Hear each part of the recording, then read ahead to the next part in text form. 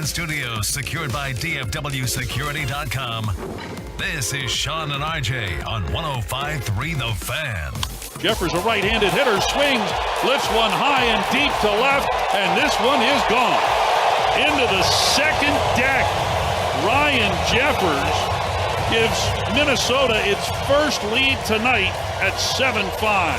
And that gives your Texas Rangers their 7th straight loss. Good morning, Metroplex, Friday edition of Sean Sharif and RJ Choppy coming at you live on DFW Sports Station, live on the Fan Cam, Twitch, and YouTube. And it feels like this week went by pretty fast, no? Yeah, I think it did go by pretty fast. I think at the beginning of the week it dragged, but it feels like yesterday was Wednesday, so I think we skipped Thursday or something. Well, you had to return to the early sleep schedule. Yeah, the working world, doing that. Then, you had a couple of early, late games to start the week, so that was a little bit difficult. But yeah, it's here. The weekend is here. Yeah, I thought it went by fast. Next week's, I think, going to fly by with the Labor Day extra weekend day. So. Yeah, but that's for next Monday. Yeah, it's the following Monday. Yeah, but I mean, to get to the weekend, though, I feel like it's going to fly by more because you're looking forward to that extra day. At least for me, it works out. Sometimes that feels longer because you're waiting for the extra weekend. Watched pot. Oh, well, now it's going to be long. The watched pot never boils, right? That's right. This was a crazy one last night. It looked like the Rangers, Travis Jankowski said it afterwards. He said, felt like we were on our way to snapping the losing streak. We were going to score 10 runs. They were up 5-2. And then it all fell apart. Solo home runs everywhere. Josh Spores doesn't do his job out of the bullpen.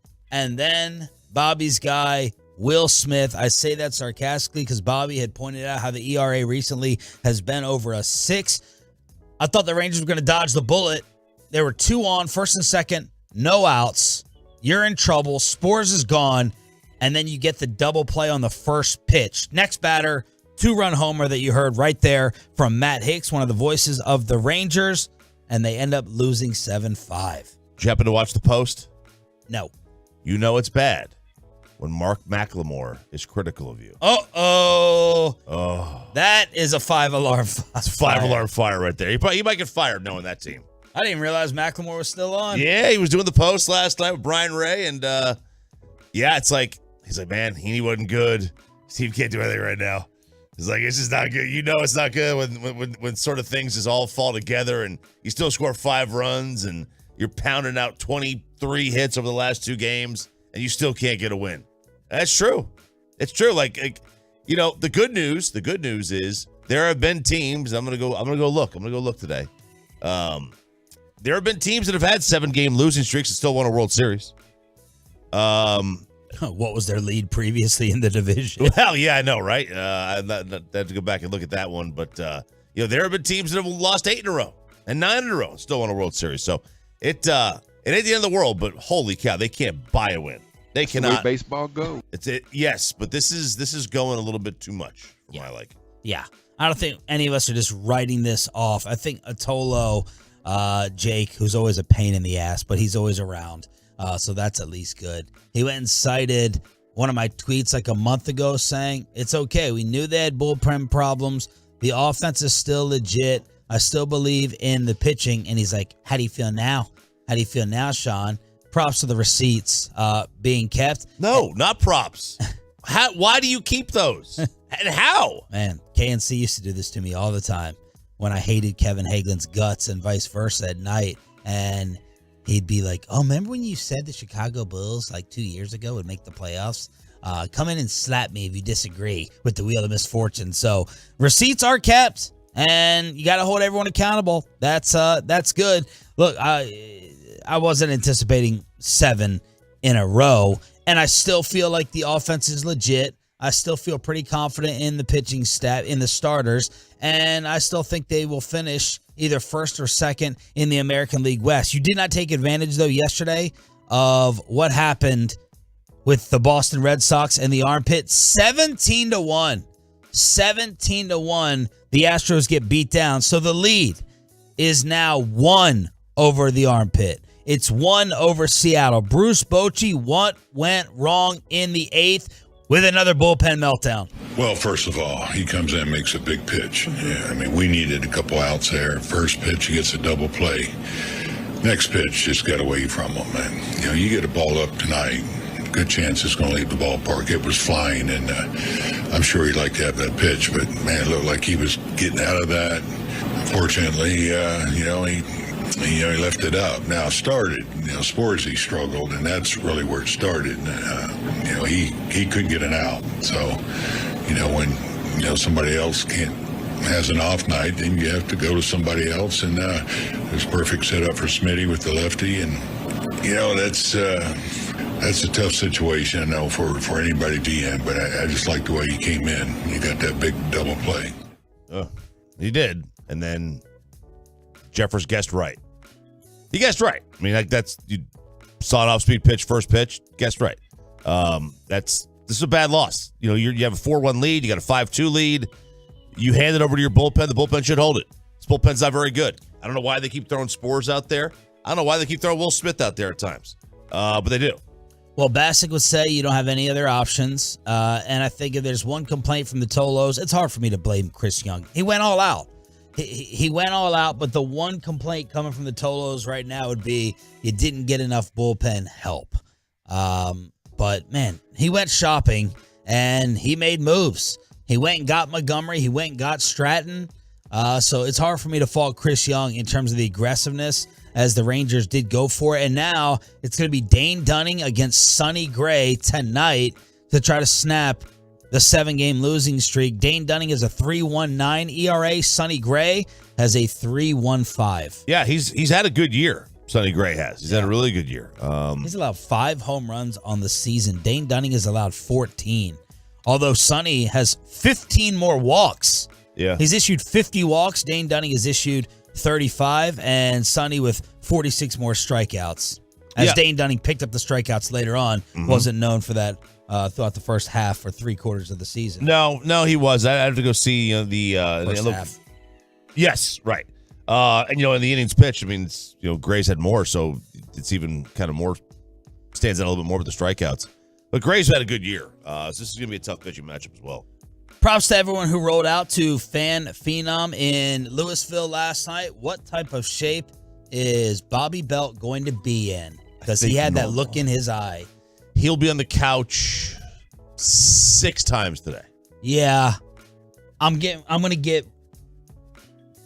get rid of that couch. I might have a Tolo come up here, pick it up. It's one of those things. If you can transport it, you can have it. Because I can't stand when Bobby gets up and just goes and lays out on that couch in the commercial break, and then he gets right back up when the show's about to start. It's pissing me off. Really? Ooh, yeah. I said it to him yesterday. Yeah, you did. I said, he's like, I want to do like another podcast. I'm going to go on a high school tour. I said, you can barely stay awake right now. You got 14 jobs. You got 14 kids. You want more stuff on your plate? He just gets these things in his mind, and then he doesn't think about, first off, his wife, and then second out, just crashing physically. But Arizona took it out of us with the late night to start the week, and then he was out at the Ford Center at the Star, and now he wants to come up with another podcast that he probably won't get compensated for. And then he wants to go to the Fan Phenom, which he did last night. So it's like he's all over the place. He's all over the map. That damn tongue, though, gosh. It's so annoying. I wish I would have known that he was definitely going out there, and I would have Venmo'd Tolos to slap that tongue right out of his mouth, just like I Venmo'd Peyton at Choctaw the other day. And the worst part was it was like 4 or 5 different pictures. He got the whole group to do it. It's like he goes up to him and says, all right, guys, I'm going to take a picture with you, but stick your tongue out. And he got everyone to do it. That's exactly what he's doing. Mm-hmm. It's exactly. And he's like, let's annoy Sean. I guarantee you says and that. His eyes. His eyes in it is so creepy. I don't want that creep associated with the morning show, that creepiness. He's just a creep in general. He's just a creepy guy in general. Not a creep. He's a creepy guy. Just a creepy guy in general, man. Anybody who sticks their tongue out at a camera that isn't in the band Kiss is relatively creepy. Shout out Dalton Miller, who he used to work with, sending oh God, here we go. He's fake listening to hip hop when he normally listens to Leaf Garrett on the way in. Here he is, wants to act cool. So he says, hey, I'm going to pretend like I'm a hip hop guy. Oh, yeah, I listen to 90s rap. Yeah, he just tweeted out something 50 seconds ago. So he's on his way in. We will know early, judging by the eyes, how hungover he is after hanging with the Tolos last night. It's worth it if he is hungover. Thank you for turning it on, leaving it on. DFW Sports Station. We are live on the Fan Cam, Twitch, and YouTube. Shout out to Jay, who is always in the weight room getting ready for the show. And Kyle Stahl was the first one just out here in Houston waiting for the 5:30 a.m. club to start. So we appreciate y'all. We got Rangers tickets to hook you up with all show long. Once an hour. 4 different chances. 6, 7, 8, 9 to send you. Watch them while you can, while they're in first place. Go ahead and watch them while you can. We'll tell you how to go ahead and win the Rangers tickets. A kiss got someone in soccer fired. And RJ says, don't overreact if your kid's teacher comes in drunk today. We'll explain next. Coming up in the next G.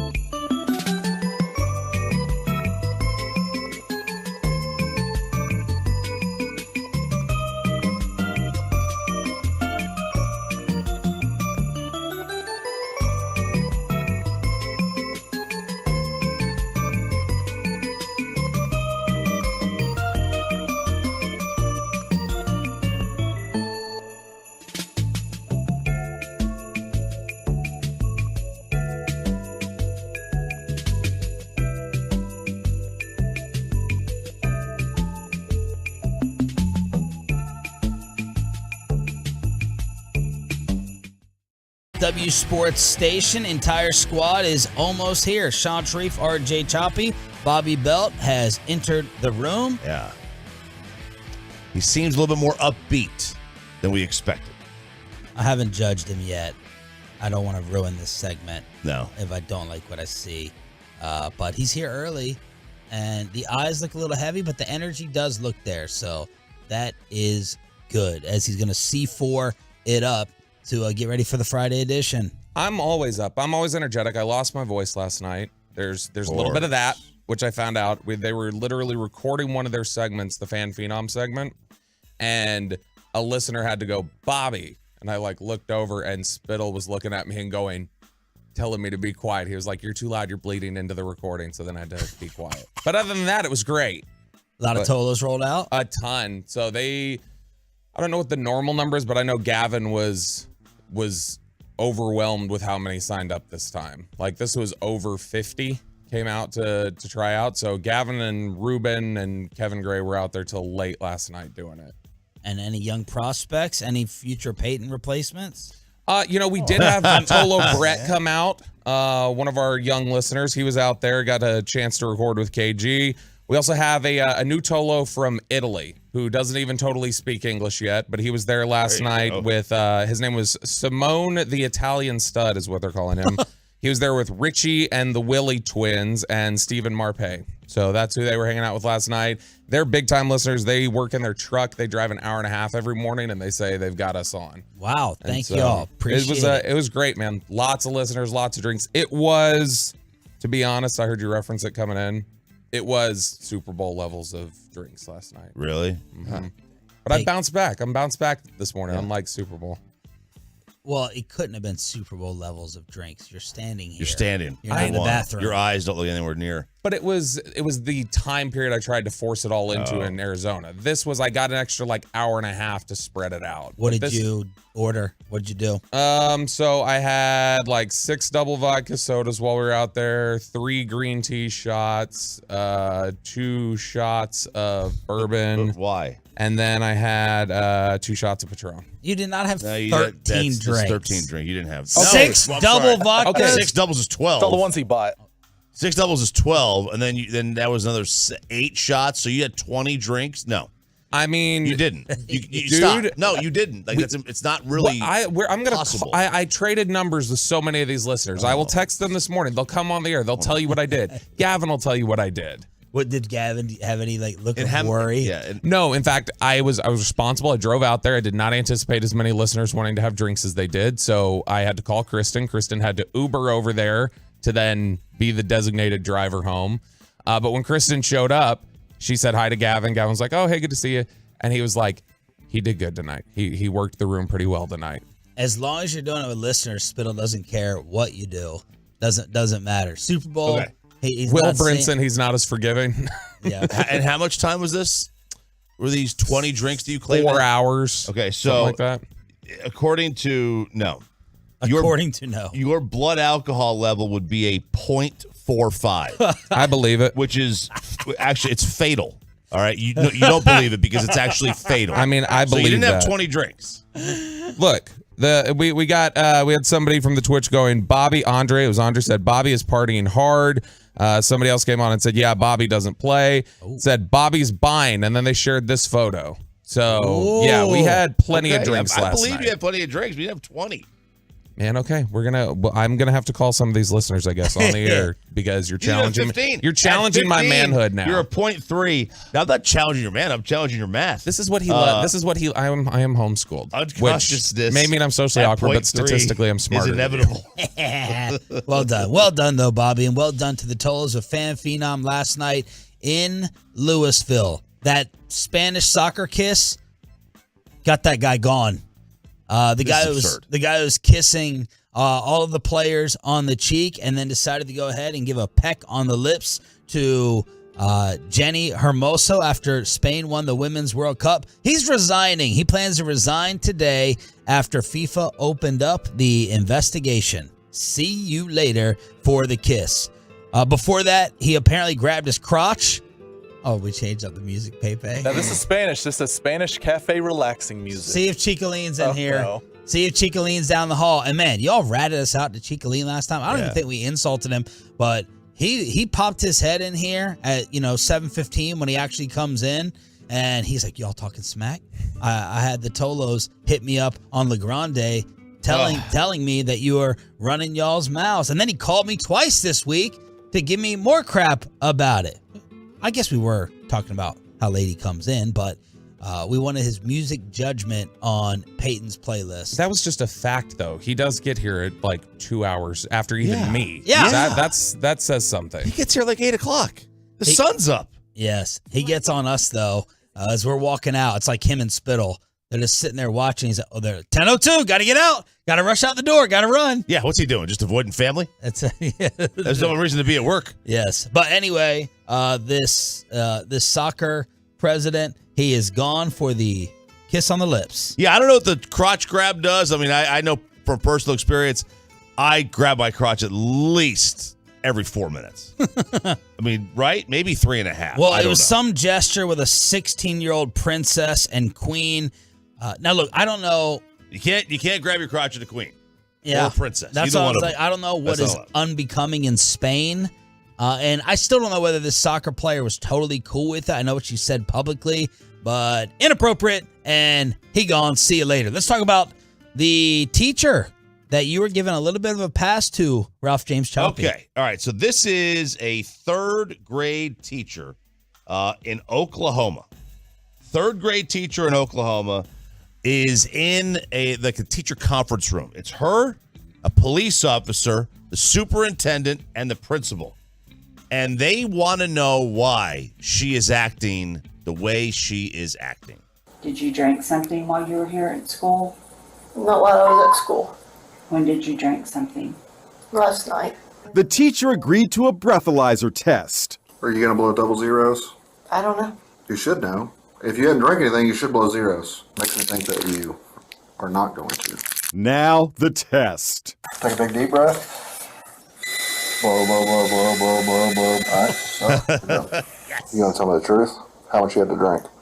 Bobby. I drank last night. You haven't had anything to drink today. Not since, well, so 3 a.m. We think that you drank today. Not 3 a.m. We think that you've drank since you've been at school. Okay, I drank on the way to work. Then the superintendent goes to the teacher's classroom and returns with a plastic cup. Okay, no more games, right? Yeah. What is in that? My juice. Gonna try again? That there is wine. That there is wine. So she's busted for drinking on the job as a school teacher. And she went and got a red Solo cup. And she went, no, it was like it was like one of those Fuzzies cups or whatever like that. Those like plastic cups you would get.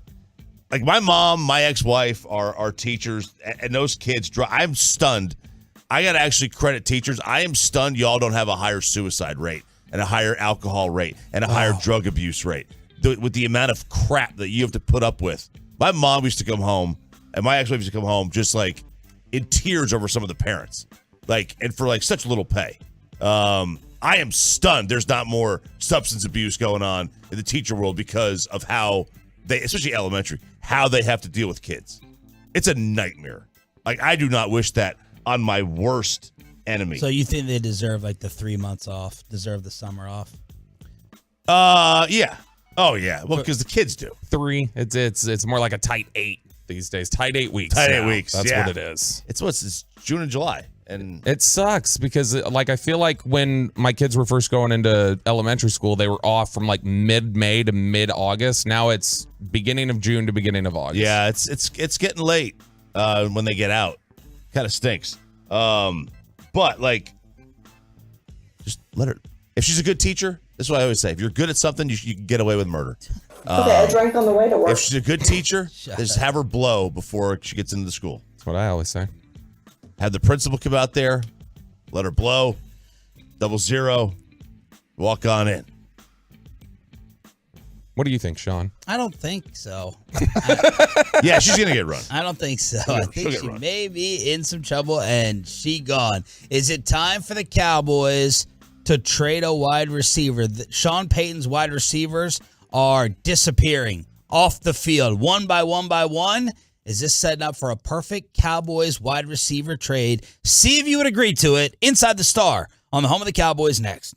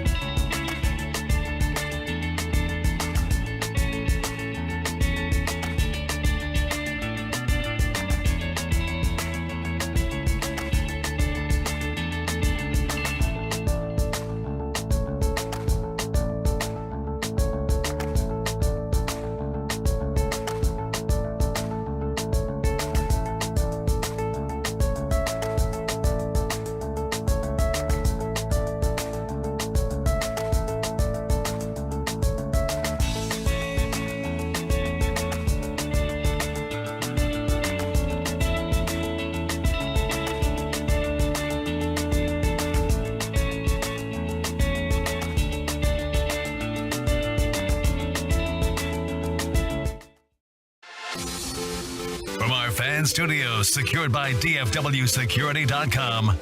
This is Sean and RJ on 105.3 The Fan. From news and notes to the coaches and players for America's team, let us go inside the stars on 105.3 The Fan.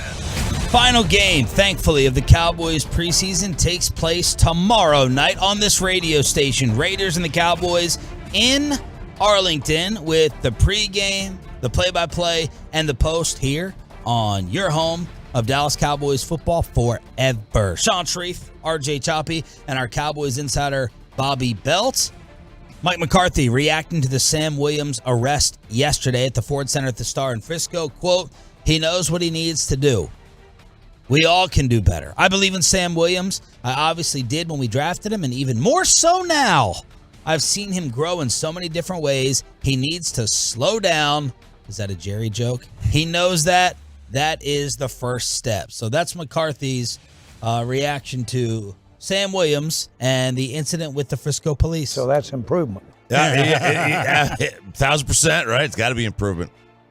They're going to deal with this, and they'll mostly keep it quiet and keep it secret. I assume what they say to him, and they'll feed us, talking points. It's now just a waiting game with the NFL. Yeah, and I don't anticipate the NFL is going to do anything, but the NFL can always do whatever it wants. Roger Goodell with suspensions is like Jerry with the Ring of Honor. He's a committee of one. He can do whatever he wants whenever he wants. Yep. And so if you've made him angry recently, if he feels like you're poking your finger in the eye of the league, then he'll step in. Sam Williams, I don't know if he's reached that point yet with them. You just read the quote from McCarthy. The back end of that, what was tagged onto it, what he said after that was he said, I'm comfortable with the direction he's going, but he needs to learn from this. That's not true. Nobody right now is comfortable with the direction Sam Williams is going. There's a reason why they did all the investigating they did. There's a reason they keep having to answer questions about his play demeanor, his off-the-field stuff. These are all questions that come up. Nobody's comfortable with it. They're trying to get to a place of comfort, and hopefully he's going to mature. He's going to get there. Brian brought up the point yesterday while we were recording Love of the Star. It's, Zeke was a player. The first 3 years that he was here, Zeke was a pain in the ass for this football team off the field and in the locker room. He was a headache. And not just the stuff you would see in the news. It was stuff, in the building that never was anything that was dealt with publicly, that it was a difficult time for them. Same sort of thing with Sam Williams. And I think they're hoping, hey, little bit of age, little bit of time in the league, figuring out how to be a pro, this will click for him. No decision on when Jordan Lewis will resume practice. When you look at the secondary, he's got a foot issue that has him on PUP. McCarthy said he's done very well. So that's the injury update on Jordan Lewis. And apparently the stadium is getting a little upgrade, which we'll get into in a little bit. $200 million, right? $180 million? Yeah, $180 million upgrade. But let's get to this wide. It needs it. It's looking dilapidated out there. Are you for real? No. No. I was like, Palace. What could be worn down? But look, Sean Payton is losing wide receivers left and right. Yesterday, Jerry Jeudy got hurt with a hamstring. That is the fifth receiver that has been hurt at Broncos camp. And there was already some noise about the Cowboys with the emergence of Jalen Tolbert. What's going to happen with Kavontae Turpin? There was already some noise that the Cowboys were overloaded at the position, and you brought it up last night. Is this something that makes sense? Let's work out a deal with the Broncos, and Michael Gallup's name is being speculated. Yeah, it is being thrown around there. Now, to be clear, this is not being thrown around as a rumor from any insiders. This is just like your Bleacher Report trade ideas, what would make sense. It's not being reported by anyone. Yeah, and this isn't a situation where he has to worry about, I don't think he has to worry about making the team. I mean, obviously, because first of all, the money, and second of all, he's a good player. But, I mean, this is what teams generally do, like smart teams. When they drafted CeeDee Lamb, that wasn't to be their number two. That was, they drafted him to replace Amari Cooper eventually. So to pay him another contract. And it's just a way to get cheap. And the same thing with Gallup. They drafted Gallup to be able to, be their number three. And they drafted Tolbert probably to replace Gallup. So they'd have to give him another contract beyond what they did. So this makes perfect. This is just the general progression. I thought you were against it. I mean, I am against it because I think Gallup's better than Jalen Tolbert, but is the cost taken into account that? And I thought you were against it because of Brandon Cook's age. Well, and Brandon Cook's age is another issue because he's not a long-term answer here. What do you think? He's going to be here another year, this year, and then maybe next. That's it. Give me the age of Brandon Cooks and Michael Gallup, Choppy. Brandon is be 30 in like 3 weeks. Good job. And Gallup? 26. They're 29 and 27. I would have thought it was a much bigger gap. I would have thought Gallup was a lot younger. 29 and 27 years old is the difference. Yeah, Cooks was a baby when he got in the league. He was like 20. Like he was 20 or just turned 21. He was young. Michael was, I think, like late 22. He was a guy he was a Senior Bowl guy. He was a community college transfer or a JUCO transfer. And so he spent like a full 5 years in college. So but still, it feels like Brandon Cooks has been in the NFL for 15 years. Yeah, and then there's going to be wear and tear. He may not be 29. He may be in NFL years like 32 or whatever. But what do you think, Bob? Would this make sense? Making Denver desperate for receivers? Look, I think that Denver going out and making a play for a receiver definitely makes sense. I think the natural connection of Sean Payton to the Cowboys organization and those lines of communication being open, that's an easy fit for a call to be placed. What do you want in return? Do you want draft capital? Are you looking to swap linebacker depth? Do you want offensive line depth? They've got, Cam Fleming is a good offensive, good swing tackle. He's somebody that was here a couple of years ago, played well for them. They re-signed him. Denver gave him a decent amount of money. So I would guess that's more what they're doing. If I lowered the target a little though, and I said, all right, not Gallup, because they don't have depth they want to give up that's really valuable equal to Gallup. If I just lowered it and said Fehoko, or I lowered it and said, whoever, Jalen Brooks. If Jalen Brooks, they're really impressed with the way he's been out here at camp or whatever else, is that you swap that then for their fourth tackle, Isaiah Prince, who's been in the league for 5 years. He plays some guard. He's not the best offensive lineman, but he's probably better than a lot of what you have, and he plays multiple positions. I don't think Simi Fehoko has any value to trade, and neither does Jalen Brooks. Might have a tad bit. Simi Fehoko is about to get cut, so you got to give up value to get value. The first thing you have to do is to not overhype Jalen Tolbert. You need to know that Jalen Tolbert is legit and that he can handle the regular season before you just kick Michael Gallup to the curb. And I've been a shop Michael Gallup guy, but let's just not go crazy here and say, okay, he's ready to be your third receiver. We got Lamb, we got Cooks, and Tolbert can just take the place of Michael Gallup based upon some preseason. That is the first thing that you have to be absolutely sure about, and I don't think you could be sure of it Well, yet. yeah, it's tough to be sure about that with Gallup. I'm sorry, with Tolbert. Yeah. The thing is, if you know he's a baller, you know he's legit, do it. But I got to see it in some games that matter. Well, I mean, also, and I wouldn't trade Gallup for a non-premium position player. What about Randy Gregory? Trade him for Randy Gregory? Yeah. No. I would rather do draft capital than We that. already have Sam Williams. We don't need two. Settle down just a little bit. The other issue with Tolbert is look, we saw this. If Dak is this is why you pay your quarterback $50 million a year or $40 million a year to make Jalen Tolbert into Michael Gallup. That's that's why you pay him that money. You don't pay him that money because he looks good, or because he he makes good Sleep Number commercials. LaRon Robinson, was it? LaRon Robinson. He got paid in Jacksonville. Yep. I mean, Dak did that for him. That was Romo, right? Was that Romo with LaRon? Romo's LaRon Robinson, but I mean Gallup was Cedric Wilson. Yeah, Cedric. He got Cedric paid. He Cobb had one of his better years in his veteran years than he did with him, and he's been with Gallup the whole time. So Gallup, this growth we've seen with Gallup to become the guy that got a 5-year, $60 million deal was with Dak the entire time. So that's if you get rid of Gallup and you get draft capital or another whatever, Dak's job, and the reason he's paid that money is to make Jalen Tolbert into Michael Gallup. Sean, if it's not a draft pick, what depth do you want to target? Yeah, I was trying to figure out what position. Linebacker? Offensive line? Offensive line would be great. I just don't know who has a surplus. That feels like a thing nobody ever wants to give up. Yeah. Whereas linebacker, I bet you could find a team that's got 8 linebackers and only 5 spots. Yeah.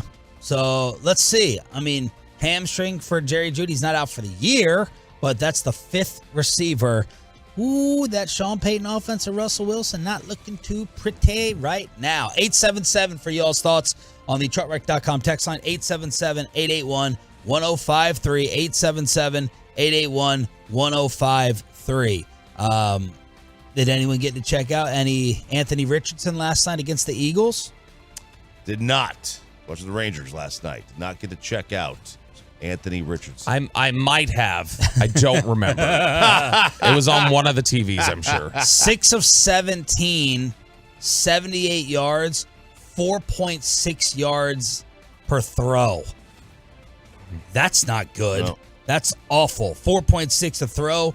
The rating was a 50.6 as the Eagles and the Colts were playing last night. So the numbers for Anthony Richardson in this preseason against the Bills, he was 7 of 12, 67 yards, and last night 6 of 17 for 78 yards. He did have 38 yards on the ground.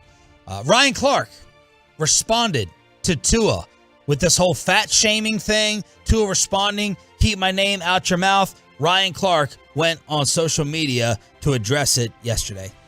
Yesterday, Tua Tagovailoa had to answer questions about something I said on Monday, something that I truly just felt like was a joke to me. That I've realized as the week has gone on, if this man has to answer questions about it, if so many Miami Dolphins fans are offended by it, then people ain't taking it as a joke. So let me be very clear. If I've offended you, Tua, if I've hurt you, if I've disrespected you, if anybody that supports and loves you feels some sort of way because of what I said, I truly apologize. Now, don't get me wrong, my ego was involved. When Tua was asked about how he felt about these comments and he said, keep my name out your mouth, yeah, my first thought is, or what? Or he says he's scrappy, I think to myself, man, I fed my family on violence. I ain't tripping on that. But that's the pride that doesn't enable me to see what this dude's going through. So to the Miami Dolphins, to head coach Mike McDaniel, who I have a ton of respect for, but most of all, to Tua Tagovailoa and his family, I deeply apologize. I've reached out. I hope to talk to you soon, brother. But just know, I wasn't questioning the way you work. I wasn't questioning how much it mattered to you. It was what I can consider now a bad joke. But for me, it's been a lesson. I'll be better. Thank you.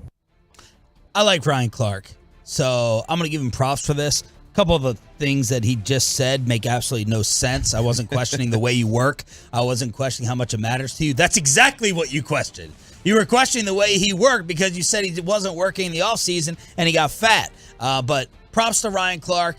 Came out, owned it. I like him anyway. Hopefully, Tua's cool with it, and we move on. I just want to know, does he stand by what he said? Because he didn't really take it back.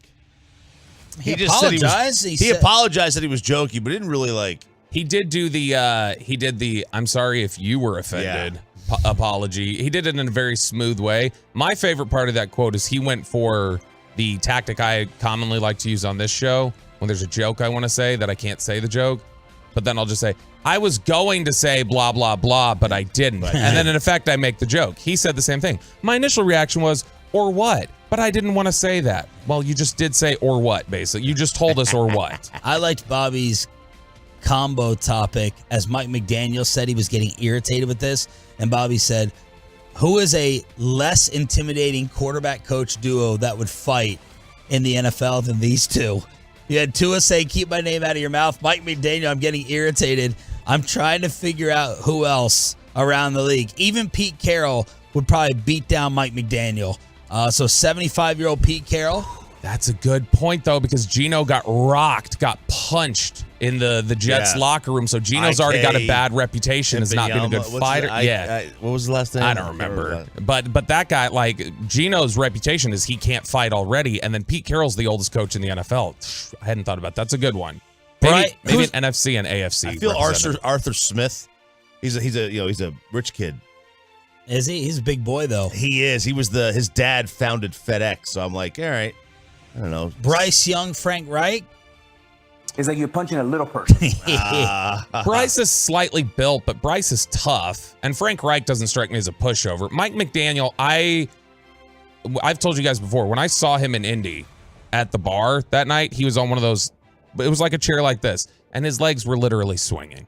Like, he's like 5'3". Yeah. He talks like one of the Hardley boys from South Park. Dayball, Daniel Jones.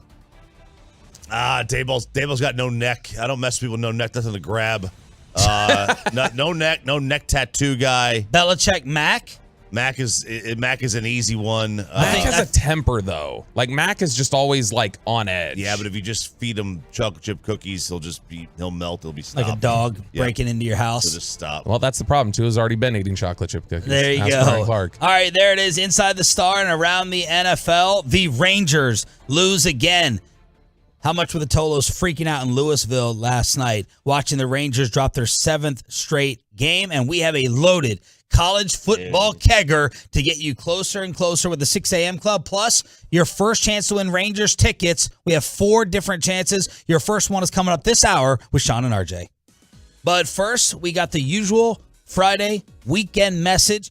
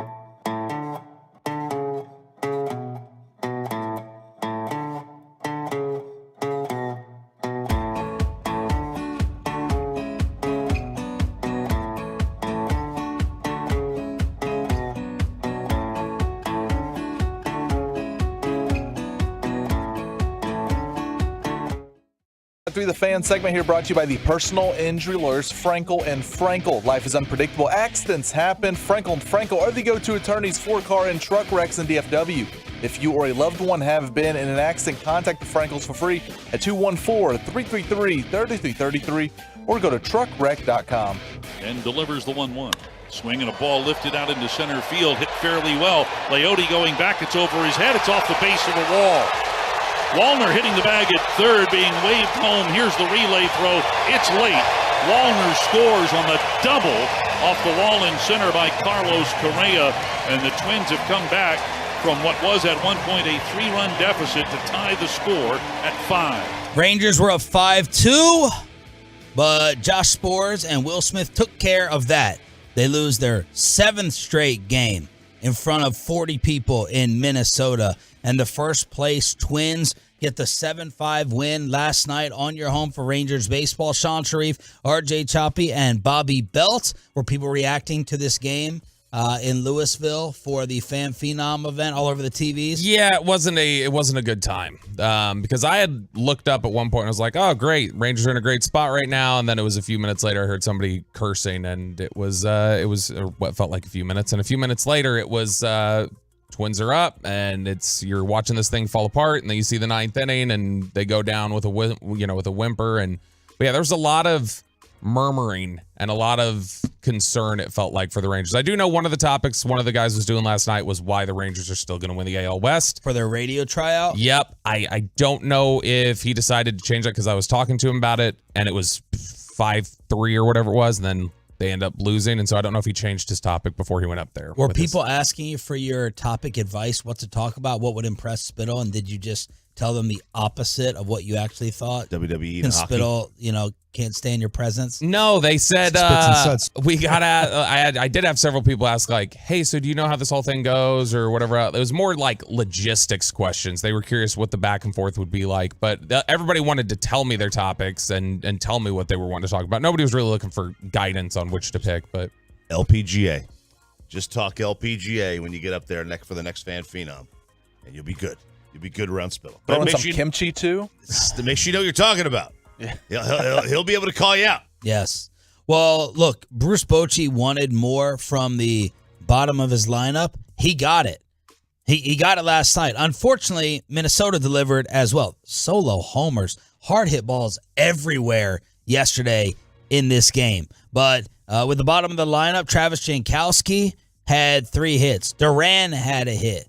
Tavares had a shot as well. But you also had their number 9 hitter go deep twice. So Andrew Heaney was not sharp whatsoever. Stratton allowed an earned run. Sborz gave up 2, and Will Smith gave up the game-winning 2-run homer as the lead is down to 1 over the Astros and the Mariners. Astros lost 17-1, but they couldn't take advantage even after having this lead. So the fallout continues. It continues to go. Like I said, there have been teams that have had long losing streaks that have gone on to win. You don't love to have them in August or late August, early September. We've seen it. We've seen it before, but Philadelphia did not start off the season very good last year at all. And they wind up getting hot at the right time and going to the World Series. This is getting cold at the wrong time. Like we're in Thanksgiving. This is Thanksgiving in the NFL season. This is early December of the NFL season. This is not the time for a swoon. And Seattle hosts Kansas City tonight. Yeah, Seattle's got a cakewalk, don't they? They've got a cakewalk. They've had an easy stretch of games. They've got an easy back end of games. I do know one of the listeners I was talking to last night was saying that they felt like we're getting some fool's gold with Seattle. Thinks they're peaking a little too early. Thinks like, hey, it's taken 17 hits from Julio in 4 games for them to, put up enough runs to score. And they've got this, cakewalk schedule. What's going to happen in September when they start playing tough teams? And I mean, it's a point to consider. But this is a bad stretch for the Rangers. Take away whatever else the Astros and the Mariners are doing. Don't worry about contextualizing what others are doing. It's not good that you're 7 straight games and it feels helpless right now. And Houston is visiting the Tigers. So those are the other schedules that are taking place, as the Rangers by far have the toughest opponent, even though Minnesota at the top of their division is only 4 games over 500. Houston with an easier series, and same thing with Seattle by far taking on Kansas City. We're going to have on David Schoenfield from ESPN, who did some Rangers work the other day. He's going to join us in the final hour at 9. Our Rangers ticket giveaway for the 6 a.m. club is coming up momentarily. But what are we going to talk about with something that the Rangers have struggled with this year? We got a one-run close game issue. Yeah, they do. They do have a one-run close game issue, and this was a problem that is not just of late. This has been all season long. And when you're facing better teams in the postseason, theoretically, you're going to have a lot of one-run games. And there was an article that was put out. How are the Rangers performing in these one-run games versus other recent World Series champions? 9-17 in one-run games. Not a great record. Not a great record. Last year, the Astros won the World Series. They were 28-16. Okay, it's a good record. The year before that, the Braves won 26-31. Under 500. The year before that, Dodgers were 7-5. That was the 2020 COVID year. The Nats were 17-21 in one-run games. They had one of the worst bullpens. They had a bullpen about as bad as ours was. Maybe worse. Maybe worse. I mean, they didn't have the fresh pitch, though. No. The Red Sox were 25-14 in 2018. The Astros were 19-13 in 17. The Cubs were below 500 in 16. The Royals were 23-17. The Giants were 18-22. And the Red Sox were at 500. So of the last 10, 5 had winning records in one-run games, 4 had losing, and 1 was 500. Like, it's not about what you do over the 162. It's the 30 days in October. And if you get hot and you get lucky, that's how you wind up winning these World Series. But it's basically 50-50 of the last 10 teams of whether you were over or under 500 in one-run games. The downside is nobody's really been as bad as this one. Most of those teams are 4 games under, 3 games under, 5 games under, not 10. But that is something that David Schoenfield pointed out as well, is that he said, look, the fact that you've got half of them that are above 500, half of them below, like he says there, he said it's not a great indicator of playoff success because you had 4 of the 10 World Series champs with losing records in one-run games. So he said this is something you can very easily flip in postseason time. This is not something that you have to worry about, as I guess we'll fix this next year. This is something that very easily can flip month to month. Right. And so that's where his thing is with the Rangers, that they are so unsustainably bad in one-run games that it's like, this has got to start evening out for them at some point because it's just generally it's a coin flip. One-run games are going to be, around 500, maybe a few games below, a few games above. But that was the greatest indicator in 2016. Yeah, that the Rangers were probably not going to have sustained success is the fact that they were so great in one-run games. It was a completely unsustainable record. They were 36-11 in one-run games in 2016 when they went 95-67. And you don't know when that switch is going to get flipped. It could get flipped next year. It could get flipped next week, and they can start winning all these one-run games. Like the Braves, who had a losing record, they went 4-2 in one-run games in the playoffs. Not with this bullpen. Not with this bullpen. Not with this bullpen right now. But like I said, the Nats in 2019, they had elite starting pitching. Their bullpen was not very good, and they still went 2-0 in one-run games in the playoffs. That's the stunning thing. They only played 2 one-run games in that entire postseason run. There is a messy quarterback situation in San Francisco. And Bobby brought this up. We need the all-time bad trade-ups in the history of the NFL draft after Kyle Shanahan announced that Trey Lance is the number 3 behind Sam Darnold. So Trey Lance looking like an all-time bust. In the old NFL days, he would have probably gotten some more chances, but it's Sam Darnold as the number 2 in San Francisco. Ouch. Yeah, this is something where the Lance failure has been so bad, which the stat that's been floating around the internet the last few days, which is just mind-blowing to think about that San Francisco was willing to do this. Professional, college, and high school pass attempts for Trey Lance's career. He's under 500 pass attempts. This guy has thrown fewer than 500 attempts between 3 levels of football. He is completely raw. Wow. And they banked on it. They banked on that talent, and it's something John Lynch or someone else did. I know that Michael Lombardi is going to be joining us, but he has said for years now, Kyle Shanahan wanted Mac Jones. Someone in the building talked him out of it. Even though Kyle kind of has the final swing, someone talked him out of Mac Jones. Now, how would Mac Jones have turned out? Definitely better than Trey Lance, but Mac Jones, Kirk Cousins, I know and I believe they've been objects of Kyle Shanahan's affection. I mean, Mac Jones could have done exactly what Brock Purdy did last year. He was a much higher talent. Yeah. I mean, that's one of the things that it almost feels like you need something so particular with Shanahan's system. Like, it's just like, just be accurate. Don't cause mistakes. Like, the scheme will handle itself. And then when you bring in somebody like Lance and you start trying to design an offense around that guy and design concepts around that guy, that's where it seems to start running into issues. But John Lynch saying yesterday, the most likely outcome, he's going to stay here. Why? Oh, that set RJ off. Yeah, it set me off, man. Why would you do that? Because this is what Kyle Shanahan's a bad guy. Well, and so is John Lynch, and so is Sean McVay. Like Kyle Shanahan is just hoarding these. If you're a manager and you don't want somebody, let him go. Let him fly somewhere else. You know, you're holding this kid back. There's nothing that pisses me off more than managers who hold their people back. And if you don't want Trey Lance to be on your football team as a starter, then let him go somewhere else and start. Here's what I take away from this. Now that he's sitting behind Sam Darnold. You feel the same about Zach Wilson? I think they're planning on Zach playing next year or the year after. Well, yeah, he's not going to play next year with Rodgers. Well, I mean, who knows how long Rodgers is going to play? That's the thing. It's just, we don't know. But Zach Wilson at least is second string. Yeah. Yeah. And this guy's not even going to dress. Zach Wilson's got incredible arm talent. The thing with Lance was all just like athletic projection. You were banking on, wow, what a freak he is. Let's try and mold those tools a little bit. What did they give up?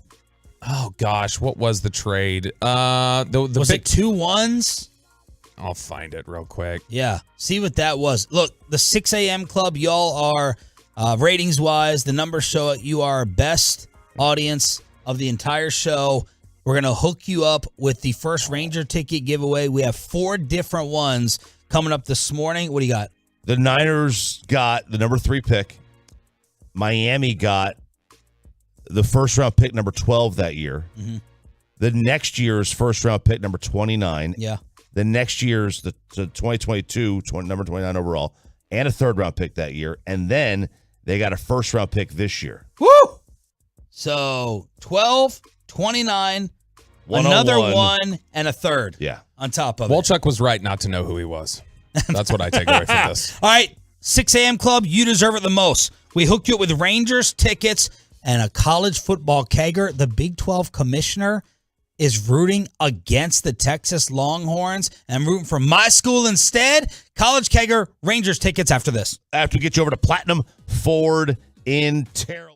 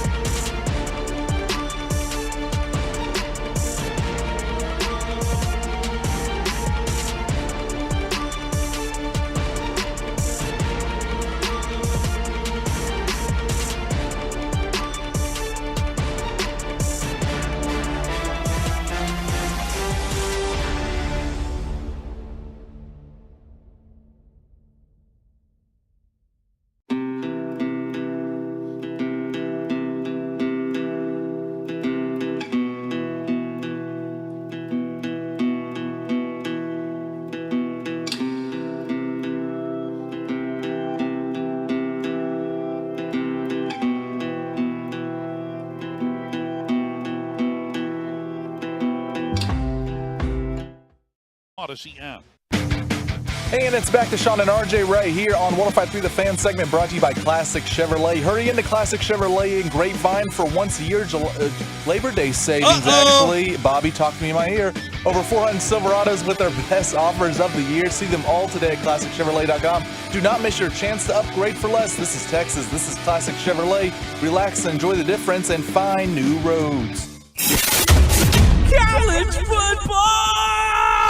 He only concentrates when it's his segment now. Yeah. Every Thursday. Checking out the weekend. The payload. The payload. 6:40 here on Sean and RJ. We got our Cowboys insider Bobby Bell. We got Peyton and Ryan. But first, 4 different chances to win Rangers tickets.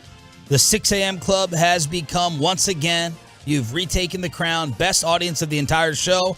So let's not have you wait any longer. Let's do it, Pepe. Let's see if you can get through this read. All right, Tolos, that's right. Caller number 10 right now at 877-881-1053 wins a 4-pack of tickets to see your Texas Rangers take on the Minnesota Twins next Friday night, September 1st. And you'll want to get there early, Tolos, to take part in the pregame happy hour happening at the Carbach Brewing Sky Porch. Get tickets now at rangers.com/tickets or by being the 10th caller at 877-881-1053. Just like the Rangers had it. You had a lead. You were there. Hit us up.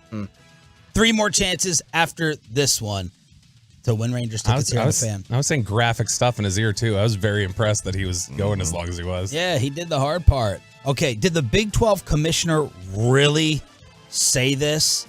Did he really announce that he wants my guy, my college, Joey McGuire, and Texas Tech to beat the Longhorns? The Big 12 commissioner? Brett Yormark. This is a banquet. This is Sean and RJ theory. The banquet theory.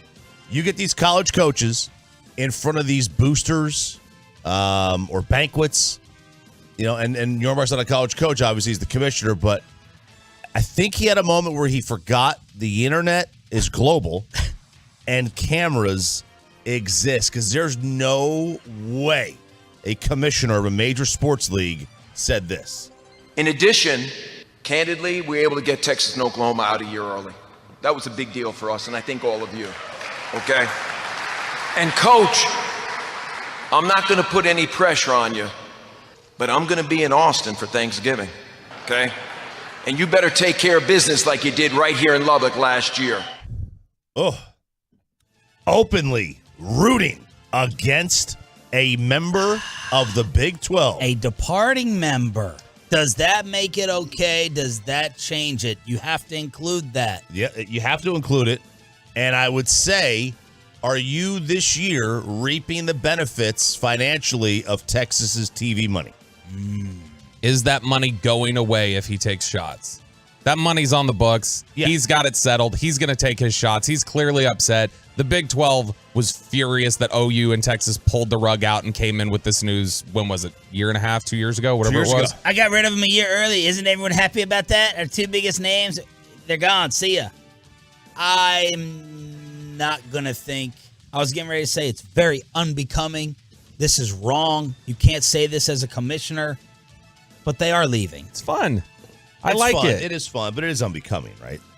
Like, could you imagine how sick they are going to be if Texas or OU wins the Big 12 title and they have to but if they do, oh my gosh.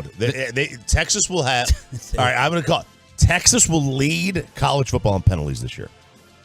Oh, the fix is in. The fix is most definitely in. Now, the Big 12 could say, hey, if we get Texas to the Final Four, that'll increase our revenue, which it would. It would. You'd get an extra X million dollars per school. There's no doubt. But if I was the University of Texas, when Brett comes to Austin for the Tech game, the seats I give him are in the student section. They're in the Texas student section. Okay, you can say that. We're going to put you right there. I hope you bring an umbrella. Having to hand the trophy over to the Longhorns or OU would be the most exciting trophy presentation since, and we didn't even get it, since what I hoped to see, which was Stern having to hand the trophy over to Mark Cuban. But Mark Cuban allowed Don Carter, the old owner, to accept the trophy, so we never got to see that visual of passing the trophy off. And so this would be just about as good. I don't know if there's one that could be better in sports Are you okay? I just fell apart here for the last 30 You sound seconds. sick. You got something in your throat with a gargle. Yeah, I had a gargle. I tried to get it out earlier. I don't know what happened. I hit the mic with my hand. I was itching my face, and I put my hand down, and I hit the mic right here. And then I just dropped the cap in my water. Okay, it's a struggle. One of the idiot kids on my baseball team broke my water bottle. All right, I love my water bottle. It's got a big hole. I love a big hole. You were very down about that. Yeah, I was very down about that. Now, Sarah was happy. I think Sarah called this kid and told him to break the water bottle because she hates it. She goes, it's the ugliest thing in the world. It's old. It's ratty. And I'm like, yeah, it is old and ratty. But I like it. Like I said, I like a big hole. I have to be able to drink my water fast. So now I'm having to find a new water bottle. And I'm just struggling with it, man. All right, speaking of the Big 12, Roberto, we have their playlists. We have the Big 12 playlists. We do. We have the Big 12 head coaches. This is from Brett McMurphy and Action Network. They polled the Big 12 coaches on their favorite musical artists. And guys, Texas is winning the Big 12. We are going to get that trophy presentation because Steve Sarkisian, his favorite musical artist is my favorite musical artist, Tupac Amaru Shakur. Oh, that's his number one. They went for the artist versus like the song. Yeah, so it was just like, who's your favorite musical artist? And there's some names in here that I think make a lot of sense. You see some common names here. So you get Steve Sarkisian saying Tupac. You've got Dave Aranda saying Dave Matthews Band. Dana Holgerson says Post Malone, which I don't believe for a second that's actually his favorite. Why? Because there's no way that Dana Holgerson's listening to them. There we go. Changes. This is the one you took? This is the one that the John Michael Montgomery cover song. Nick Eamon said he listened to this. This is the one that this was not John Michael Montgomery. This was Bruce Hornsby and the Range. Yeah, but John Michael did this one too. So Mike Gundy said Prince. Here's the most. You don't like this song? It's a great song. It's a great song. My two least favorite Tupac songs are this and California because they're just too mainstream. California Love, sir. Whatever. Not just California. It's too mainstream. Here's the one that felt the most out of left field because you've got really popular like Dave Matthews Band for Sonny Dykes, Prince for Mike Gundy, big acts. Gus Malzahn said The Cars, which I like The Cars, but that seems completely out of left field and makes me question UCF in the Big 12 at all. Maybe he was just in love with his best friend's girl. Maybe that's what it is. Zach Bryan for Neil Brown at West Virginia. Not a bad one. Kenny Chesney for Lance Leipold in Kansas. And then Cole Swindell, Kane Brown. A lot of country artists here. They're clearly pandering to the South. Yeah. But Tupac Shakur for Steve Sarkisian, I think that easily makes the Longhorns the favorite in the Big 12 now. I doubt it. Well, it's not going to be Oklahoma. What was Venables? Brent Venables. Who was his? His was Kane Brown. Kane? Okay. Okay, well that's a lie. I'm not. You think Dana Holgerson? I'm not seeing it. From old Venables. Who's your favorite musical artist? Do you have one like off the top of your head? No. So what would you use this as an opportunity of like, okay, well I've got to present a certain image. Yes. So who would you pick for your image as a Big 12 coach?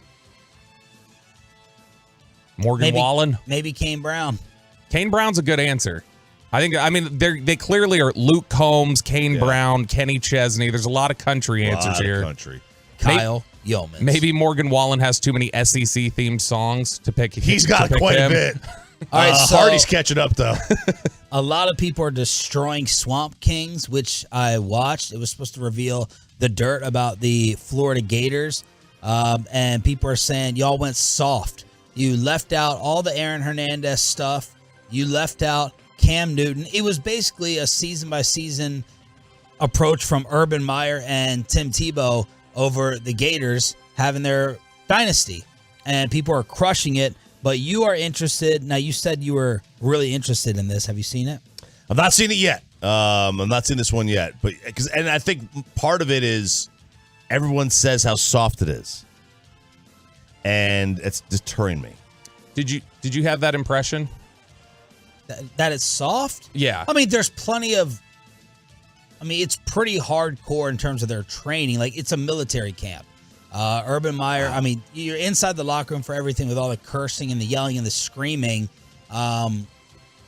But they didn't go into Aaron Hernandez or Cam Newton whatsoever. Yeah. Which felt more censored, this or like Manziel and some of the other I ones? don't understand the Manziel criticism. I don't have a whatsoever. criticism No, for it. not you. Yeah. People are saying that. Yeah. People it are was saying. I mean, this was way more censored. Way more censored. But I really love Tebow's interviews. If you're a Tebow fan, you should watch it. And they're pretty real about everything. But you're interested in another documentary that's coming out. There's a lot of documentaries coming out. There's the one on the Mavericks that looks good, but the Bishop Sycamore one. Remember them? Remember Bishop Sycamore? Greatest high school football team in the country. According to them. Ask Pat Doney.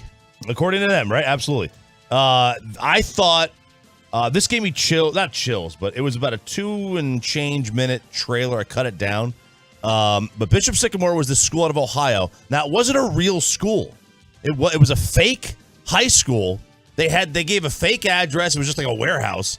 And, they have this HBO Max documentary coming out called BS High. They did not have teachers. We really was pretty much on our own. We didn't have any trainers. People were sharing helmets. It was disgusting. I was literally sick to my stomach. I can't believe this happened again. My philosophy in business is do what the people who have the money do, even if you don't have the money. Roy will tell you he's a liar. He knew what to say, how to say it. He's like, oh man, you gotta let that go. I said, I'm gonna tell you what I'm gonna let go. I'm gonna let go of his neck after I grab it. I think I'm the most honest liar that I know. How can you coach kids and you know it's not a school? Roy would tell people, you're gonna be playing in Alabama. He was just selling me a dream. Ohio was embarrassed by this. They called the thing explicitly a scam. And then said they couldn't do a damn thing about it. Bishop Sycamore does not happen if there wasn't an abundance of money in high school sports. Let's go! Did I break a law? Is it illegal? Am I in jail? We're on ESPN. Win, lose, or draw, we win. This is not what we were supposed to create. How do I tell my mama that coach wants me to do the same stuff that you try to get me away from? You say you care about it, but did you really? Can we take a break? That's some bullshit. Man, so this is a team that went on national TV on ESPN and lost 58-0. It was billed as the game of like the century, like them versus IMG Academy. There was supposed to be a game against a local team. I think it was Duncanville that Duncanville wound up canceling. Youth baseball is $1 billion industry. High school sports makes a ton of money. Like this doesn't happen without that drive. I can't wait to watch this. That's what you said about all the other documentaries. Well, I did watch a lot of them, but once you told me about how soft the Urban Meyer one was, it ruined it for me. Congratulations to Tony Summers. Cannot believe I actually won the Rangers tickets. If you didn't get them this hour, 7, 8, and 9 for turning it on, leaving it on. What final spots are on the line in the Cowboys' final preseason game? And Bobby wants to know why the Cowboys did not make this move in the NFC East like the New York Football Giants did. That's next on Sean and RJ. But Sean Shreve here for Mr. Electric.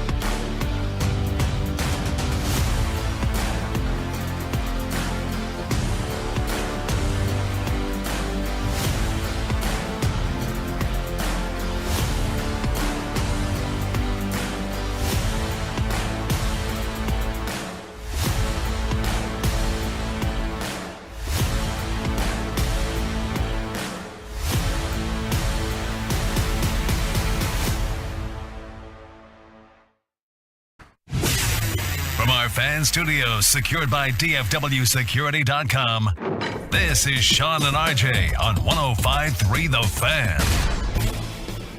Good morning, Metroplex. Thanks for being a Tolo. That stands for Turn It On, Leave It On. I'm Sean Sharif alongside RJ Choppy and our Cowboys insider Bobby Belton. Tomorrow night at 4 o'clock. Well, tomorrow afternoon, it's going to be our Cowboys pregame show. And then the final game against the Raiders in Arlington. And then the postgame. Bobby, what are the final spots up for grabs? Yeah, this is going to be a tight cut for guys in the secondary, so corners, safeties.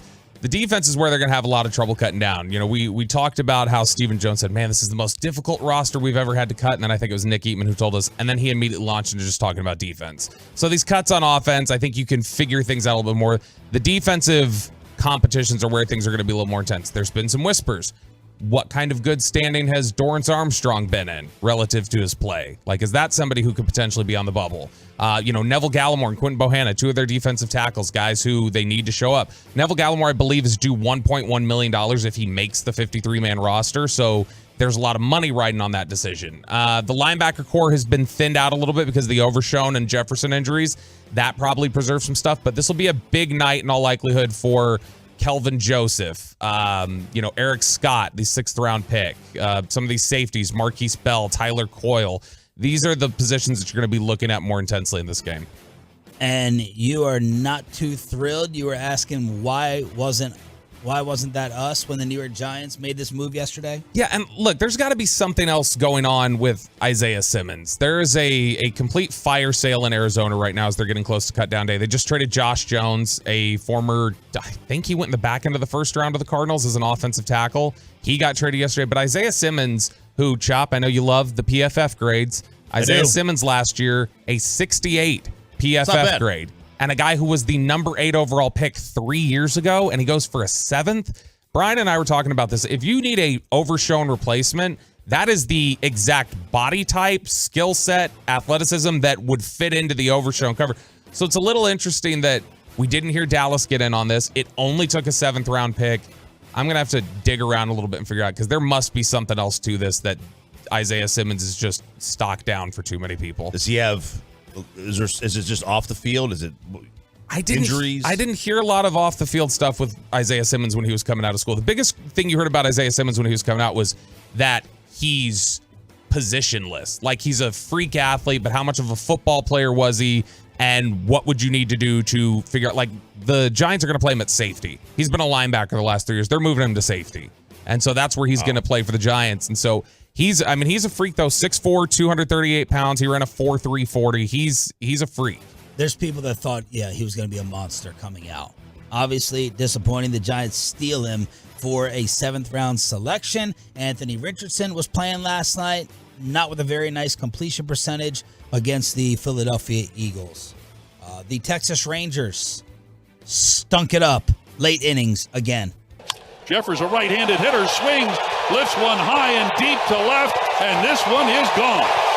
Into the second deck, Ryan Jeffers gives Minnesota its first lead tonight at 7-5. They blow a 5-2 lead. Spores, Will Smith, the culprits, solo home runs being hit everywhere, but they lose 7-5 on this station. 7th straight loss. 1 game up on Houston, 1 game up on Seattle. I mean, look, good news. Scored 5 runs. Bats came alive. Last 2 games, 23 hits. You know it's going bad when Matt Lamore's critical in the postgame. You know it's going really, really bad. And it is. They're not getting clutch hits at the right time at times. The bullpen can't hold game. It's something different every night. And when you're going good, it's usually something different every night that helps you win. They're in a rut. There's no other way to put it. And it's the absolute wrong time to be in a rut. They have to win one of these next 3 against the Twins. Because if they lose these next 3 and they get swept, they've lost 10 in a row, and now they're officially in historic territory because the longest in-season winning streak from a World Series champion is 9. So if you get to 10, you're kind of screwed. And that 9-game losing streak was the 1953 Yankees. So you're still working uphill a little bit. Yeah, they had Mickey Mantle. Yeah, that helps. Yogi. Dane Dunning against Sonny Gray tonight. And then tomorrow it's going to be Jordan Montgomery on the mound. But their starters are sub 4 as well. Yeah, I mean, look, Rodrigo last night, he hadn't given up a run in 19 innings coming in. Right, and now Sonny Gray's a good pitcher. It's going to be tough. It's an uphill. There's no doubt. Now, they've got good, Rangers have good arms anyway. Dunn's a good pitcher, and, Montgomery put up a gem last time. Astros lost to Boston 17-1, but obviously we could not take advantage. So 5:30 pregame. First pitch at 6 o'clock this evening on your home for Rangers baseball.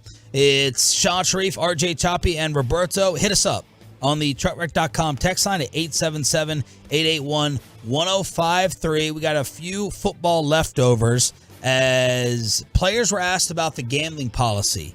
There was a poll question taken amongst 53 players saying, do you understand it? Do you agree with it? And the first complaint that came out, something that we've been, picking apart on this show. One player said, so you're telling me if I walk 10 feet from the facility's door, it doesn't matter anymore? I just think that's kind of dumb. It's pointless. I don't see how that's helping anything. It's not helping anything. Like, that's the one change they want. When you're on the team plane, when you're in the hotel, the team hotel, I can walk down to the lobby, go outside, turn the corner, go to the stoplight, and I'm okay. It makes no sense. What's the difference? Just make it you can't bet on NFL only. NFL is the sport you can't bet on. You want to bet on college, you want to bet on the NBA, Major League Baseball, hockey, MLS. You want to bet on pickleball. You want to bet on spike ball or whatever crap. You want to watch Dirk playing handball? Go ahead. Bet on it at your facility. That should be fun. I hope somebody informed this unnamed player that he was wrong, though. That if he is 10 feet outside the facility door, he's still on team property and would get suspended for betting on games 10 feet outside the door. So I hope somebody clarified that. You're in the parking lot of the Star. You're still on the property of the Star. 21 players said betting on other sports is either prevalent or some teammates bet on other sports. 17 said they were not sure. So they're like, okay, if we do a March Madness tournament pool, my buddy does brackets, they do a Survivor, I'm putting 100 with my buddy on the Lakers or Celtics. Does that count? So there's also confusion.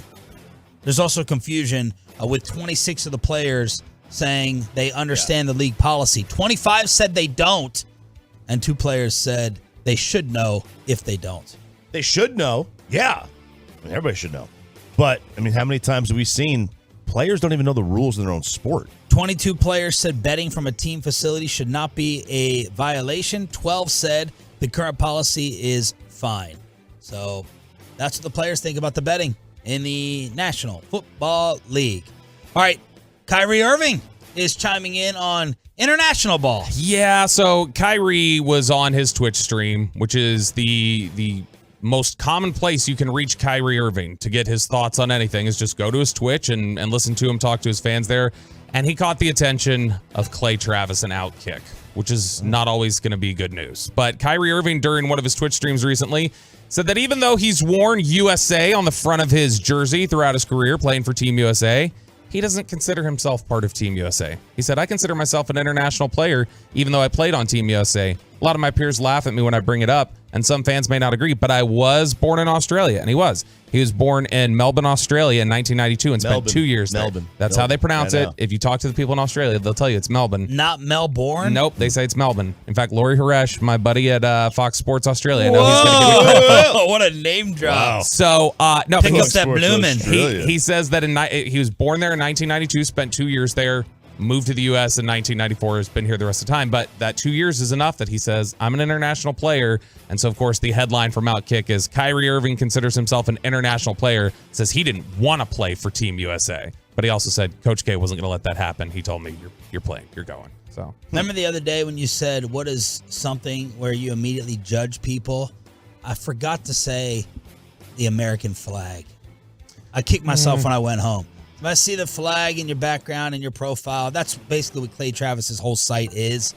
It's I just care about America and the United States more than you do. I care about it more than you do. I always throw a flag on those people. That's what Clay is doing towards Kyrie. Your regret was much deeper than mine in terms of what you regret saying or not saying during that segment. Okay. I went to the gym right after, and I thought, because I saw guys who wear gloves, people who wear gloves in the gym. It's annoying. Why? It's judgy. It's soft. Get your hands dirty. Callous those things. Guys, you put the bar. You hate it. You don't like getting your hands dirty eating wings. Well, it's because you can't get it off the fingertips. You know what I mean? But that grime on the bars. Oh, it's great. It's about the calluses. You got to callus yourself up. You want a good hard. So you don't wear golf gloves? I wear the one on the left. What's the difference? Slippage. You could have had you get sweat. calluses with the left hand. I know it's not about the calluses with golf. That's slipping. You look like you have pretty soft hands, though. I don't see calluses at all. Oh man, I bite them off though. Gross. What is wrong with you? Put your hand up. Cartilage and calluses. Sarah asked me to bite her calluses off because she can't get her teeth there. No way. Oh, yuck. You will not take a video of biting one of her calluses. Yeah, I do. I'll do one today. Wow, biting it. Yeah, she'll pinch it to get it going, so I can get my teeth. So I get my teeth onto it, and then I'll just bite it right off. I'll take a nibble. And then I'll chew it between my teeth for a little bit. Oh, I'm gosh, just kidding. I won't do that. I'm just kidding, Bobby. So that's Clay. Anything anti-American. He loves the country more than anyone else. But there's Kyrie saying he's an international player, which is a roll of the eyes statement as well. I'm not an American player. I mean, he is. He's Kyrie. It's a very Kyrie thing to say, but it's also like nothing that I get super worked up about. It's not anything to get lost in. Jason Day had to get permission to play golf. Yeah, Jason Day had to get permission. Now, congrats to the Day family. So this is the end of the year tournament, the Tour Championship. His wife's pregnant, and they have the birth of their fifth child. He is able to pursue his $18 million prize instead of traveling home to Ohio. She's like, you're not likely to make it back in time if I do go into labor. They're having a home birth. So she said, just play the tournament, try to win. And don't worry about being here for the birth of your fifth child. Look at that. That is you don't see that. He's back after a few down years. He's back. He's playing really good golf. And he may never get this good chance to win again. But I think this is a trap. She is setting a trap here. That's what this is. I'm amazed how many women would be cool with that. An athlete's wife just has. They just must not get on the husband or the boyfriend as much as all the rest of ours. Props to them. They understand. I cannot imagine my wife taking two infants to an NFL game to sit there and watch for 4 hours. I don't care if she's sitting in the suite or not. She'd be like, no, I'm staying home. I'm not taking them out. And you want entertainment? Forget about Swamp Kings. Forget about Bishop Sycamore. Watch Tyson Fury's Netflix family show. My word. Watch it. Let me know over the weekend. And you can watch it with the missus as well. Crazy. Yeah? Crazy. Yes, I never knew about Tyson Fury. Go ahead and watch that and feel bad for his wife. That's everything that you need to know to get ready for the weekend. What you need to know for your Friday, we have another Rangers ticket giveaway here on Sean and RJ. There's one topic that Peyton didn't get to in his debut segment yesterday, and you need to know for tonight and tomorrow, master dating, along with another Rangers ticket hookup for you being a Tolo. That stands for Turn It On, Leave It On. It's the junk drawer. And how is Jerry going to mess with AT&T Stadium? All next. But first, let me go.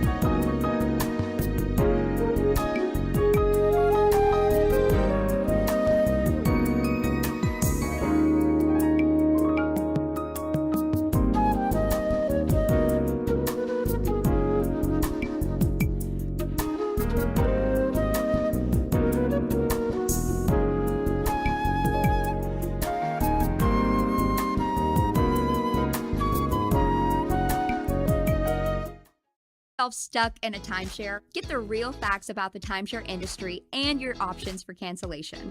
Chuck McDowell, founder of Wesley Financial Group, has put together a free information guide that reveals the secrets the timeshare industry doesn't want you to know, including the 5 ways to get rid of your timeshare. Call now and get this timeshare cancellation guide absolutely free. Call 800-330-2929. That's 800-330-2929. 800-330-2929. Should you lease or purchase your next vehicle? Well, the good people at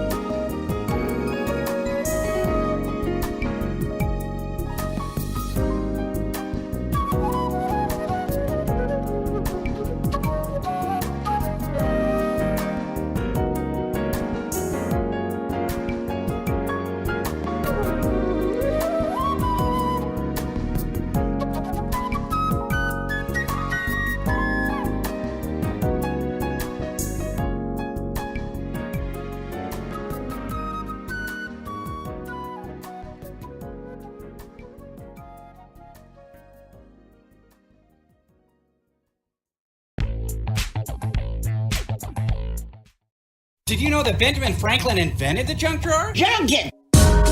Another Texas Rangers ticket giveaway is coming up this hour. Number 2 of 4. So if you don't get it during the Expressway, where we are commercial free for the next 40 minutes up until 8 o'clock, you can win it in the 8. You can win it in the 9, like Tolo Tony did as part of the 6 a.m. club. Sean Sharif, RJ Chopin, our Cowboys insider, Bobby Belt. This is the junk drawer. It's all the leftover stories that we did not get to during the course of the week. And that includes a possible male engagement ring for RJ Choppy. Oh, yeah. So when Sarah and I have been talking about this for a while, and we're just joking around, like, why don't guys like wear engagement rings?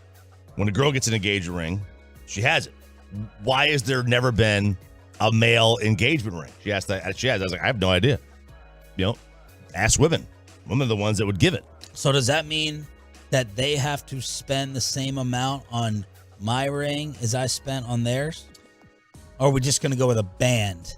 I wouldn't think so, because like your ring doesn't cost near what an engagement ring would cost. The male ring. Because there's no male engagement rings. But if you want to put that out into the ether, then tit for tat. You gotta go ahead and get me something that costs the same price. You want to give me a nice pinky ring? me and my other gweeds, we can rock. I'll be glad to. Yeah. A nice little diamond in the pinky ring. I'll flash that bad boy. Yeah, man. Give it to me. If you wear an engagement ring, Chop, I think you are one step away from a hyphenated last name. No, see, that'll never happen. Choppy Countryman. The guy doesn't do that, right? What? The guy doesn't do the hyphenated last name. Exactly. I mean, the guy doesn't do the engagement ring either. That's fair. That's fair. That's a man card violation. I think Johnny Depp wore one with Amber Heard. We started watching Depp Heard last night on Netflix. I've got it on the watch list. And I think it was too big for her. So he put the all right. Is so grotesque. You need to keep that drop, by the way. Go find the Johnny Depp drop. It was bizarre. It's so grotesque. God, that brought me back last night. I was like, oh, this is the poop story. Here we go. Yep. But no, I'm not wearing an engagement ring. I hate wearing this ring as it is. So Really? Yeah. I'm not wearing another ring. Have you gone to the rubber ring? Which one? No, I was going to. Bobby brought in like 5 different options for me. They were all too big for my hand. They were all too big.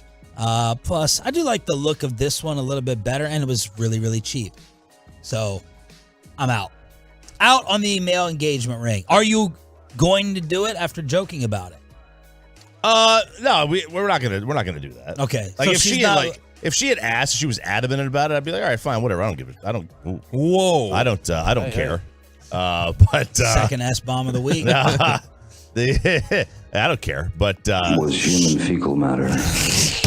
She would not ask to do that. Definitely not ask. She'd give me a Rolex. How about a Rollie? Oh, you'd wear that? Yeah, I'll wear a Rolex ring, Rolex engagement watch. So grotesque. I need to get my Apple Watch broke, so It did it. yeah, something happened to it. Something happened. I don't know what happened to it, but Is it cracked or? no, it's just like it's like permanently locked. I can't. The touch feature doesn't work. So Is there any man out there that wears the male engagement ring, and would you? At 877-881-1053. Yes. You would Because wear. that means I found love. Yeah. So, I'd do anything. I'd wear 2 rings if I had to. You got any dates on the horizon? No, nothing right now. We've gone striking out the last week. Nothing. It's, All right, let's master date then. all right. Yeah, let's get to it. Yeah, well, you guessed it right, Sean. It's a solo way of dating to please yourself. It's a new trend out there. It's for people that just can't find dates to go on, so they promote it and say, well, just go please yourself and go on a date with yourself. Hype up yourself. Don't worry about the other half. You just need yourself. Just strive. Just be yourself. So, and I don't know. Maybe this is my only chance at finding love in life is just go on a date by myself. So how does that work? So basically what they're saying is someone will see you and they'll say, oh no, they're by themselves. You're more likely to have someone come up to you and talk to you, asking you, well, why are you by yourself? Did your date not show up? Or are you just out here on your own? And maybe the other gender will come up to you and you'll start talking. They'll sit down, you'll have some drinks, and they'll say that's a better way than getting on apps and just texting back and forth. I feel like single people should wear like Uber or Lyft like lit signs like on their back. So if you're doing that, you know how Please talk to me. It differentiates cars. Like, okay, that's my ride. That's a ride share. It's not some random person. So if you're doing that solo, like you have a sign or like a sticker that you wear, like I'm open for business. I'm not just here trying to read a book or work on my computer at Starbucks. Like this could turn into a date if you're out by yourself doing the same exact thing and you have like that open for business sign. Do you like the idea, because this is what people did in high school and maybe even middle school, but they would put in their bio single or taken, like on Instagram or Twitter. Am I too old for that? I mean, should I? If you saw that in my bio, would you just be like, oh my God, this corn dog? No, like, I mean, it's a Facebook status. Because I think it's corny to do it. Dude, do the ring. The rings that people are, the pair ring. What? People are wearing now ring colors to show that they're single. Oh, yeah, it's you get a turquoise band that shows you're single to strangers, and they have other colors if you're like LGBTQ, like if you're like the pineapple. Yeah. That's perfect. Yeah, it's great. Have you seen this though? I mean, look, if you're Peyton, you're sitting there, your options are this or going to Olive Garden again. I feel like the pineapple. Oh my God! Did you see the Olive Garden engagement photos? Yes.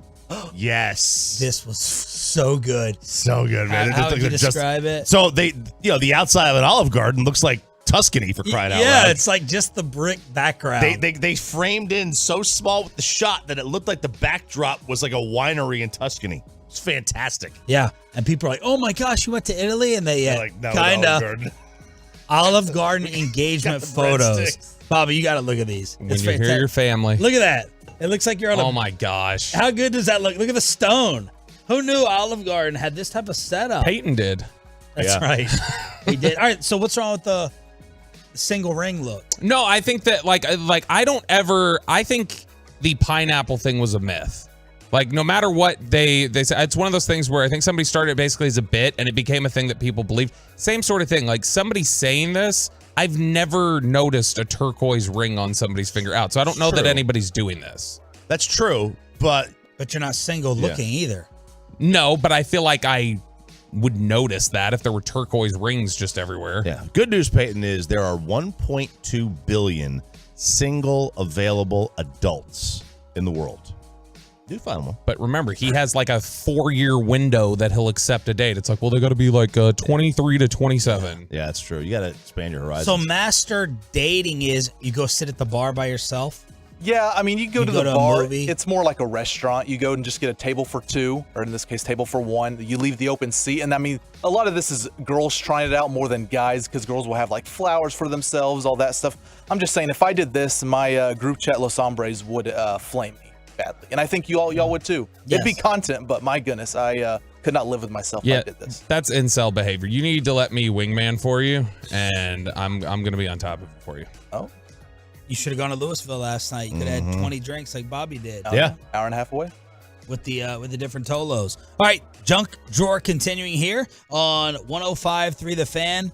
Robot haircut or robot car? Tesla, automatic driving, or this robot haircut? This robot haircut by Shane Wheaton of Stuff Made Here did a real life demonstration. Let me look at this. Look at this video, man. This poor kid. There is zero. This kid could do master dating, whatever he wants. There is no way that I'm letting a robot cut hair. This is the Flowbee. Tell me how this is any different than the Flowbee. Remember that? No. I've heard of it, but what was it? That was basically like a vacuum that they would put on, that you would go over your hair. Oh, and it would cut it as a vacuum. It was awful. It never gave a good haircut. And this would never give a good haircut either. You've got it. I mean, you tell me this thing can do a fade, or the right kind of fade? No. I don't know, man. Do you know how much money you would save with how expensive haircuts are? But something with a blade and scissors, you're trusting to a machine. That I'm not doing. Yeah, I'd be more willing to let a robot cut my hair than drive me, I think. I think I'd be more willing to let that happen, especially the type of haircuts I get now, which are just like, I buzz it down. It's a buzz, that's one so thing. So I would trust AI to like generally like buzz my hair down. Yeah, but like to do something specific or with technique, no. I'm not going to let them drive me either. Neither one. Car or robot haircut, Peyton? I'm all for the car. You can't touch my head with scissors. You know, you're one stab away from, never getting a haircut again because you're dead. And so, yeah, I'm all about the car. I'm trying to convince Sarah to let me do the cleaver on her. Where like you take the hair and you lay it over like a cutting board and you just chop it with a cleaver. Ooh. I saw that on TikTok one time. What's the point of that? Just it's supposed to like layer your hair, but it's just like I want to see if I can do it. That's it. I just want to see if I can do it. I know I can't, and she'll never let me. If she was smart, she would never let me touch it. We had a family friend growing up, and this was not AI, but the barber accidentally cut the top of this kid's ear. This kid was like 10 at the time, 10, 11, something like that. Poor kid. Cuts his ear. And the barbershop, I don't know where it was, or one of these haircutting places, had gotten, was like, oh my gosh, we're so sorry, blah, blah, blah. And in order to avoid a lawsuit or something else, they just said free haircuts for life, and they accepted it. And my thought was, if they cut your ear, would you accept free haircuts from them for life? Yes. It's a good question, but it's a freak accident, right? It's gotta be free. I don't know. That clearly somebody's not focusing. They caught your ear. Yeah. His hair was not that long. Tolo Michael has sent me this ring. I'm not going to try to pronounce this. It looks funny and weird, but I think you should get a turquoise ring. Yeah. Do it, man. For Give real. it a shot. You got nothing to lose. Nothing to lose. Yeah, or that's right. or Oh, no. I mean, you can play a bit. Get some string and get a mini whiteboard and just write out an I'm single, and girls will come up and write, or say, leave me a note. And just write I'm single right there. Or just walk be down the street. Or just be charming Or just to be women funny. who Be funny. are Either out at one. the bar. Just be myself. Just be funny. Speaking of AI, movies, is it going to end the writer's strike, which I desperately need for my stock? Man, I hope so. So a federal judge this week has ruled that AI-created art isn't copyrightable. So this is something that actually is a boost to the writers, because if these studios start believing, okay, AI generated a script or whatever else, if the studios cannot then copyright it and then it's just open to the public and anybody can take from it or Which repurpose yesterday it. people were doing AI, come up with a Trump mugshot. Like, I wasn't believing any of these Trump mugshots that came out. I guess they finally got one in Georgia, but people were like, AI, come up with one. Or his weight. 215 was trending. 215. And man, I'm 230. There's no way he's 215. 215 for the Donald, as Lamar Jackson is now trending because people are like, Lamar Jackson is 215. Yeah. The copyright law, according to this judge, says has never stretched so far to protect works generated by new forms of technology operating absent any guiding human hand, and says human authorship is a bedrock requirement. So if they can't copyright any of this content that they create, that cuts severely, I would imagine, into their financial incentive to not pay the writers and just have AI write it. So this may end the writer's strike if they can't get a legal ruling in their favor that says, yeah, sure, you can copyright what a computer wrote. Yeah, when are we like reaching the end of content to where we're finally going to see it? I know some shows have been canceled, but when are we going to get movies dried up, or TV shows or sitcoms where the writer's strike has affected it? Honestly, I mean, I really don't know. I think Stranger Things is in delay right now because of this. And so, like, is Yellowstone coming back for the final season, or are they already done writing it? Like, there's a lot of shows that are out there. It's just it's the streaming services though are the ones that are basically causing this, right? With the lack of residuals that are they're causing out. What? The writer's strike. Well, yeah, it's just everywhere. It's in general, the industry is trying to cut down on the costs given to the writers. We got a scam to warn you about in Oklahoma. Man, dude, this is. Have you seen the movie Catch Me If You Can? Yep. Yes. Great movie. Peyton hasn't seen it, right? He's the one that hasn't seen it. An Oklahoma teenager was arrested over the weekend. He allegedly defrauded a car dealership out of nearly $100,000. 19-year-old Zachary Brent Bailey was arrested at 3 a.m. by the Apache Police Department. So he visited a car dealership, and reportedly wanted to sell an Acura MDX. Now, the news station reports the court record showed the MDX? MDX. Okay, because I remember having like this love affair with, I think it was the Acura NDX when I was a kid. Yeah, this was the MDX and the RDX. Okay. So they're both SUVs. So he was looking to sell that one. The NDX was like a sports car, I believe. Yeah, it could have been. Yeah. So the employees were suspicious because he was young. He was like 19. But they looked into how much he owed on the Acura, and they found out that only $1,700 was owed. They purchased it from him for $48,000. And then with minus the $1,700, he took home 46 something and change, right? He returns a couple of weeks later to sell a 2023 Toyota Tundra. All right. And both parties agree on the price of $66,000. Now, employees learned the loan was through First Help Financial, and the payment of that was just $2,200. So he gets a check for $64,000. So he has a check for $64,000 and for $46,000. And they don't know how he got these cars or how he paid off these cars. But this is a catch me if you can kind of thing. And he has apparently in the past done other things where he's defrauded and he's perpetrated other people. But this is kind of that same situation. And he winds up making $100,000 in just a couple of weeks by selling cars that nobody really knows where he got them from. He doesn't even look 19. He looks like fresh out of middle school, this kid. Wow. Like, that doesn't even look 19. That may be the other thing that he's forged is the documents on his birth certificate, because that is not a 19-year-old. But I do like the little smirk there. Like, he's just like, yeah, okay, I got you guys. Yeah. Getting some Jacob Belt vibes there a little bit. I don't know that Jacob would have the discipline to go ahead and defraud $100,000. This kid, he faked being a physician's assistant in 2022. So he was faking being a doctor, just like Leo in the movie, and now he's stealing cars, essentially. All right, this next one of the junk drawer Rangers ticket giveaway is coming up momentarily at 877-881-1053. One giveaway every hour here on Sean and RJ. Kristen Belt, Bobby's wife, who was recognized by the Tolos last night in Louisville, turn off the radio. Do not listen to this next story. Well, guys, this is a UFC champion, Sean O'Malley, by the way, and he says, Bobby, it's simple. He says, if I pay for everything, I should be able to cheat on my wife. And he does, by the way. He's admitted it plenty of times. He says, I cheat on my wife. He says, if I get a little something on the side, doesn't matter. Where's she going to go? Okay, so he Sean says, quote, he was on the Raw Talk podcast, which, wow, great podcast name. I'm a king. I pay for everything. I do what I want. Wow. That's bold statement. But hey, if she sticks around and she doesn't go anywhere, might as well keep doing you, right? That's a good philosophy to have, I think, Peyton. Yeah, sure. This is big Andrew Tate energy here. Yes. Is what we're getting. Now here's the thing. Is he still in jail? No, I don't think so. O'Malley's a troll. Like he loves trolling. It's one of the things he does. Saying that, like, where's she gonna go? That either sounds like he's trolling, he's joking, he's doing the Andrew Tate bit, or what it sounds like is he's just in an open marriage and he's calling it cheating. Right. BDE? Yeah. To sound cool. BDE. Yeah, like he's saying it to just sound a certain way, but in reality, he's just in an open marriage, which I still think is a little odd. But. And if you're in a marriage, you can still leave and try to get 50%. Like, she does have an option. Right? I was talking about the Tyson Fury thing. She was thinking about leaving him because of his bipolar swings. And, Amanda will always say, she's not going to leave that lifestyle. And I'm like, she can leave and try to get 50%. Look at Bezos' wife. There's plenty of women, right, who walk away. Look at, any divorced woman that leaves someone with a lot of money.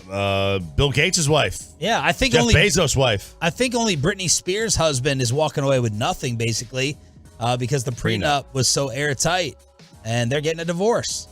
So apparently in 2020 and 2021, he, in separate interviews, has referred to his relationship with his lady as an open relationship. So now he's just changing the way he talks about it. Cool. He's trying to capitalize on the Andrew Tate look at me. hive. That's what he's doing. She can go wherever where's she going to go? Where's she going to go? What so- color's your Bugatti? I thought this would be your hero. I thought Andrew Tate, toxic masculinity, was your hero. Oh, I love toxic masculinity. I think we need more of it. I don't think we need less mass. I think we need more, but don't lie. If you're in an open marriage, say you're in an open marriage. Don't lie and Daddy does work and you just do housework. Just be an alpha. Yeah. I'm the king. I do everything. Wow. I'm going to quietly offer Sarah a lot of money to see if you will do a hyphen name, and I bet you would do it. Oh, yeah. Or like the both names on Facebook with all this alpha talk. Like a joint Facebook account? A joint Facebook account and a hyphenated last name. Oh, if you pay me, I will No, do not you. a hyphenated last name. I would quietly tell her and be like, if you can quietly convince him, you can't tell him that you're getting compensated for it, make him do it, you'd have a hyphenated last name. No doubt. 877-881-1053. Truckwreck.com. Text line here on DFW Sports Station. And then we have... You're upset you lost your golf clubs. Apparently the airlines lost a dog. The Delta dog. The Delta dog. How about this? Delta Airlines. This woman was flying from the Dominican Republic to Atlanta. And she was detained by U.S. Customs. They said that she does not have a right to be here in the U.S. They said you don't meet the requirements to enter the States. You were denied entry, and you were being sent back home to Santo Domingo. Now, they said you're going to sleep in a detention center for the night. Your dog cannot come with you to the detention center. So the following day, she gets put on a return flight to her country, but the dog was nowhere to be found. And she's like, I can't get on this plane. I don't know where my dog is. The airline, not the airline, but the border control is like, by law, you can't be in this airport for more than 24 hours. You have to get on this plane. She gets to the Dominican Republic. She actually she's forced to get on the plane. The dog mom got no notices from Delta She called them several times trying to figure out where they are, and the airline was like, it's been missing since Saturday, the dog, this past weekend. It's been missing since Saturday, and there's still no sign of where this dog is in the Atlanta airport. 2 first-class tickets, no blackout dates. Exactly. Wherever the hell she wants to go. Exactly. With this is deserving of it. Yeah. Start tweeting Delta. Evidently, it broke out of the kennel. The dog broke out of. I don't know how a dog breaks out of its own kennel. Dog wants to be free. Sounds like let fate have its say. And then let's finish up with Kevin Hart. Kevin Hart pulled a hamstring trying to race. Kevin Hart got a little bit dinged up. He was trying to beat Stephen Ridley. Remember Stephen Ridley? Patriots. Yep, running back. Running back. So he thought it a good idea to go and race Stephen Ridley in a foot race, a 40-yard dash. He has a torn lower abdomen. Ha! Ooh, that sounds painful. Sit in the cold tub, Kevin. Sit in your cold tub. So it's like, have you used to play tennis? Do you still play? Not often. Jared Sandler became big, famous play-by-play voice, so I'll he's play you. not been around. I'm not going to waste my time playing you. So is there like I'd a be scared specific too. athletic feat that you think you can still do, but you know that if you go out there, you're just going to end up embarrassing yourself or get hurt? Bobby, you could take up the rest of the hour. Golf, throwing a football, you think you can throw it. He thinks he can beat us in football throwing. Basketball, he thinks he can beat Bassick. This whole...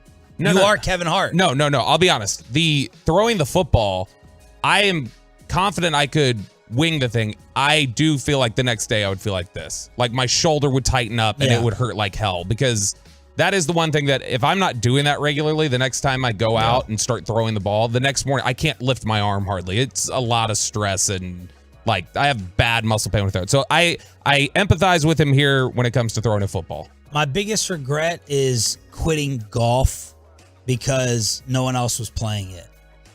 And I was like winning all the youth titles. I was dominating the country club. And I was like, no one else is out here playing. And you didn't even need a mixed doubles partner to do it. And I was like, no one else is out here playing. And I'll go do boring soccer and just run in the humidity versus out here at the awesome country club. And I'm like, man, if I stuck with that, what could have happened? Could have been somebody. How come you haven't picked up golf as an adult like everybody else seems to? If you like to drink, golf is unparalleled. Well, I would have to take a lot of lessons. I assume that's expensive. Then buy clubs. I don't know. Plus, I don't know if my wife would let me play 3-4 hour rounds. I'm not going to do it during the week. I don't know. Maybe a future bucket list thing. I'll give you free lessons. You won't have to pay for anything. I'll teach you the game. It's like you got RJ right there. RJ will give you lessons. I don't know that I'm the best teacher. Oh. I know nothing. I know how to hit a ball and then put another one down right after and hit another one. I know how to swing the club. I know how to hit I can't tell you how. No? I can't explain the swing mechanics. I can't. Really? I can't. I'm not technical. I've seen you do it with other people in here. Yeah, I try, but I just don't think I'm very. I could teach you like what to look for in terms of like the pin. Yeah, like the grain of the grass and how it's how you want to hit the ball. Like if you're going into the grain, it's 6 to 8 yards less. But I can't tell you how to swing the golf club. Like if my ball's slicing, you wouldn't be able to say, "Hey, you're doing this wrong on your swing." You're just like, "Hey, aim the other way." Yeah, but your mustache is too weighted. I would just tell you, aim a little left. Wind resistance. I can't teach you how to correct it. I know how to do it myself, but I can't explain what you're doing wrong. I'm not very good at that. The junk drawer every Friday here on Sean and RJ. Let's hook you up right now for turning it on, leaving it on every morning. That's right, Tolos. Caller number 10 right now at 877-881-1053 wins a 4-pack of tickets to see your Texas Rangers take on the Minnesota Twins next Friday night, September 1st. And you'll want to get there early, Tolos, to take on part in the pregame happy hour happening at Carbach Brewing Sky Porch. Get tickets now at Rangers.com/tickets or by being the 10th caller right now at 877-881-1053. Another chance in the 8 o'clock. A final chance in the 9 o'clock. Our way of saying thank you. Thank you all for checking out DFW Sports Station. This is the Expressway, commercial free every weekday from 7:20 to 8. So Jerry is announcing some renovations for AT&T Stadium. Of course, final preseason game is there tomorrow night. Bobby and Eric and Walchuk and Broadus, all part of the fan coverage here on your home of America's team. And this is what is coming to Arlington. Upgrading the world's largest center-hung HD TV video board to 4K technology. Ooh, 4K. Yeah, it was looking pretty ratchet. Yeah, it wasn't very good. I tried to play Call of Duty on there once. It was no good. Refreshing all 7 AT&T Stadium Pro Shops. Creating additional permanent concessions and bar locations. Ooh. Creating additional wellness spaces within the main clubs and upper concourse. Didn't Wimbledon do this and people were relating in there? Oh, yes. They were in the quiet rooms. In the quiet rooms at Wimbledon. They were going in there and having their good old time. Does it specify what that is? Wellness room? No. Is it just a quiet space? It's a quiet space. You can be alone. Updating finishes and enhancing technology displays around the venue. Reimagined suite design and finishes, including updated technology applications and redesigning and creating an all-new look and feel of suite-level corridors. All right. No grass, though? No grass. Didn't say anything about grass. No blinds. No blinds. $180 million. You can't get some grass in there. Sod's like $1.30 per square foot or whatever it is. I mean, you can do it. You know that they could work out a grass deal, natural grass. You would think they could. Yeah, you would think. Of course they could. So those are the changes that Jerry is bringing to AT&T. John Machota from The Athletic got all the different beat writers to rank the best and worst stadiums in the league. Where do you think AT&T ended up? I would say what range? Top 5. Top 5. Okay. Bobby, you've been to the most stadiums, of course, traveling around as our Cowboys insider. Although now it's almost a 15-year-old stadium now. Yeah, I read the article, so I know where it finished. All right, do you remember who finished number 1? I do, and I'm so furious that was the stadium that I had the flu for last year and missed the game. Is it SoFi? No, it's U.S. Bank or whatever. It's the Viking Stadium. Viking Stadium. I heard. I mean, and it wasn't even close. Half of the voters put it number 1. Wow. And it also topped their list 3 years ago. What is supposed to be so great about this place? So this is beat writers voting on this. So this is going to be heavily tilted towards press box as well. So apparently the press box is right on top of action and it's open. So there's no glass in between. So everybody feels like they're kind of in the middle of the stadium. And it's got a glass ceiling, right, to it as well. Like it's got it's a domed stadium that looks fully open air. Number 2 is SoFi in LA. Number 3 is Lambeau, which I have been to. How was it? It was cool, nostalgic. I mean, it's like high school bleachers. Yeah. It is like walking into a movie set. Like when you walk into Lambeau and you look at it, it does. I was not anticipating that when I walked into the stadium. I felt like, wow, this is like being on the set of a movie. This feels unreal. Both of y'all been to SoFi? Yes. I've not been to SoFi. You have not been to SoFi. AT&T's better than SoFi to me. It is. Mm-hmm. Really? I thought SoFi's weird. They've got that canopy. Like it looks like a dome stadium. It's just a canopy over the stadium. And so it's got this weird, like, feel of an outdoor stadium, but it's still covered. And it looks very much like AT&T. The seating bowl looks just like AT&T. Do people not care about hitting football stadiums like they do baseball? No, you don't get the same character. Like all the baseball stadiums have different character in the outfield. Like that's the advantage you get over NBA arenas or NFL stadiums. Yeah, my buddy sent a pic. He was in Cleveland last night for their game. And it looks cool as hell. Like the Cleveland Stadium, the Guardians. Jacobs Field. Now it's something else. I think it's Progressive Field. I only call stadiums by what I remember them That's as. right. Yeah. But it looks cool. I mean, like, I would love to do. I mean, you see people that have a map, like, let's hit all 30 stadiums. You just don't see that in football. Number 4 is AT&T.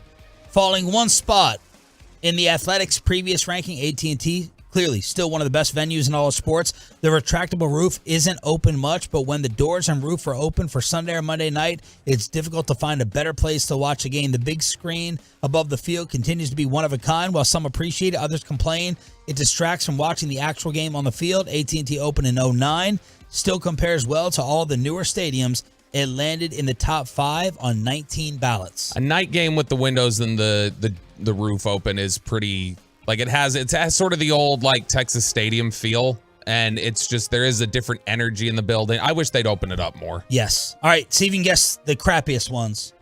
Do you know the worst, Bobby? I know the worst. Which is not fair. It's not fair. No. Buffalo. Washington. Yeah. FedEx. Why is it not fair? Because FedEx was not, and maybe people oversold it for so long. It was one of these like a Nickelback effect where people have dogged it for so long that now it's become underrated. But I was going there expecting it to be much more run down than what Jacksonville Stadium is worse.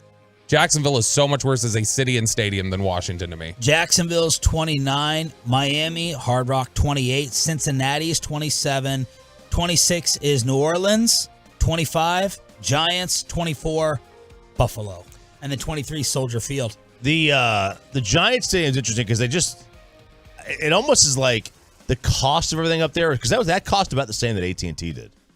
And it's like the cost of building something up there is so astronomical. So far away. That press box is probably the furthest one away from the playing field. Really? Yeah, you feel really far away from everything. All right, let's get a second team in the Metroplex in one of the sports. RJ says that it's going to happen. Is Jerry going to allow it to happen? We getting a second NBA, NHL, or someone to compete with the Rangers? That's next on DFW Sports Station with Sean and RJ. But first, let me go ahead and get that appointment set for you. I know you're thinking about the weekend, but you're also thinking about that money, especially.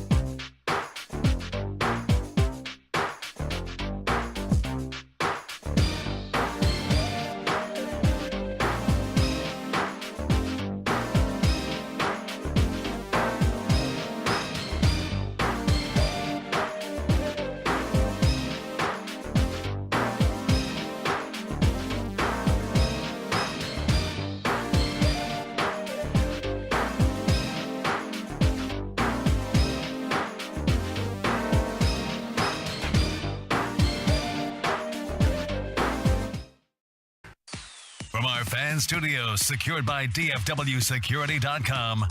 This is Sean and RJ on 105.3 The Fan. As Leote sends one high into the air toward the left field corner. Luplo going back.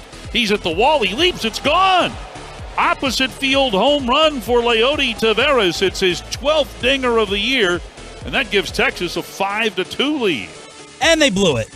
Spores, Will Smith out of the bullpen. They lose their 7th straight, 7-5 against the Minnesota Twins on this radio station. Sean, RJ, and Bobby on your home for Rangers baseball. We have another Ranger ticket giveaway coming up at some point in time this hour.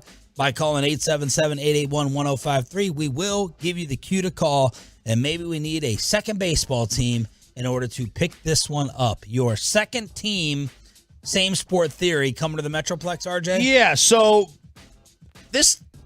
I thought of this because I had seen a story this week that both the Chicago White Sox and the Milwaukee Brewers are kind of threatening to leave. Now, these are just one of those things where you just kind of say, oh, you know what? We need a new stadium, or we need upgrades to our stadium. Let's use Nashville. Let's use Portland, Vegas, Montreal, whatever, as a way to convince our city to give us money to build a new stadium. The White Sox really missed the boat. Now, I found this very, very odd. I saw a History Channel did this video of the 10 best stadiums in sports. I watched it on the plane coming back from, I think it was from California. I can't remember. Maybe it was Michigan. And one of the stadiums, the top 10. By the way, AT&T did not make the top 10 stadiums in the world. Number 10 was the Chicago White Sox Stadium, which is one of the worst stadiums in Major League Baseball. Okay?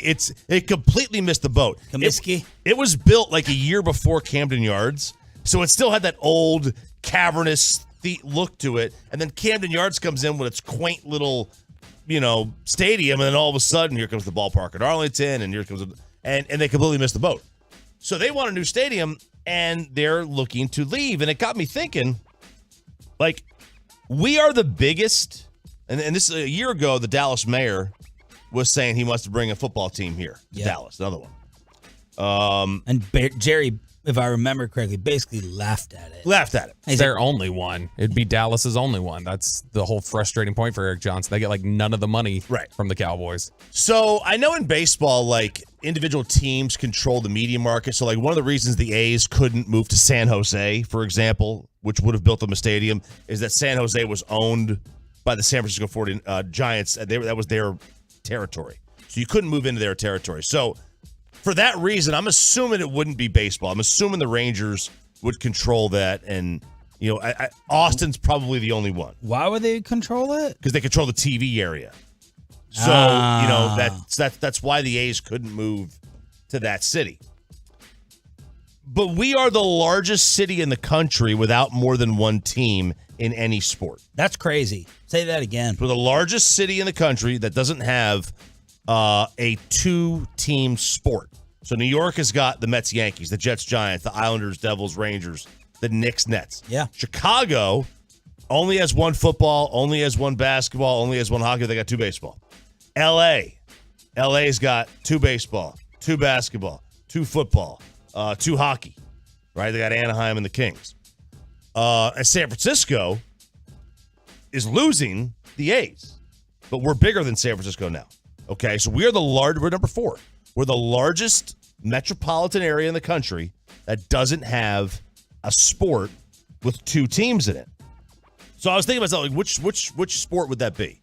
Like, which one would bring in another team? It'll never be the NFL because Jerry's just not going to let it happen.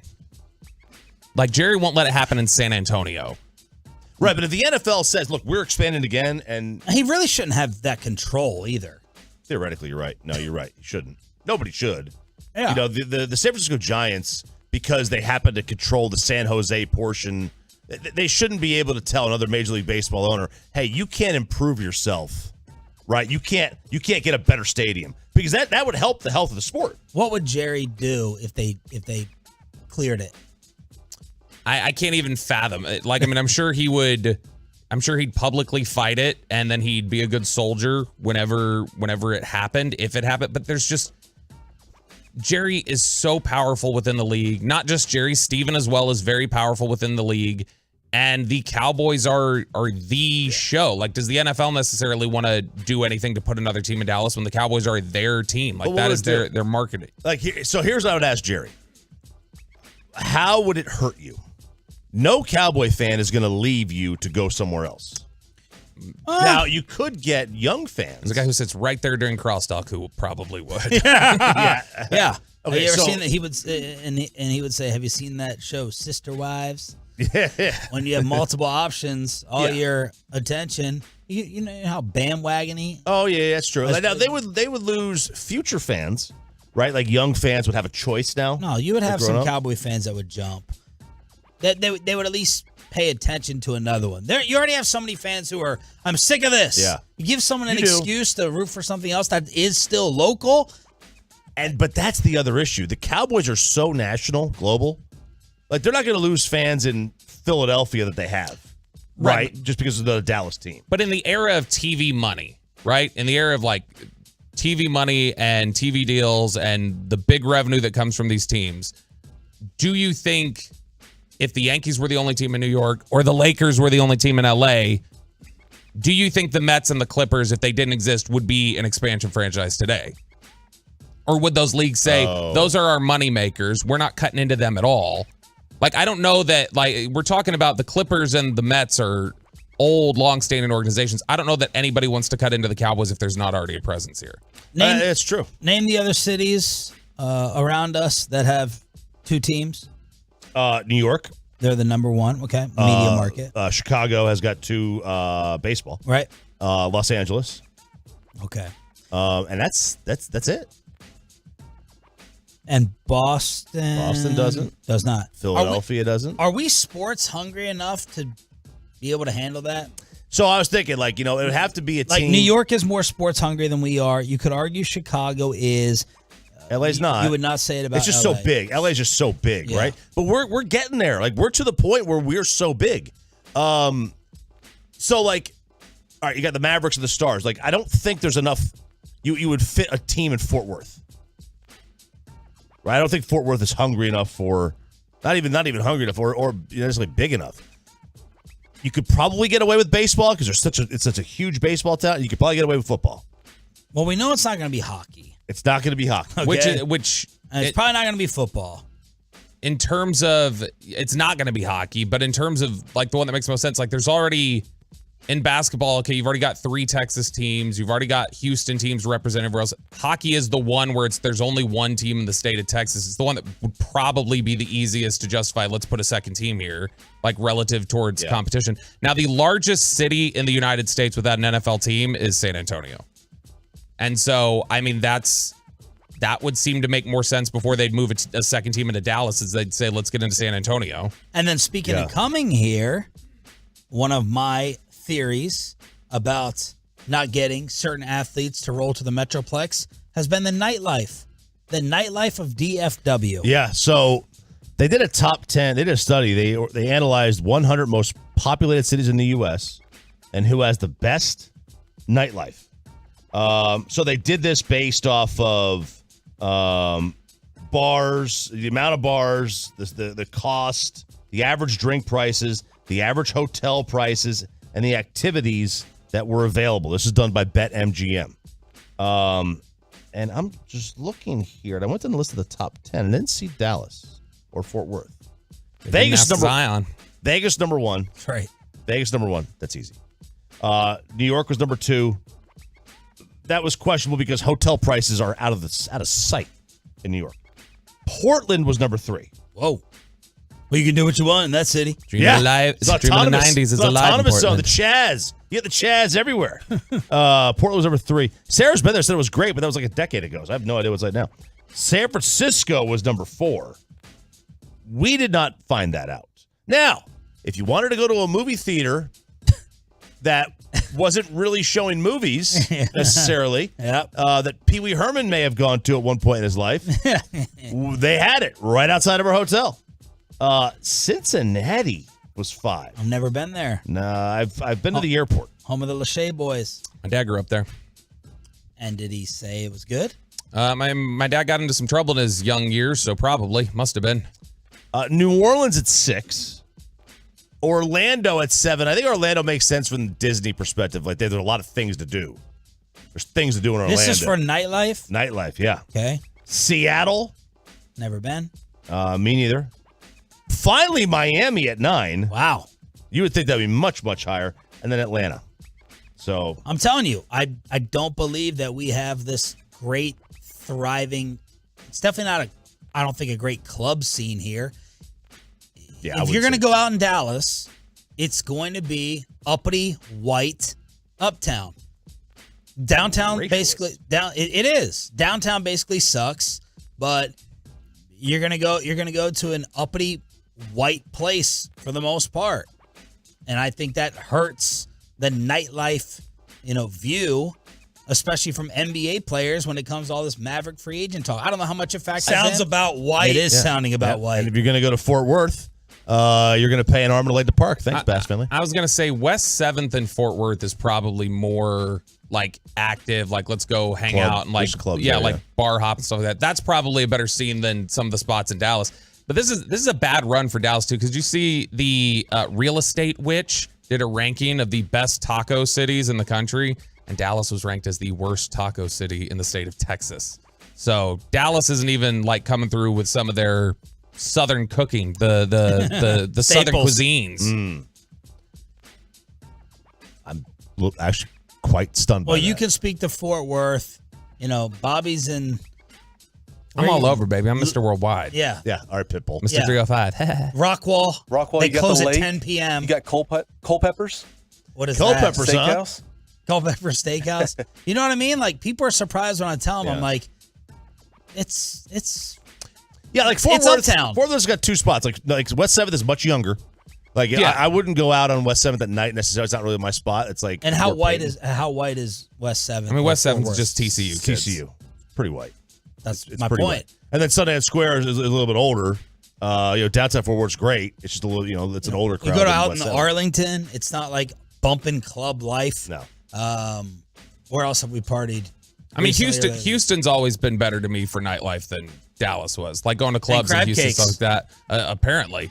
Now, so if an athlete comes to you, you're getting to know one of these guys at training camp. They go, hey, when we get back to Dallas, I want to go party. Where do you suggest I go? Where would you throw out a net? Now, obviously, you would say, well, it's not the best spot, but where would you first say, maybe go check this spot out? I don't know. Just uptown bars, probably. I would say go to Uptown. Now that's because I'm most familiar with Dallas, so I would say go to Uptown. Choppy is more familiar with Fort Worth. Tell me on the text line. What's the spot that you're saying?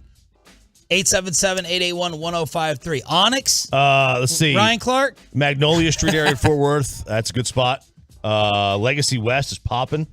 Legacy West. That's okay. up at Plano. Yeah. 469 says disagree, Sean. You got Bishop Arts and Deep Ellum, Lower Greenville, not just uptown.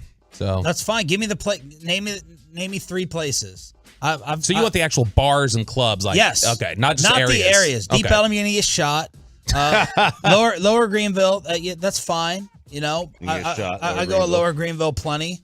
You got Fry Street in Denton. Hoping the Mean Green, Sean. The Square, right? There The you go. Square. That's Yeah. right. Lucky Square. Lou's. Stockyards. Obviously, their stockyards are great. Lucky lose when Peyton's not getting kicked out of there for vomiting in the I got urinal. street cred out there. Do you think that Zion Williamson? Zion's not going to the stockyard. Okay. Over Schoenwood. Yeah, over Schoenwood. So that's one of my theories. I think it's being proven true. Greenlight Social, Clear Fork, Nick and Sam's. Clear Fork is just like. I mean, it's got the word fork in it. It's You know good what for I- food. It's good for dining. They're doing that Okay. because of the river. It's the Clear Fork. Yeah. Bottled Blonde. Oh God. What else do we have here? Bottle Blonde. Backyard, Truck Yard. Backyard. You go play cornhole. XTC, Concrete Cowboy. And I like Those are all on West 7th. yeah, and they're in Dallas too. We're just getting a lot of clubs now. The type of clubs where people don't wear clothes Yeah. is all that's happening now. Yeah, 877-881-1053, truckwreck.com text line to hit us up. Our Texas Rangers ticket giveaway is coming up. And can we all agree, forget Taylor Swift, forget Lizzo, a boy band may be taking over the Super Bowl halftime show. Next on Sean and RJ. Let's get you over to number 1 Air. Yeah, buddy. Proud part of the Dallas Cowboys. It is the Super Summer.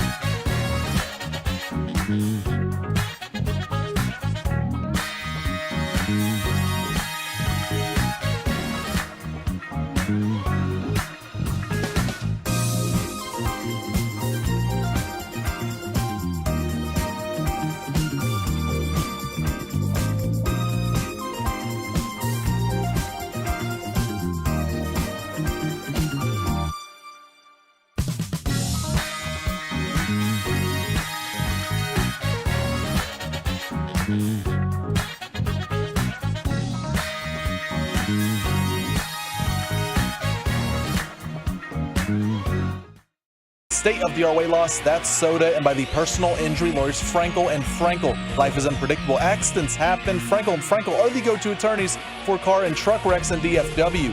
If you or a loved one have been in an accident, contact the Frankels for free at 214-333-3333 or go to truckwreck.com.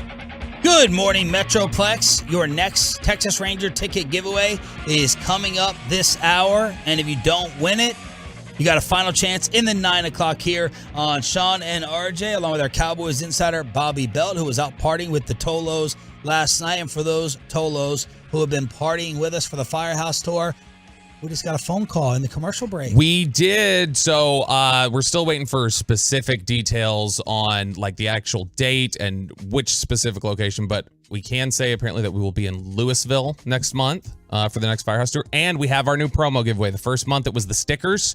Then we had the cooling towels, which went super fast when we were in DeSoto. So if you come out to Louisville, you'll be getting a Sean and RJ Firehouse Tour pint glass. Ooh. That's sweet. Yeah, get out there early because I am definitely going to hoard one as soon as I get there. Just like you walked off with like the 5 cases of C4 before you went on vacation. Yeah. They asked, they said, do you want these? Yeah, you're like, yeah, I'll take all of them. I was like, give me one. Absolutely. You're like, no, bro, sorry. I gave you one. You had them get me an extra one out of their truck. I'm sorry. But you didn't give me one of the 5 you were walking out with. I'm sorry. I went above and beyond. Special offer for college kids when it comes to the Sunday ticket. Again, I'm so grateful. I'm not going to have to switch TV services and get YouTube television and figure out how to unplug the wires and this and that and plug things into the TV, because the Red Zone is going to be offered still with DirecTV and to the college kids. And to the college kids. It pays to be a student. You know, I mean, you forget about the student loan debt. We're not talking about that here. But this is according to Ari Myroff, your favorite, Bobby. Nothing's according to him. It's aggregated, so it's according to somebody else, and he's reinterpreted. According to somebody else that Ari Myroff reinterpreted, students, YouTube is announcing and has announced a special student plan for the Sunday ticket. For just one. Now, normally the Sunday ticket this year is going to run you $299 for the basic plan for the year and $350 for the plan that involves the Red Zone. Right? For YouTube TV, $109 for students for the year. And they can also get Red Zone for $10 a month on top of that. Now, how do I life hack this? What's the proof of being a student? And how do I act like that to get the lower price? So they've said, you remember we did the life hack the one time where we said at the very, like right when you're about to leave school, you need to get a new ID badge so that it'll last several years into the future and that you can use it as long as you can. Outside of that, I don't know. Can you pass for student age? Can we start just like saying on the air maybe that you're going back to community college or something? And then we'll be like, yeah, I go to TCC or whatever. So these are the 3 requirements here. You got to be 18 plus. Check. You've got to be enrolled as a student at an accredited college or university. And you've got to be verified as a student by Sheer ID, whatever that is. Let's see how easy it is to game this. Let me look up Sheer ID. They will offer the option for individuals who've already bought the Sunday ticket to switch to the student plan by contacting the support desk. So if you are a student, like Bobby, I don't know what it is if... And can this student get this for like your household? Well, I don't know. Like I would assume you have to live at home. Like Bassick. Can Mike Bassick get this with his girl just now going to Austin? Oh, yeah. Maybe he could. Like Bobby, you've got a kid in high school. Maybe, is he going to be a senior this year? He is a senior, yeah. See if he was going to be a freshman at college, maybe, and maybe he was just going to a community college locally. You could use that, living at home. You could use that, game the system. All right, reportedly, Taylor Swift has said no. Apparently, Lizzo has been eliminated. The next rumor out there for the Super Bowl halftime show in Vegas is Prince. this. Not Prince.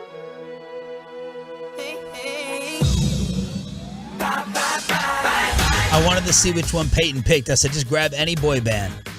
So they're speculating that it would be a possible boy band. Yes. For Super Bowl halftime, and I think I'll sign off on this. I would too. This is from Craig Carton.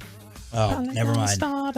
Good Lord. Yeah, I assume because he's in New York and he's been there forever. He has some kind of connection with the office of the NFL. Or he's just lying. He's being fraudulent. He could have just heard this from somebody on the street at the golf course. Everything else he's thrown out there. He heard it from his cellmate.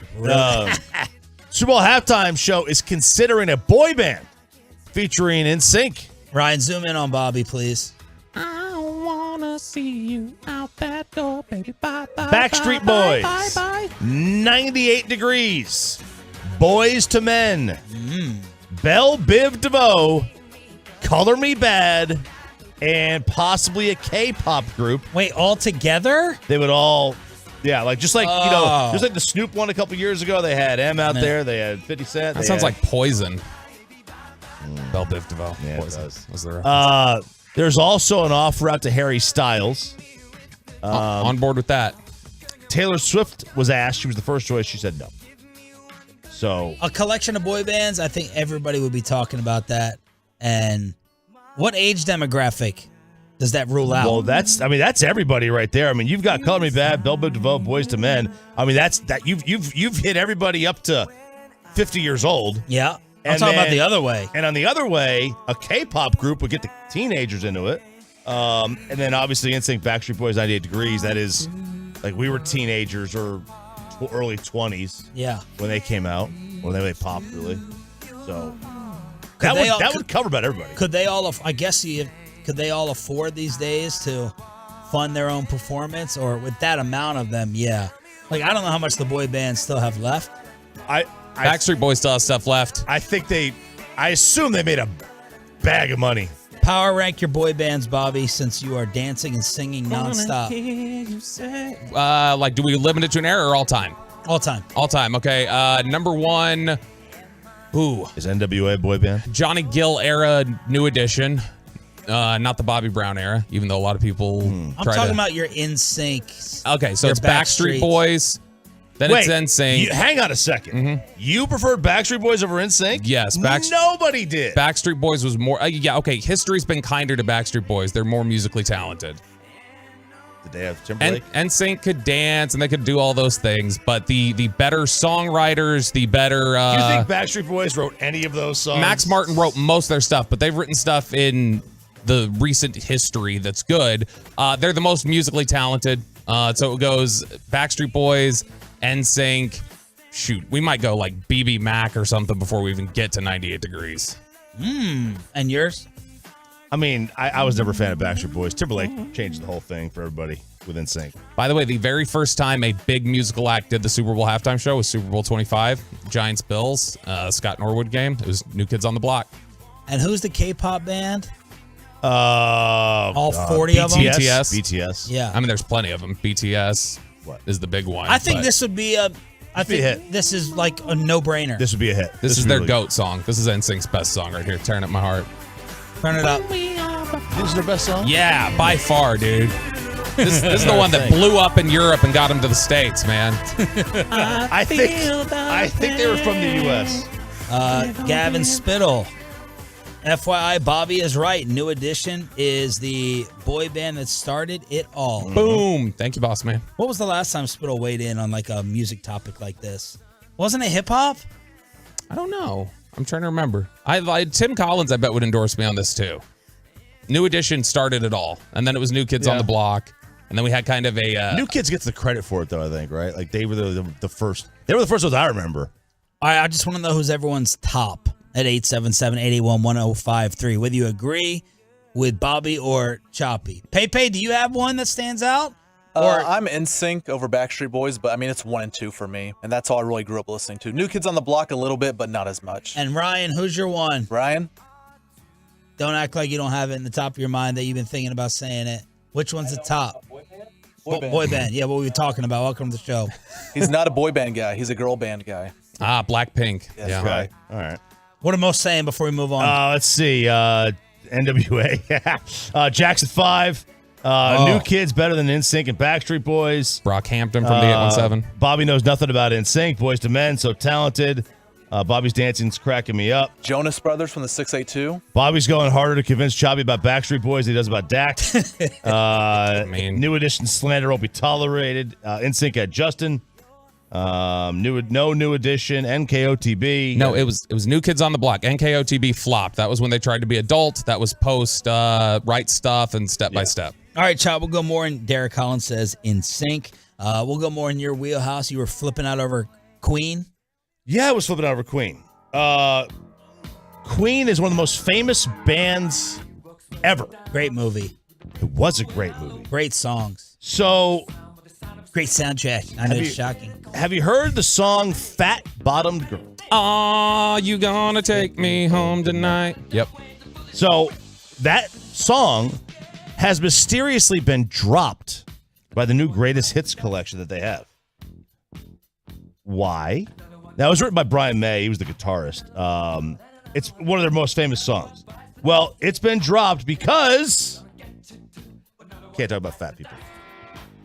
Fat-bottomed girls is no longer amusing people. The boss is insisting that's wrongly been. Now they say it's wrongly been singled out. It's merely a bit of fun, but it's the talk of the industry that nobody can work out why a good-natured fun song is not acceptable. But they're just worried about it. It's not even that people are complaining about the song. Yeah. They're just worried that people are going to complain about the song if they put it on the greatest hits collection. Yeah, you can't have it on the greatest hits until Lizzo's lawsuit is settled.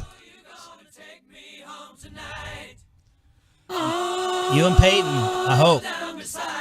He made a fire truck backing up joke the other day that I saved him on, but you guys are gonna you two and Jane Slater, y'all playing with fire. But this is great. They're fantastic. They are great. Freddie Mercury, greatest frontman ever. What other big booty songs are out there that would have to get canceled? I like Big Butts.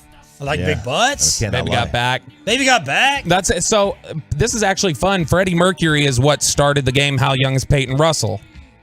It was Bono, but the one that was shocking that everybody was stunned about is he said he had never heard of Freddie Mercury. Just the name. That's a lie. I'd heard of it. I didn't know who he sang for. Heard of it. I've heard of it. He was a human. I heard of it. So you knew who he was. I knew the name. And I you knew who artist. Queen was. Yes, I just didn't put two and two together. Gotcha. Okay. All right. Fine. Whatever.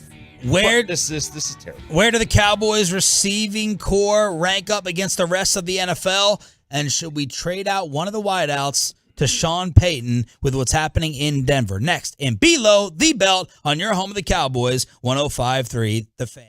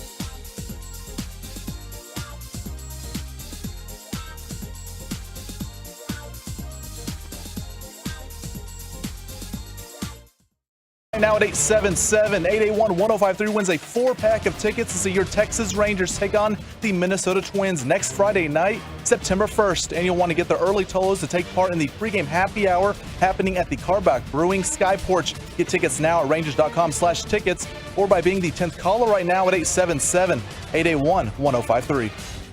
Dallas Desk has spent almost 40 years making your time.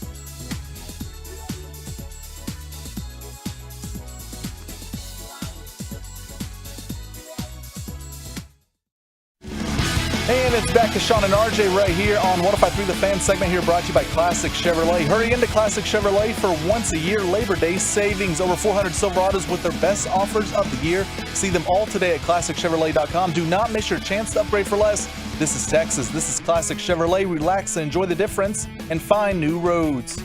The great Bobby Belt. Don't make me take off my belt. Don't make me take off my belt. We're not.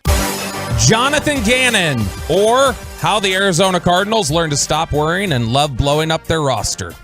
More on that in just a second. Before we get into that, The Ringer has a definitive ranking. According to them, the headline is actually an unbiased, totally correct ranking of every NFL pass catching unit 2023 edition. So this is The Ringer's ranking of the pass catching groups on each team. And so this is the top 4 receivers on the team, running back, and tight end. So they're including running back pass catching ability, tight end pass catching ability, all of that. It's not just the receiving core. So in this group, I will tell you guys right now, right off the top, the Dallas Cowboys are in the top 10. They're on this list. It should be. Roughly, where are you guessing they're going to finish on this list? 8. 7. 8. 7. 7, okay. Sean? I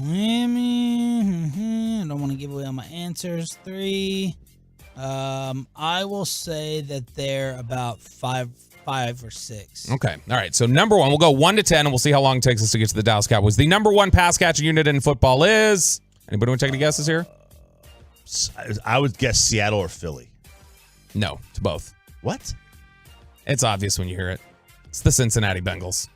Jamar Chase. Yes, think for a second. That's sorry. Yeah. You were looking at me like you. I know you don't. Well, you said both. I know, and so then you were staring at me like you wanted me to keep talking. I'm sorry. Jamar Chase, T. Higgins, Tyler Boyd, the 4th receiver Trent Irwin, Joe Mixon at running back, and then Irv Smith at tight end. Number 2 is the Philadelphia Eagles. So they are the top receiving core in the NFC East. A.J. Brown, Devontae Smith. That's really where it ends because it's Olamide Zaccheaus and Quez Watkins as the other 2 with DeAndre Swift and Dallas Goedert. I saw Ross Tucker saying the other day that, look, Dallas Goedert is not asked to do some of the same things that Travis Kelce or George Kittle are asked to do. He's like, but the efficiency says if he was asked to do it, he could be right up there with those guys. The efficiency says that? That's what he said. He said he's shown how efficient he is, that if he was asked to do the things that Travis Kelce was asked to do, he could do it. It's strong. You ready to have Ross on again? No. Number 3. You got a guess? Miami. No. Is it choppy Seattle? No, it is the NFC West. San Francisco 49ers. You got to remember, they're going to include Kittle in this, Christian McCaffrey, Kyle Juszczyk is the fullback there, is the best receiving fullback in the NFL. Then they've got Deebo Samuel, Brandon Ayuk, and Juwan Jennings. Then it's the Seattle Seahawks at number 4. DK Metcalf, Tyler Lockett, Jackson Smith and Jigba, Rockwall Zone, Kenneth Walker, Noah Fant, and Will Dissly. So we get to the Minnesota Vikings. At 5? At number 5, which... Is this where we start? Hawkinson, do we start questioning a little bit like, okay, is this more where a Miami or a Dallas should be? Whose list is this? This is the Ringer. So this is obviously being carried by Justin Jefferson. Is that Bill Simmons thing? Yeah. It wasn't Simmons' article, though. Yeah, but he has his fingerprints all over. Yeah, but Vikings number 5, mainly because Justin Jefferson's the best in the NFL. They drafted Jordan Addison in the first round, but after that, they got Hawkinson at tight end. They made that trade. But there's still questions at running back. There's questions as the number 2 and 3 receiver, 2 through 4 actually, because Jordan Addison's a rookie. Number 6. By the way, is Justin Jefferson going to go number 1 in every fantasy league this year? 1 or 2 probably. I mean, you tell us. Is he going number 1 in the fantasy league? What an uncomfortable year to have a number 1 pick, a top pick, because this is the year that the running backs are changing. This is the year that people are going away from the running back. Yeah. So you've seen Kelsey up there. You've seen Jefferson up there.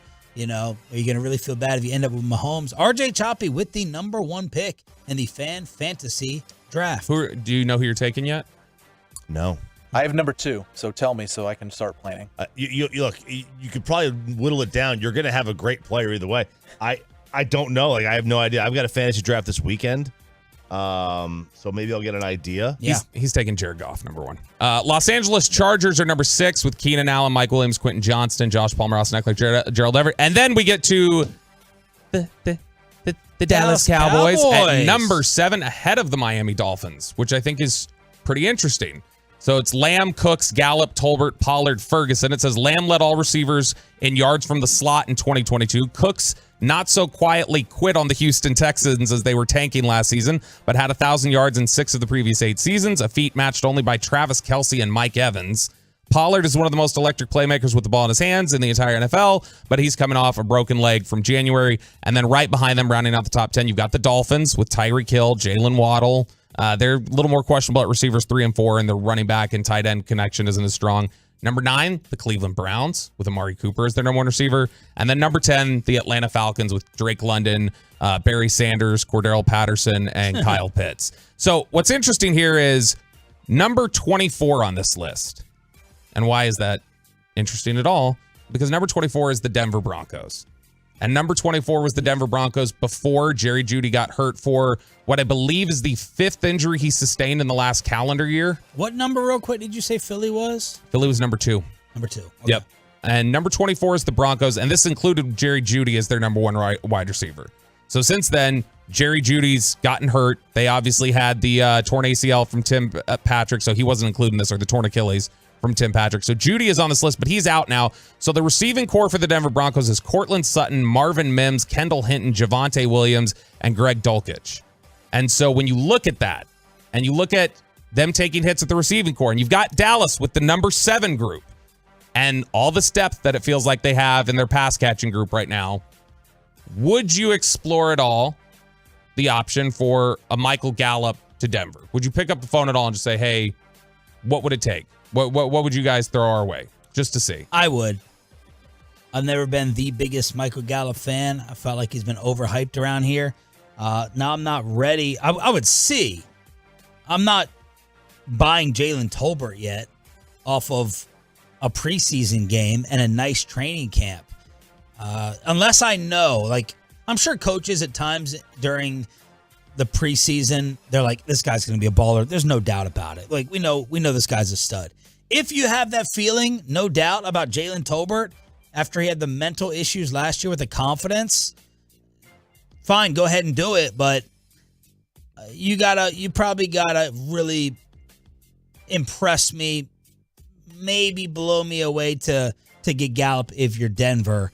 Because I don't know what Jalen Tolbert's going to be. Why is it that? And obviously, what are you giving up? Where are they deep? I don't disagree with you at all. that. And we need to find out Gallup's trade hit, his hit. If you trade him, a lot of shows do this stuff and they don't actually look at the salary cap, what the hit would be. So that's something important that we will look up. It's important, but it doesn't make it fun if it throws a wrench into it. His dead cap, if they were to trade him like right now, so like his cap hit this year $6 million, his dead cap's 19. That's right now. The potential out, you could just cut him, is after this year where you just cut him.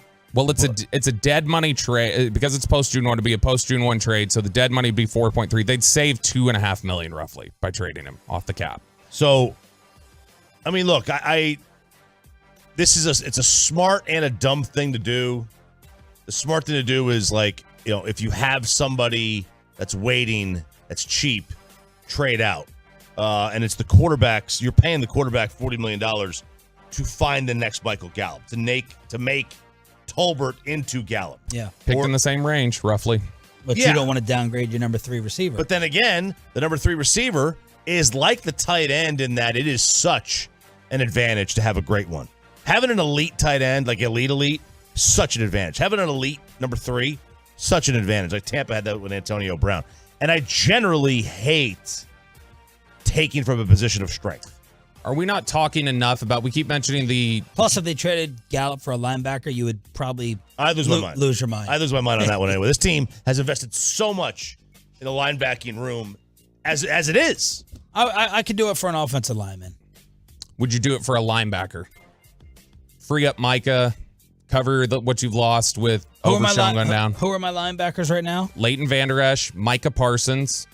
Micah does not count. Next. Damone Clark, Devin Harper, Jabril Cox. Ugh. I'd listen. You'd listen on a linebacker? I'd listen on a linebacker. Which they have plenty of depth on the defensive side of the ball. That's clearly one area where Denver has not struggled this year. Randy Gregory could play some linebacker, I guess, if you really need him to. If Mozzie does his job, then the linebacking core will be good. I mean, that's part of it. I'll listen to a linebacker. Run and chase will. That's what you want. You want the guy to just keep him clean on the second level, let him run through the line of scrimmage and make plays. So, yeah, if Mozzie does his job, that improves your linebacking core in a big way. Why are we... And I know it's fair to talk about Jalen Tolbert's confidence issues and what's going on between the ears and everything else. He's talked about that himself very publicly, and that it's a work in progress and it's something that he's building towards. Why don't we have that same discussion when we're comparing Tolbert and Gallup? Why aren't we having that same discussion about Gallup, who clearly had issues with confidence last year coming off the injury? Great question, but we've seen it. We know Michael can play. We have no idea if Jalen Tolbert can play. I don't have any idea if he can. They may have. They have more of an idea in practice, but not in real games. We've seen it from Michael. He does. You would say, though, that Tolbert looks different than what you saw in camp and preseason last year, right? I mean, Ray Charles can see that. I mean, everyone knows that Jalen Tolbert has been a 180, but he hasn't done anything in a regular season game. Michael Gallup has. Just something to consider. Third rounder.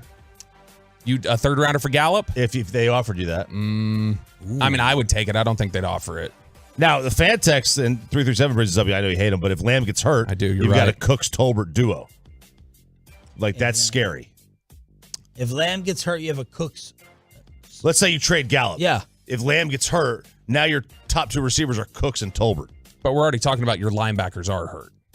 Your linebackers hurt, and you're missing people, and you need depth. They don't matter. Well, I mean, they kind of matter. They've mattered enough to get run over by San Francisco a couple years in a row.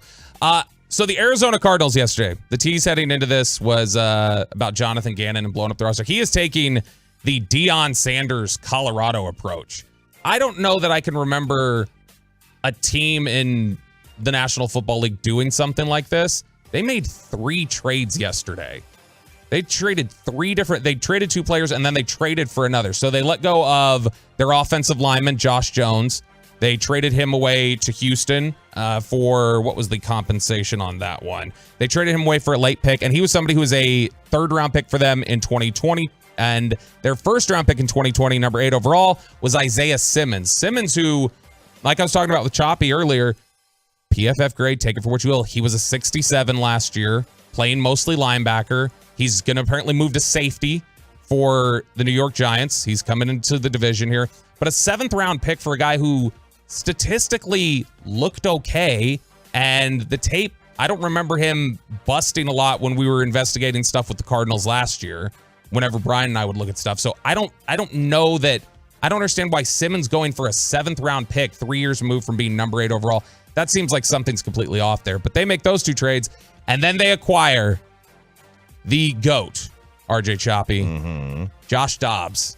Yes, sir. Tennessee Volunteer, who go Vols, baby, who looked okay last year for the Titans against Dallas. He didn't play horrible. He played okay against Dallas. He didn't look like he didn't belong, but he didn't. First time he'd played in like 5 years. Yeah, he didn't look like he didn't belong. He's a smart guy. He was like a intern at NASA in college. So the Cardinals traded for Josh Dobbs yesterday. The Browns get a 5th round pick from Arizona. It's the same one that the Arizona had received from the Eagles in their tampering settlement. And then Cleveland is also sending a 7th. So it's a 7th and Dobbs to them. But they're already getting new backup quarterback in there. Jonathan Gannon is purging a starting offensive lineman. He's getting rid of a key piece in terms of reps on their defense. And Gannon obviously being a defensive guy, there's something that's broken for him there. Below the belt every day at this time. Cowboys coverage tomorrow at 4 p.m. Final preseason game against the Rangers in Arlington. Our final Rangers ticket giveaway and a baseball insider from ESPN joins us next to try to fix this thing. Final hour of the week with Sean, RJ, and Roberto after this. Let's get you over to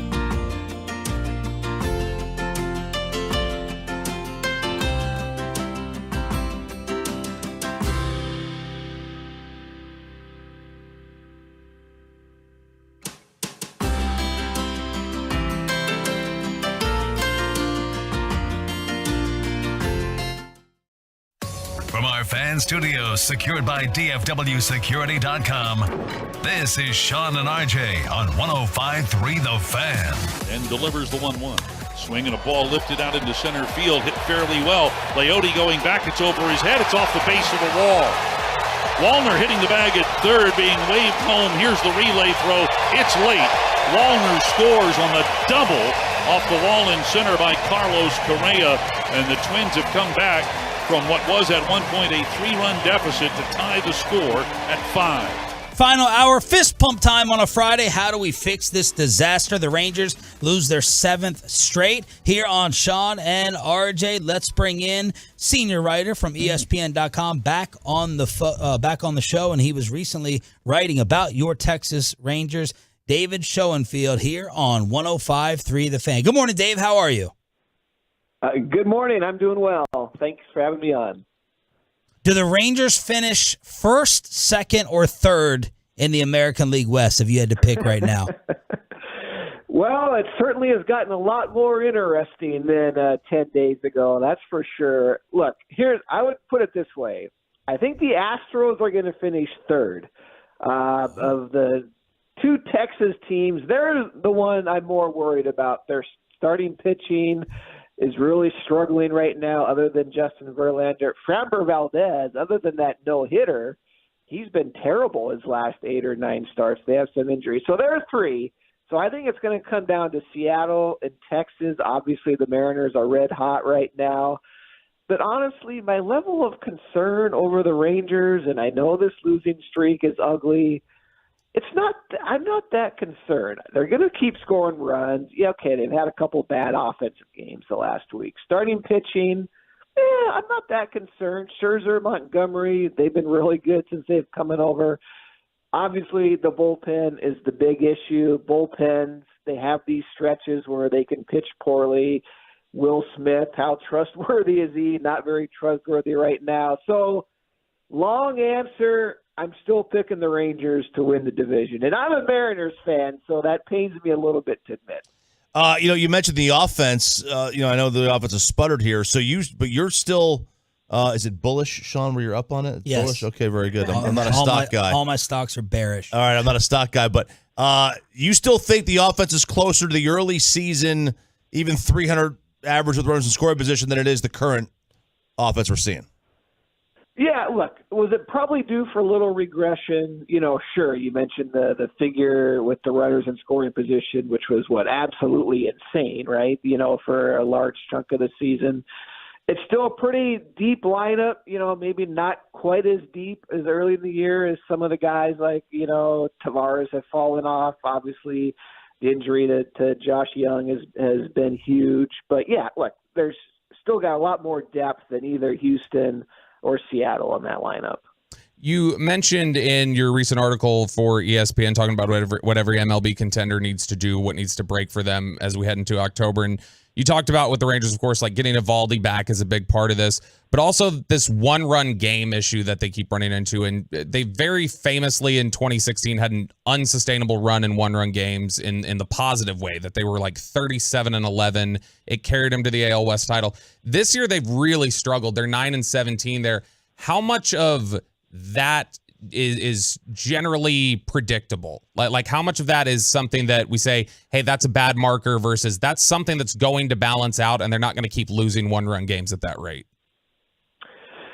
Yeah, I mean, you don't want to completely dismiss it, especially if it is, the bullpen blowing, leads in the late innings. That can be a real issue, although with Will Smith in particular, I'll point out when he was with the Braves in 2021, he had a bad regular season. The Braves were terrible in extra inning games. Smith lost a bunch of those games. And then they get to October, he doesn't allow a run. So it's not really that, at least as far as what's going to happen in October, it's not predictable at all. Teams can have a bad regular season, one-run games, and then it's a whole new season once the playoffs start. You can turn that around with the flip of a switch. So minor concern, yeah, but predictable, not really. David Schoenfield, ESPN, joins here 105 through the Fan. So do you see this bullpen as kind of like the Nats in 2019 where they had like a 5-something ERA in the regular season? They're at that level bad. And the Nats bullpen did okay in the postseason. I mean, they improved their ERA by almost 2 runs. Yeah, again, very unpredictable. One thing we've known, we look at what Houston did last year they had about 7 or 8 relievers you could count on. Certainly that's the preferred situation going into October. The Nationals, that was a bad bullpen. They had about 2 relievers, if I remember, Sean Doolittle and Daniel Hudson, who they could rely on. Remember, they used starters in relief throughout that postseason. Strasburg, maybe that's a reason he's now heading into retirement, blew his arm out that October. Patrick Corbin came on in Game 7 and pitched 3 shutout innings. So now the Rangers have some starting pitching depth. So using, you only need a 4-man rotation. So they could push a couple of their starters back into relief. That creates a little more depth. When you talk about how you think Houston is clearly going to finish 3rd for you in this AL West race and that it'll be a Seattle-Texas thing. Do you think this is the kind of thing that we're looking at with that final 4-game series, the last weekend in September in Seattle between Texas and Seattle? Do you think we're only going to find out who's winning the division that weekend? Is it going to be tight all the way up till the final game? Yeah, I think so. I've watched a lot of Seattle. They were kind of underachieving all season, especially on offense. So the last month or so, the offense has finally kind of kicked it into gear, especially Julio Rodriguez. So yeah, the Rangers and the Mariners play 7 of their last 10 games against each other. So I do think those 2 teams are going to battle down to the wire. The one issue is Seattle. They were going to go to a 6-man rotation, but one of their rookies got hurt, so they're back to a 5-man rotation, I guess. They have 2 other rookies in their rotation. George Kirby, he's their best starter, but he's pitched more innings than he ever has. He's only in his, 2nd season. So I think for Seattle, you got to worry a little bit about, are these starting pitchers going to hit the wall? And that, might help Texas pull away, but I think it's going down to the wire. David, what would you say is the biggest advantage that Texas has over Seattle down the stretch, and maybe something where Texas is vulnerable compared to Seattle? I'm looking at the schedules right now. I know Seattle, I think they play Oakland this weekend, but then their schedule really picks up. They've had a little bit of an easy stretch lately. They played the Royals, they have Oakland. But I know in September they got the Astros a lot. They got the Rangers a lot. They got to go to play New York, which even though the Mets aren't great, playing in New York's never easy. I'm looking at Texas. So, yeah, Texas, Minnesota, Mets, Minnesota, the next 9 games. That's a pretty favorable stretch, right? I know the Twins over 500, but they're not that good. Then you got Oakland. So I think the Rangers have a little bit of a schedule advantage, but that's a minor thing. Mostly I'm just looking at the lineups, and I still think Texas has the better, deeper lineup. David Schoenfield from ESPN here talking about the Rangers collapse right now on your home for Rangers baseball. Is it a collapse? What's the word you would use? Struggle is too light? Well, let's put it this way. The lead's 1 game. As soon as we end up in a tie, then the pressure really starts mounting, right?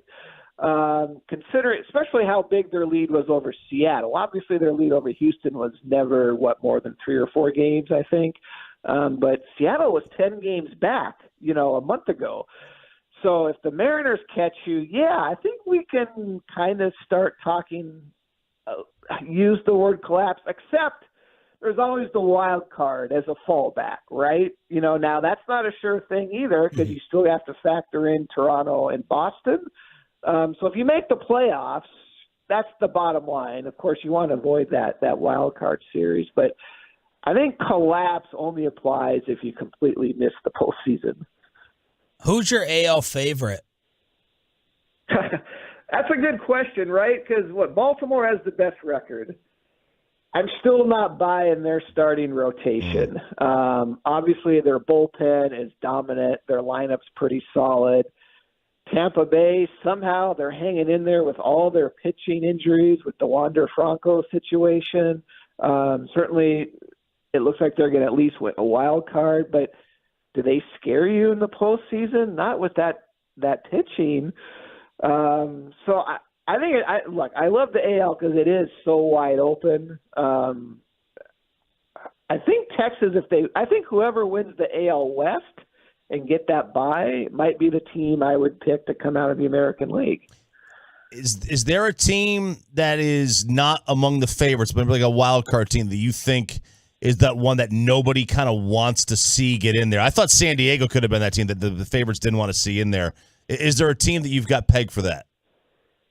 Yeah, I mean, in the American League, I'd put Toronto just because their lineup feels like it's underachieved a little bit all year. But if Vladimir Guerrero gets hot at the right time and Bo Bichette gets hot, that's still scary. But their starting pitching is really good with Kevin Gossman. And you say Kikuchi's been one of the best pitchers in the American League the last 2 months. Jose Barrios has had kind of a rebound season, and their bullpen's pretty good with Jordan Romano and company. So I don't think anybody in the AL wants to play Toronto. Over in the National League, the Phillies, they're in a wild card position. They're not going to win the NL East, but certainly we saw what happened with Philly last year, coming from the number 6 seed to reach the World Series. The Phillies, again, lineup depth, experience. They have, to me, an ace and Zach Wheeler. I would not want to play the Phillies.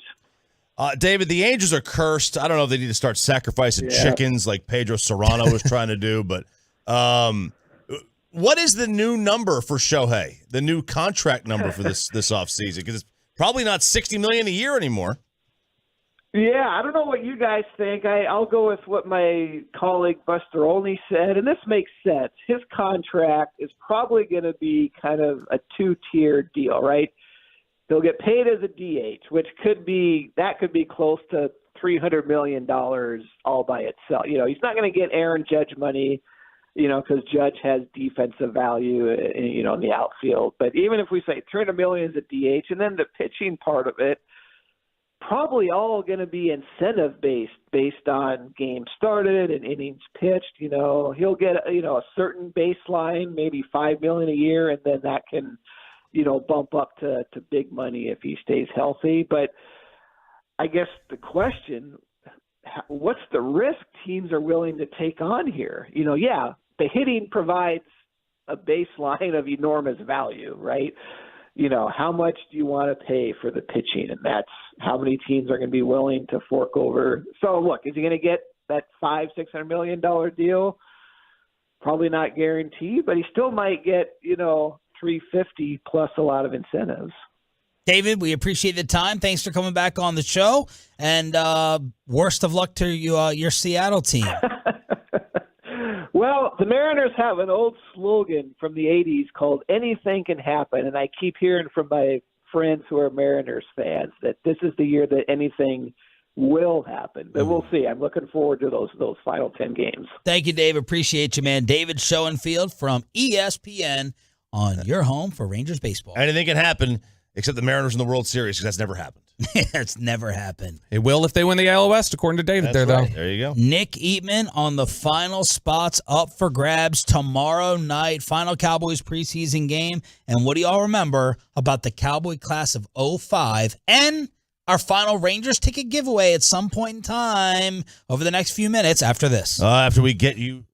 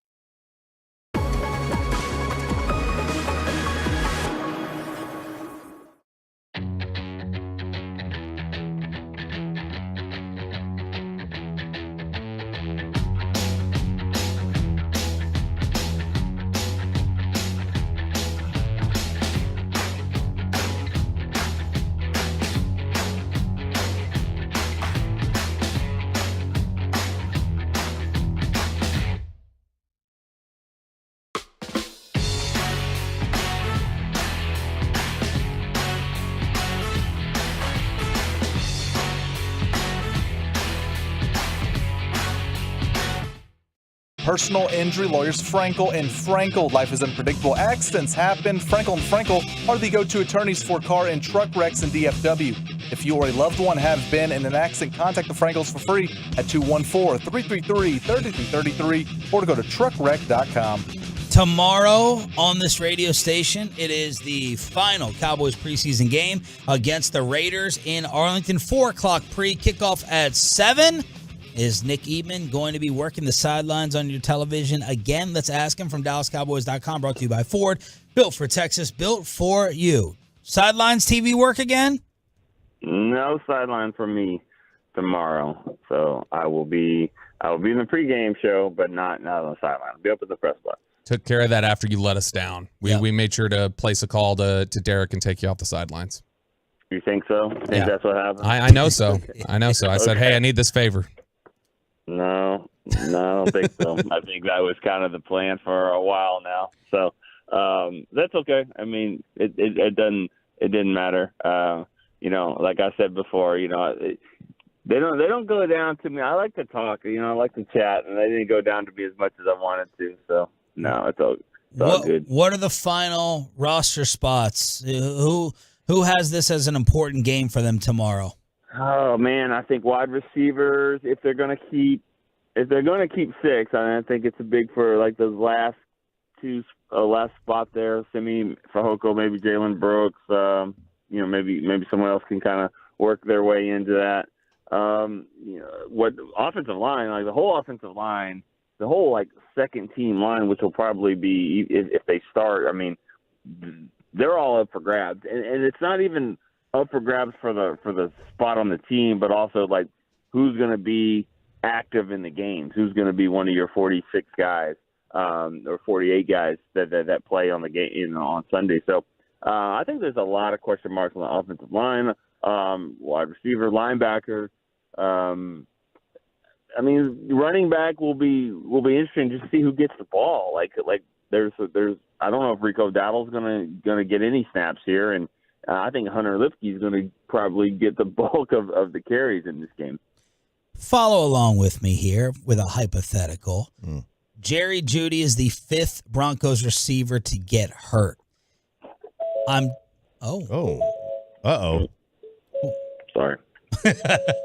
Are you at a casino? Yes, I am. Yeah. That sounds like a slot machine. Casino, not a sports book.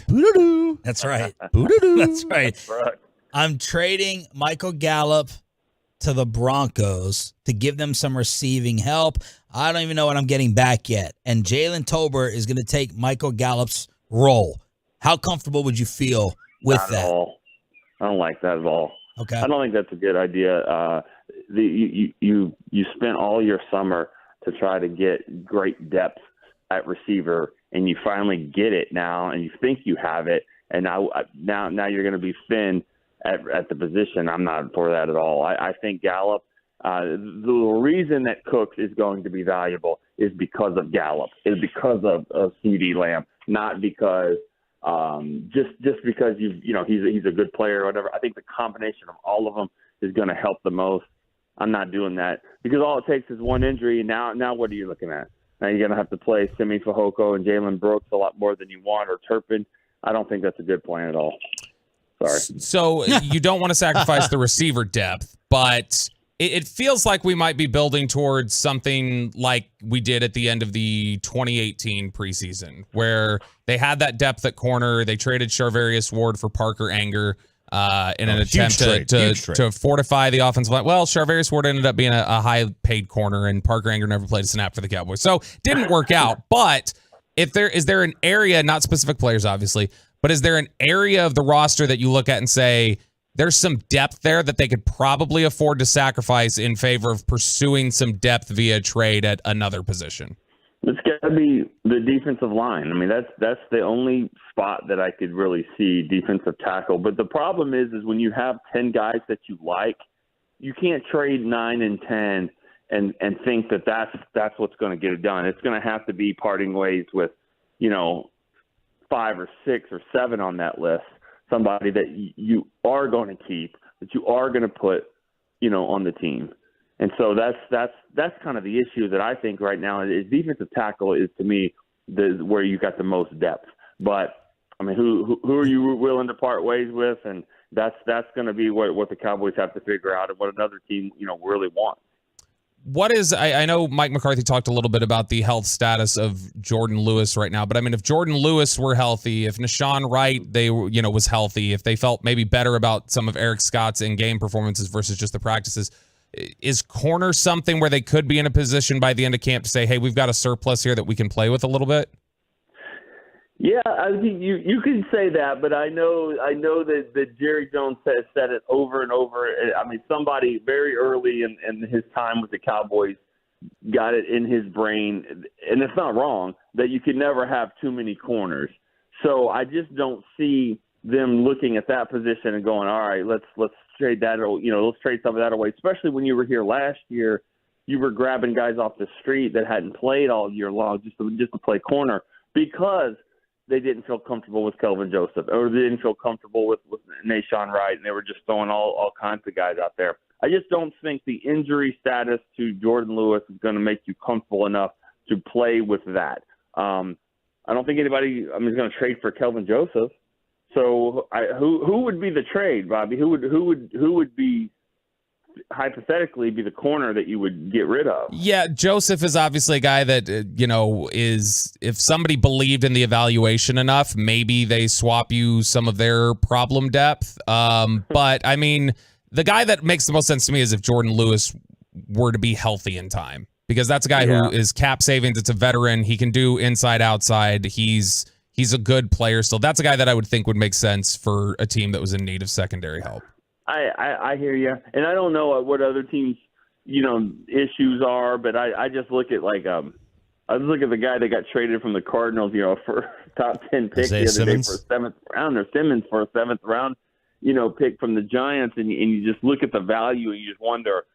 And I know that Simmons is got he's got his own situation happening where I guess he didn't just meet expectations for the Cardinals, whatever it is. But I can't imagine Jordan Lewis getting you, who's been hurt for a year and a half, getting you a whole lot of depth. I'm all for making the team better if that works. I don't really see that happening, and I just kind of get a little shaky on trading depth away because you think you have a little bit, and the next thing you know, you're going to be grabbing guys off the USFL just to fill your spot, and you're like, man, I wish I wouldn't have done that. So I don't know. is it offensive line or linebacker? Is that? I mean, I heard y'all this morning kind of talking a little bit about it. Is that the two positions that you guys think, man, they gotta fix here, linebacker and O-line? Linebacker depth is the one that I think is the easiest to find across the league that would help you. Offensive line depth would be great. It's just I don't think a lot of teams have it. Right, and they don't like to part ways with it, and you find someone that you've been developing, you really don't want to lose them. So there will be tackles and guards that'll be on the waiver wire, but I just, they're not going to be probably anything better than what you already have. Linebacker, though, I agree. I feel like you're going to be able to find a linebacker that has been around the league a little bit, and especially when you think about what they want, they're going to want them to play special teams. So I think you're going to be able to find a linebacker somewhere without even having to make a trade. I would think there will be somebody you can add here late in the game. Nick Eatman, DallasCowboys.com here on The Fan. Before we get to y'all's latest Deep Blue project, DallasCowboys.com, your Sam Williams reaction. Unfortunately, not really surprised, just because these were some of the things that he was dealing with coming into the Cowboys, and what their team had to do a lot of homework on him, just to kind of see if this was a pick that they wanted to do, and they obviously decided that it was. But major things, no, like they don't seem to be major. But it is, and everyone knows that person that they work with or their friend, where it's always something. It's always something there, and that's what you don't want this to be a pattern.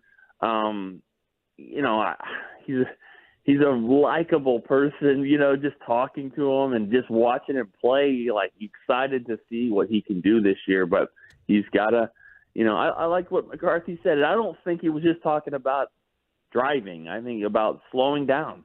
He's got to slow down and with his life and which is, it sounds easy, but when your job is to screaming off the edge and rushing the passer and trying to go as hard as you can, that is a balance that all these football players have to deal with, and I think he'll be fine. I do think that Cowboys are going to give him every opportunity to work through any issues that he has and trying to help him.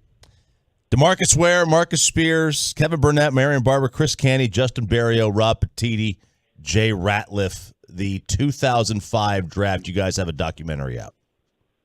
Yeah, we put that out last night, and it'll air on Channel 11 before the game, 2 hours before the game on Saturday. Really excited about it. That was the one that I was a big part of and tried to get. We got Marcus and DeMarcus and Kevin Burnett, kind of got them all here together for a sit down, and then we flew out to interview Chris Canty, and we also thought it was a great.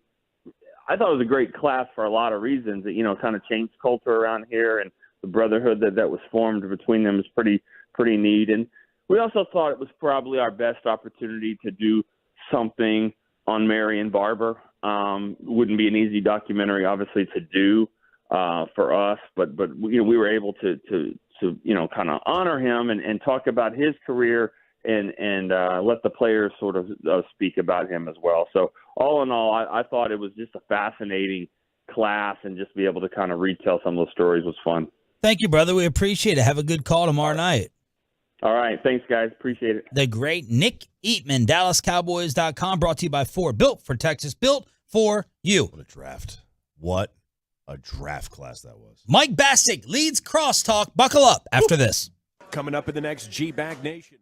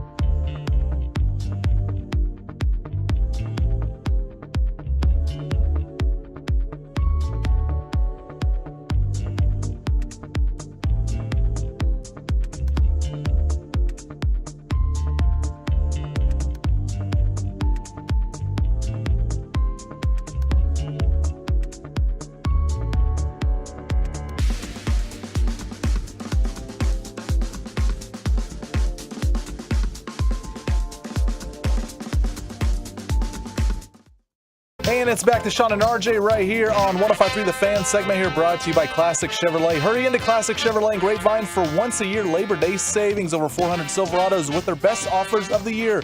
See them all today at ClassicChevrolet.com. Do not miss your chance to upgrade for less. This is Texas. This is Classic Chevrolet. Relax, enjoy the difference, and find new roads. All right, so it's the Mike time. Oh, my God. Corey Major. I was thinking about Shohei Ohtani because you guys just did crosstalk about the most meaningless football game in the history of the world tomorrow. When's Mickey's segment? 11. Okay. We'll find out. We'll find out. And that's not a shot at Mickey. No, it's just, What about it is us? what it is. I don't even think, I'll start it off here. I don't even think the coaches want to play this game. I think if you put a lie detector test on McDaniels and McCarthy and you said, do you want to play this game? And if they answered yes, it would just ring of like, no, they don't. They would rather have a controlled scrimmage at best so that they can be like, hey, we just want to see these guys in these situations in a controlled scrimmage. We don't really want to play this game. What's the usual TV rating, I wonder, for the final preseason game? I would say it is somewhere in the neighborhood of 15 to 20 times the average Rangers or Mavericks game. That high? Oh, they're going to The get final preseason? I think like this it will get get a like 20 a rating. 12 to 15. Oh, my Lord. I mean, when I first started working here, preseason games were getting 29s and 30s. Mostly people don't know. Like we're not casual fans. 80% of people who watch Cowboys football are casual fans. They're turning in, they probably, I'm going to guarantee you right now, 50%, not of our audience, 50% of the people who are tuning in to watch the game tomorrow night, they think they're going to be watching Dak Prescott and Tony Pollard and CeeDee Lamb. They don't really even know. And then they turn on and they're like, oh, it's a preseason game. But I think very casual fans have no clue on who's playing, the basic calls they're going to make sure they're going to try their best to get nobody hurt. So I think that the number is always high because football's the easiest sport to be a fan of. You really don't have to commit much time to be a football fan. And so I think they like, oh, Saturday they're playing, I'll turn it on. And then they're kind of like, it's on, so it counts as a rating. But I think that they get disengaged really quickly by who's on the field, not knowing that this was what they're going to be watching. Hardcore Cowboys fan, definitely going to be watching. They care about the 52nd and 53rd guy on the roster. I'm going to poll people at the bar tonight about this. I'm just going to stop random people and go, who is Dak Prescott playing in the game tomorrow night? Are you a Cowboys fan? Is Dak Prescott playing? And I'll come back with the results on Monday. Record it. Yeah. I will. Record it. And props to Bobby and all the turnout in Louisville last night. 20 drinks for Bobby. Dude, it was popping. Shout out that you bought, not Braden. that you drank, right? No, drank. Braden, Dom, Braden with his new baby, Nova was out there. Ian, who goes by Mac Man. It was a good time. A lot of good Tolos out there. All right, so I want to talk Shohei Ohtani. You brought this up yesterday during Crosstalk, and it made me think a little bit more as, you kind of start gaining your thought on, okay, what is the cost going to be? And I think this is important for people to understand because during our break, you guys haven't read the Forbes article that came out months ago that Shohei Ohtani generates $25 million more per year than any player in Major League Baseball. Aaron Judge in New York, you name the player, they do not generate the revenue that Ohtani generates. In fact, it's $25 million more than pretty much any other player. So if I take that into account, if I'm an owner and I'm going, all right, Aaron Judge is worth a little over $40 million a year. If I pay Ohtani Aaron Judge money or offer Aaron Judge money, I'm actually only paying for $15 million because I already know he covers $25 million a year of this salary.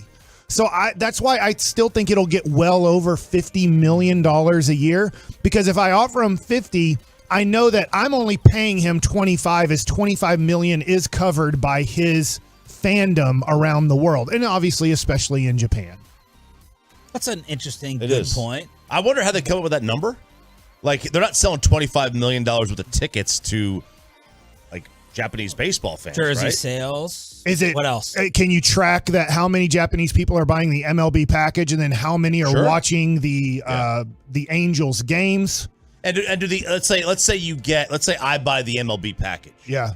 is that just it's it's like MLB TV is like $130 for the year. Is that just divvied up evenly among the 30 teams? That's what I always thought. Like if I'm the Angels, To be fair, I've not seen this article, but that's what I Type thought. in Forbes Ohtani. I right will now. go check it out. So like if that's the case, like if I live in Japan and I buy the baseball package, does MLB just assume all that money is for Shohei? We're going to give all that money to the Angels, or I mean, how does it work? Yeah. How much are they getting? I understand what you're saying. I don't understand that part of it, but you can say Forbes is lying right now about Ohtani making that much money for a team? No, I don't think they're lying. I'm just saying from the MLB TV perspective, the extra innings package, like if it's $4 a team that they're divvying up per person, that doesn't seem. And I don't like know a this. lot. In Japan, can you just buy the Angels package? I don't think so, Probably but not.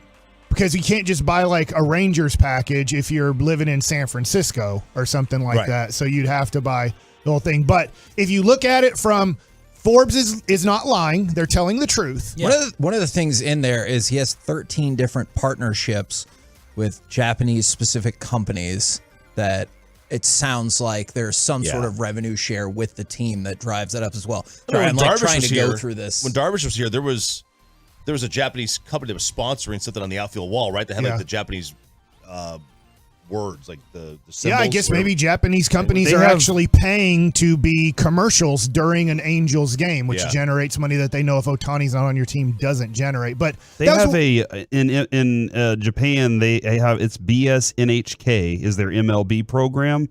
It just follows Ohtani. Anywhere he goes, in the dugout and warm-ups, whatever he's doing, that's all it does is follow Ohtani. Really? So they don't even watch the game. Yeah. They don't watch the game. It's like they just picture the dugout. Well, maybe, and I don't know this, if I run a Japanese television company, can I go to MLB and go, I want to pay you guys $100 million, and maybe that's too much, to run every Angels game on my channel? I have no idea. There has to be a way that he's generating this money that, so that's one of the reasons he didn't get traded. So you have to understand this. What was one of the reasons the Angels didn't trade him? Well, if you're Artie Moreno and you're the owner of the team, you know as soon as you trade him, you lose $10 million this year in revenue because the August and September revenue that you're going to generate through just having Ohtani on your team is gone and done. It goes and it moves to whatever team it was going to.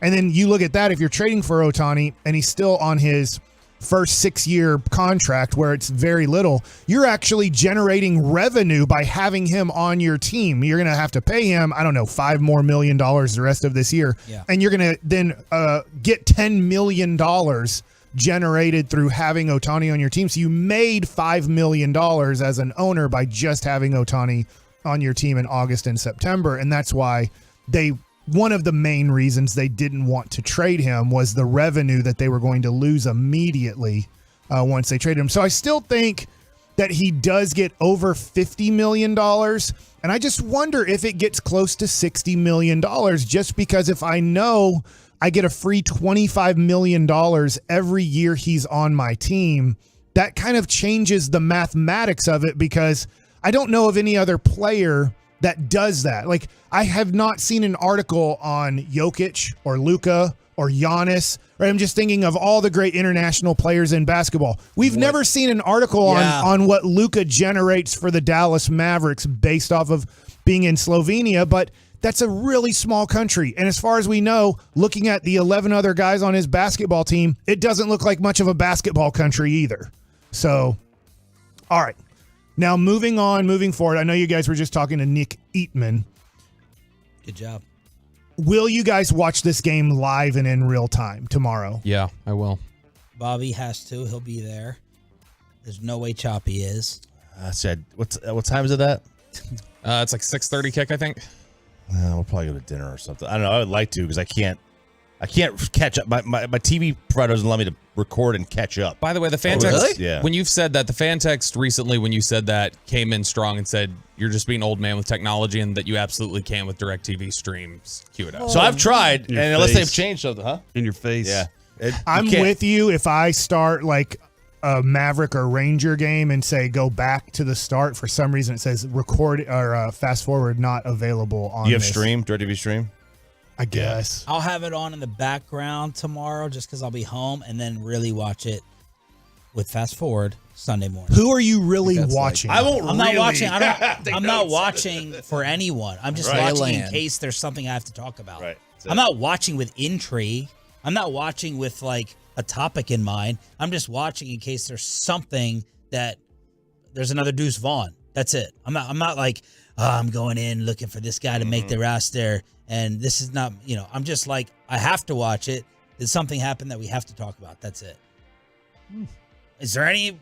I mean, unless you're a scout, is there any other approach other than that? Y'all were just talking about Eric Scott maybe not being as good in the games as he had in the practices. So maybe him, Isaiah Land. There's a couple of people, but I totally get your point. Isaiah Land still has a shot at the roster. Like he's got a shot at being on the 53. So he's somebody that's worth watching. I think it's all the guys who you're worrying or you're questioning where their roster spot is. So Kelvin Joseph is of interest. Eric Scott, Isaiah Land, Neville Gallimore, Quentin Bohanna, some of the guys on the interior.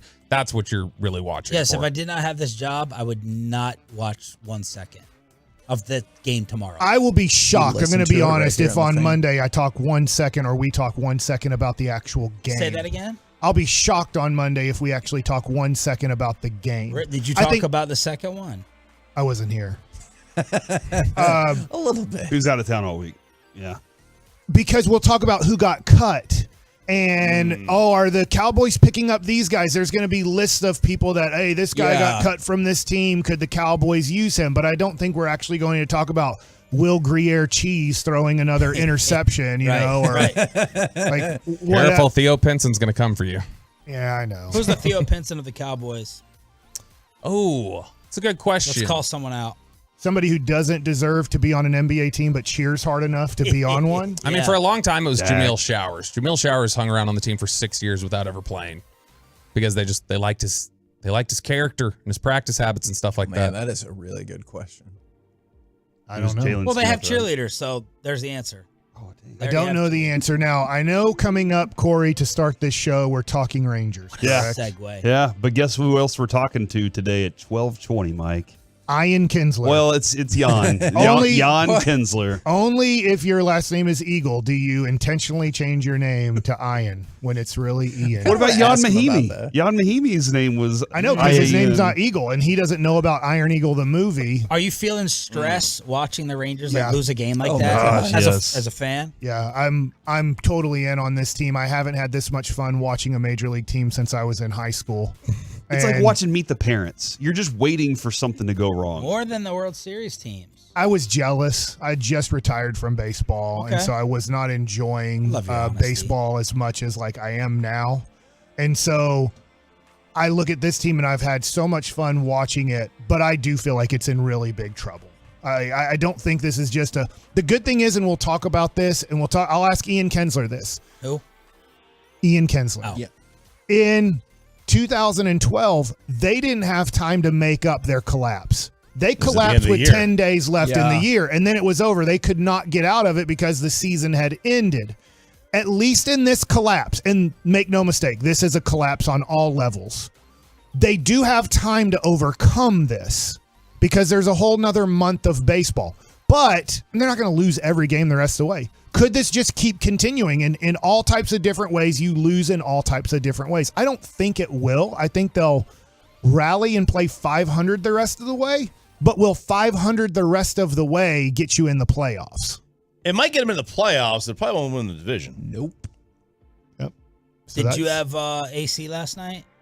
Yes. No. Rolling blackouts. Yeah, and some people are like, oh, I think it was like doing a transformer thing or whatever. And I'm like, how come it would immediately go off on every hour for 3 straight hours and then come back on for 1 hour? So I don't know. So you didn't have to sleep at Corey's house? I did not. Nice. Unfortunately. Good. And Tim Collins wants me to tell everyone it's not 6:30, it's 7 o'clock as Cowboys Raiders kickoff. Let's Yeah, go. we know that's some insider you are. Where's Our Fitz? coverage- I just know I got to be there 5 hours before kick. That's what I know. Coming up next, we break down all the plays that could happen tomorrow night. Cowboys, Raiders, John Madden versus Tom Landry 7 on o'clock. 105.3 The Fan. Both dead.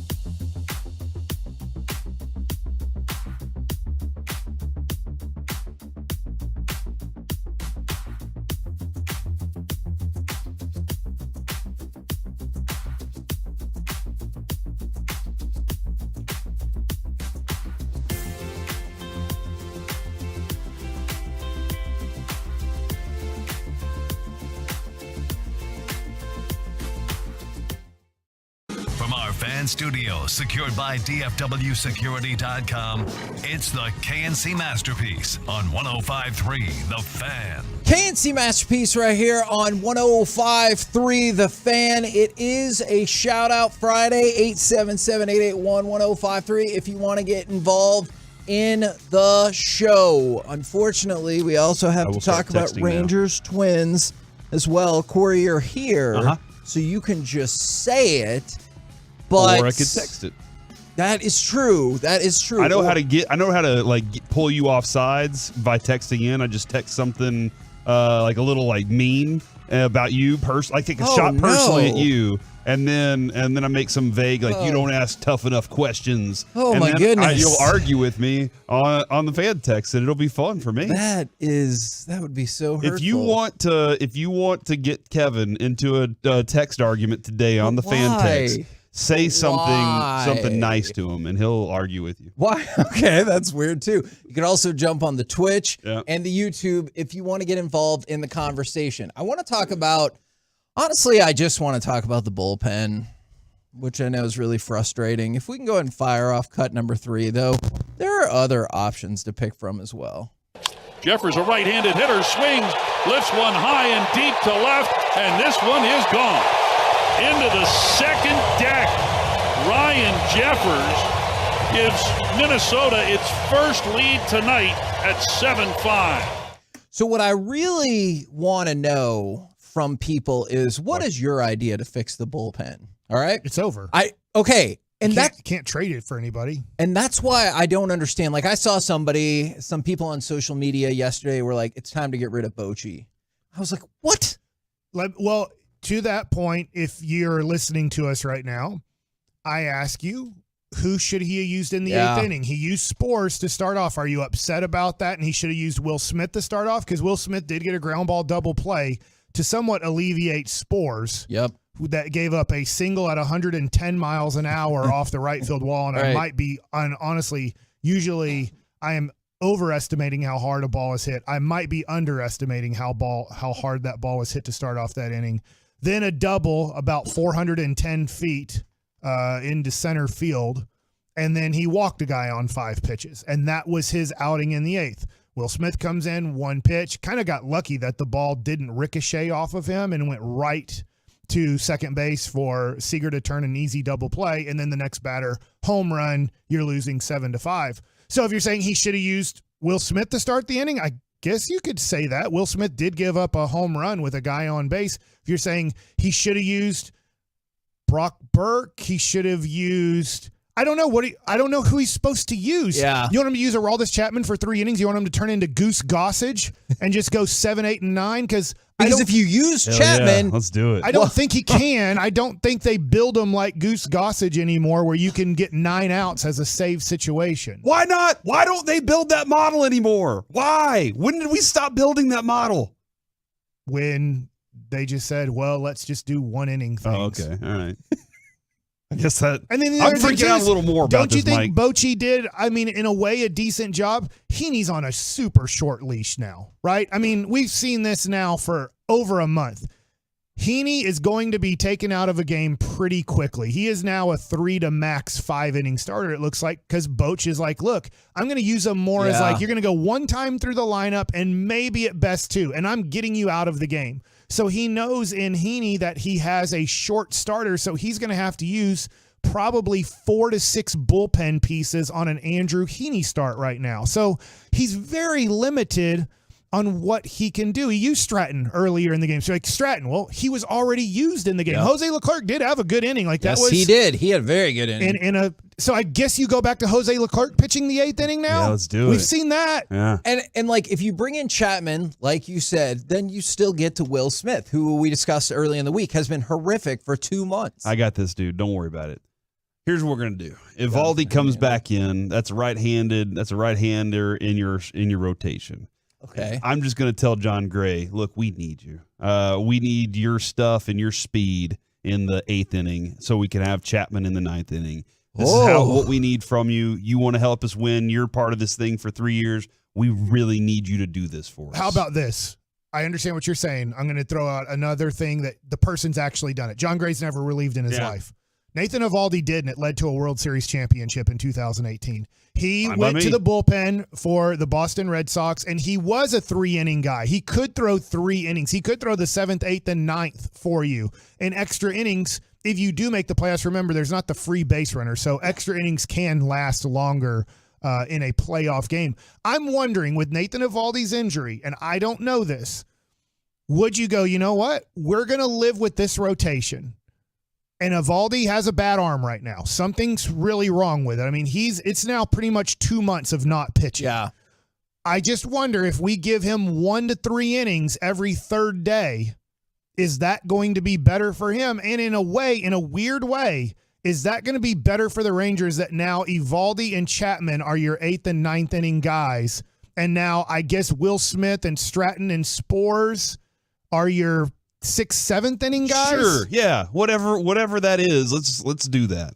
Would you consider then how wild would it be, Kevin, if the master plan all along was around mid-season, around trade deadline, we're going to put a kibosh on Eovaldi, and we're going to add another starting pitcher, and we're going to re-stretch Eovaldi out for to be a bullpen guy. It is a weird thing, but something that I can't remember if it was Eovaldi or their Mike Maddox and their trainer were talking about earlier this week is assuming Eovaldi has no soreness today. So obviously we'll find out as that goes along. They said he doesn't necessarily have to rehab. He could go ahead and start with short work. But to y'all's point, what if instead of using him as the opener for 2 innings or whatever, you use his short work at the back end where you desperately need it? Yeah. Now, I know that might not fit a fix to the bullpen because maybe he's still only going every 5 days. But hell, you could pick out 3 games in the last 5 days. And win them. Yes,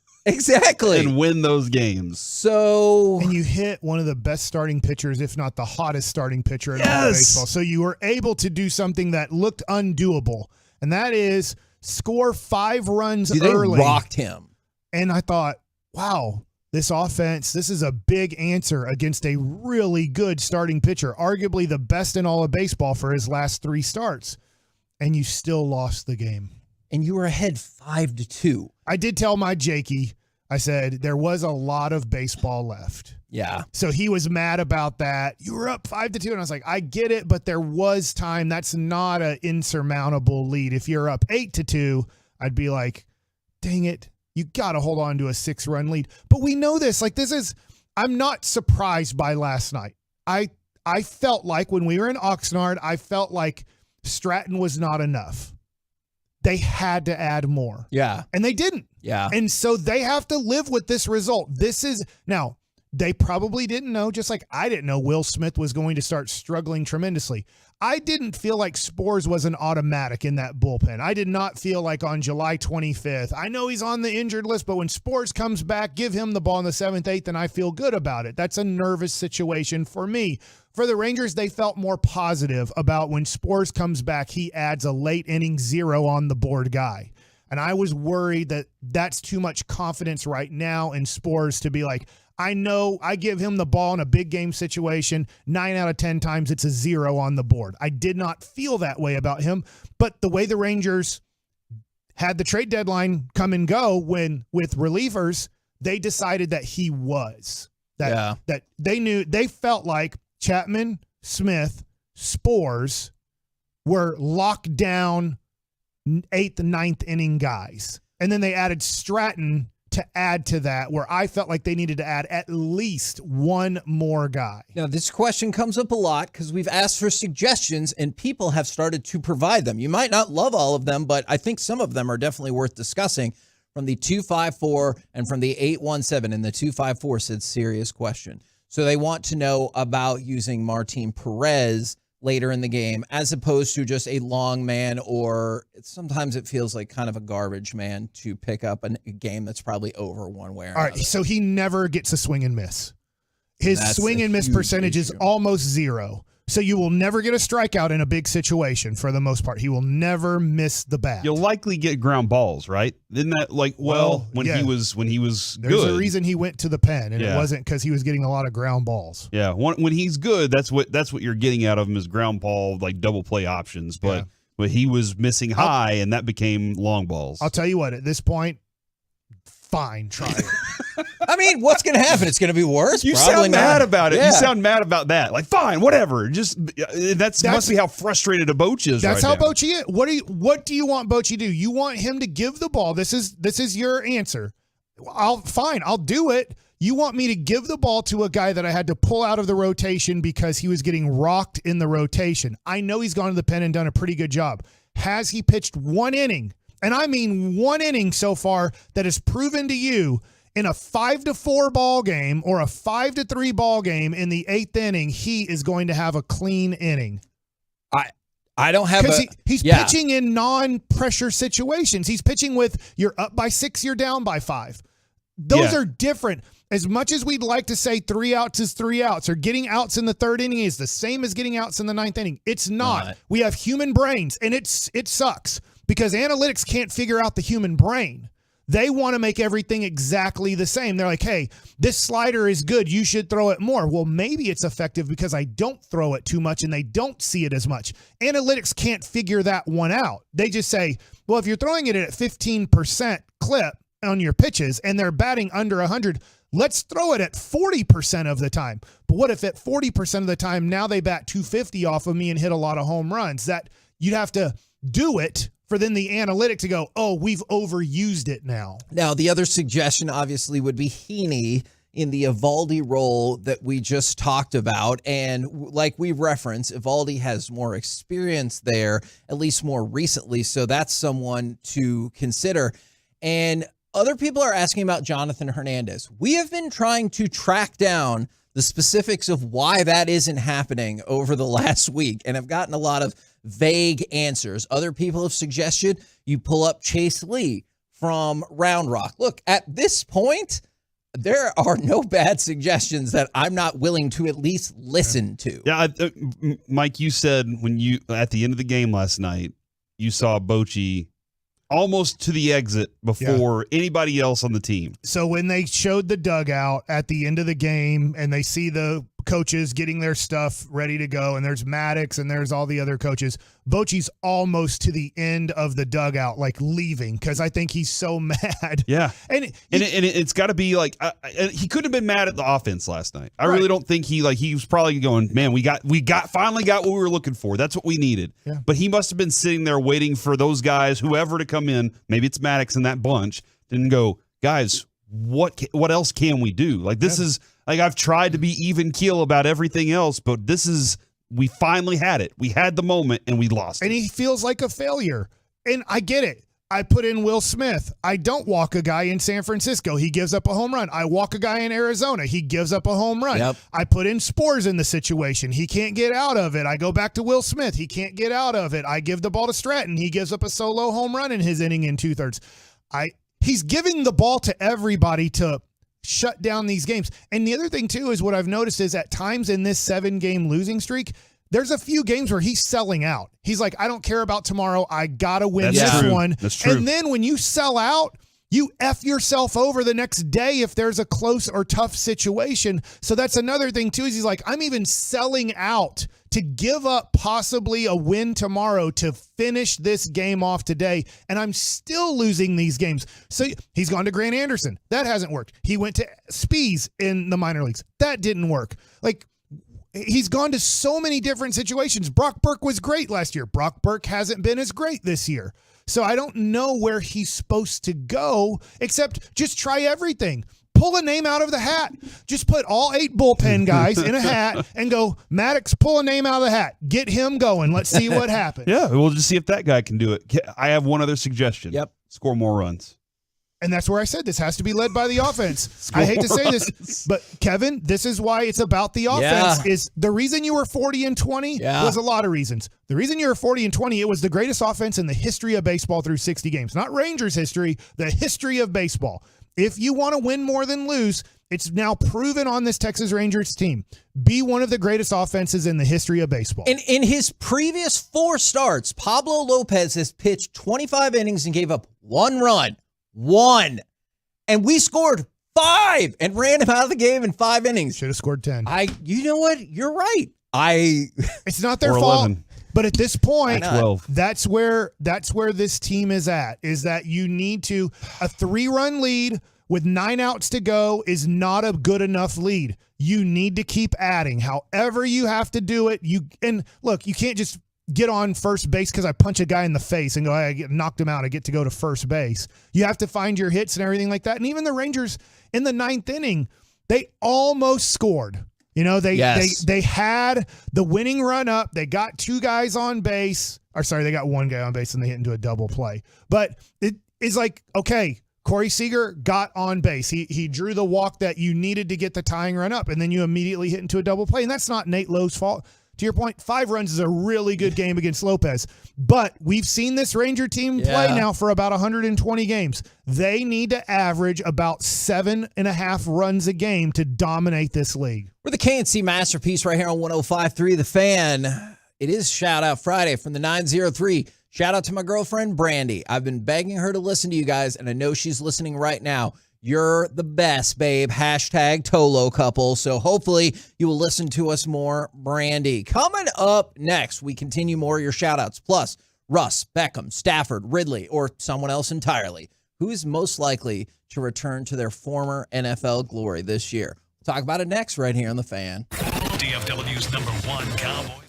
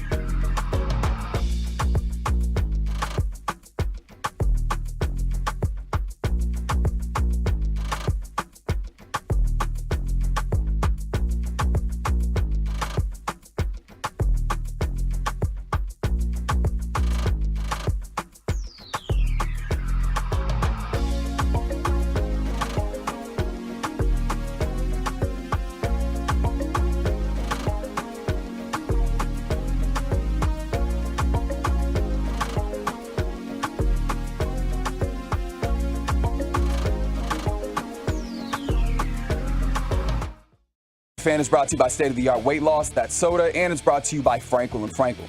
Life is unpredictable. Accidents happen, and Frankel & Frankel are the go-to attorneys for car and truck wrecks in DFW. If you or a loved one has been in an accident, contact Frankel & Frankel for a free consultation at truckwreck.com or call 214 or 817-333-3333. Here comes the snap to Stafford, looking left, throwing left, the fade to OBJ, airborne with a two-handed grab, touchdown, OBJ. KNC Masterpiece back here on 105.3 The Fan. Russ, Beckham, Stafford, Ridley, someone else entirely.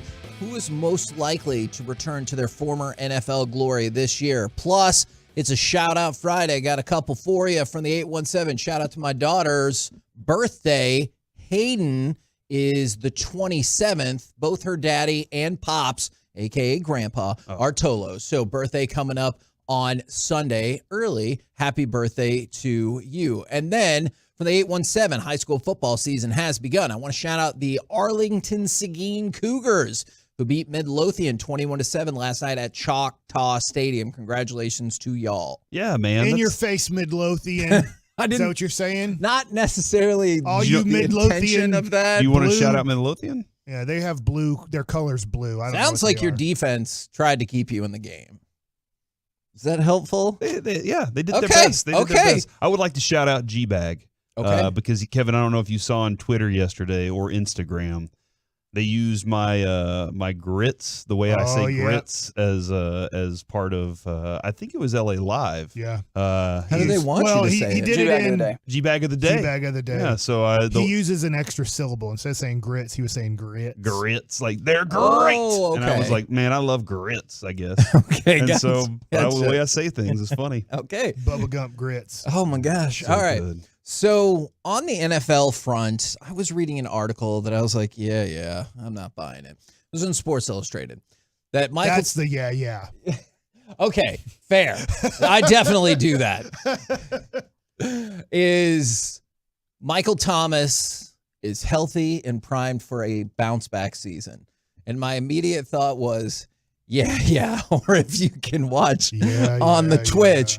And so I was curious, and the names that immediately jumped to mind, but it can be anybody, were some of the top candidates are Matthew Stafford, Calvin Ridley, okay, Odell Beckham, and Russell Wilson. Like, those are the people that immediately jump to mind that could take a big step up from last year. Obviously, in the case of Ridley, that's a different situation, but still.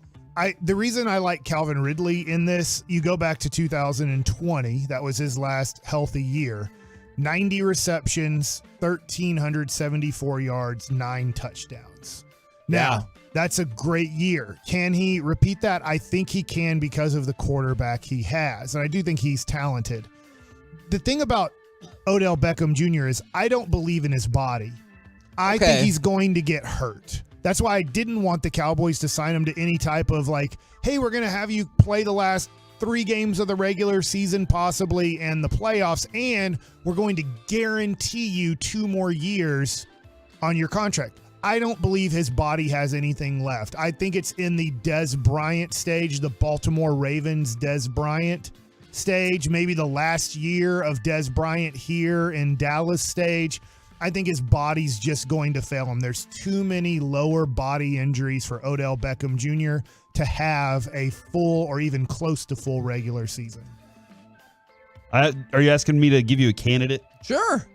Deshaun Watson. Well, that's a good candidate. This dude was. That's interesting. In Houston, we saw how talented he really was. Yeah. And you're just like, there's just still these things that you're missing. And I know he said that he and Patrick Mahomes are going to make this his draft class the best ever. Like he forgot to mention Mitch Trubisky. I get it, but that's Mitchell to you. Mitchell Trubisky. That's correct. He's still in the league. He plays for Pittsburgh. Oh, good for him. I think you're right. I think he was there last year. I just like that enthusiasm. Good for him. But I think Deshaun Watson and the Cleveland Browns will have a very good season. It's still a tough division. But they got a really good running game, a coach that doesn't take any crap because he's like, if you start a fight, you get to play or you don't. And I think that Deshaun Watson is still a good quarterback. And see, I think that's a really good answer because somebody asked this, and I definitely see their point, but they asked about DeMar Hamlin doesn't he automatically win this category by stepping back on the field? Now, comeback player of the year, he is an overwhelming favorite, but I don't ever recall him being like, nobody knows him for being great. Like he was a new backup last year. Exactly. How is he going to win comeback player of the year playing 87 snaps for the season? He'll be back on the field. I don't get a vote in this. I'm just telling you, betting odds are overwhelmingly going in that direction. But you're right. I don't recall him being like great. Whereas I remember seasons where Deshaun Watson was great. I remember seasons where Odell Beckham was great. I think Deshaun Watson, for me, out of the group that you said, I could totally see Calvin Ridley being really, really good. His quarterback's really good. His offense, he's got another wide receiver across from him, and Christian Kirk that's really good. Evan Ingram, if he can stay healthy, is really good. And does drop the big passes, though. That's one of his faults. What about TE? And Etienne, dude, he's a monster, dude. I love what he can do back there. So I think that's one of the reasons I am so high on the Jaguars this year. But I think the defense is phoning home. I think that Deshaun Watson would he be considered for that then? Because he didn't play part of the season. Yes. Okay. We've talked about this before. And my question is more come back to their former glory. But if we're just talking about comeback player of the year, it could be for any number of reasons. It could be because you were hurt, because you just didn't play good last year. It could be because you were suspended due to gambling. And so the person that I first thought of, but then I was like, that probably doesn't fit the category, was Tua. But I was like, I don't know if we've seen a season where Tua was elite.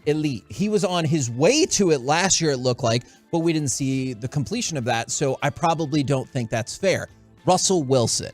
I wanted to ask y'all about that because I've said I'm not in the category of being a Denver believer, and I will be quick to apologize if that turns out to be wrong. But Russell Wilson, you said a while ago, Mike, I believe, that perhaps he had played his way out of the Hall of Fame. Yeah, Am I misinterpreting that? No. I think that if he is similar to what he was last year, even if he's a little bit better and plays another 3 years like that, I think a lot of the voters will start to go, he only has one Super Bowl. He's never competed for an MVP. And I think they start looking at him and go, he was carried by the Legion of Boom. Yeah. And go, he's a good player. We he should made get tons more of those money. guys in. More of those guys than we should him. Yeah, you're going to put in Richard Sherman. You're probably going to put in Cam Chancellor. he might be borderline. Cam Chancellor's going to go to the Hall of Fame. All right. So, that's two of the four guys that I'm putting in the Hall of Fame for kind of Legion of Boom situation. And then also Bobby Wagner's going to get in the Hall of Fame. So I just look at it and go, I think Russell Wilson's Hall of Fame status, which it looked like when he went to Denver was pretty secure, is now, I think, in jeopardy. And I don't think he's going to play that good this year. And I want to step that back. Maybe not Cam Chancellor. Bobby Wagner was the person who's a lock for the Hall of Fame. Okay. So that's why I said Cam Chancellor. Yeah, probably not. But yeah, no, you're on. Okay, well then, will this be the season? Because Russell Wilson has won. He's been on excellent teams. He's also had excellent statistical seasons. They usually just don't go together. Will this be a season where his team is good and he puts together an excellent statistical season? Dude, we saw Sean Payton turn Taysom Hill into a quarterback. All right? You think you can't turn... Did he? Huh? We saw Sean Payton put Taysom Hill on the field to play quarterback. There we go. Thank you. At times. And so I really do. I think Sean Payton is a very smart football mind. I also think that there's a lot of ego when it comes to him, and that could get in the way a lot of times. But I think he knows how to motivate his players. Now, Russ is, some people say corny. He's one of those guys that's just so middle for me. Okay.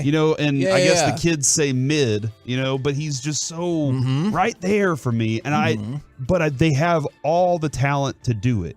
And if Sean Payton's right about how crappy of a job Nathaniel Hackett did last year, then yes, that's the only thing that they needed, right? Was coaching to be better.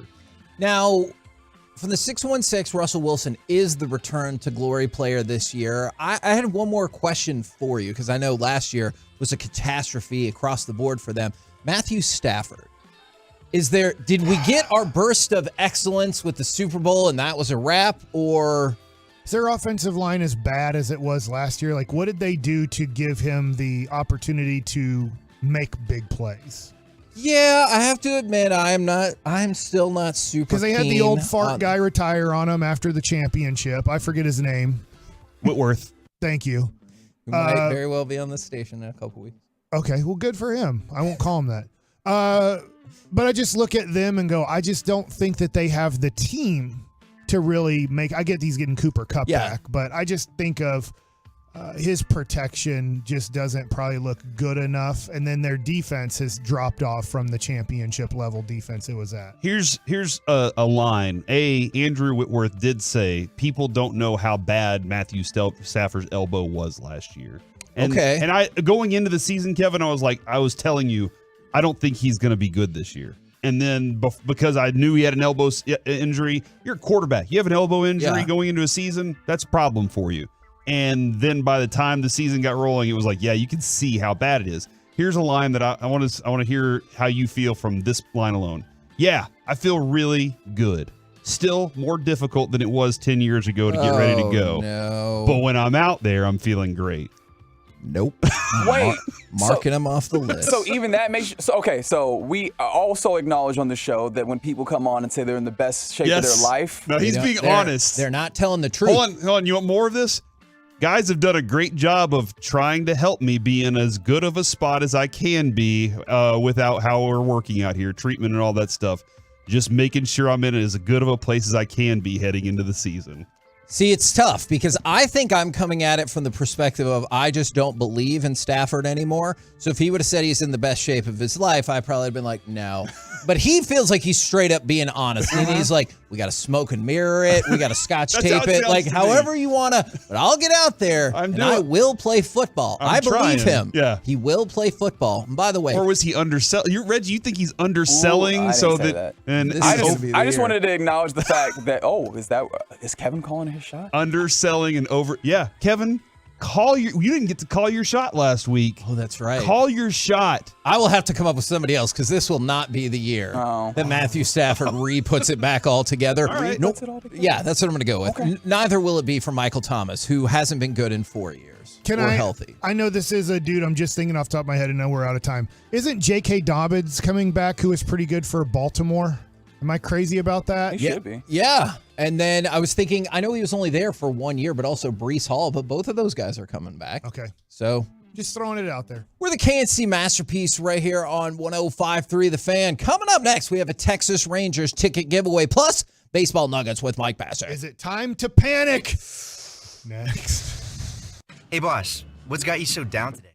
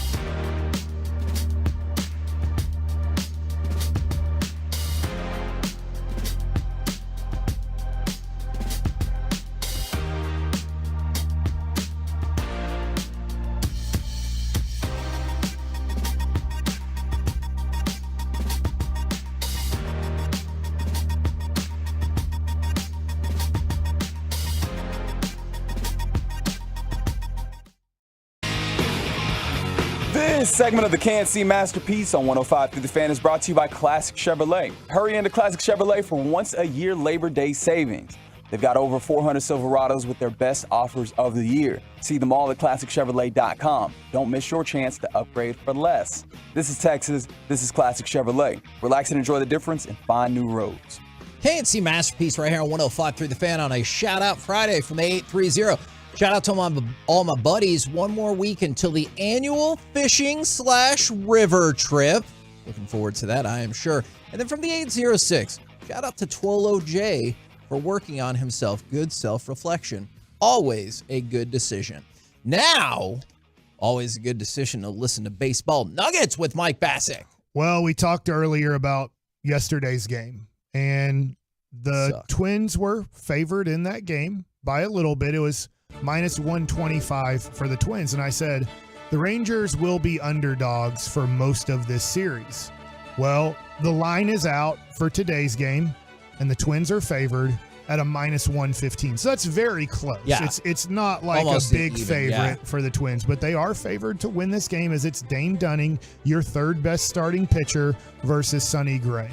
Because if the playoffs started today, I think I would go Scherzer, Montgomery, Dunning as my three starting pitchers. Yep. Assuming, because we still haven't seen Eovaldi or anything like that, right? Right, yeah. And if it was a 3-game series, those would be my three guys that I use. Now, gotcha. That would push, playoff-wise, that would push Sonny Gray. That would push Jonathan Gray into the bullpen and Andrew Heaney into the bullpen.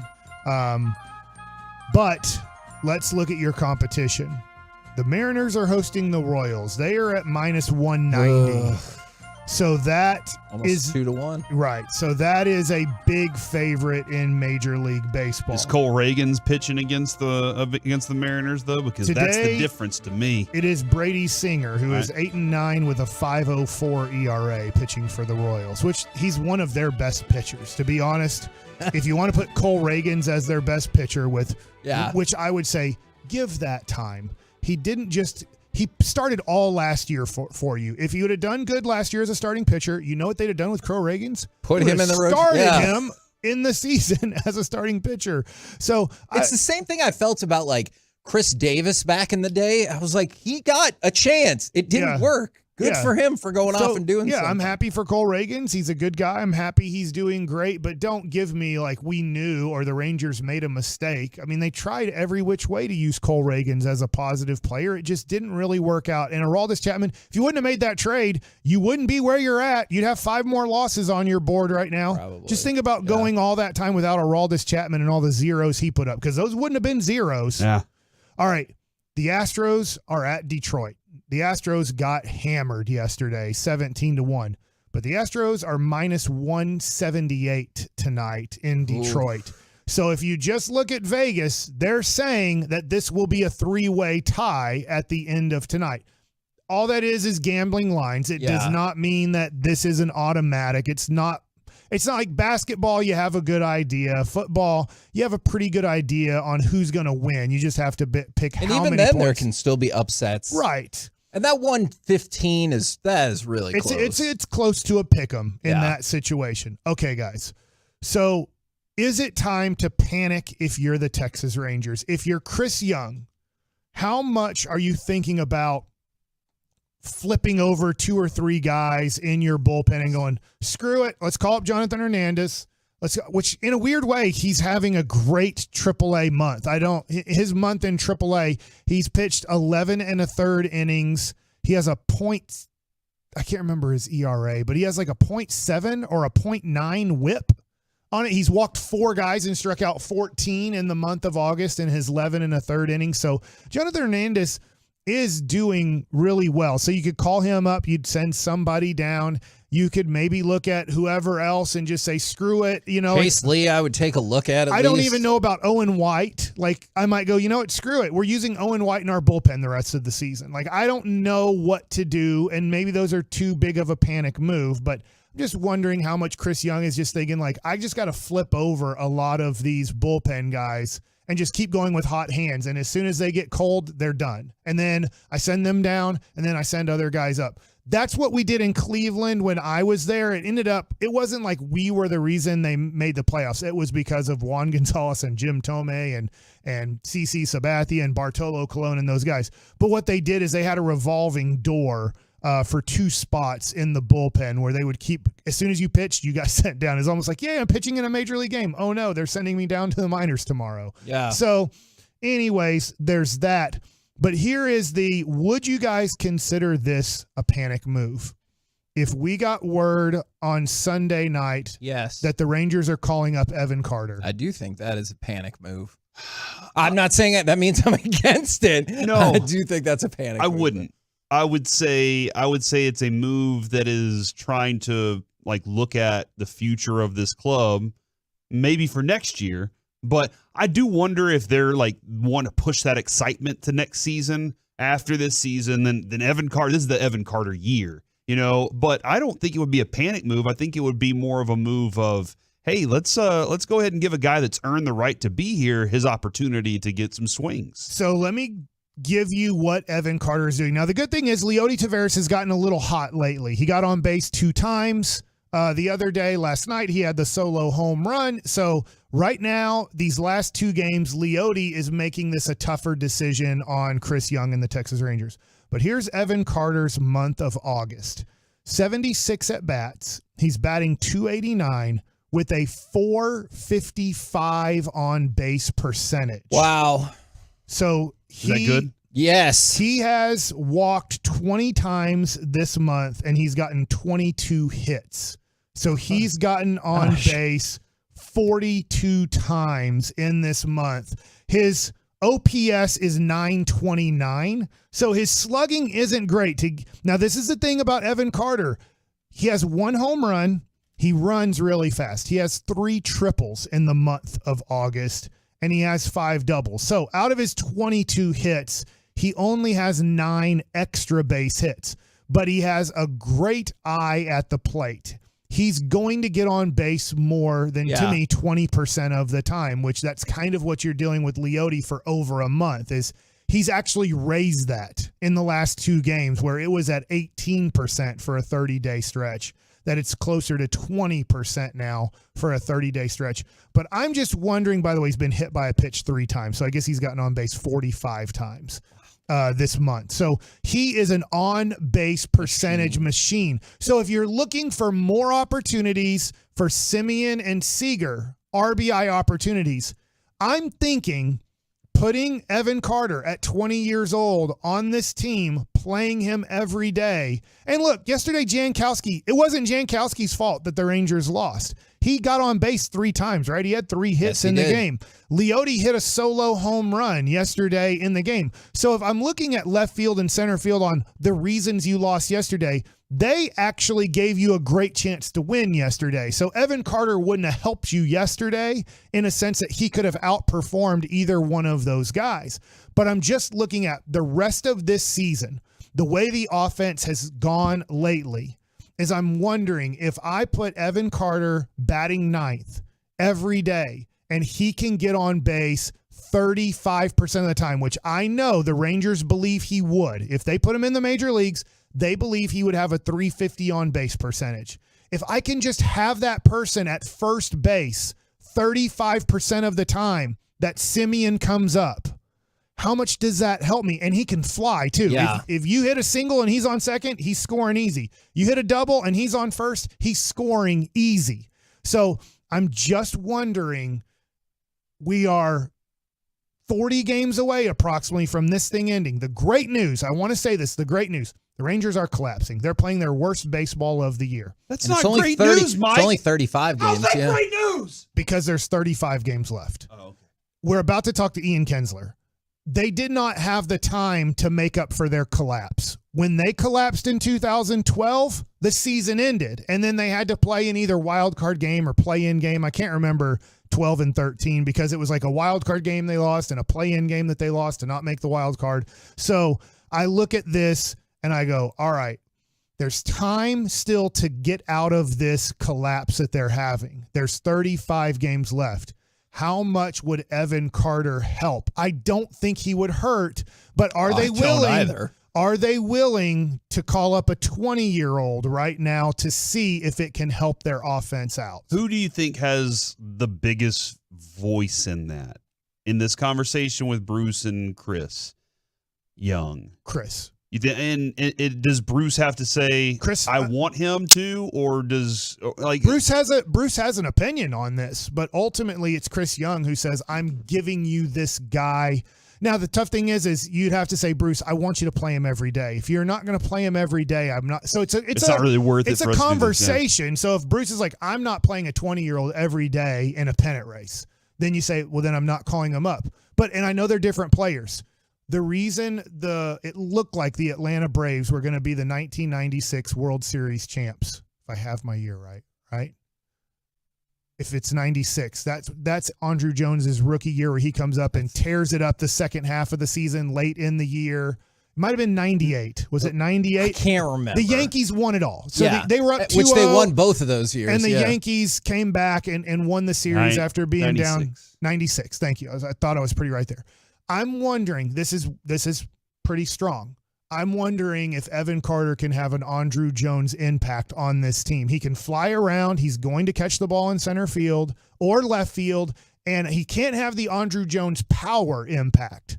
But I'm just wondering, if you call up a 20-year-old, I don't think there is some risk in it. But I'm just wondering, could this be some sort of spark that the Rangers need offensively? I don't see too massive of a risk whenever the guy you have playing the spot's not doing anything. I guess if he batted 150, break his then confidence. It's the same. And you were in a playoff push and he didn't do well. Does he come to spring training and you're worrying about a 21-year-old's mental psyche? Obviously, we just went through the David Clyde anniversary. Yeah. And that's a little bit different. It is. But you just have to wonder at times, do I put too much on a kid's plate at this age? We're the KNC Masterpiece right here on 105.3 The Fan, and it's been a minute. Let's give something away! 877-881-1053. Caller number 10. At this moment. Will win a 4-pack of tickets to go see the Rangers play the Twins on September 1st. You can buy tickets at TexasRangers.com. Also, there's a happy happening at the Carbach Brewing Sky Porch that night in addition to the game. Kidding. So you can go to TexasRangers.com or you can win them for free right now. 877-881-1053. Coming up next, more details about the charges Sam Williams facing. Plus, we'll talk with Mickey Spagnola right here on The Fan.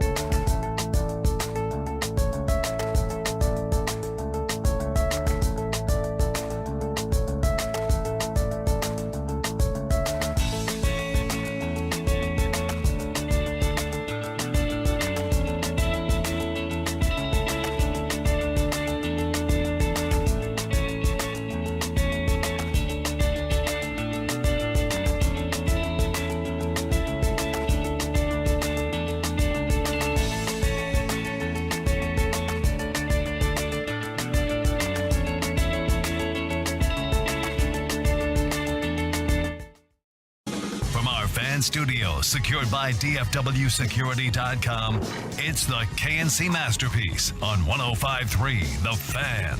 KNC Masterpiece right here on 105.3 The Fan. Right now, brought to you by Ford. Built for Texas, built for you. It is our Dallas Cowboys insider, Mickey Spagnola. Good morning, sir. Good morning. What's going on? Well, we're really curious, and we had this conversation earlier in our crosstalk with Sean and RJ. Are there particular players, or do you have one person in mind, maybe five, who knows, that this is an important preseason game for them to either confirm what people have seen all training camp or maybe change a couple minds at the last minute? Yeah, I think there's probably a nice group of guys that probably, this is an important game for. I think if we look at the defensive line between Neville Gallimore and Quinton Bohanna, I think that defensive tackle spot's getting a little bit crowded.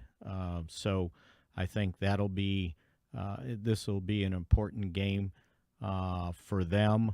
Linebacker, maybe Harper. Because they're a little thin at linebacker now without Overshawn. Yeah. Although you can always say Micah Parsons can play linebacker, right? So if you have a problem there or an injury, you might say, okay, he's a full-time linebacker and then a part-time pass rusher. I think offensively, that second team offensive line. I think, everything's on the table for probably all five of them. I think Matt Forniak's probably your backup center, but they still need a backup guard, a backup tackle, or two. So I think those guys like Awesome Richards, TJ Bass, Willetsko, guys like that. I think that they're somewhat Hoffman. They're a little bit under the gun, and they're going to play probably the majority of this game. So I think those guys, it's an important game for them.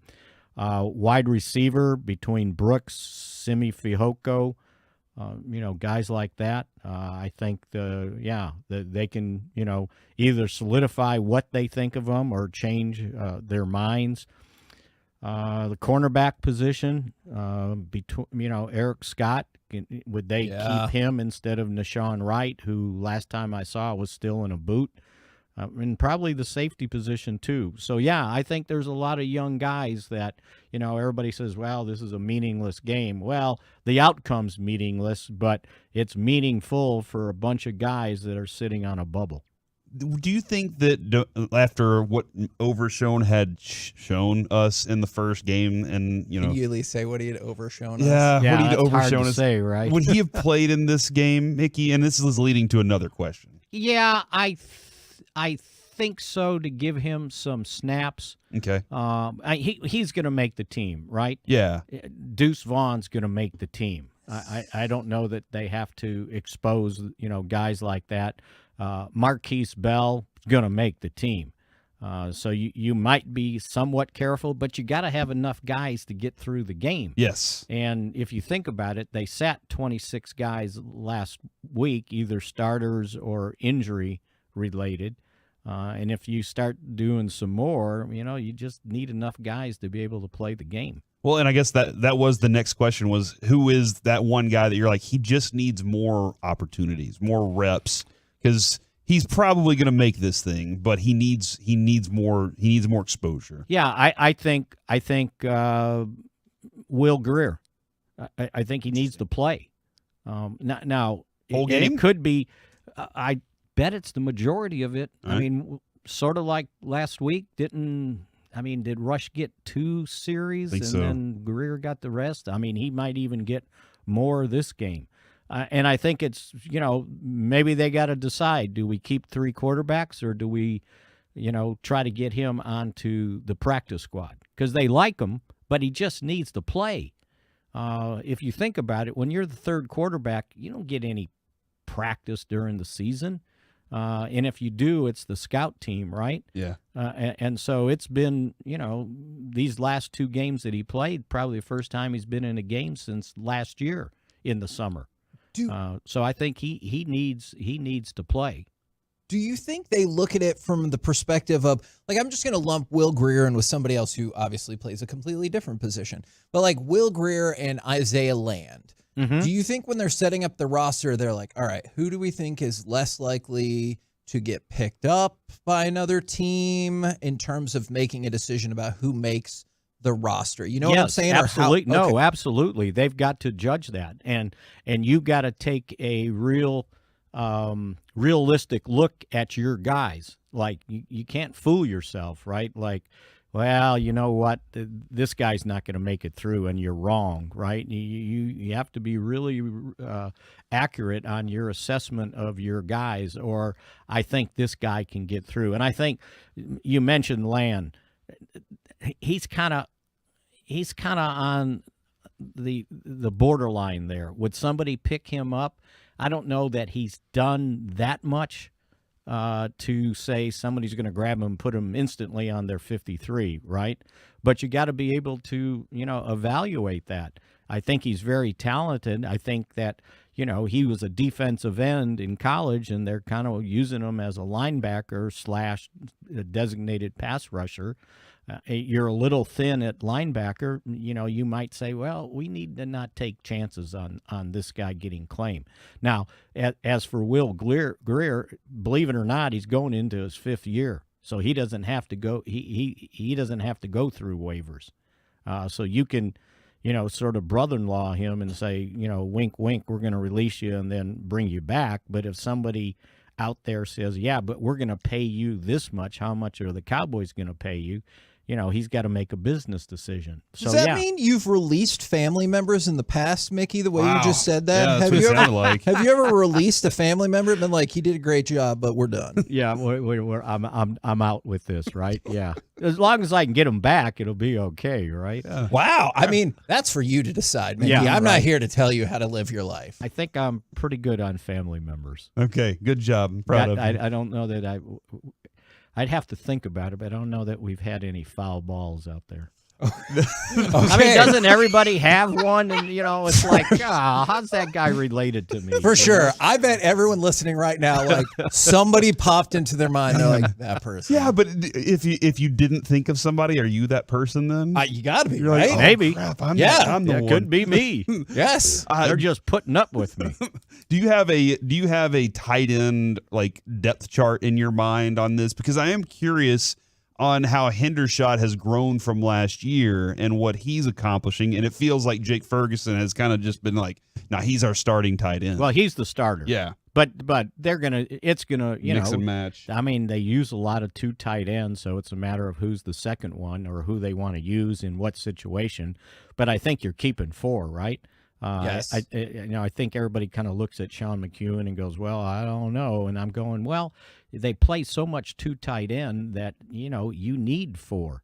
And he's kind of the, Swiss Army knife that play tight end, H-back, full-back, he catch a little. So, yeah, I think and the only way they don't is if they kept Lipke, and, he's a guy that, he's going to play. He may be, 40-snap guy in this game because I think they know what they need to know about Rico Dotto and Malik Davis and obviously Deuce. So, I think that, this is a guy that, I would imagine they want to get him on the practice squad. But they're gonna. He better eat his Wheaties tonight because he's gonna play a lot tomorrow. Thank you very much for the insight, good sir. We'll catch up with you again on Monday Do we to have talk to make about. a pick to click? I won't. That's We're not regular there season yet. I know right? you Remember don't last love week. that. Yeah, Yeah. so we'll wait until the regular season. Okay, But all we right. can, for next week, can you rank the cereals, and would you rank Wheaties in the top 3? 27-17, Cowboys over Giants. All right, Mike. Way to go. Hold on, you're already making the week 1. They're gonna break the bubble. Wow. All right. Thank you very much, All right, Vic. talk to you Appreciate it. guys. Mickey Spagnola from DallasCowboys.com. I was kind of hoping you were going to ask him to rank his family members next week, but that's probably the better way to go. All right. Where would you rank? I mean, how do you rank Like car toys. your family? Mom first? Is it mom first, then sister? Is Brandon up? Like, how Dad? do you? Yeah. I honestly, for a second, I thought he would not be high up. I thought on the you were list. asking Mike Golick Jr., and then I was like, "Are you talking about your dad?" I did too. You're Yes, hoping I to did. have. Yeah. You're hoping to have no. a better. You were hoping to have a better relationship with your dad. And I meant was like, that about Brandon, but I guess I must have botched That was going on in my mind, and I was like, what does that mean? where are Like, we him and going his dad here didn't have a with- great relationship at all. I don't think Mike Golick Sr. was an alcoholic who left him at like 6 years old. If it makes you feel better, Kevin, I got where you're Okay, thank you very much, Reggie. Yes, of course I have a ranking of my family members. Maybe that's something we talk about off air. All right. So we need to get into the Sam Williams deal just a little bit more because we got more specifics once the police report was available in full. So the charges go like this: is Sam Williams was clocked going 71 in a 45 and had no front license plate or visible registration sticker. Now, I would assume that, though, to be fair, I don't know which direction the police officer was coming from. I would assume the speeding violation would be what triggered the pullover, and then you saw about the registration sticker and the front license plate. But I don't know that. For a while, I didn't have a front license plate because I thought you didn't have to. You only had to have a back license plate. I thought that too. I thought you just had to have one. And I thought it had to be in the back. I am not entirely sure about that. Maybe that's I'll look it up. Maybe that's another thing, kind of like it was triggered by the combination of other things. But no, that is the law. It is all vehicles must have a license plate on the front and okay. the rear. It will be a $200 fine if you don't. So I'm not entirely sure if, like, let's say he was going one direction, the cop saw that he didn't have a front license plate and that triggered it, or he was just speeding and that is what triggered the arrest. Maybe I should use a different word. Pulling him over. Yeah, pulling him over. So Sam Williams was allegedly going 71 in a 45 per the police report, had no front license plate, had no visible registration sticker. He told the officer that he had a gun in the car. Smart. Yes. And the officers noticed the smell that he believed to be marijuana, which is what led to the search of the vehicle again. Per the police report, a blue bag in the passenger seat contained a machine used to roll joints, an open pack of rolling paper, and a vape cartridge that was roughly 40% full. He also had a Glock 17 handgun with 14 rounds of ammunition.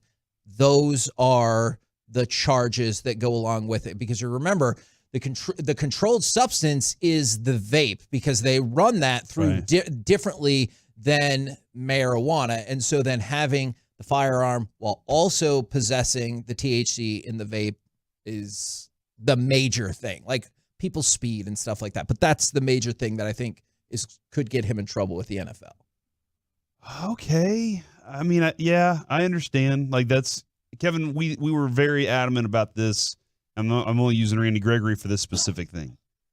If you know the rules, you got to follow the rules, whether you like them or not, right? Yeah. And if you don't like them, then try to work to get other people to help you get the rules changed.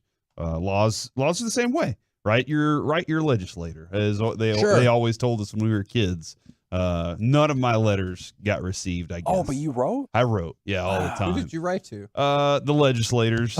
Ann Richards? Yeah, Ann Richards. I'm pretty sure it was her. She wasn't a legislator, though. It's been a while. Kay since Bailey she was the Hutchinson. governor. At least that is more contemporary. Yeah, just whoever they were when I was in fourth grade. Is it and a I was problem like, that I don't remember if Kay Bailey Hutchinson was a legislator or yeah. not? Well, I mean, I don't remember. So don't want this John new Wiley sister. Price, that's a name that comes up. Things are good with me and my family. True. I don't need another sibling in this family right now. So, You wrote to Ann Richards about that? Yeah, and I get it. I have a sister who's really awesome. She's the one that so- made sure Baylor got in the Big 12, I'm pretty sure.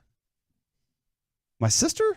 And Ann Richards. Oh, okay. I don't know what your sister had to do together, with it, but that's I won't take that away from her. Yeah, we don't know how to divvy up that exact credit. So Good to for go your along- sister yeah. crossing the aisle. I'm very So, proud I mean, of it her. stinks for Sam Williams that, like, he was pulled over for, I mean, he was going 66 and a 60. I don't know. I still And don't if know it wouldn't exactly have what that stunk, was. he would have been okay. Yeah, well, Jerry kind of dropped the ball on that. 71 and a 45. It was 71 and 45? Is Okay. the accusation. Well, drive slower. That's what he needs to learn here. Drive slower.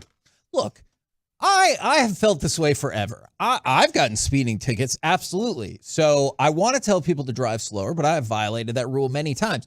I just always wonder, if you know there are other illegal things happening in your car, how is that not the time that you're following all of the laws? Most, yeah.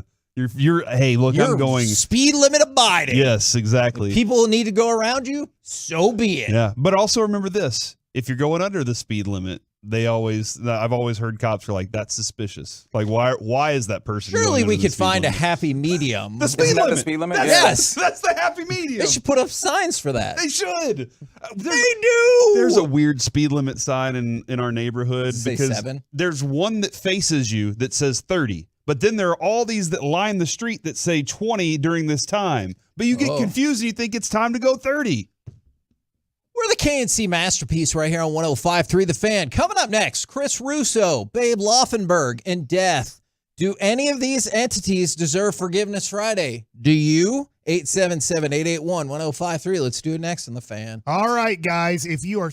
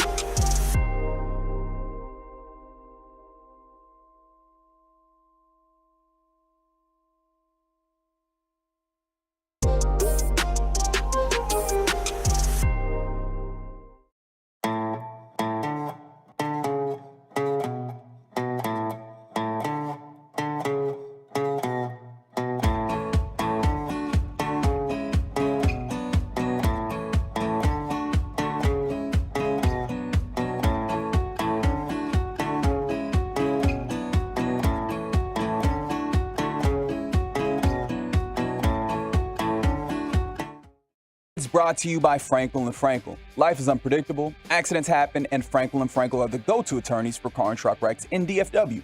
If you or a loved one has been in an accident, contact Frankel and Frankel for a free consultation at truckwreck.com or call 214 or 817-333-3333. From the corner, driven up, Coy grabs it! It is! Spain wins the World Cup! And then nothing weird happened for Spain after that, except we might touch on that in just a second. By the way, text in or hit us up on the Twitch or the YouTube if you know the name of the band that plays that song that we came back with. Don't say it. From the 817. I can say that on air. I know, but give them a chance to answer. Shout out to my wife. She is a skeet shooting champion in Red Oak. Woo, congratulations. I don't believe I've ever been to a skeet shooting competition. Is it difficult? Because it seems like it'd be difficult, but also, I don't know. I will tell you this. I think you shoot from the windows to the walls. That's on not that. true. Me Good and reference, though. my dad makes it look very easy. He has practiced skeet shooting, since I was a little kid. He could do that all the time. Me and my buddies were down at my buddy's farm in Nacogdoches, and they were like, let's go skeet shooting. And I was like, we've been drinking, guys. We probably shouldn't. That was a good decision. Some of them were really, really good at it. And then later the next day, I tried, and I was not as good at it. And I was like, how can my dad be so good at this, and I'm so bad at this? And he was like, I practiced all the time. And I was like, all right, I need to go get some more guns. And then from the 480, shout out to my daughter Jasmine for finally getting into the Texas Rangers and now watching all the games with me in Phoenix. That is fantastic. This week? For the rest of the season. This week she got in. She finally got into the Rangers. If you got into the Rangers this week, it's gonna get better, I hope. All right. It's like when you recommended a show, it's like just get through the first few episodes. Yeah. We're going through the first season of The Office or Parks and Rec right now. Like it's gonna get better. Okay, all right. It's time for some Forgiveness Friday. We got a lot of candidates today. I would like, if we can, to start with the Spanish Soccer Federation, because there's a lot of stuff happening there. So in the last, let's say 30 hours, Jenny Hermoso, who is the player that was kissed by Luis Rubiales after the World Cup, she said that Spain had put out a fake quote from her in a press release where she was like, hey, but I get it. Like, it was the heat of the moment. There was a lot of passion. And she's like, no, I never said that. Okay. That is a false thing. So then Spain was going to institute an emergency meeting this morning. But last night, supposedly, the Spanish Soccer Federation president, Rubiales, said he was going to resign. However, this morning, he says not only will he not resign, he says that the kiss was mutual because he asked the player, can I kiss you? And she said yes. And that's why he kissed her. And he says he will not resign. And now the Spanish government has started proceedings to try to suspend him. What are they going to do? Believe a woman? Is probably what was going on in his mind with the group that he was having that discussion with. Like, that's gotta feel, no, we don't need to mark that. Yes, you should. You really should have thought about when you were saying it. I was being a voice. I got it. I was a character in this moment. I understood it in context, but you have to understand that every week, on Friday, at 1:30 Well, today's Friday. That we take things that have been said on this program out of context. He said, I will not resign five consecutive times at the meeting. Set that as your ringtone when Adrian calls you. Oh, God. Oh, man. And then he also says she's the one who lifted him up, so this is definitely mutual. What do you mean? I didn't see that. She said when they hugged, she lifted him up. I watched like there's video evidence. What? I hate those kind of liars. The ones that this is easily disprovable. Okay, I used to always think that on the Maury, Are You the Daddy show, is because the girl would be like, I'm 110% positive he's the dad. And then it'd be like, 100. yeah. And then it'd be like, he's not the father. And he would do the dance. And it was the best. And I was like, do you not know how science works? Can you just say, like, I'm 99%? Or, like, I think you could be 100%.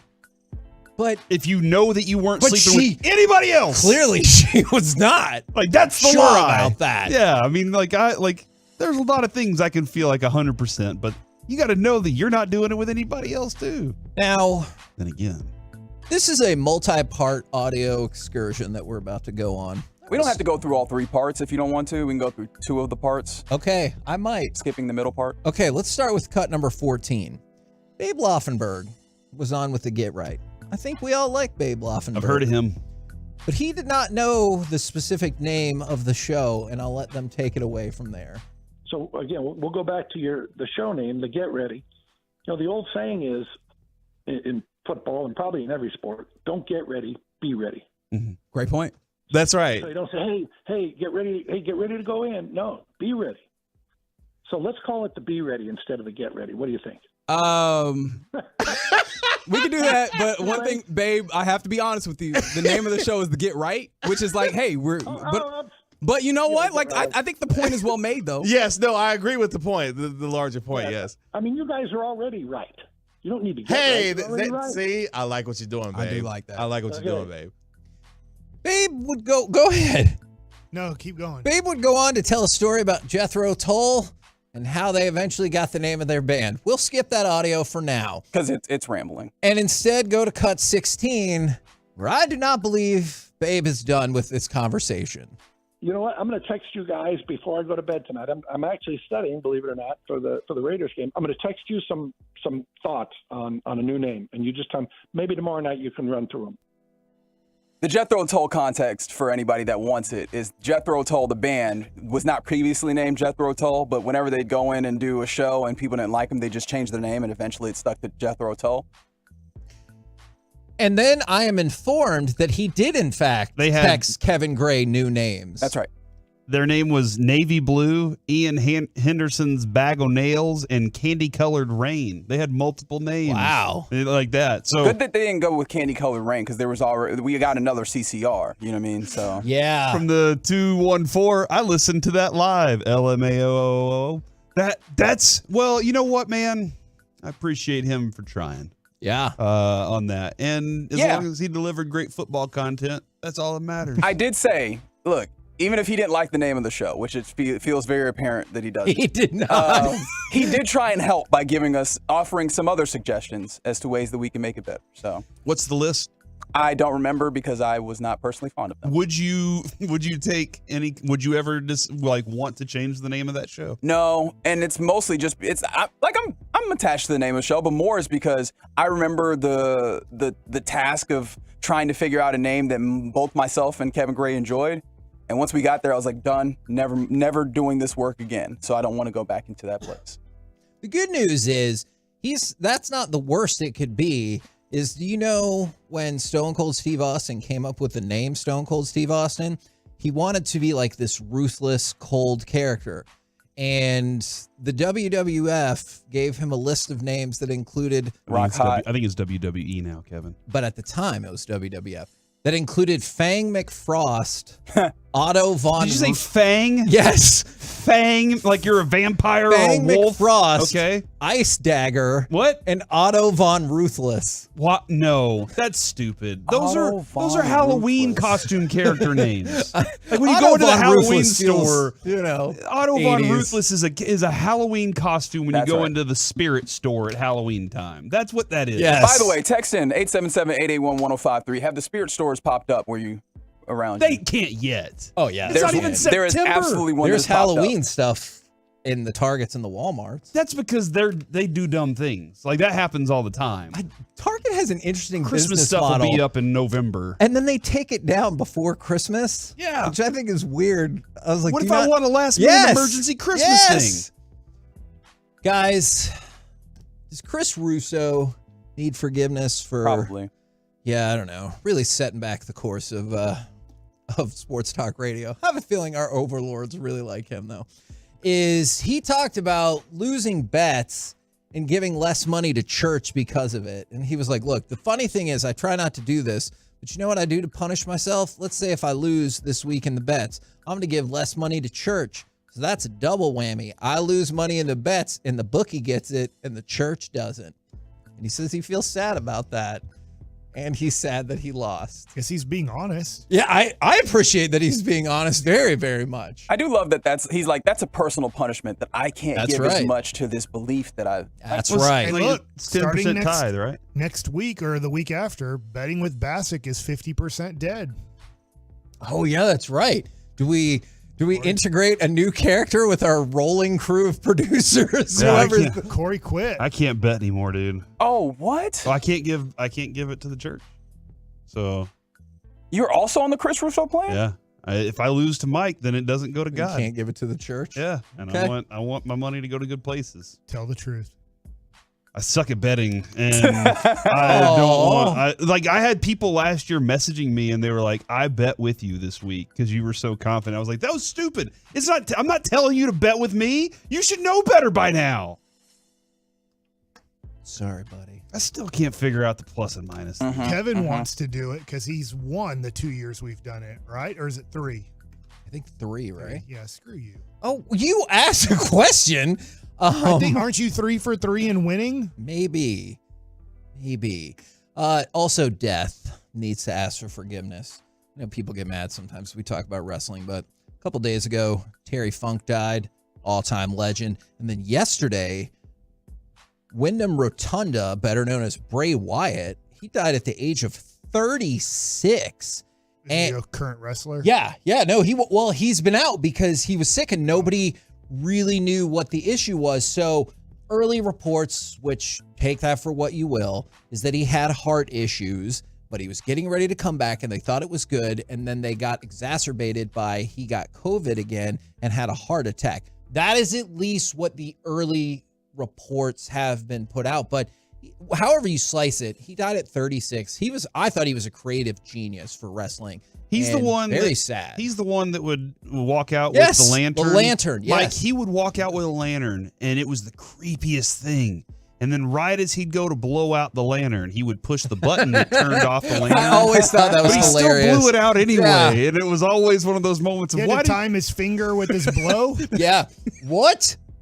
No, I thought that made perfect sense. Did you? In multiple different ways. In yeah. the context of what we were discussing, yes, Mike did that exactly the way he should have. And in other contexts, too. What context is that? Narcotics. 877-881-1053. When Mike said what he just said, which way did you take it? What did you do? The wrestling way. Also, quick question. said whoop. Quick question. Is that what that means in A&M? Is it the Nationals that need to ask for forgiveness or Steven Strasburg for just ripping them off so hard?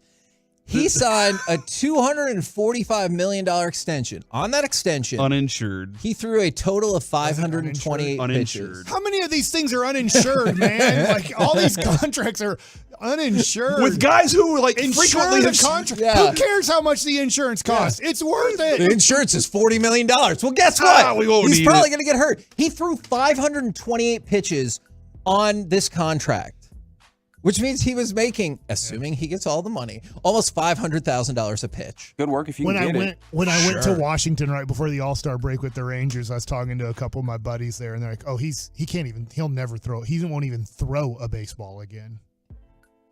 And did he? Well, no, and they retire.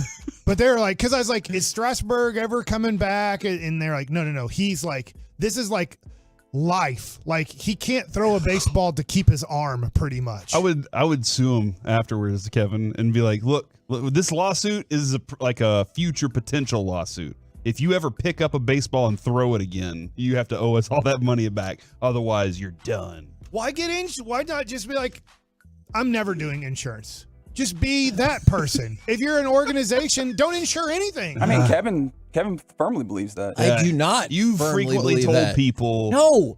If Get you rid don't of their insure car Steven insurance. Strasburg and you don't insure people like Jacob deGrom and you don't insure these players, why are you insuring the healthy ones? Yeah. Just be like, I'll save money on all of them. No insurance. And that's an interesting point because you shouldn't. But if you were to have to make a tough car insurance decision, I would rather I not have car insurance than Brandon not have car insurance, you know? So you don't want car insurance? No, That's you what I heard. should Yeah. keep your car insurance. I'm just So you're if suggesting that adults. I think that's against the law. Okay. Correct. So you Yeah, should but we've not seen people do drive that. without car Multiple insurance. people are saying here, swaggy booties, Texas size rips. I don't have car insurance because of K-Dog. No, K-Dog no, told me no. to get rid of my car insurance. This goes back like what, 4 or 5 years at That this is point? not If how you- that went if down. you're texting into the show and you remember Kevin telling you not to get car insurance, tell us now.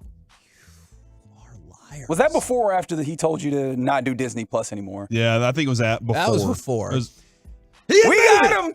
We got him, boys! Yeah. We're the KNC masterpiece right here on 105.3 The Fan. go. Coming up next, it's time for Gridiron Gravy. Why must this offensive coordinator tell such lies?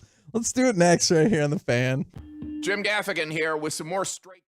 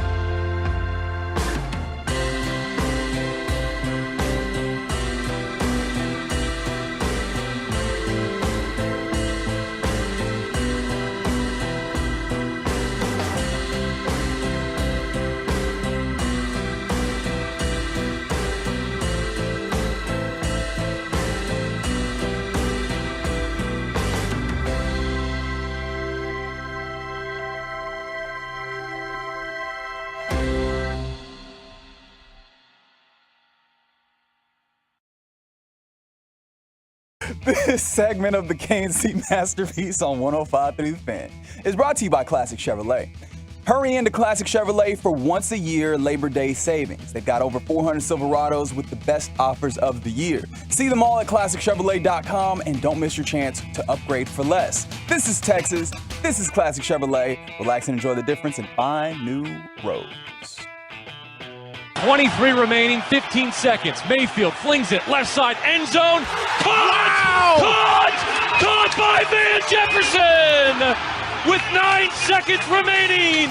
Touchdown, LA! Fancy masterpiece back here on 105.3 The Fan. That was a Baker Mayfield pass right there. We're going to talk about him. Breaking news. Just no. Baker Mayfield has won the starting quarterback job with the Tampa Bay Buccaneers. It actually does kind of a revolve around that as we go around the entire NFL and dip into some gridiron gravy.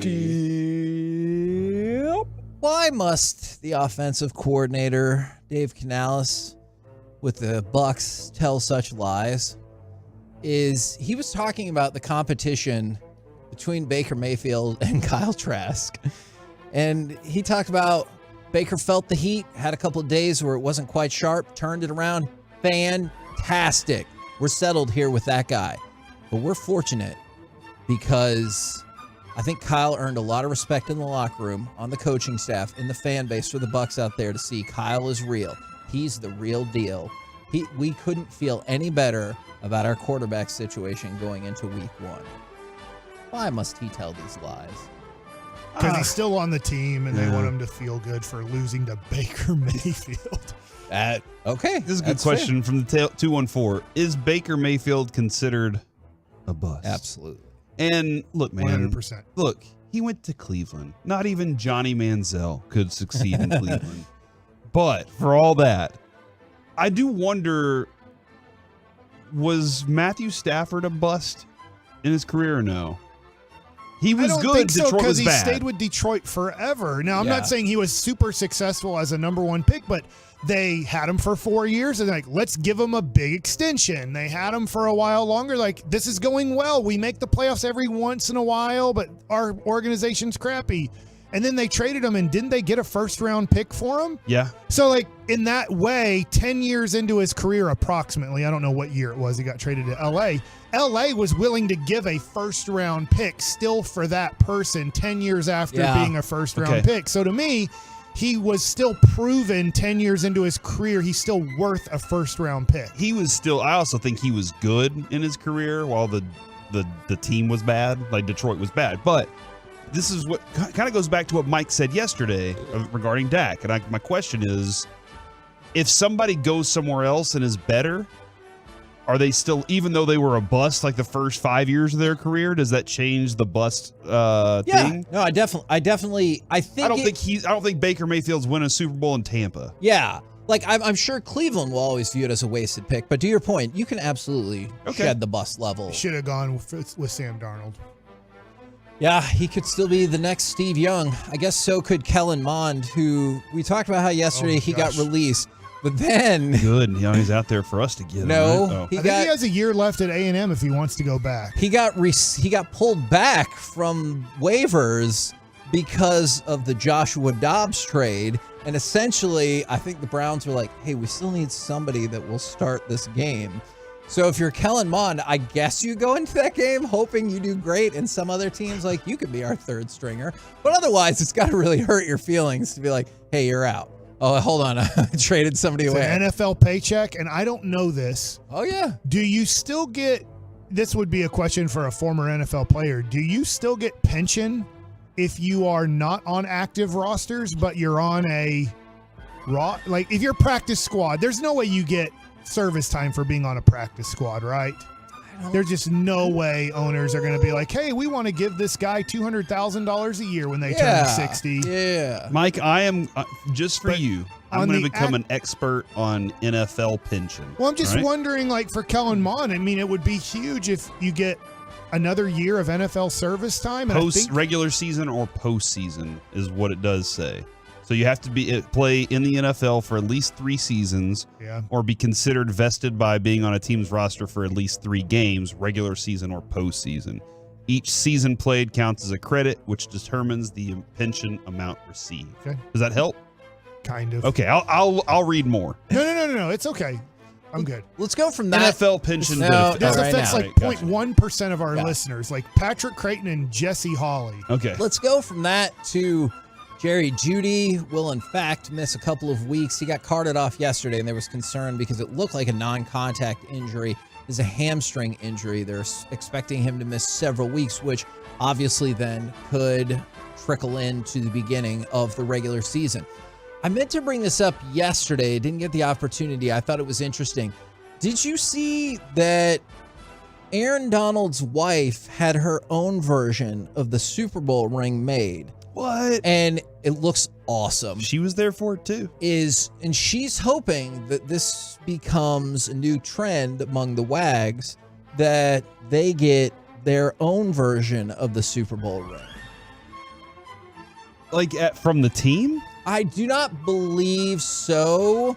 I believe they just purchased it themselves. Maybe from their husbands. She's okay. Aaron Donald makes $1 zillion a year. Yeah. Do you think this year, if the Cowboys win the Super Bowl, I have no clue of Jalen Tolbert's future in the NFL. Or Kevontae Turpin, yeah. Yeah. Do you think that they're like, hey, let's spend $150K on a Super Bowl ring? I have great news for you, Mike. Oh, it's way less. It only costs $17,000. Let's do it. There you then. go. What am I talking You're about? dropping the bucket, dude. That's like a used Volkswagen or something, you know? Would you rather have? Because Mike knows what those prices are right now. Would you rather have that used Volkswagen, or if you're a wife or girlfriend, or honestly, we're gonna make it. It's gonna be husband too, and You really have get a Super Bowl ring. You really have to be there for me the whole season. You know, Okay. for if you're gonna like wife or girlfriend. If you want a Marconi, I need to be done after games. Wait, I gotta hold come on. home. You're If- supportive. You win a Marconi, will you get a blinged out It's- miniature Marconi for Adrian? Yes. Okay. I'm But- not. Hold on, But are we if you- getting raises with that? But if you won an Oscar, you wouldn't, right? She didn't support that. I would for just you. say it's weird. Like, I guarantee you right now, as MLB Network's on, Ronald didn't. Acuna Jr., who's healthy right now, they're going to make the playoffs in Atlanta. He has a World Series ring. He's a World Series winner. He didn't play the second half of that season because he hurt his knee. He Yeah. didn't play in any playoff games. He has that ring. But I guarantee you that ring isn't very valuable or sentimental to him. Even though Yeah. he helped the first half of the season, he wants to be part of the playoffs, play in these games, and then you feel like you really accomplished something. I'm not trying to take anything away from wives. They have a very valuable role especially dealing with a player. But it's kind of a weird thing. Like, you contributed by being a great wife to this person. I don't know how much you really contributed to the team winning or losing the Super But Bowl. you know what? Let's celebrate it together, baby. That's I do like celebrating a lot of things with Adrian. With the ring that I got. Let's go to FanDuel, who, if you're going to do this is pretty clever, is FanDuel put out a release this week that you can get a $100 discount for the NFL Sunday ticket if you place a $5 bet. So I know a lot of people for a long time, especially with DirecTV and stuff, just got to hook up for the NFL Sunday ticket. But if you're going to buy it now on YouTube TV, you get a $100 voucher for $100 off if you make a $5 or more bet. All right. So, no. So you love vouchers. Yes. You're a big voucher guy. What are you doing right now? You pretty much get Vouching 6 for him? games for Politics. free. You get 6 games for free every week. You get your Thursday night game. You get 4 Sundays for Yep. the most part. You get, whether it's 2 noon or 2 at 3, you get one of the other. So you get 3 games at that noon to 3 o'clock. Sunday night And you get Monday Sunday night. night. And so you get 6 games. Yeah. There's a max total when all teams are playing of 16. And then whatever time the Cowboys are playing at, let's be honest here, is if they're playing at noon or 3 o'clock, a Cowboys fan isn't flipping over to other games. I wonder if it's for the I just people don't who know. live in different markets Yeah. than like the team that they root for. I imagine it's pretty helpful I for don't know, them. I still feel like I get plenty of football by having Thursday night, 3 Sunday games that aren't the Cowboys, and then a Monday night game. I get at times there's the Monday the Cowboys play or whatever, but I'm like, I don't know. I don't know how much more football I need on my television that I guess you get sick of, like if they put on Texans and Colts on one of these games this year, I'm going to be like, oh, fart knockers. Like, I don't care about this at all. We're the KNC masterpiece. Yes, I see you clever folks on the fan text. Coming up next, don't forget, we will also have Ian Kinsler coming up at 12:22. But coming up next, there's a concern about depth on the Cowboys' offensive line. But is there more to it than that? Let's talk about that next right here on the Fan.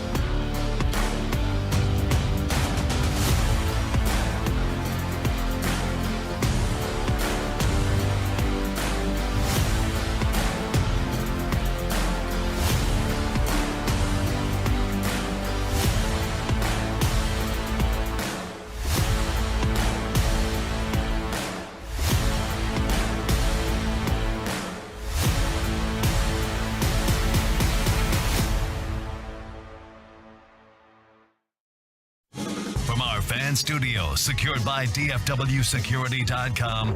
It's the KNC Masterpiece on 105.3 The Fan. KNC Masterpiece right here on 105.3 The Fan, and it is a shout-out Friday, and this is a big one. From the 817, I want to give you guys a shout-out for this. A few months back, I was sitting on my couch. Okay, this is a lot. Are you going to cry? No, but I feel so bad for people who find themselves in this situation. I was sitting on my couch and I had a gun in my hand. Take my life. And then Kevin started talking about his miscarriages, and since it's hard to overcome those, but he did. Since then, I've got the help I needed. Thank you guys for being more than just radio hosts. Well, that is just lovely. I am very, very sad that you found yourself in that situation, but I'm very, very glad that you decided to go find help as opposed to, what do they say, permanent solution to a temporary problem. I realize it is frequently more complex than that, but. Well, that's good news. Yes. Scary news, but good news. I have a shout out for my wife. Oh, this is a good one. So I was saying during the break, and then I made Corey said, "You're not saying this good." He did kind of have a point, because you started off by going, you know what my wife, she accomplished?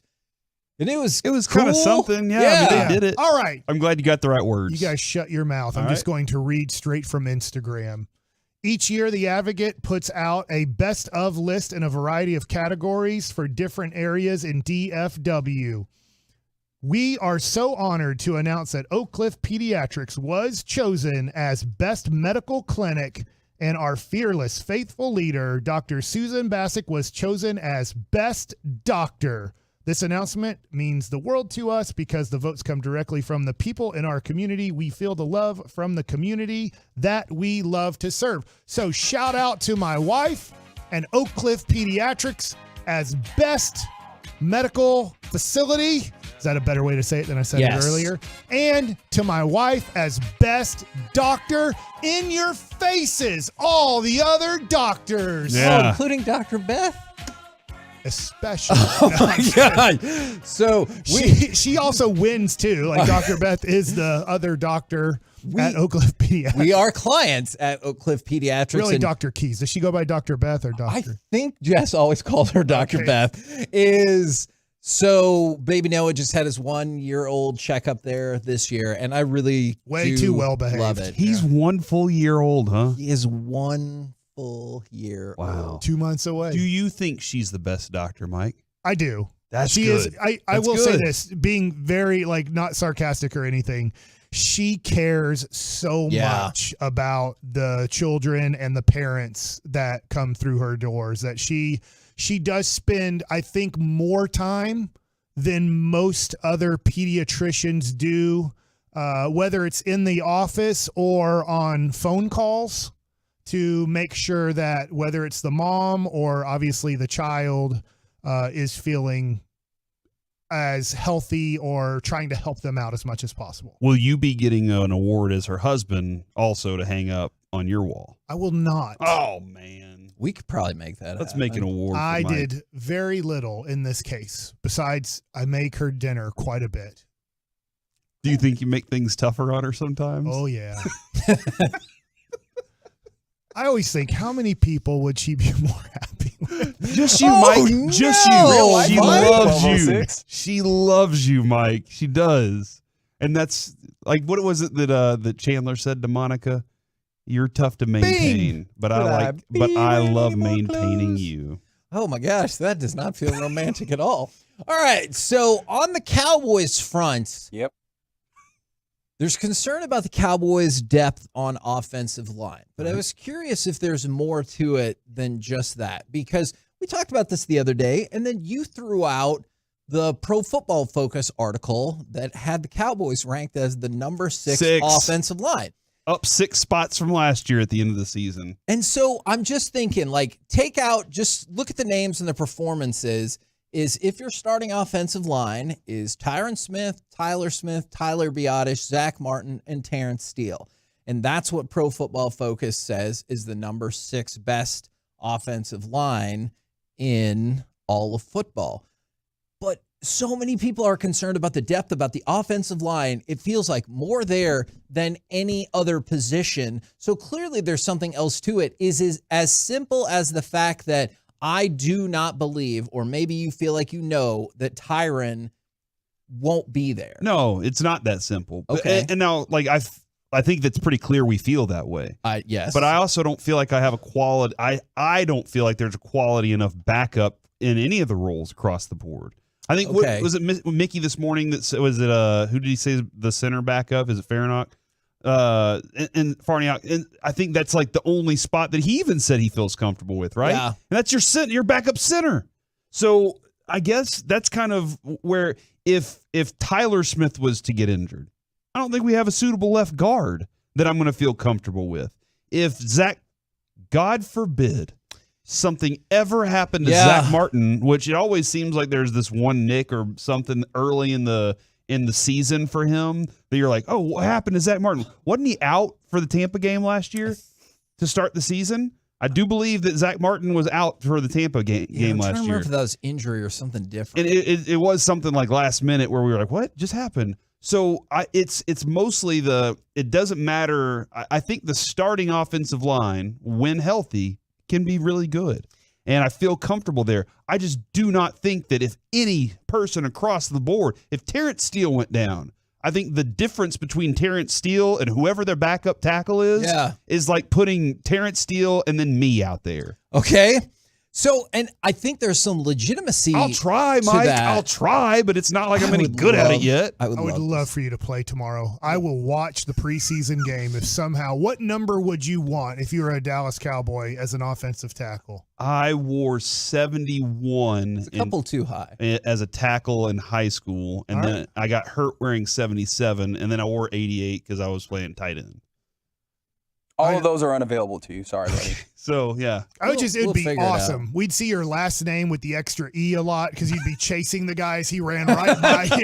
Yeah. He's right. You'd be trying to push him in the back. Yes. But there's going to be that one play that somehow, some way, you hold up and there's no pressure, and that's the one that I'll have on my Twitter. Freaking nuts. Yeah, I'll have that as my GIF. You'll be like, I'm not holding, as that guy's pushing you down to the ground. You grab onto him and be like, I blocked him. He's on the ground I'm with me. holding him by that calf is what I'm doing, Mike. And I'm like, nah, everything's fine. How many plays do you think it would take until you were concussed by your head like popping on first the ground? play against Micah? I think he could make it beyond that. I say 4. Micah would Don't you grab think they'd me. run around you a lot, or do you think they'd want to intimidate you first? They would probably want to, they probably want to say, all right, who is this guy? They'd grab me by my pads, pull their face into my face, and I would be concussed at that point. I will say this with the depth. They do have 3 first-round picks on their starting 5. Yes. Like that is investing in an offensive line. Yes. I don't know. I would wonder what's the average first-round pick out of a starting line. Like how many do they have? Yeah, like out of the 32 teams, because the Cowboys have 3. Is Biotish a 5th or I a thought 4th? he was a 4. Okay, 4th or 5th, but a somewhat highly ranked He was a center, right? 4th. Centers don't. It's not like he was the 10th center in the draft. Usually, you have 7 centers drafted in a draft. It feels like, and then Terrence Steele was a 7th round pick, correct, out of Texas Tech. So I don't know that. I feel like I understand. You can only have so many picks. You can only have so much money. I do feel like, from at least their starting standpoint, they have invested pretty strongly in an offensive line. I agree. It just feels like the rest. So I was thinking about Chuma Edoga, for example. That's the person that I thought, and maybe they were, going to get a really good look at left guard. And maybe you would just slide Tyler Smith out to left tackle, and then Tyron would be your swing tackle because, unfortunately, he does have a track record with injuries. And I was like, man, that was the guy going into camp. I remember thinking, I really hope that Edoga shows out. And so, obviously, injuries have prevented that. When Mickey was talking earlier, he talked about TJ Bass and Asim Richards, because whether it's Ball or Hoffman, is sometimes you're like, really? That's what we're doing? Yeah, and I will say this. Mike, you pointed out the other day, or this morning, Monday, we might not be talking about the game as much as we're talking about cuts, the way this roster is going to look. I don't know Tuesday's final roster. It won't be Monday, but we'll have a good idea. Yeah.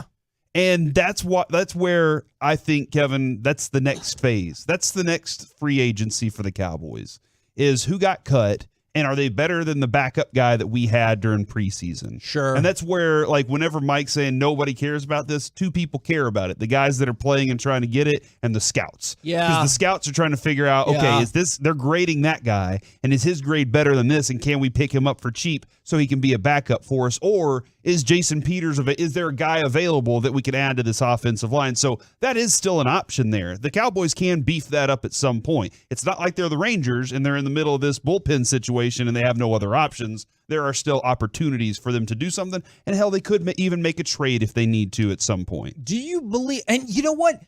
Man. You're welcome. You're a genius. I know. I'm really glad that you said that, because people get caught up with thinking of trades like in terms of quarterbacks, wide receivers, and everything like that.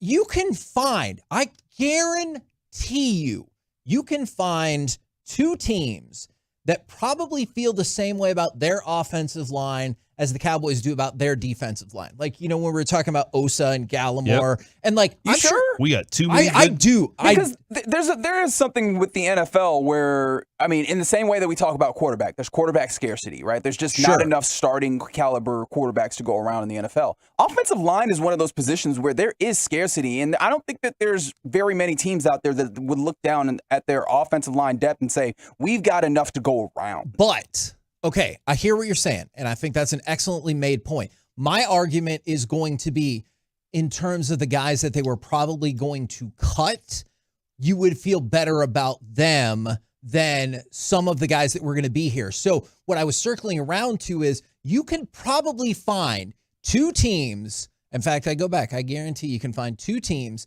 that you could get a conditional 6th or 7th round draft pick on somebody that they're not sure was even going to make their roster, or they just didn't have the numbers for it because they thought that's a third tackle that the Cowboys would be like a third string tackle, and the Cowboys would be like, that's our swing tackle. Yeah. So you're definitely right about offensive depth across the league, offensive line depth across the league, but I'm willing to bet there are other teams that have players that they would think are more expendable than the Cowboys, specifically in the offensive line. Just like I think the Cowboys defensive line has players that are more expendable than other teams are like, we need that guy. Yeah, I do think that you can find somebody that has something that you're like, okay, are you willing to part ways with this? I think Reggie's definitely right about that.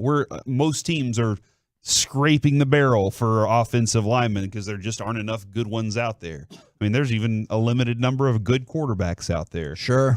And that's why they had to bring Kellen Mond back to the Browns. Yeah, exactly. And that's why Will Greer is having to, getting his opportunity. Yep. But I think that's that other thing is the Cowboys still have options to do it. And I don't like it right now. And if I'm Will McClay and I'm Steven, I'm in that room talking to my scouts daily, trying to figure out, all right, which team do we need to be looking at? Because Isaiah Simmons goes for a 7th rounder. Yes. Did you ever pick up the phone? Did you ever get a call?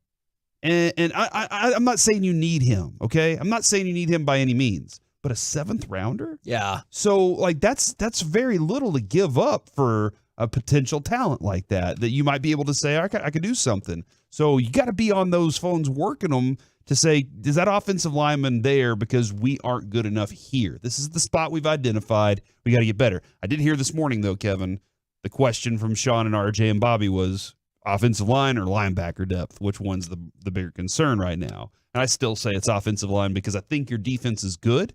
Really, really good. Yeah. Your offense has to protect your quarterback.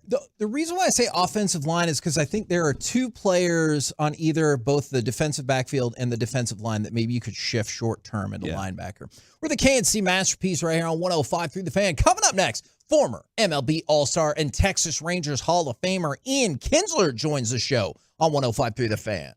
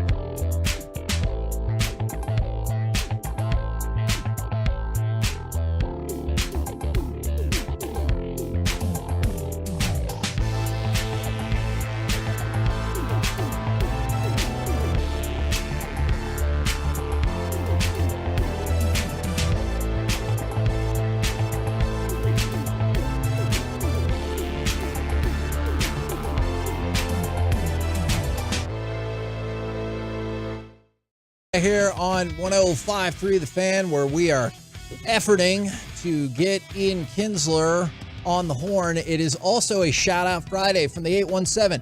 Shout out to my wife and I. We are in the final stages of purchasing our first home at 21 years old. That is incredible. That is way earlier than I purchased my first home. And then from the 817, this kind of follows up what we talked about in the last segment. Hey guys, I wanted to echo the earlier statement. I lost my wife of 52 years just 18 months ago, and you and all the guys at The Fan have been helpful. When I'm down, I can always count on all of you to lift me up and bring laughter to my day. I appreciate that very, very much, and that is an incredible length of marriage right there. 52 years, that is truly amazing. I think my grandparents are over 75 years of marriage. How old are your grandparents? They're in their 90s. No, they did get married at a very young age, very young age. And it was one of those like wouldn't be allowed today age. 17, 16 kind of marriage. I had a friend in high school that I think their parents got married right around 17 years old. Okay. I mean, clearly it's worked for them since they've been married. Yeah, I mean, they long. stuck together for the whole time, so I was always impressed by that. That is... Not like my parents. That is freaking incredible. Divorced. All right. So, what'd you say? My parents got divorced. Well, my parents did too. So, it happens. Yeah, but yours, you kind of, it was always, right? Like mine was like... They got divorced when I was 5. I was 18. And so I just thought that it was always going to be that way. Uh-huh. And then all of a sudden I graduate high school and everything changed. Did you ever find out if they stayed together for a few extra years? I never asked. Was it just because of me? Because they didn't stay together for my sister. Yeah. My sister was... Yeah, that's kind of a burn on there. Do you guys want to do a little betting odds? Do it. Okay, good. All right, so I wanted to throw this out there is betting odds betting odds that Ian Kinsler will be here right now. I'd say 100% right now. We bring to you former MLB All-Star and Texas Rangers Hall of Famer Ian Kinsler. Good afternoon, sir. Good afternoon. How are you guys doing? Well, I mean, I'm doing okay otherwise, but this losing streak's really got me down. And what I really wanted to know to start with, we asked Bochy about this on Tuesday.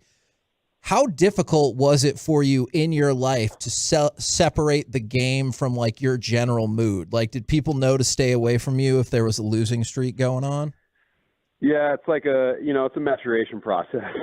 when you have kids and you got young ones, it kind of, everything kind of shifts and your priorities shift a little bit when you get home. But I guess you're just able to hide it a little bit better.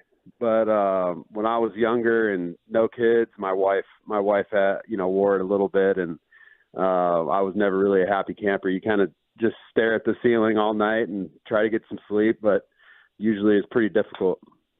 I was looking, Ian, at the 2009 season, and I was kind of seeing there were a bunch of different guys that had closing opportunities for you guys. And then the next season, it's Neftali Feliz, and he has 41 saves. And it's what's the difference between knowing that guy is going to the mound to close this game out and maybe kind of being a little weary whenever you're on the offensive side? I think Neftali was a different kind of animal. He's a different kind of beast. He was somebody that was top in the game as a closer at that point. So if you have one of those guys, just a bona fide shutdown closer, it definitely makes a difference in the game. And your offensive mentality is trying to have that lead going in the ninth, obviously. But if you're referring to the Rangers right now, they have two of those guys. Will Smith has been fantastic this season. I know it's been a rough stretch lately, and Chapman and Spores have both been outstanding through the whole year. And this is what happens. This is what happens in the baseball season, and that's why you play 162. It's the ultimate separator. And these guys right now are going through it a little bit, and in my opinion, it's actually good timing for it because they have time to come out of this thing and find out their championship DNA. Are they built to win a championship? And if they can come out of this, they're going to be better for it and more prepared going into the postseason, in my opinion. I wanted to go back to Will Smith for just a second. And I know he has a proven track record, but this season, in the last like 2.5 months, his ERA is above 6 so that's a long stretch of time. What is it that leads you to believe, not just with Will Smith, but like when you were playing with guys in general, that like they can break out of this funk? A lot of it is just character, right? What the guy's made of, what you know of him as a person. And obviously the track record helps for confidence for any individual. And really it just comes down to preparation. When a guy is the same in the clubhouse every day, they prepare the same way every day, they have a track record to prove that they're able to perform in that role. And then obviously this year he's been really good. So, personality wise, there's a lot of confidence in somebody like that. And at times you just got to take your lumps, and, that's the way baseball goes. Sometimes you got offensive guys that go through slumps and tough periods, and you might not notice it as much as a bullpen guy because, it's similar to a field goal kicker where they miss 3 field goals in a row and they should be released, but a running back has one bad game and rushes, 10 times for 35 yards and no one's really blinking an eye if the quarterback's having a good game. So, offensively you go through some slumps, but you have a whole team to kind of pick you up, and that's a tough role to be in as a bullpen guy. And, you're expected to be perfect and you're expected to close out every situation, and that's just not going to be the case. And, with a guy like Will, I know he wants to perform well and he loves the role that he's in, and hopefully he comes out better for it. Former Texas Rangers superstar Ian Kinsler joining us right now. Ian, I was looking at 2010, 2011, and 2012, the closing season of that, kind of your Septembers. And in 2010, 2011, it looks like you guys kind of cruised to the division title. In 2012, obviously you guys struggled the final 2 weeks, and Oakland won the division by 1 game. Can you give us a difference on right now? The Rangers are obviously in a battle with Houston and Seattle to try to win this division. There's not going to be any cruising in September. The difference of September baseball when a series or a game can change where you're at in the standings? Yeah, absolutely. I think now the coined phrase is Septober. I mean, this is basically October baseball now, and it's similar to playoff baseball, especially the situation that the Rangers in. I mean, the Braves are really the only team right now who can probably sail through September, but I know they're going to probably keep their foot on the gas pedal. And those 3 seasons in Texas, I know 2011 we went on a really late run in September, and I think we won maybe 16 out of 18 or something crazy.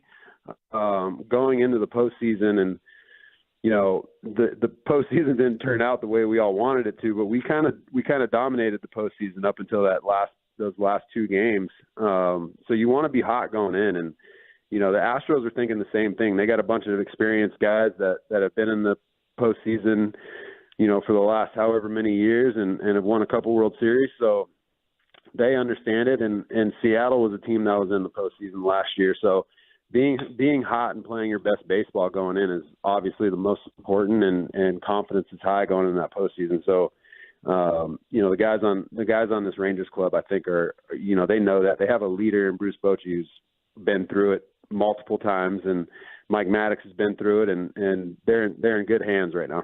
Tell me the difference between 2009 and 2010, not only for you specifically, but for the team. That's the first time in kind of your career and a lot of the Rangers that you're in a pennant race in 2009. And I looked it up. You guys went 7-13 your last 20 games. In 2010, you guys go 11-9 in your final 20 games. So there's not a huge difference there, but there's a little bit. Tell me what it was like going through a pennant chase the second time around versus the first time. Yeah, I think the first time the expectations weren't there, in 2009. And I think being in the pennant race that late in the season kind of gave us a new identity going into the offseason for 2010. And when we were able to acquire Vladimir Guerrero from the Angels, the team that just beat us in that division and who had dominated the division up to that point, it was a huge boost for us. We felt like, okay, we got rid of evil Vlad, and he's now on our team. And we felt young. We felt, a ton of energy on that club, and kind of took off from there. In 2009, sometimes you're just not talented enough. And we were right in the mix all the way to the end. And that's like I said before, it's just the separator. It's, you figure out who you are in September when you're in a pennant race and what type of club you are. And some teams just aren't good enough. And, in 2009, that was us. We just didn't have enough to get over the hump and dethrone the Angels. And, in 2010, it was, apparent pretty early that we were gonna start to take over the division. The last night, Mike pointed this out earlier in the show, and we kind of looked at it. Bochy he exited pretty quickly, and I can understand a little bit of, oh man, I got to go figure some things out. I wonder what it was like for you guys whenever you had a moment where maybe you felt like you let Wash down and you weren't like up to his standards. How important was it like to play for Wash, because that's your manager, that's your guy?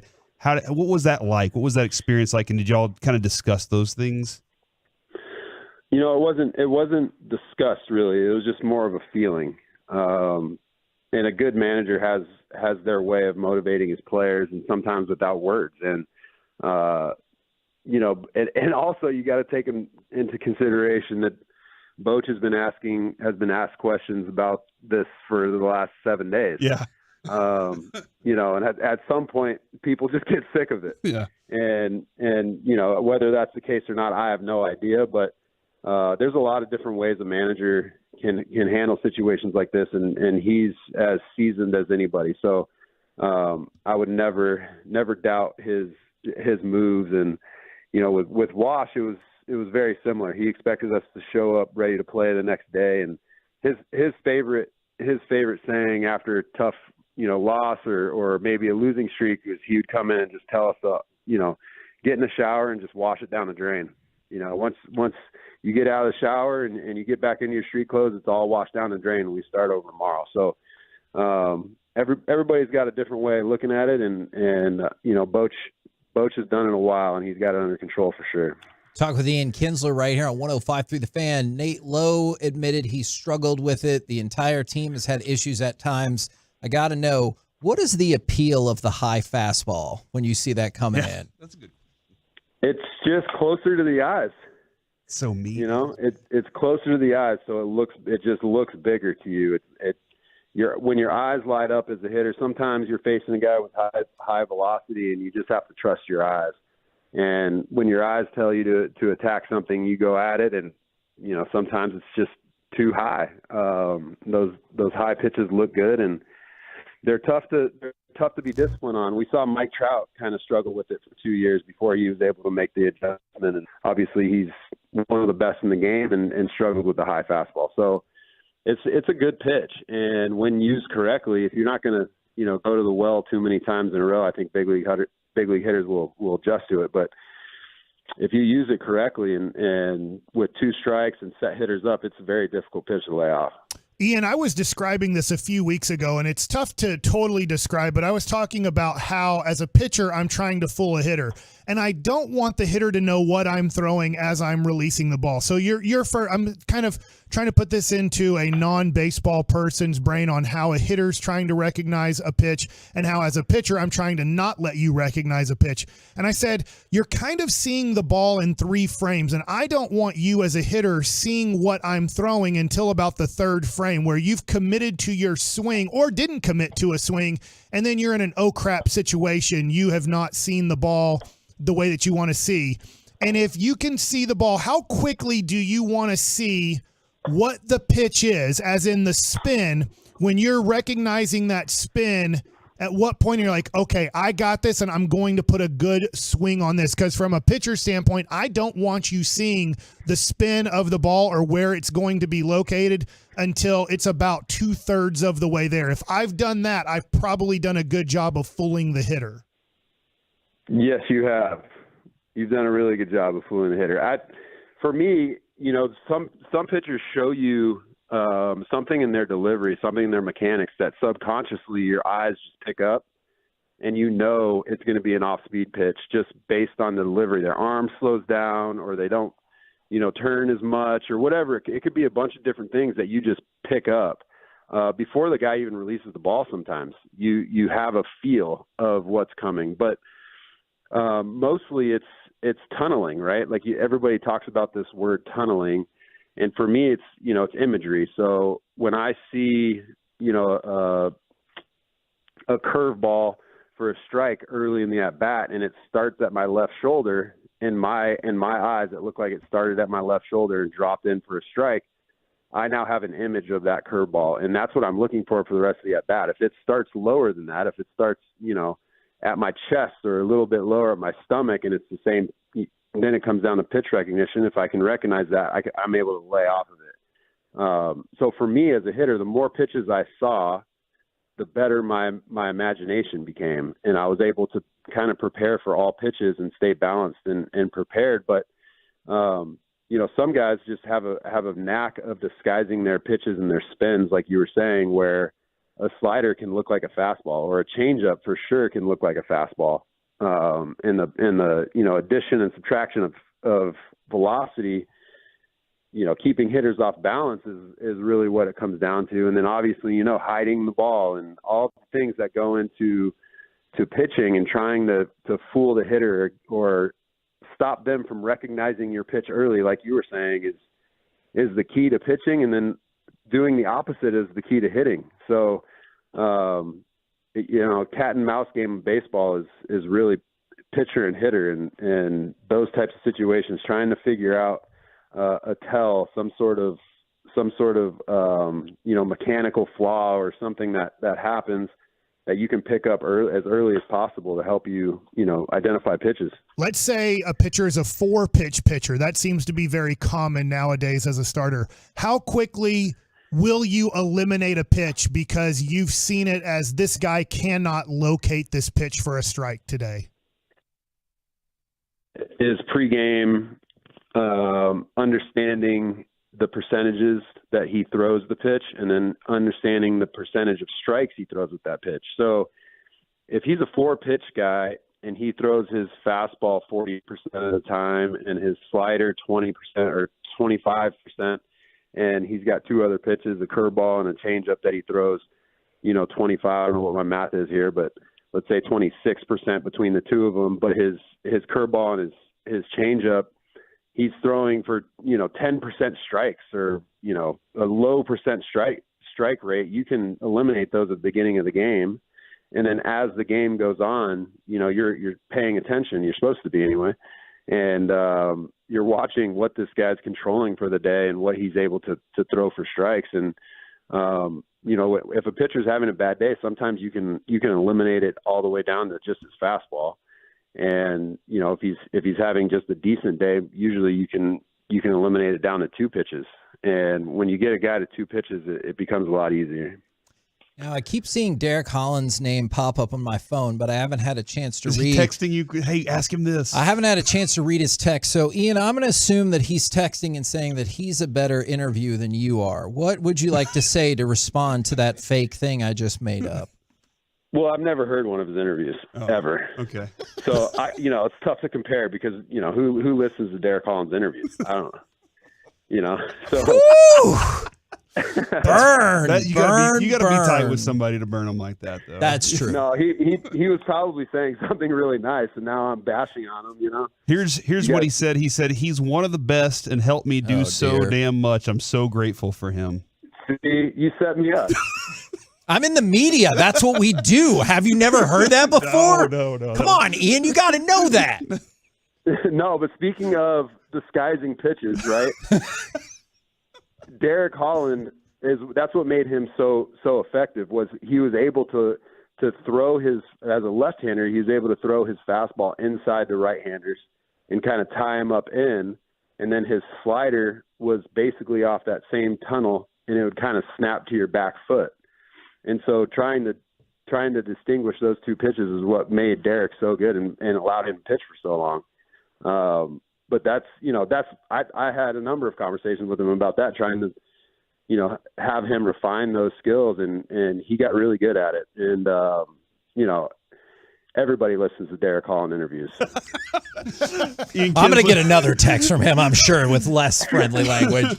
Ian Kinsler with us right now on the KNC Masterpiece. And, we were kind of spoiled having, Michael Young, you, Josh Hamilton, all in that bunch, Nelson Cruz. Y'all had a great roster. Y'all had a great lineup. And it always felt good knowing, I'll say Josh Hamilton's coming to the plate. I feel like as a teammate, it probably felt pretty good knowing that dude was about to come up to the plate and maybe wreck some game or something. And I'm kind of comparing that to Seager and Simeon right now, and just watching Seager, the way he's like just ruthlessly attacking the ball whenever he gets up to the plate. As a teammate, how does it feel whenever you know you got that guy in the lineup somewhere? It's an amazing feeling. You just expect something good to happen every time they step in, in the batter's box. It can also be very dangerous because you're kind of leaning on somebody to create some runs somehow. And you might take a little edge off of your self preparation or, holding yourself accountable for driving in runs or creating runs. So having a player like that, sometimes guys might expect too much from a player like that, but yeah, when that happens, that's telling you that that's a great player, right? When you're expecting something to happen every time they're in the box, you almost scratch your head when they fail, and that's the sign of one of the best players in the league. Really, is when you have that feeling every time someone steps in the box. Ian, I don't know this is a fact or not, but I'm going to assume Corey Seager hasn't broken his bat all year. He has like 2 inches worth of pine tar on the bat. He has the donut that he uses has now taken some of the black paint off the barrel of his bat. So I'm just assuming like this dude might have gone this whole year without breaking a bat because that bat looks really old. Can you recall the longest stretch you went without breaking a bat and using like your favorite bat, and it just stayed with you for how long? I have no idea, but the buildup of the pine tar definitely tells you. And I wouldn't ask him.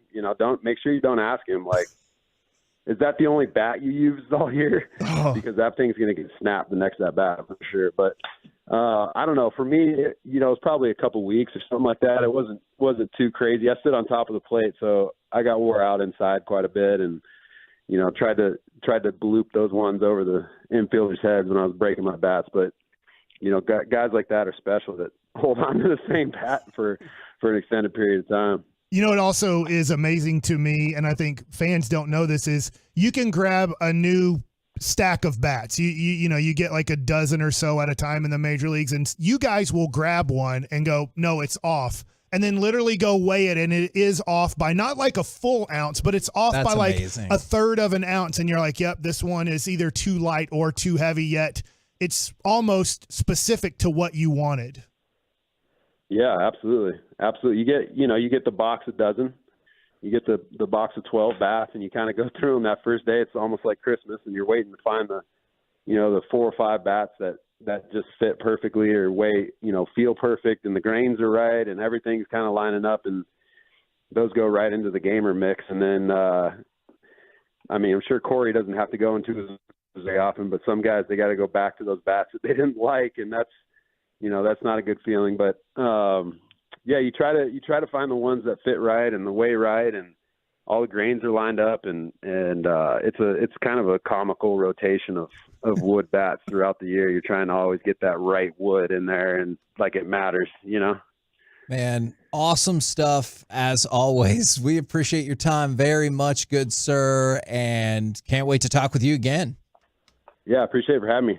There you go. Go Ian Kinsler right here on 105.3 The Fan, and definitely a masterpiece of the week drop, I feel like, toward the end. He's great, man. Mike, I know this is not usually the structure of the show.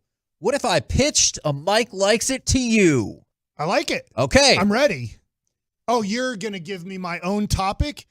I'm going to see what you think about this. All right. I think you're going to think it's amazing. All right, go. All right. You're familiar with Victor Wembanyama. Yeah, he's the first pick. Spurry. That is true. Did you see the special autograph that they're going to give away for him? No, I did not. Okay. So in Bowman U, they have green parallels of his number to 99 that he autographed. They picked one specifically where he signed it and wrote on the card, First card I ever signed. I did see this. Okay, yes. so they're going to hold a giveaway. Oh, it's not in a pack? No. They're going to do a giveaway for the other people who have already gotten one of the redemption cards for the 99. And they're going to pay for travel expenses and everything and do an event in San Antonio where I also believe they're going to try to raise some money for charity. Okay. And they're going to raffle it off. Very cool. That is cool. Man, what do you think that card is worth? Right now, probably $100K. Yeah, in, I could see in that. 5 years or maybe 3 years from now. And it doesn't even matter what Victor does. It'll probably be worth 10. Yeah. Like he could end up being the next LeBron James. And by the way, do you feel like there's as much pressure on him as there was? Like LeBron James probably had the most pressure in the last 20 years out of any NBA player out of the draft. Agreed. Do you think his expectation is the same? Man, I kind of feel like it like was. His pressure expectation? I kind of feel like it is. And if I didn't, it's when people were roasting him after his first Summer League game and they're like, this dude's a bum. Yeah. That I thought, wow, that is a lot of pressure. I do have a little bit of a Mike Likes It that I think I can get in here in 4 minutes. So there's a documentary that I watched when I was in Austin called Telemarketers on HBO. So I unfortunately think I have donated to this scam. How many times have you got the call over the last, let's say at least decade? Hi, this is Stan calling on behalf of the fallen police officers of Texas. Are they trying to sell you a police and ball ticket or make a and donation? You get a sticker, right? You get a sticker for how, if you donate more, you get a gold sticker. Yeah. So according to this documentary, which I've given money to, it is a 100% complete scam. They are not giving money to fallen police officers' families. Now, Guns and Hoses, 100%. Yes. I just want to say this. Guns and Hoses, you should donate there. That money, I can It's an guarantee organization you, we work with, yes. That money is going to police officers, firefighters, their families in need, okay? But, and I hope I'm right on this, watching this documentary, if you have ever donated to somebody who's calling you, which I've recently got a phone call, and I did not donate, but I had not watched this documentary yet. When you're getting a phone call, I think this is a PSA. When you are getting a phone call on, hi, we are calling on behalf of the fallen police officers of the United States or of Texas, or the fallen firefighters of Texas or in the United States. It's all a scam. They're not giving a dime to, and now it used to be when they first started off in this, the first episode, it used to be they were giving 10%. And they had to tell you that if you asked the question. But how many people are going to ask the question after, hey, we're trying to raise money for the fallen state troopers or the fallen whatever? How many times are you going to ask, well, how much of my money is going towards this? Yeah. They used to have to say 10%. And obviously, usually you probably wouldn't donate if you're going to donate $100 and know only $10 was going that way, and $90 was just going to this telemarketer company that was doing this. But as time went on, 0% went. And the people who were running this scam, like the main people, they were clearing like $500 million a year. Because how many people usually are going to say no to, will you just donate $50? Will you donate $100? There's more to this. I recommend you watching this. And if I am completely and totally wrong on the people that are calling, you guys need to really get out there and do a PSA on this HBO documentary is not the one that we call on. The Office of Attorney General for the District of Columbia, if you trust them, Kevin, said you receive a telephone call from a group claiming to be raising money for families of a local police officer killed in the line of duty. Caller says the organization must raise $5,000. It's a scam. They say check these. They say check IRS Select Check, BBB Wise Giving Alliance, Charity Navigator, GuideStar, and National Center for Charitable Statistics. Those sites will help you figure out if this is a scam. I've done it before. Wow. I will never do it again. Based on this documentary, I will never give a dime to another person calling me saying they are calling on behalf of. I'm giving it to Guns and Hoses. Yeah. I'm not giving a dime. And I recommend, I strongly recommend, you can do whatever you want. It's your money. But if you're listening right now and somebody calls and saying they're calling on behalf, the last one, it sounded like a police officer was calling me. And I felt bad for that police officer. I was like, oh, what S job did he do to get this job if he's having to call up all these people? I felt bad for him having to call up this. But then as the documentary went on, they're told, all right, we need you to sound like a police officer. Sound like you're very authoritative, deep voice, like you're talking as a police officer. So if they're questioning, are these police officers calling? We need you to sound as much like a police officer as possible. So this is this telemarketing thing. And they said they had an office in Austin. I don't know if they still do or not, but they were showing the locations of these telemarketing scammers that would call on behalf of fallen officers or fallen firefighters. So just a PSA, I would say my recommendation, do not give money to these we are calling on behalf of. Guns and Hoses is where you need to go if you feel like donating for fallen officers or fallen firefighters. And the documentary is Telemarketers, correct? Telemarketers on HBO. It's not, I don't think it's completely over. I think it's, episodes. Yeah. Coming up next, it's time for the C Block starring Corey Majors. The price you pay for being famous. Next on The Fan.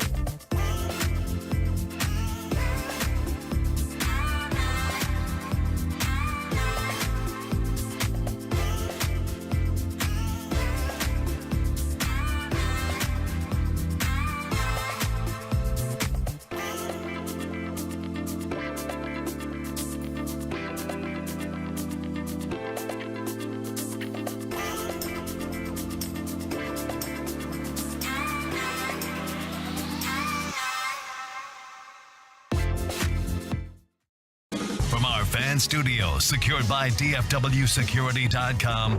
It's the KNC Masterpiece on 105.3 The Fan. KNC Masterpiece right here on 105.3 The Fan. It is a shout-out Friday, and we've had shout-outs coming in all day long from the 940. Shout out to my wife, Darby. She's a kick-ass mom, and it's her birthday this weekend.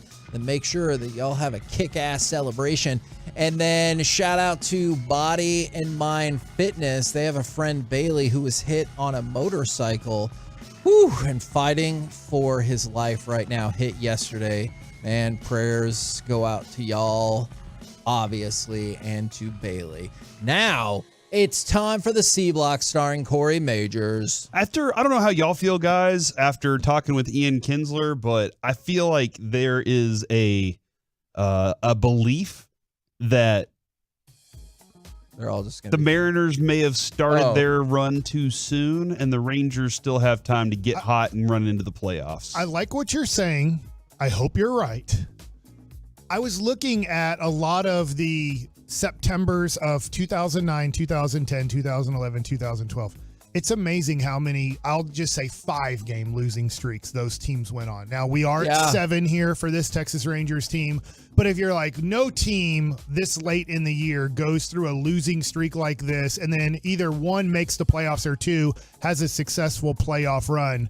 Well, those Ranger teams did. It's amazing when you go back and look how many losing streaks good teams actually go through a season. Now, probably the Atlanta Braves don't have one. If you win over 100 games, you probably don't have many of them. But if you end up being kind of that 88 to 93 win team, you're going to find some losing streaks, and you'll even find them in September. Mike, somebody texted this in during the show, and Kevin, I don't know if, or during the interview, I don't know if this is factual, but I'm going to they put a lot of information here. Okay. From the 214, 3 World Series champions have had losing streaks of at least 6 games since 2010. 2 of those teams were managed by Bruce Bochy. The 2010 San Francisco Giants had a 7-game losing streak. The 2014 Giants had a 6-game losing streak. In 2011, the Cardinals had a 7-game losing streak.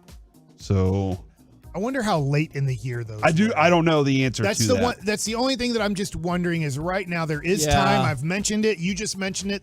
The good thing is this isn't 2012 where the Rangers ran out of time to turn the season around. They ended the season where they couldn't win. Yeah. Right now the Rangers can't win. Yeah. There's time to turn it around, and luckily the Astros haven't played very good. If you're listening and you're an Astros fan, you've had the opportunity to overtake this division. In fact, the Rangers have given you ample opportunity to take over this division and have a 2 to 4 game lead, and you haven't been able to do it.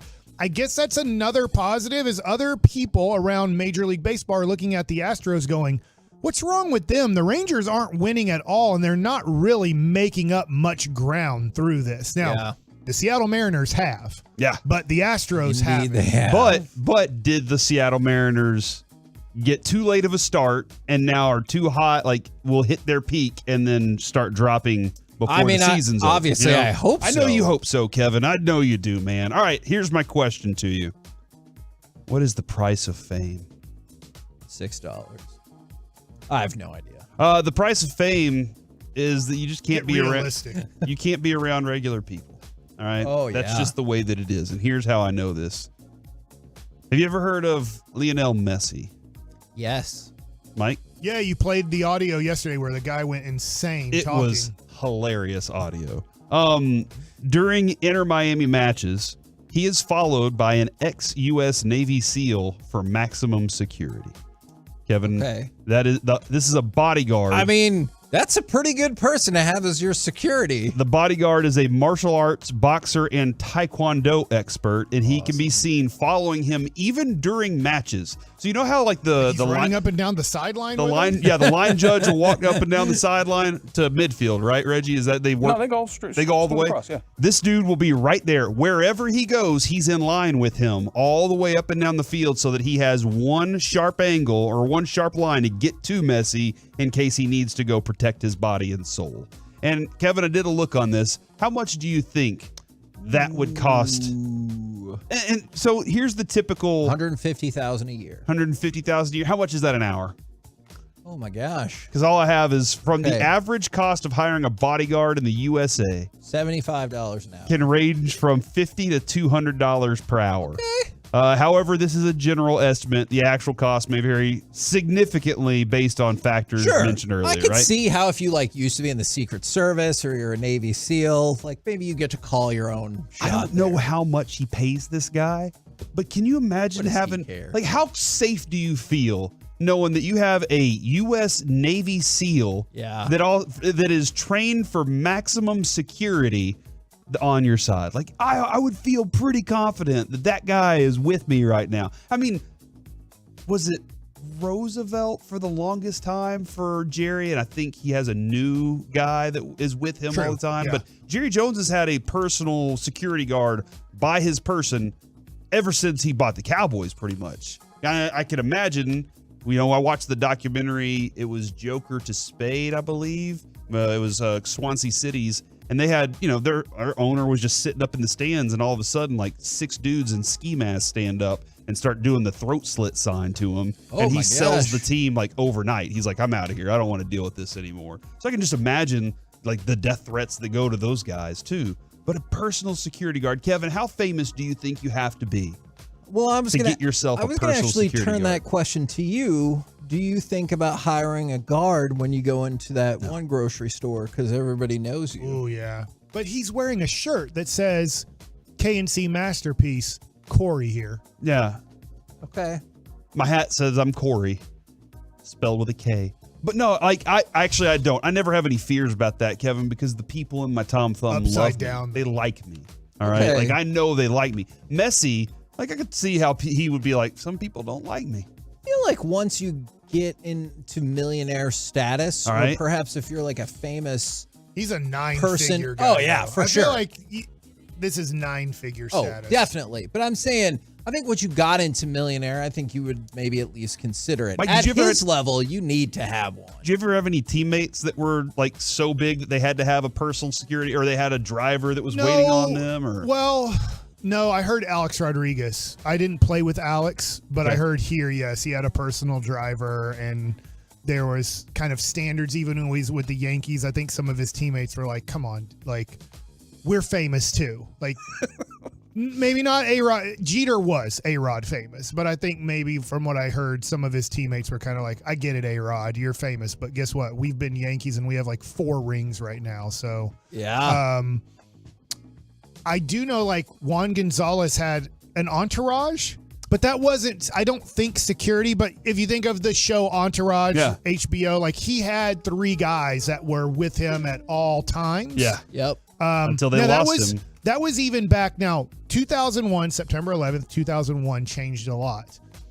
Back then, before September 11th, you could kind of have pals in the clubhouse if you were of the status of Juan Gonzalez. Okay. After September 11th, it got a lot stricter on who could enter and who could exit the clubhouse. So I think Makes sense. after that It point, does make sense. that like a person like Juan Gonzalez who kind of had 2 or 3 of his guys with him, I think that had to end because they're like, look, there are a lot different rules now after September 11th. From the 903, Mookie has a personal security, and I get that Blaylock, Betts, yes, not from Mookie Garland. Blaylock, Mookie Betts. I can see he's in I don't wanna LA. rule that He's a personality that, you know, and think about this too. Y'all's games end pretty late a lot of times, right? Not anymore. Driving home late at night. Well, hold on. Well, you're right. But you're True. driving home. If you're driving home after 9 o'clock in Chicago, shots can be at. You know, we just South discussed side. this the other day. You can shoot people after 9, but please don't do it during the day. I mean, I think they would still prefer if you did not. They just realized like we can only ask so Settle your much. beef We later. can't stop you from Yeah. shooting, We but we can probably won't try to prosecute you. Yeah, Yeah. can we just keep it between these hours? So what number did you put for Messi? You think he's paying his security guy? $150,000. $150,000. I don't have an answer, by the way. I would guess 500,000, if not $1 million. Wow. Okay. I think the money. personal chefs. I think like LeBron's personal chef might be $1 million. Really? I mean, I'm not disputing that. I had no idea. So I'm assuming. Whoa. I'm assuming That's awesome. a bodyguard that has to be on call somewhat 24/7. Yeah. I'm gonna guess from a person who's making $50 million a year or more. I'm going to guess that they pay $500,000 to $1 million for that person. His name's Yassine Chueco. A name only a bodyguard or MMA fighter can have. But he has like 120,000 followers on Instagram that are in a following weird him. way, they have to be prepared and ready to kill for you. Yep, pretty much, or take a bullet for you. Yeah, like they have to be prepared for that moment there. Wow. The other thing too, Kevin, is it's not just the price to pay to be messy. Sometimes you have to pay a price to not be able to even have the college experience. Angel Reese has now joined I saw this. Livy Dunn as the latest LSU athlete who now is only taking online classes due to their celebrity status. I do get that, right? Like, it's probably a pain in the butt just to walk across campus, let alone being in a classroom. It's like, hey, this was a good game last night or whatever. But I understand what you're saying, but that isn't going, I guess for her, maybe it's not. For some people, I guess being a college athlete is not also getting the college experience. Yeah. Like she already won her championship. She probably the year before, everything was fine. Then she gets vaulted into this category, and now everything's different. I bet for Livy Dunn, there's a lot of dudes. Vaulted into it. There's, pole vault. The vault. What? Well, that's a different Olympic sport, Kevin. But she's super famous, and I bet dudes are always trying to come up to her and talk to her, and it's just got to be chaos. More famous than like Arch Manning? That's a good question. Because Arch if I was going to Arch classes. Manning, I would imagine that would be that guy really would have to difficult. I do wonder, is it different for a guy and a girl as well? I wonder if that experience is much because different. guys just want to beat you down with like questions about a route that some receiver But ran. here's a little bit of my opinion. This is only my opinion. I don't think she really likes school. Well, and I think she's trying to get out of school a little bit. I think if they appreciate class and appreciate school. What makes you say that? Because I think that, I know it's a little bit of time ago, Michael Jordan, Kevin Durant at UT. Like, I'm assuming that they kind of walk to their classes and everything. I don't know how much more popular this person is than them. Well, I mean, this is not entirely new when it comes to these athletic situations, right? We've seen athletes have to take online classes when they get to a certain level of status, especially when you consider all of this is like, all politics is local in a way, right? Like everything when it comes to this celebrity matters on an individual scale, and individually in Baton Rouge, hey man, she's popping in that way. And I think we've had that happen. I mean, we were talking about Johnny Manziel. Johnny Manziel went that route. The thing that came to mind because he hated school and wanted to do drugs and alcohol, not because I just for him that I get some of the popularity, but he would have been just fine. But he was like, I want to get drunk this morning. I think that there might be some instances where individuals don't care about school as much. I think it might be unfair to label that as like a full overarching critique of this. The thing I have a question about, because I know for me personally when I was in college, online classes were not a good idea for me. I was not enough of a self-starter to like stick up, keep up with the curriculum and everything. I needed kind of the structure of being in there, having those reminders of, okay, these assignments and having other people. I wonder like what happens if you end up being like a certain level of famous on a campus where it becomes a nuisance to go to class and you're not really good at the online class. Yeah. You have other person do the online class for you. I guess so. Then there's also the, there are stalkers. We've seen stalkers out there too. And hey, now a lot of people know how much NIL money you're making, and how like we know all your deals that you've been made. It's in the headlines, and you're in college and you're unprotected on a campus. I do wonder how much that affects it too. And Mike, you experienced it. You hated school. Like you were an athlete and you didn't want to go to school. And like I know from experience, if somebody said you don't have to go to class, and somebody will take the test for you, and you get a free passing grade, that's the school I want to go to. I hate admitting that, but that's how I was with school. I didn't care about it. I hated it. So I can understand like they are able to get out of it when they probably don't care that much about the class and everything. And then the other thing too is for online, you can never prove, it's very tough that I didn't take this online class. Everything's timed. I took online classes through UTA or whatever. Everything's timed. It's very easy to get somebody else to do the work for you online. But also, like, the online classes were always available. I feel like if that was the route that they wanted to go, she could have started there a lot earlier. You know what I mean? But that is, Kevin, the price of fame. Okay.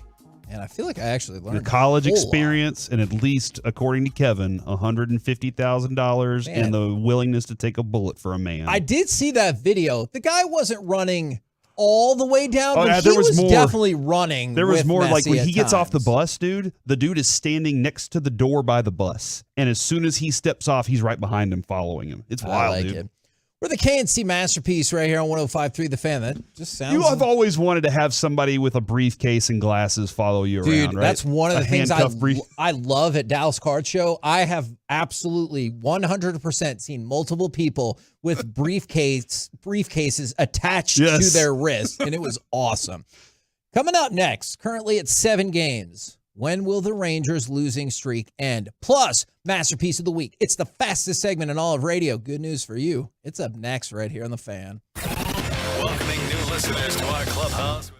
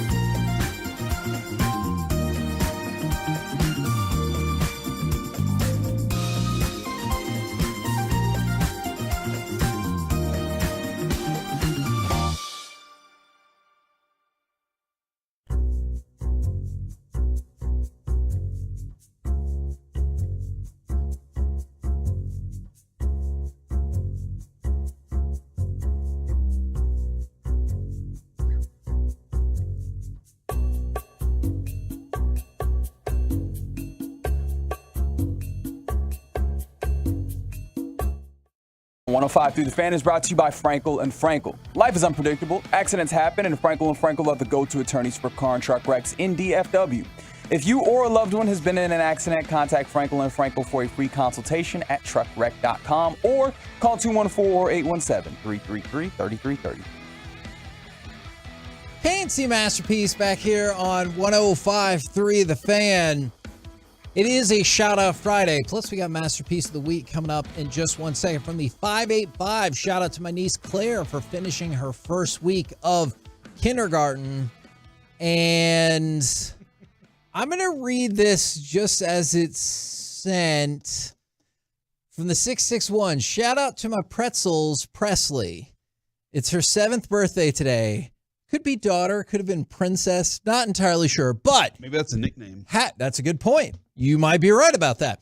Shout out to you, Presley. Happy birthday. Went to her first Rangers game on August 14th against the Angels with Max Scherzer pitching. She's a Ranger fan for life. Happy birthday to you. Now, speaking of the Rangers, which, by the way, Presley might be good luck because the Rangers won that day 12-0.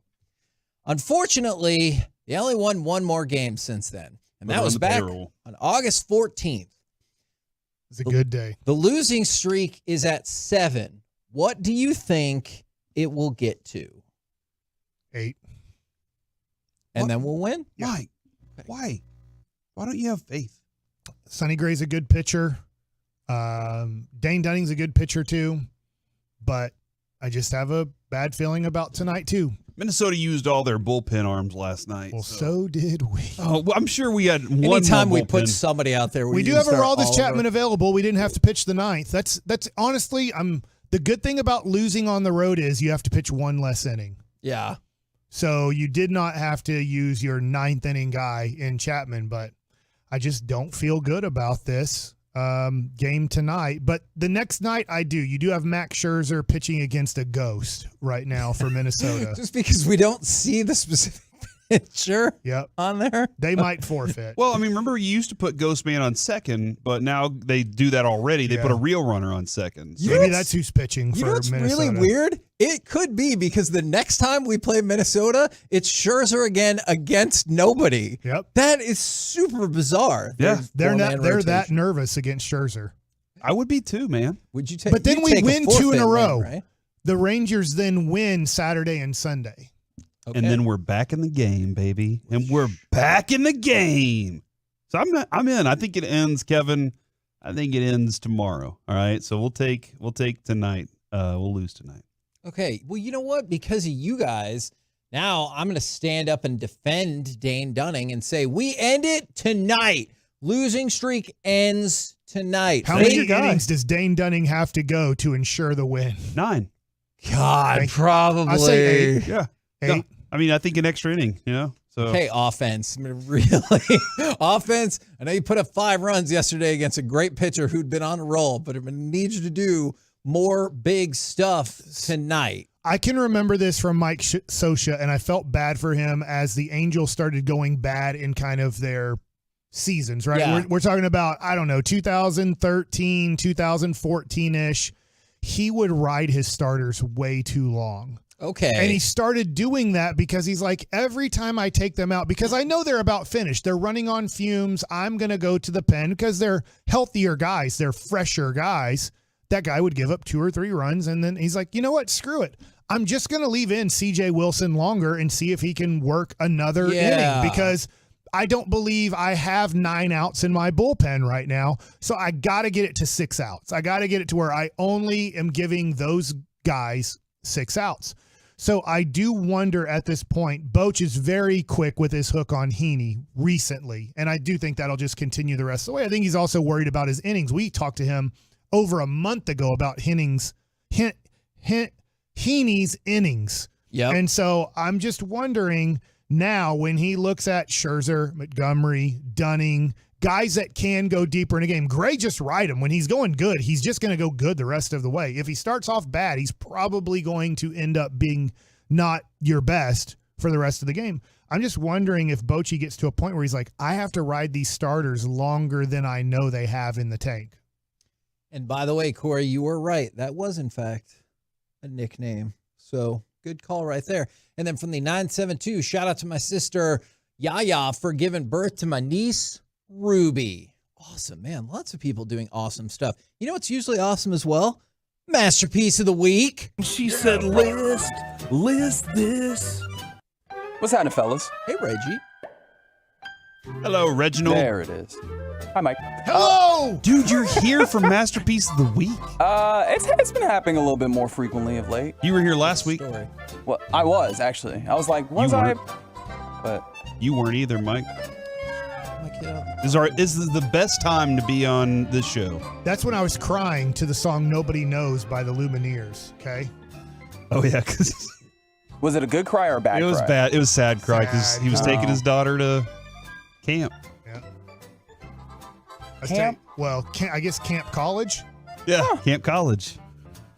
Maybe at some colleges. She's loving it, by the way. She is That's loving great. UT Austin. Do you feel like, is Brandon loving UT Yes, Arlington? he definitely seems happy. Doesn't care about you at all anymore, right? Man, I'm just really happy he's been texting back and forth with me. I was like, I'll take it. I know this is supposed to be a happy time.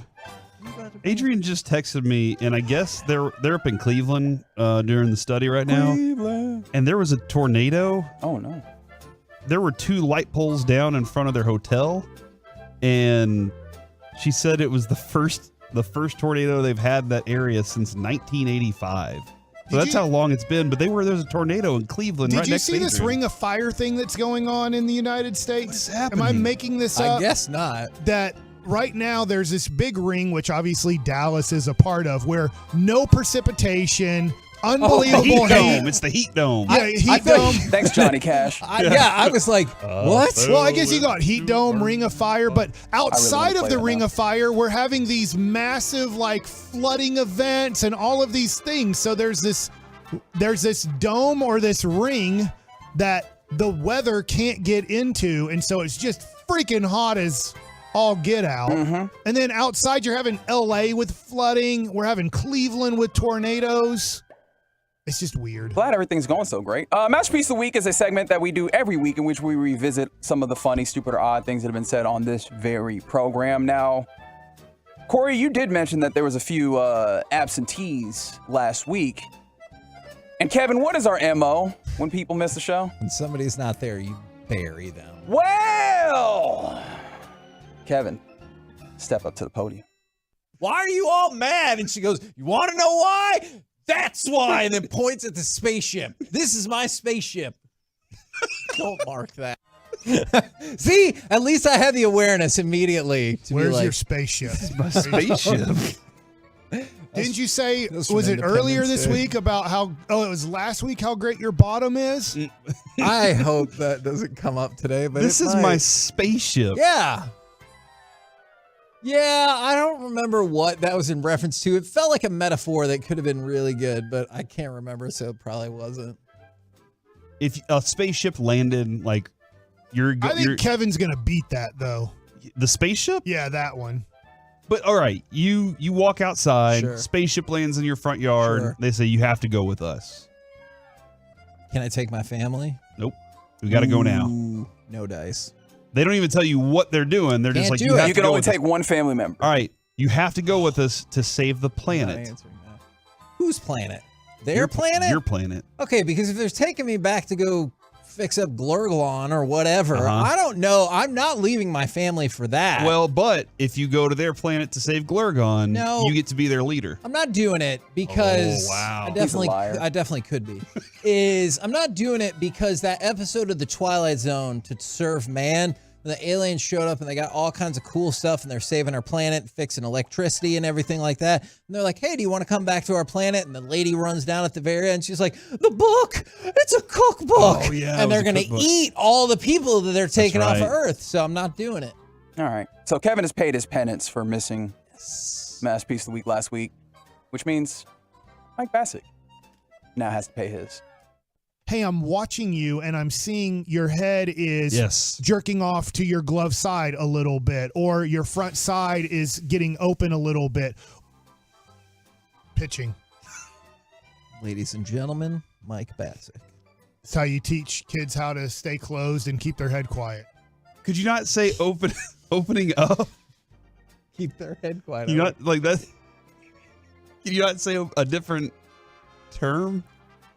Keep your front side from opening up? Yeah, like what you said though. From jerking your head off? Yes. No, that's the way you say it. It seems like there's so many other options. That's the way I'm going to say it the rest of my life. If your kid ever wants to take a pitching lesson from Please, me, I trust you. Please don't finish that sentence. I trust you. Please don't finish that sentence. Back to you, Reggie. Thanks, man. That was close.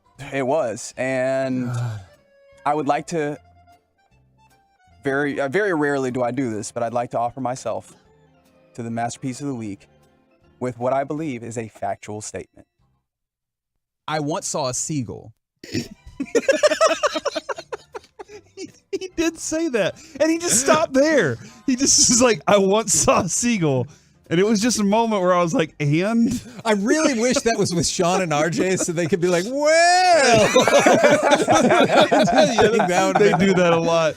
Yeah, and I'll tell you this. Immediately, I was like, I reached over. I can't remember who was, maybe it was Jeff. And I was like, we got to mark that. We just have to have that. And Colby texted and was like, y'all have to get I once saw a seagull from Reggie. And that was good. I did. It's true. Ooh, this is a tough one. Now, sometimes this segment leans to where it's just a lot of one person. And who is that person typically? Mike. Not today. Corey. It's the Corey piece of the week. And we begin. I was almost so delivered. close. Anyways, The Corster piece? You know who did deliver? I did. Corey Majors. Oh my God, that baby's so chunky. I love him. That's about Noah. That's your wife's retelling of Noah. I've never heard the word chonky before, but Adrian and Carter use it all the time, and that's the way that she feels about Noah, is that he's chonky. Oh goodness. I don't want to eat a baby. That Wait, you thought that's what we were? That was not we my were not takeaway worried on about that. until just now. That's what it sounded like to me, was Like that Mike I wanted Tyson. to eat that baby. Did Mike Tyson want to eat a baby? Yeah. Oh, that's right. My I remember. defenses are impregnable. Yeah, I wouldn't do that. That was very good. Never. I promise. You sure? Unless it's a baby calf. See? That's a good point. Anyways, as we continue on Masterpiece of the Week, Corey also said this. Because I'll do it for you if you want me to. Let me just mark that right. I was thinking about it. Why? Because you were talking about killing babies, probably. I would I would never do that. They were too chonky. They're the future. That's true. Man, I'll tell you something. If you ever hear a politician who answers a question by saying kids of the future, you should just cross that person off the list. They got nothing, man. What's your favorite phrase to just like hide behind? You know what I mean? Because children are the future. I know Dawson has the three-pronged approach, and the last one is, what about the kids? What about the kids is a great one. What about the kids is a great way to go. Yeah, for a while it was post 9/11, and I just feel like people think about it and not want to challenge what you had to say after that. Yeah. So, I don't know. I'm going to think about that. Never forget. Are you American or not? Yeah. Are you an American or no? Damn right. I want you to never forget what Corey said next. I don't want that to melt. I'd rather use that in my mouth. Like, that's the way that you go with that. Ice cream. I believe that's what we were discussing. It was not here. ice cream. It was not ice cream? Definitely wasn't ice cream. Ice melts. It was ice. It's true. Was it ice from a particular place? Sonic. There it is. Sonic ice is the best. That's true. But I do eat ice cream fast. Whenever I have ice cream, Adrian's always like, how did you finish your ice cream so fast? And I think it's because I have a hotter mouth than her. And what? Yes. I think my mouth has a higher... Why are you shaking your head? Yes, Mike. I have the ability to... People have different temperatures of mouth. Yes. I bet if we got a thermometer out right now and stuck them in our mouths, we would all have different temperatures. Is that because you have a hotter mouth or what's happening inside of your body? I think I have a hotter mouth because that's where the ice cream starts. The ice cream starts at the mouth. It doesn't get to my stomach first. It gets to my mouth first. And I think my tongue heat is very, very hot. And that allows me to eat ice cream faster. Like, demonstrate. I don't have an ice cream cone, Kevin. Pretend it's a microphone. I'm not going to do that. Do you lick or do you bite your ice cream? Both.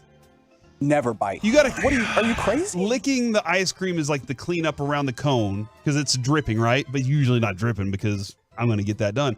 But then the bite part is once it's gotten soft enough, Then you're just like, let's get this thing I done. think I with. mostly bite my ice cream. That's insane. And also with the waffle cone, Kevin, sometimes Off there's of a hole in the bottom and it drips out of the cone. bottom. I don't want to get it to that. I'm taking it off of the spoon, but if I have an ice cream cone, like from Brahms, great. I'm mostly biting the ice cream off of the cone. That's I fact. still think that's wild.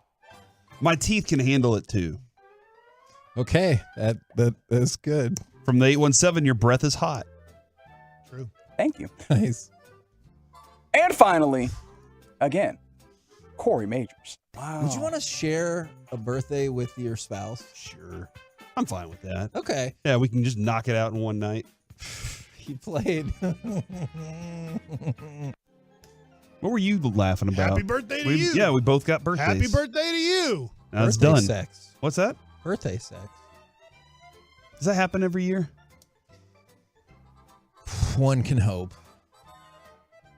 Oh, you know what? I think you had some time after Noah was Baby born. Noah. So that is like, time. That was science. Yeah, though. that's that was science working that got in the way against there. us. I get it. Yeah. This might not be the popular choice, but if you really did just stop talking after this, I'm voting for Reggie. And that time he definitively said that he saw a seagull. I once saw a seagull. It's so preposterous. It's true. I'm voting for when you were going to fight that really famous person and he went behind you and it took less than a minute. Yeah. I know we didn't play it, but that should win. That's fine. We don't need to play. I figured that we wouldn't have enough time if we just played that. And it would knock everything It would win else so out of quickly. Here. Yeah, I was going to vote for the spaceship because I don't know if we can play Mike's again. So Wait a minute. I left one on the table, ladies Okay. and gentlemen. I'm All right. sorry. I apologize. Mike McCarthy. Number one fundamental. I mean, if you're ranking them, ball extraction. sports just lends itself to that. Yeah, who came up with somebody perverted came up with sports terminology, right? Yeah, I'm voting for Kevin's spaceship, and that's the one that I'm going for this week. Why are you all mad? And she goes, you want to know why? That's why. And then points at the spaceship. This is my spaceship. I don't know what that was in reference. It's so funny. Mike, what say you? If you had to vote for, we didn't play that clip. I'm voting, I guess, for me because I feel bad that I didn't get a vote yet. And I'm watching you and I'm seeing your head is jerking off to your glove side a little bit, or your front side is getting open a little bit. That is regarding pitching. So, Kevin, somebody has to vote. That's Masterpiece of the Week, ladies and gentlemen. Reggie, make a vote. Nope. You're a jerk. Yep. From the 2469, this show is full of psychos. You don't even know the half of it. You're not wrong, though. Coming up next, it's time for our chit chat with those fellas from the G-Bag Nation right here on 105.3 The Fan. Before we crosstalk, let me tell you.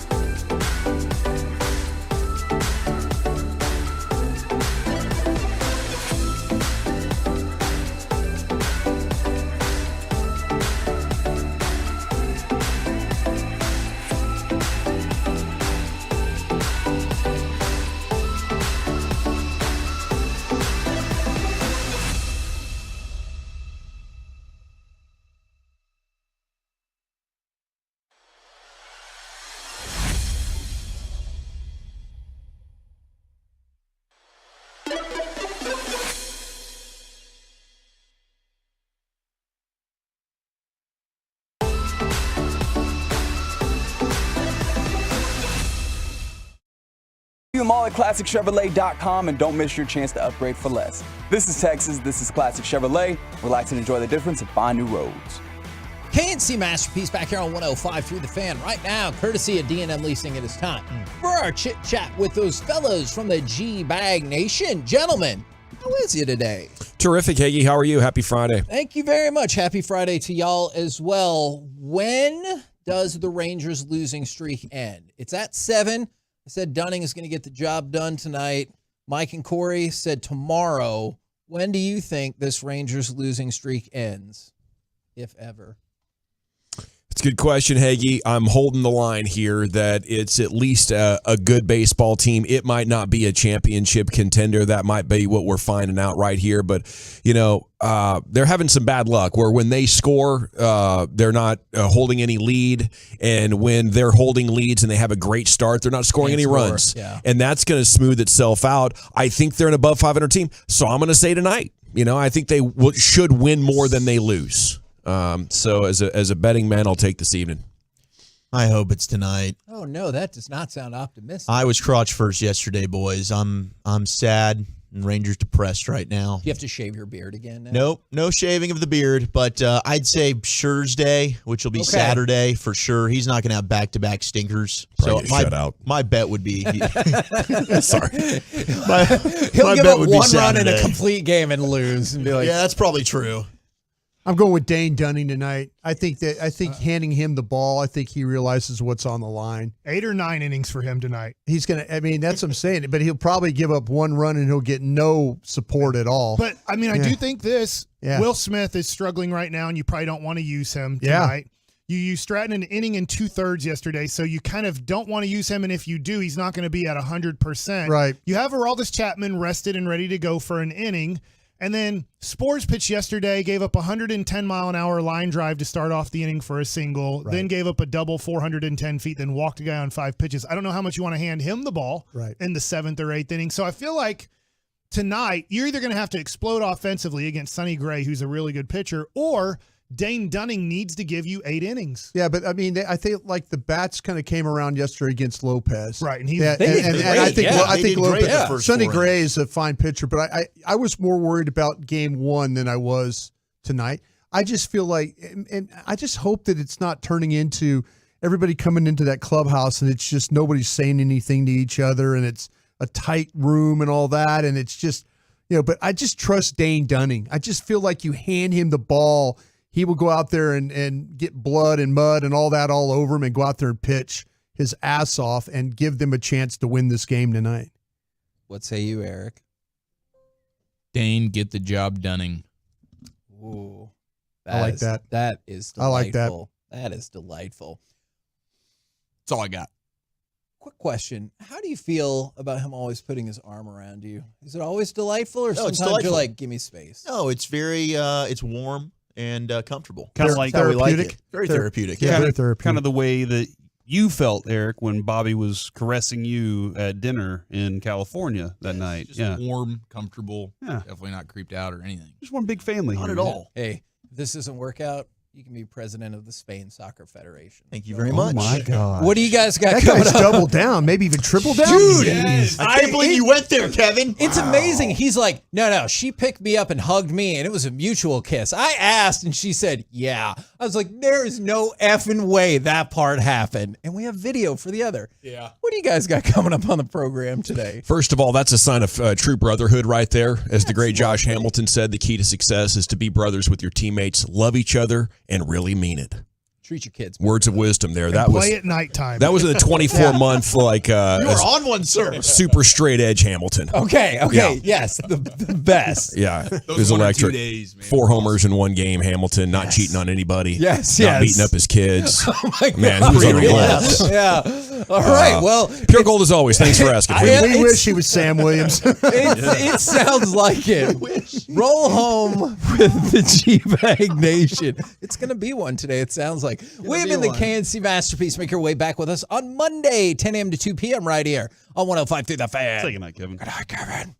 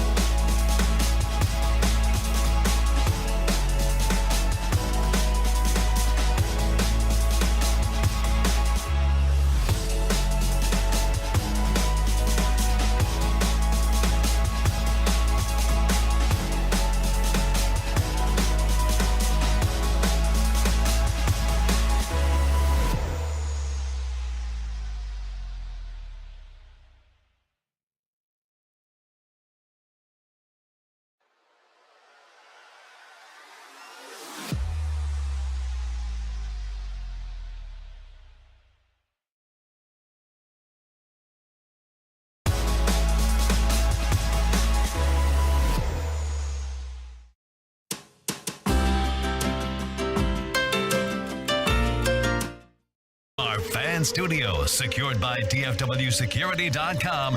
You're rolling with the G-Bag Nation on 105.3 The Fan. Here we go. Hour one of the G-Bag Nation on 105.3 The Fan. We're back with you. The Rangers losing streak still not over. That is first on The Fan. 817 asking what's going on with my Rangers. That is what we are here to discuss with you, amongst other sports topics in the next 4.5 hours. General at your service, at ease. Here's Brian Broaddus, a former Cowboy scout, NFL executive, Emmy Award winner, and the #1 influencer on Cowboy social media. He's at Brian Broaddus on Twitter X. Lucius Alexander in the Pimp Cup. Happy Friday to you, sir. Here's Wolchuk and Chiafalo, along with Carter Freeman coordinating your video, and you. We are the G-Bag Nation here on 105.3 The Fan, and a good afternoon, gentlemen. We got good Friday vibes going. It's flowing. But there's also a healthy dose of Rangers anxiety in the air. So I'm a little on edge here. I'm on edge as well. Yeah. I mean, Wolchuk was giving us all the confidence yesterday, making me feel good. He did that thing with his shoulders, you know, that gyration he likes to do when he gets excited. He gets the jazz sausage fingers going. Yeah. And then he just has this great positive aura. And then he takes to Twitter last night, and he used the word panic. Yeah, panic. He used the word panic. You're a baseball guy, Wolchuk. Yeah. We turn to you. What happened is it's the way that they're losing. You know, the one against Arizona, you blow 2 saves, okay, maybe it's a fluky thing. You get up against a really good pitcher yesterday, and then you blow it again.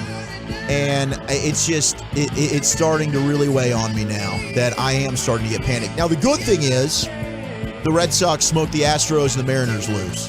Yeah. So you're okay. But my gosh, you go on a 7-game losing streak. This bullpen is absolutely atrocious. The only bullpens worse in Major League Baseball are all teams that are 20 games under 500. Wow. I mean, it's unbelievable what they're doing. They've blown 23 out of 47 saves this year. That shouldn't be possible. 27th out of 30 teams in the majors. That's insane. And they didn't do enough to correct it at the deadline. They did not. Unless you want to get creative, and I mean, Jose Leclerc's the guy they didn't use. And I talked to you guys about this pre-show. I wonder, because like Spores didn't have it last night, clearly. I thought he'd get the G-bag bump. I was wrong. Maybe I need to take responsibility for this. Maybe I jinxed him. I'll do that. I'll fall on the sword for our Rangers. I know you will. I'll take that. I like what you're doing here, and you should. That's my fault. Yeah. I'm sorry, Sporesy. I blew it for you. Yeah, you did. But we all need to be better. He didn't have it. And I think pre these new rules, when Bochy last managed, he didn't have to have the 3-batter minimum. He would have said, you know what, Spores, I'm taking you right out. Now, maybe the next guy he puts in there would have stunk too, Will Smith. He doesn't have anybody that he can really turn to and be, okay, this is our guy. I feel confident. Even Stratton, who was so damn good, blew it for you last night with a homer after Heaney comes out. These are our guys, too. It's tough for Bochy to navigate these matchups like he used to do in San Francisco because of the 3-batter minimum, and I think we're seeing that. And talent. The talent and the rules are going to make it harder on Bochy than he had. Probably more so than anything. Well, here's what I'm ready to concede, and the truckwreck.com fan text is open at 877-881-1053. Probably not a World Series team. Okay, we can see how important a bullpen is in the World Series, and if we want to go there, that is fine, but we should not be convinced that this thing is over, that there's not progress to be made, that we can't get a good matchup in a playoffs and maybe even win a series. Okay, luck is playing a factor. We saw how bad the bullpen was early in the season, and they went through a 2-week period where it was mind-numbing. Maybe it was a 3-week period, actually, now that I remember it. It was traumatic. Really was. Still is. And we have some PTSD. We're getting plunged back into that. This is rock bottom, though. It is. Okay, this team's probably going to play above 500 baseball the rest of the season and be in position to be in the postseason. Okay, I'm sorry to be workshopping this live right now on the air, but as you say you're conceding something, I like the idea of Gavin's concession stand. Okay. And this is where you just concede certain things that you just have to acknowledge in real time about our football teams, our baseball teams, or whomever or whatever. I'm ready. What are you serving up? I'm ready to concede that this team lost its edge when DeGrom got hurt. Something changed. It took the air out of the clubhouse somehow. They were able to rally a couple of times and win 4 consecutive series because there's a lot of talent in there. But things got to line up for this team to pile up a good 2-3 week stretch. It's not just them going out and executing. I'm willing to concede that when Bruce Bochy said that hot start in the first 2 months was not sustainable, he was dead balls on right. That's his wisdom. And I'm ready to concede that Chris Young, who is my favorite executive in all of sporting right now, overestimated what he had at the deadline. Should have done more. How do you acquire so many guys that are going to have deals expire at the end of this year and not finish the job with 2 more relievers, Chris? And how do you bring in Jacob deGrom? We go back to the original sin of constructing this team. How do you go get that guy with his injury history and use up so much of your payroll? Well, right now I feel like they've got Evaldi on bubble wrap. I don't know if they're going to use him or not, but they need to, because you've seen that when they've been able to turn around, it's been, a little bit of injection of something. That's my hope. Yeah. Whether it was the trade deadline, right? He's a leader, Wolchuk. That's your hope. And that's why you don't give up. We have not seen how this team goes with Evaldi and Young back. Yes. And they need to just throw him out there. And maybe, we were talking off air with Mike. Maybe it's a bullpen role. Maybe you ease him back in that way because you need all the help you can get out of the pen right now. And your starters haven't been bad. I mean, Jordan Montgomery the other night, he was fantastic for you. Heaney was okay, and then he got into some trouble. Scherzer, he had a stinker the last time he was out. I expect him to bounce back for the majority since you traded for him. He's been good. The starters aren't really your issue. It's the pen. And we got a lot of texts. Why not use Martin Perez? Maybe they should try him out. Martin Perez, and we talked about this as well, in the swing and miss guy. Yeah. I'm going to paint the corners, and I'm a ground ball pitcher. That doesn't always work coming out in the pen. You kind of want swing and miss stuff, but you got Jonathan Hernandez in the minors. He's got that ability. Does he have the mental ability to handle that role? I don't know. Do you call him up? Do you bring up Owen White? Do you go down to the farm and just try and just throw some stuff out there? Because right now it ain't working. A lot of good questions there, Wolchuk. What would you do, Broadus? Well, I'll tell you what the problem is, and maybe that what CY was trying to do was by going out and getting starting pitching, that it would go a lot further, and he wouldn't need bullpen. When he went and got Chapman, Chapman came in and was it was lights out when he first. And they trusted Josh Smith more than they should have. Well, and that's and that's the thing about it. But he was going good, and you couldn't predict that it was going to start going so bad. I think he was thinking more about if I could just get quality pitching. Starting pitching that could go deeper and think about a playoff rotation as well. Plus, you're putting Perez back there in that pen. You're going to get a chance to put I'm not trying to make excuses. Heaney can go back if you get Evaldi. I just hope it's not destruction by injury with DeGrom and Evaldi, and I'm going to keep my fingers crossed. It's just weird that, again, last night he said he's good to go, and there's no imminent plans to put him out there. I think the explanation is they're worried about hurting him for next year. That's the only way this makes sense to me, why Evaldi wouldn't be pitching yet. Agree 100%. And I was just looking because you mentioned the DeGrom sort of turning point. And when they announced that on June 6th, they were 40-20 when they announced he was going to be out for the year. Since then, they've gone 32-35. Mm-hmm. So they've been 3 games under 500 over the course of the announcement of DeGrom being out for the season. Yeah. And that's a pretty large sample size of baseball. We've been dealing with it for 2 months now. Is that their real identity? They've had a lot of injuries through this thing, but at the same time, smack dab in the middle of it, you see 6 Rangers in the All-Star game.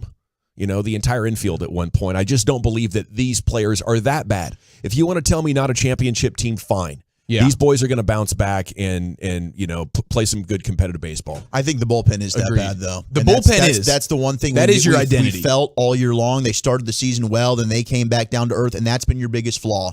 And we were hoping, okay, Stratton and Chapman, is that enough? It's not enough. And ultimately, that's going to hurt them and be the reason why they're not going to be a championship contender. 945 says it's football season, baby. It is. And oftentimes going into a year of uncertainty, when you're looking at your baseball team as a fan, as a media member, you're like, man, just give us compelling content through the summer, something to watch every night and be interested and engaged in, a relevant team. We got that.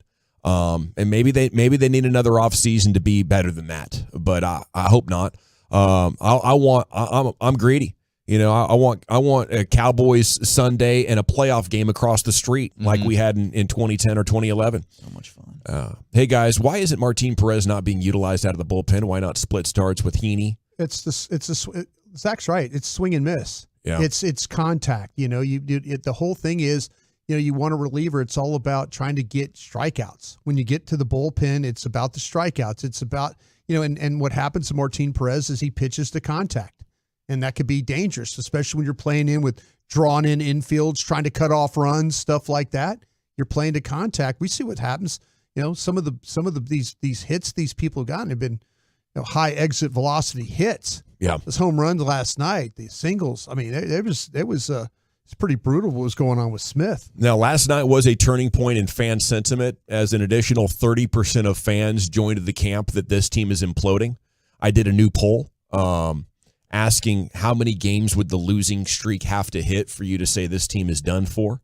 And 41% right now. I left this poll up for 24 hours. You can jump on and vote at GBag Nation. Please follow us when you get there. I also put all of the members of the nation in the bio, so you can follow Lucius, Wolchuk, Chiafalo, Broadus, myself right there through the at GBag Nation bio. But I want to see you vote on that poll and see how much it changes now that we're coming up on 24 hours removed from the latest devastating defeat. But yeah, 41% saying they're already there. If you lose again tonight and it hits 8, for me is once a thing hits double digits, that's when you really have full blown panic. And it's hard to run from. But right now you're dealing with a couple of things energy wise, and we need a big event to shake them out of this. It's the dog days of summer. They've been grinding and they were in a good space. But then the injuries and some bad breaks have put them in a spot now where you kind of wonder what their temperament is. How's their confidence going, right? And now you have the inertia and the momentum of a losing streak on top of the dog days bad energy. If I'm Boch, I know I'm super chill. I might turn over a table. I might do something crazy. Or I might say, hey, guys, let's go out for batting practice a little bit early and have the clubby set up like a water balloon fight in the clubhouse or something. We need something silly or something crazy, an energy shifter, right? In the mood a little bit. Yeah, I like that. And we put an orange in his hands, right? There you go. Wasn't that his thing? Oranges against the clubhouse wall. I like that. Well, they did start a stretch yesterday where they're playing 26 games in 28 days. Okay. So, I mean, they're playing a grueling month here, and they need to get some optimism and positivity somewhere. Who is the in-your-face guy, though? Because, I mean, and we love the leadership qualities of a guy like Marcus Semien. and he showed up last night. Seager showed up last night, but their leadership styles are a little bit different, with Bochy being a little bit more relaxed. Who is sort of the in-your-face guy in that clubhouse, on the staff, or a player? I don't know. I think you need some crazy-ass Max Scherzer. Yeah, Scherzer definitely is. I think Max Scherzer needs to stand up there and remind everyone that, listen, I came over here. We're going to win this. I'll tell you what it's like to win a World Series. I'll tell you what it's like to do. No offense to the guys that have been in place, but this is what I'm going to tell you, young guys. This is how we're going to do it. I think Max Scherzer just coming over, I think everybody fears him. I think everybody in that clubhouse respects him. So maybe he could get up there and kind of get everybody's attention. Absolutely. Like, listen here, you MFers. This is what we're about to do here. Okay. I like that. Yeah. And I think on the other hand, Eovaldi is like a mentor. He's like a team leader, and not having him there, putting him back in might be a settling. Like he's good cop. Yeah. Well, that's the thing about everybody's telling me Eovaldi would be like babysit the kids.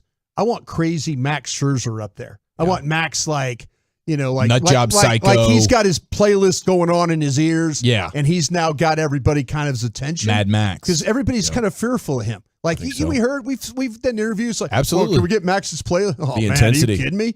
No, hell, I ain't talking to Max. The most intense eyes in sports since Mike Singletary at middle linebacker for the Bears. Yeah. I mean, shoot, he stares you down. I bet anybody go out there and play a little bit better. Okay, Bochy's head on a platter, says the 469. Mr. Rah-Rah is not working. That's what I'm not going to do. What do you want Boch to do? He's throwing everyone out there. They're just not fulfilling their end of the bargain. Man, we've come a long way since that, huh? Like you may want to remind what we were going through with Chris. Yeah, I mean, Chris Woodworth last year. Yeah. You want to remind how we were like we never talked about the Rangers last year. You want to blame Boch? I don't agree with that. I can't go there. Best manager in baseball. Yeah. I think we have PTSD, says the 817. Ninth row, losing Josh Young was a bigger blow than anyone could have expected. Not only his bat, but his fielding has been huge. Yeah, that sure has, man. Yes. Absolutely has been. Yep. Trade deadline for the Rangers starting to look like the deadline for the Mavs, and now we're in a free fall. Geez, I hope not. I think Jonah Heim, and when Duran, Jonah Heim, Tavares, when those guys stopped hitting, things got a little ugly for this team. Yeah. The bottom of the lineup wasn't getting on base. And that's why I said before the deadline, I'm willing to trade these young guys that have had otherworldly first halves, because we just don't know how that's going to hold up, and I think it was you that brought up the idea of trading players on the team instead of prospects. Yeah, that's what I was. For other players. Yeah. And, looking back on it, that would have been the time to strike when that iron is hot. When you have young players, is this a breakout or are they just hot? Mm-hmm. And you see young players come up and be hot for, a couple months, actually. I mean, Rugi convinced the team to give him $50 million based on a half summer one year. Astros and Tigers coming up at 5:40. It'll be Manning and Valdez. We have Section 133 news we want to get you in on coming up at 5:20, and what you're drinking and what you're thinking. I'll reveal that. We'll get some fun going one way or another. And Dallas's Sha'Carri Richardson is getting ready to run at 2:40, women's 200-meter final there at the track world championships. So we'll get you updated on that. I wanted to give you the heads up in case you want to get to a television and check that out. Little sports hodgepodge coming up next. Chief, what do you say? Yes, sir. In today's hodgepodge, we go around the Big D, featuring tacos, tigers, and cockfighting. Next in the nation. Miss any show segments? Tisk.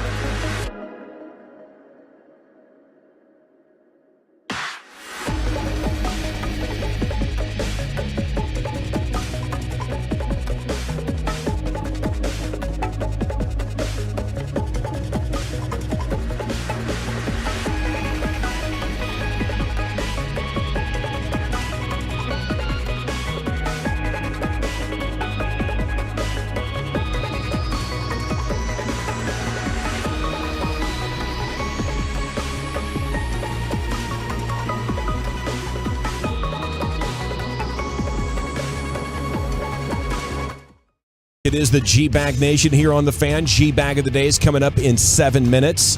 It's time now for Sports Hodgepodge with Eric. Segment's brought to you by the Frankels. Life's unpredictable. Accidents happen. Frankel and Frankel, the go-to attorneys for car and truck wrecks in DFW. If you or a loved one's been in an accident, contact Frankel and Frankel for a free consultation. 214-333-3333. Go to truckwreck.com. Here he is, the Chief. All right, so what's the best city in the state of Texas to acquire a taco? What city has the best tacos? And if you have a city that you feel like has the worst tacos, let me know, because we just saw a new study. Walchuk's about to give us the science behind it, but according to a new study, a very prominent Texas city, crap, I unveiled it. Dallas is the worst taco in Texas. Okay, you would, of course, be talking about Arlington, a.k.a. Barlington, Texas, home of Hurtado. Thank and you. the Birria Taco. That's the one seed? In my mind. That's the one. I get that. I totally get that. And there's a lot of good cities, a lot of good tacos, but apparently Dallas is the worst. We'll find out what is the best. In Texas. This We're is worst out of the Texas cities. They're 20th out of the 50 states, out of the 50 cities that are on here. So they rank 20, but they're the lowest ranked out of Texas. Would the best tacos also be like considered best Tex-Mex spot? I don't know exactly.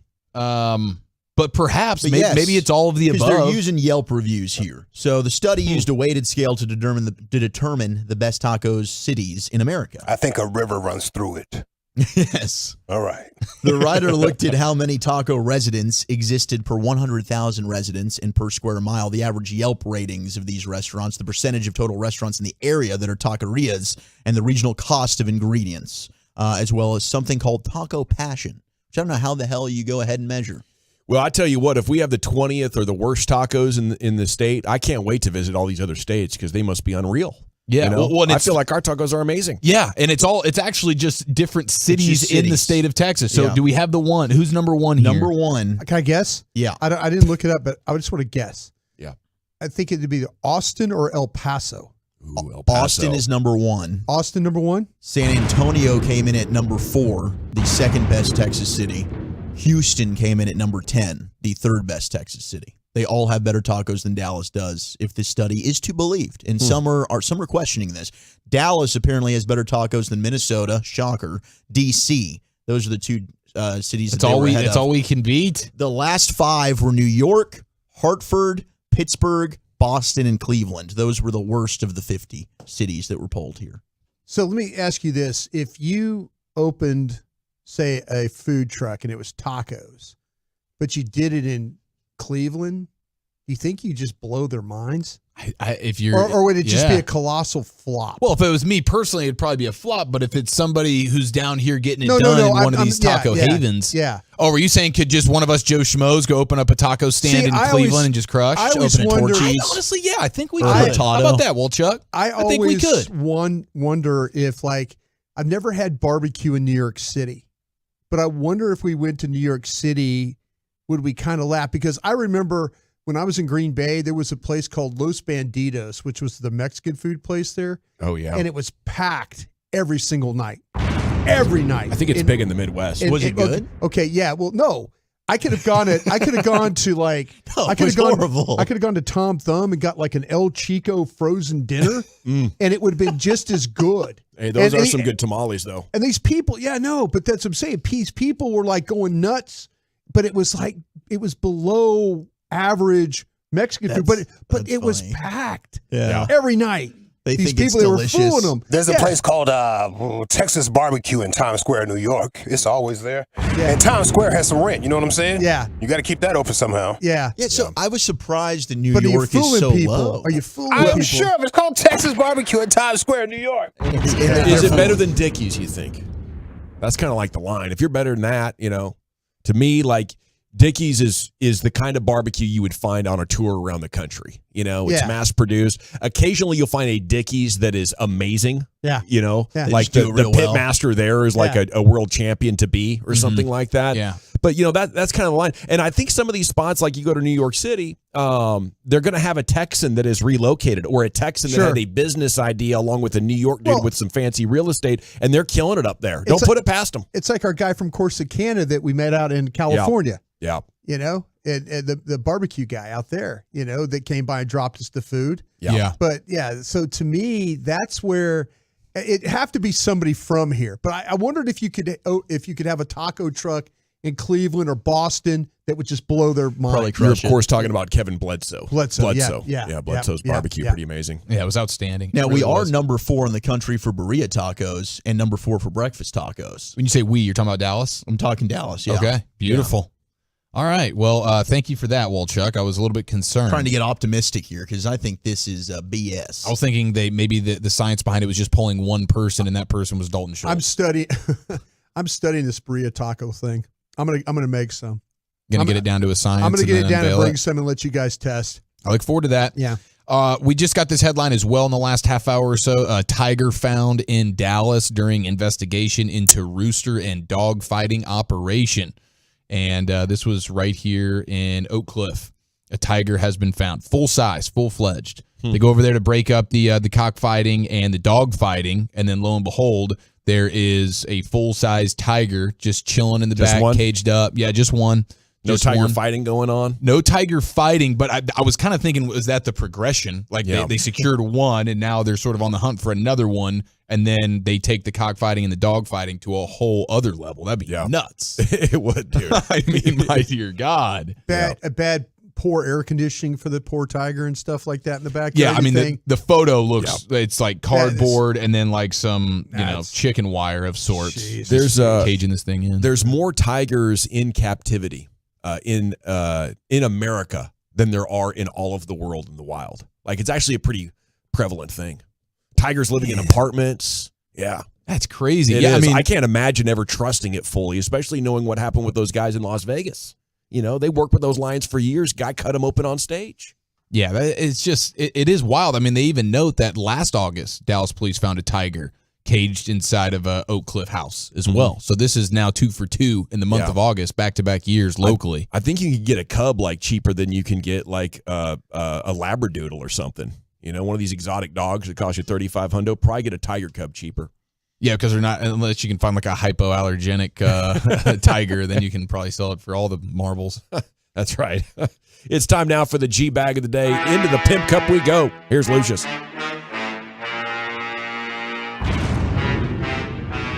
Hey, all you cool cats and kittens. Yeah, there's a whole lot of tigers out here. A whole lot of tigers. Have you ever been in the company of one? Yes. Yeah, you have? I fed one. Lions. Oh, at LSU? Yeah, LSU. Lions, yeah, Mike the Tiger. Yeah. Did those safaris in South Africa. They're pretty dope. The closest I've been is Wiley. They have like a wildcat rescue where people take their pets they can't handle. It was pretty cool. Yeah. Yep. Our winner and champ is the comedy styles of Jerry Jones right here. Watch a little zinger and some fast math at the end.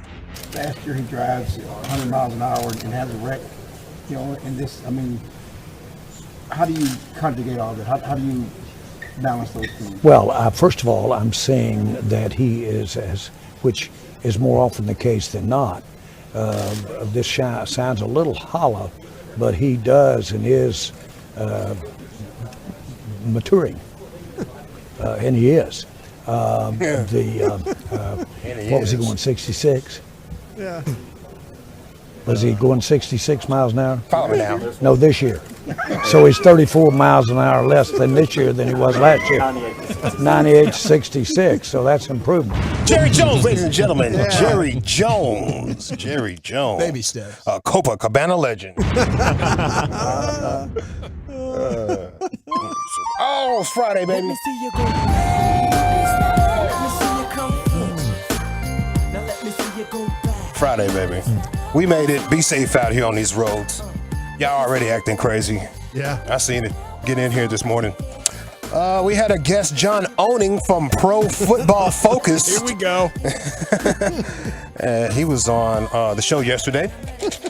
And I just want to tell you now, our General Gavin Dawson may have missed the joke at first, and I'm going to put my cape on and say it was the delay. It was delayed, and maybe you probably missed the joke at first, but you caught it later. Okay. You caught it later. That delay was pretty heavy yesterday. It was nasty. It was extensive. Lucius has an echo. Did I say that? No. The fans did. People listening and whatnot. Oh. Yeah, John Onan, he jumped on the air yesterday talking about Sam Williams and all that other good stuff. John Onan said, I got that gas on me, bruh. Good afternoon, sir. How the heck are you? Doing well. Just after the Sam Williams news, very happy I don't live in Texas right now. Seems like I would be a wanted Yes, felon. very hot. Yeah, John's Cali proud. Okay. Yes. Yeah. You know how those laws go. I appreciated Jerry's response to it, though. Yeah, totally. I totally agree. I mean, he treated it with the amount of respect that it really deserved. I think, the fact that he had what is reportedly be like a THC pen with less than a gram on him. I mean, I have more than that on me right now. John. John Owning Pro Football Focus. I can, after going back and listening to it, I can see why he probably apologized. Yeah, he did. Y'all didn't have that same reaction in the moment. Yeah, No, we did. Yeah. So it was like, ooh. But there was a lot going on around us. I mean, we got people that are bringing shots over. I don't know that I was paying. Because he was bringing his comedy styles. Yeah. No, he was good. That was a bar, and we left him hanging. Yeah. Almost as bad as I left Walchuk hanging on that Old West Cafe in Denton situation It's all yesterday. good, man. Yeah, I was thinking about that this morning. You were. I was like, what a hell of an alley-oop. The ball was, because the way he had the inflection, Wilchuk had the inflection on the end, that ball was way up in the air. I was like, oh, here we go. Oh, yeah, it went right between Chief's hands. Like JaVale McGee trying to freaking catch one of those lobs. Let's see. Damn, JaVale. Jared Sandler, he was on yesterday. This is not one, but this is a very, very, very vivid explanation of his feelings. I would be lying to you if I did not take extra joy knowing that the Red Sox absolutely blasted the crap out of the Astros today. A little colonoscopy for our boys in Houston. Smokes, bro. Blasted the crap out. What? Blasted the crap out of the Astros today. That is vivid. They were blasting. Blasted the crap out of the. Pretty graphic. I was like, whoa. You gotta relax, Sandler. You gotta relax, bro. He's so giddy about it. It brought him pure joy. What else we have right here? Oh, NBC News had a helicopter on Donald Trump and his McCaravan to Georgia. I guess you got a little excited behind the mic. You guys are kind of quiet when I said that. Nobody really said, yeah. It's the biggest damn news in the country. Yeah, it's historic. The mugshot was fascinating, yeah. 6'3", 215, baby. Look how they do. Here we go. Discussions and considerations as to whether or not this would happen, whether or not a mugshot would actually be taken. Oh, yeah. She's got a little excited. She's got a little excited. A little excited. Hold on. Discussions and considerations as to whether or not this would happen, whether or not a mugshot would actually be taken. Know who she's voting for. Not happy. Not happy. How dare they? Let's see what else we have for you boys. All for trying to stop a steal, You need to chill out. Oh, my bad. Yeah, you're doing too much. They ain't even do all of that. Gone political. How about a road rage situation? You guys on that road this weekend. Yeah. Be careful, please. This is a hell of a comeback, though. The pedestrian has a right of way. And so did Jesus Christ have his way, and they still crucified him. So don't tell me who has the right and who has the wrong. You almost hit me with the car. Thank you, Christo. You should be a better example. I see you, sir. You almost hit me with the car. Stupid American. Walking in the crosswalk. Sound like Brian American. Johnson from AC/DC. Yeah, he does. Guy did have a killer voice. Singing. Yeah, he had a mean little low voice. Yeah. And so did Jesus Christ have his way, and they So did Nina Goodies. That's a movie actor right there. Highway Some to Hell. animated I'm films. telling you, that's Yeah. Brian Johnson. Yeah. Talented They didn't put him and Corey together and have like a buddy cop film. That's the other thing I've been thinking about since yesterday. Those damn grits. So what do you mean, man? A champ and 4 challengers. What do you say, Lucius? Time to vote? Yeah, we can do it. Okay. Is it Jerry Jones reacting to Sam Williams, our one-time champion, perhaps enabling, more misbehavior here in Dallas, or perhaps reframing what should be the reaction to incidents like this? Is it John Owning with us from yesterday, Pro Football Focus, in California, mind you? Jared Sandler, vivid explanation of his feelings. NBC News in the caravan to Georgia. I'm in my caravan. Or is it our road rage situation? I feel like throwing a vote to John there for the misunderstanding from yesterday, Chief. I feel like we have to, man. Absolutely no question. John Owning. Lucian? I'm going to go with Jerry again. 2-1, we'll check. I'll go John Owning. 3-1, Brian. Jared. By a score of 3-1, and your new G-Bag of the Day champion, Do you think we could get him for a regular appearance with us? You know, yeah, John definitely. Henning? absolutely. John's down. Seems like he likes the show and Yeah, stuff. just, he's a pothead, so you got to book it at 4:30 if you want him on at 5. You know? Let's Just change not the 422. Bully 420. Never 420. Hey, John, you want to sit in for the 420 top 10? Nah, he's got that 20 minutes blocked out. Busy, bro. On his schedule. We do have section 133 blocked out. Okay, there's a tease. The official news and all the details coming up at 5:20 and what you're drinking and what you're thinking for the Rangers fans. By then, the good vibes will be flowing back in the Globe. Krusty's Corner's coming up next, though. Where you taking us, Brian? Yeah, let's look at some of the players that might be on the bubble in this preseason game for the Cowboys. We'll do that next. Coming up Monday morning on Sean and RJ, Darren Woodson joins us at 8. We'll talk to Nick.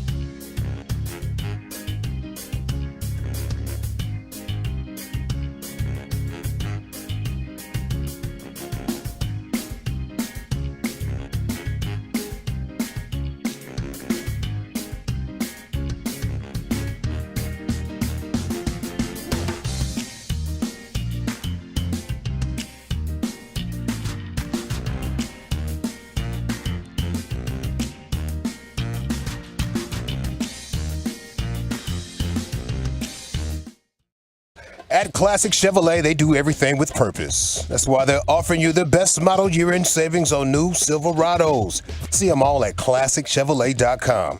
Your upgrade is their purpose. This is Texas. This is Classic Chevrolet. Relax and enjoy the difference and find new roads. Thank you, Lucius. Congratulations to Sha'Carri Richardson. She gets a bronze here in the 200 meters.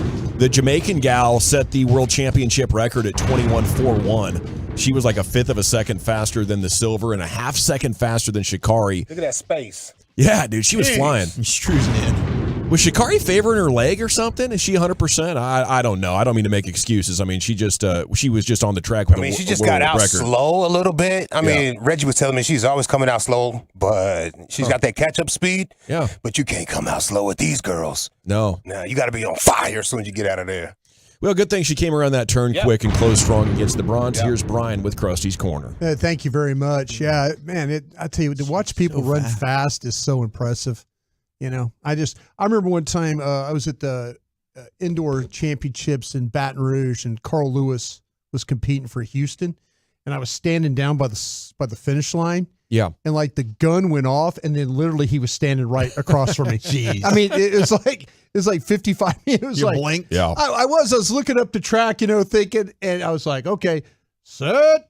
Yeah. And gun went, and then the next thing, Carl Lewis was standing right there. It was that quick. That's epic that you got to be right there for that. Oh no, it was. I always acted like I'm one of these guys. I learned that a long time ago.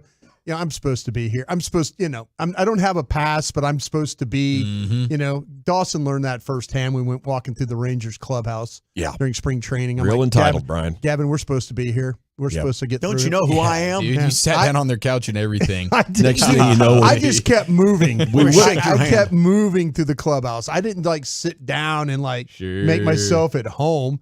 Even though there were a couple of nice Ranger we were about to hats. make ourselves at home at the Merritt County, Copa County Sheriff's Department. Yeah. The way you were acting there. True, man. Nearly got us escorted out off the grounds. Oh, they were nice about it. Like they were walking right. The PR guy was walking behind us, and was it Rich? Yeah. And so he's just kind of like laughing. Funny. Yeah, Rich like would be laughing at you. You guys probably shouldn't need to do that anymore. And Dawson looked at me and Dawson really wanted to say it was all Broadus. Yeah. It was him. He was the new guy. That's who got us in trouble there. So anyway, and also too, real quick, thanks everybody that came out yesterday. Oh And yeah, it all was the great. fan Fun. fans. So fun. Really, and listen to Spittle in the pre-show talk about how well everybody did. So keep going. Got one more, right? With Fat Daddies next Thursday. Yeah, for come this on. thing? See us. Come out and see us. Some Fat Daddies. But Yes, you always have. appreciate everybody coming out with us. You did a super job. All right, I'm gonna throw some names at you. Wolchuk, Chiafalo, Dawson. Pat Mahomes. Tell me, Burrow. guys on bubbles or guys okay Okay. on these Dallas Cowboys? Because tomorrow we've got a game. We got the pregame for you tomorrow. What 4 o'clock? 4 o'clock from the stadium, and then we got the post after till midnight. So we'll be ready for you. We got you covered tomorrow against the Raiders. Jalen Brooks, bubble or has he made this? Or has he made this team? I think he's made the team, but I think he's still kind of a bubble guy right now. It depends on how many receivers they want to keep. Does he get caught in a numbers crunch? Do they keep 6? Do they keep 5? If they keep 6, I think he's going to be the 6th guy. I agree 100%. I think he's as close to a lock as you can be, but they'd probably love to see him make a couple more plays to just feel great about keeping 6. Yeah, I'm going to say he's in there. He's shown so much that they'll make room for him. They need quality like that kind of size. That's the guy that slipped through the cracks for you. You don't want to risk him. Does it come down to him or Simi Fehoko? Yes. That's a no-brainer. And it would be him over Simi at this point. And I love Simi. So Simi's not going to be on your team right now as we speak, right? No. I don't believe there is a single thing, unfortunately, for Simi that he could do in tomorrow's outing that would make me think otherwise. How about TJ Bass? I think TJ Bass is on the team. I don't think he's a bubble guy. I think he might be your best backup guard right now. Yeah, I think he's on the team for sure. And that's just for the fact that it's like, okay, if it's not TJ Bass, who's it going to be? The depth there right now is not that great, and he is a part of that conversation for sure. But he's a guy that you invest in, give him some time. He's on the football team. Yeah, lock him in. He's already getting snaps with the 1. All these other guys have just they're not going to make it. So Bass has the most upside. He spent the fewest amount of time and is already showing the most potential. you water that flower, Brian. It's gonna sprout for you. Well, I'd like to see them. I'd like to see him on the team. I wonder, like I say, I know they really like Brock Hoffman, but I don't know if Brock Hoffman is. I mean, because I don't know if TJ Bass could be a center and a guard. So that's why I think the love for Brock Hoffman. I wonder if because he can do both. Because he can do both, and that's where I think you have to look at Matt Farniak too. Sure. Matt Farniak. I think Farniak is on the team because he can do both. Well, then you already got your do both guy. Pick the better player between Hoffman and Bass. And wouldn't you say Bass has been better? Absolutely. Yeah, I think Hoffman just looks like a practice squad guy right now. Yeah. Sean McEwen on this team. Tight end. Yes. Yeah, he's on the team. They're going to keep 4 tight ends, right? I think they are, and he's with the stuff that he does on special teams. Knowing what I know about how much they seem to like him, I think John Stevens would have made that thing really interesting for him. I think John Stevens would have knocked him off the roster, and I think Lipke's going to be a practice squad guy, which will mean McEwen ends up being the 4th tight end because he can. They might play some tight end fullback stuff as well. I wonder if the fact that John Stevens was going to make this team. Talking to Stephen Jones about it, I wonder if the fact that him being out, though, is that mean that instead of carrying McEwen, that they just go 3 tight ends? Because if they were going to figure out a way to keep Stevens as the 4th guy, but I wonder now with him being out, would they rather keep the spot and use it for something else? Because next question I'm going to ask you is Will Grier. Well, he's an automatic now with the new quarterback rule. Well, now you have to be on the 53. You have to be on the 53 to be in part of that rule. Or you can wave him through and then go practice squad to practice squad every week. Well, then it would be the wave him through. Yeah, he's not on the 53. He's not. I mean, Will Grier to me isn't. I'd be looking elsewhere if you like somebody else from another team as well. He's worth protecting, though. He's been around. He can throw a good deep ball. I want Will Grier around instead of another random veteran who's never going to be a starter, unless you can show me a young guy to trade for. And I don't think that's available right now. How about Malik Davis? And I'm not concluding Ronald Jones in this group, but I'm thinking they're debating on whether keeping 4 or would you keep just 3? And I think Malik Davis might be the odd man out here. I agree with you because I think Dowdle and Vaughn are in. So if they go 3 running backs, which I think they will, I think Malik Davis might be the odd man out. Yeah, I mean, when you start just thinking about what we've talked about here, if you're going to have a conversation about, okay, Davis, McEwen, like I'd rather keep the 4th tight end McEwen than the 4th running back in Davis. With Dowdle's injury history, though, you need that 4th running back. I think the good news with Davis, though, he hasn't produced enough that you have to really worry about losing him. I don't think he'd get scooped up. Well, you don't have to worry about Ronald Jones on a cut because he's going to go 2 weeks on suspension. Mm-hmm. So that'll help us having to waive him there. So, maybe you could figure that out. He was so bad last year, though. I just look at him as he's used up for whatever he had, and now he's done. And I'm not using a roster spot on a veteran with low upside that was unproductive last year. Isaiah Land. I want Isaiah Land on the roster. He's the edge. I really do. Florida A&M. I really want him. I do. I think you made a good point last week, Brian, where we get worried about like, hey, can we get this guy to the practice squad? More often than not, you can because we get worried about other teams picking him up, and I think he's going to be that guy. You think he's going to get picked up, or they're going to? No, I think he's going to end up being on the practice squad. Yeah. I'd want to have really, really good intel and know because his pass rushing ability, which is a premium skill, even if he results in a player who can't really do much else other than that, it is a skill set worth keeping in your building. I think he does it at a high enough level that I think he could impact your team as early as the first week of the season as a pass rusher. And I don't think that's something you risk letting slip out unless you know unequivocally he's going to make it through. How about Neville Gallimore? He's done. He's spent enough time in this system. He was inactive last year against the 49ers because the team just didn't believe in him or didn't like his work ethic or whatever. There's just not enough to like with Neville Gallimore, and this team is now stacking up talent along the defensive line. They got to make tough calls, and if you're not showing me more than Gallimore has after, what, is this going into his 4th season? You're done-ski, bro. We need these spots. Cosign. Yeah, I saw enough from Neville Gallimore last year getting pushed 4 yards backwards. Final guy, real quick here, is Wanye Thomas. Oh, I think Wanye Thomas is on the team. Yeah, he's making the team for sure.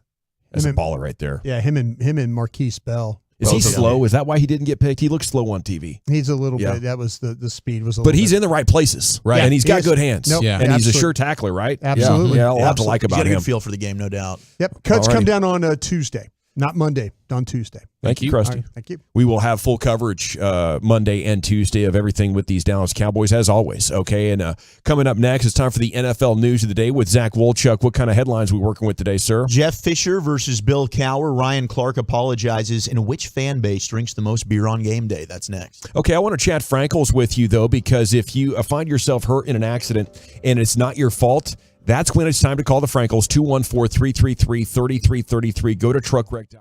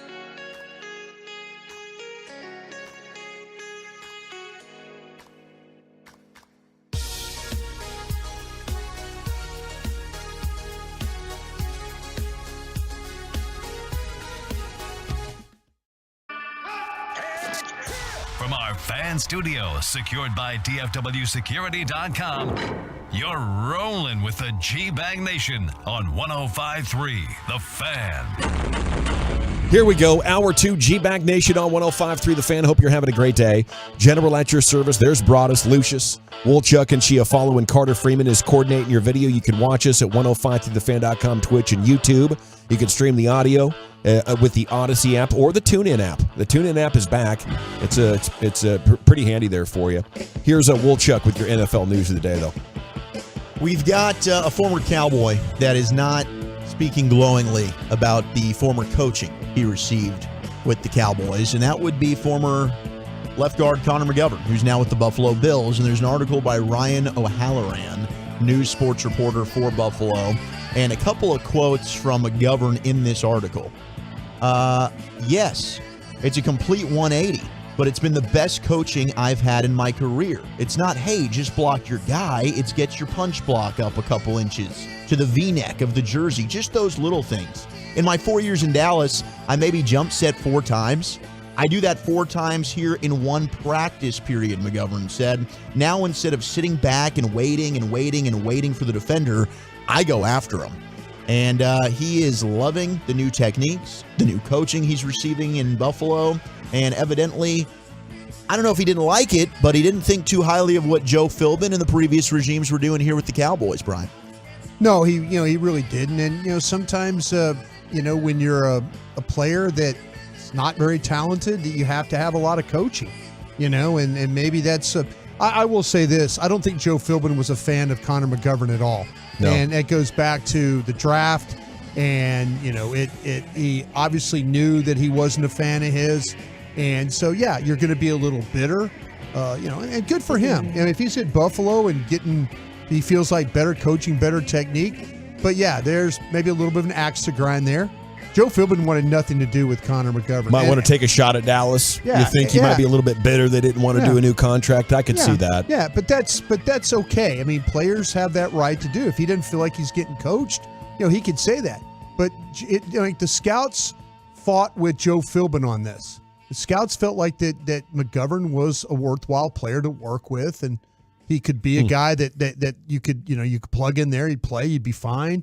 And, they kind of felt like that Philbin kind of shortchanged him a little bit. Well, I have a couple of things to say here. I'm going to make it short. I think their O-line coach in Buffalo is highly respected, this Aaron Cromer dude. Yeah, he's been around a long time. And he might be amazing at finding all the details and might be perfectly working with McGovern. And McGovern would be happy that the team has rewarded him financially in the way that they did. So that would go a long way to showing appreciation.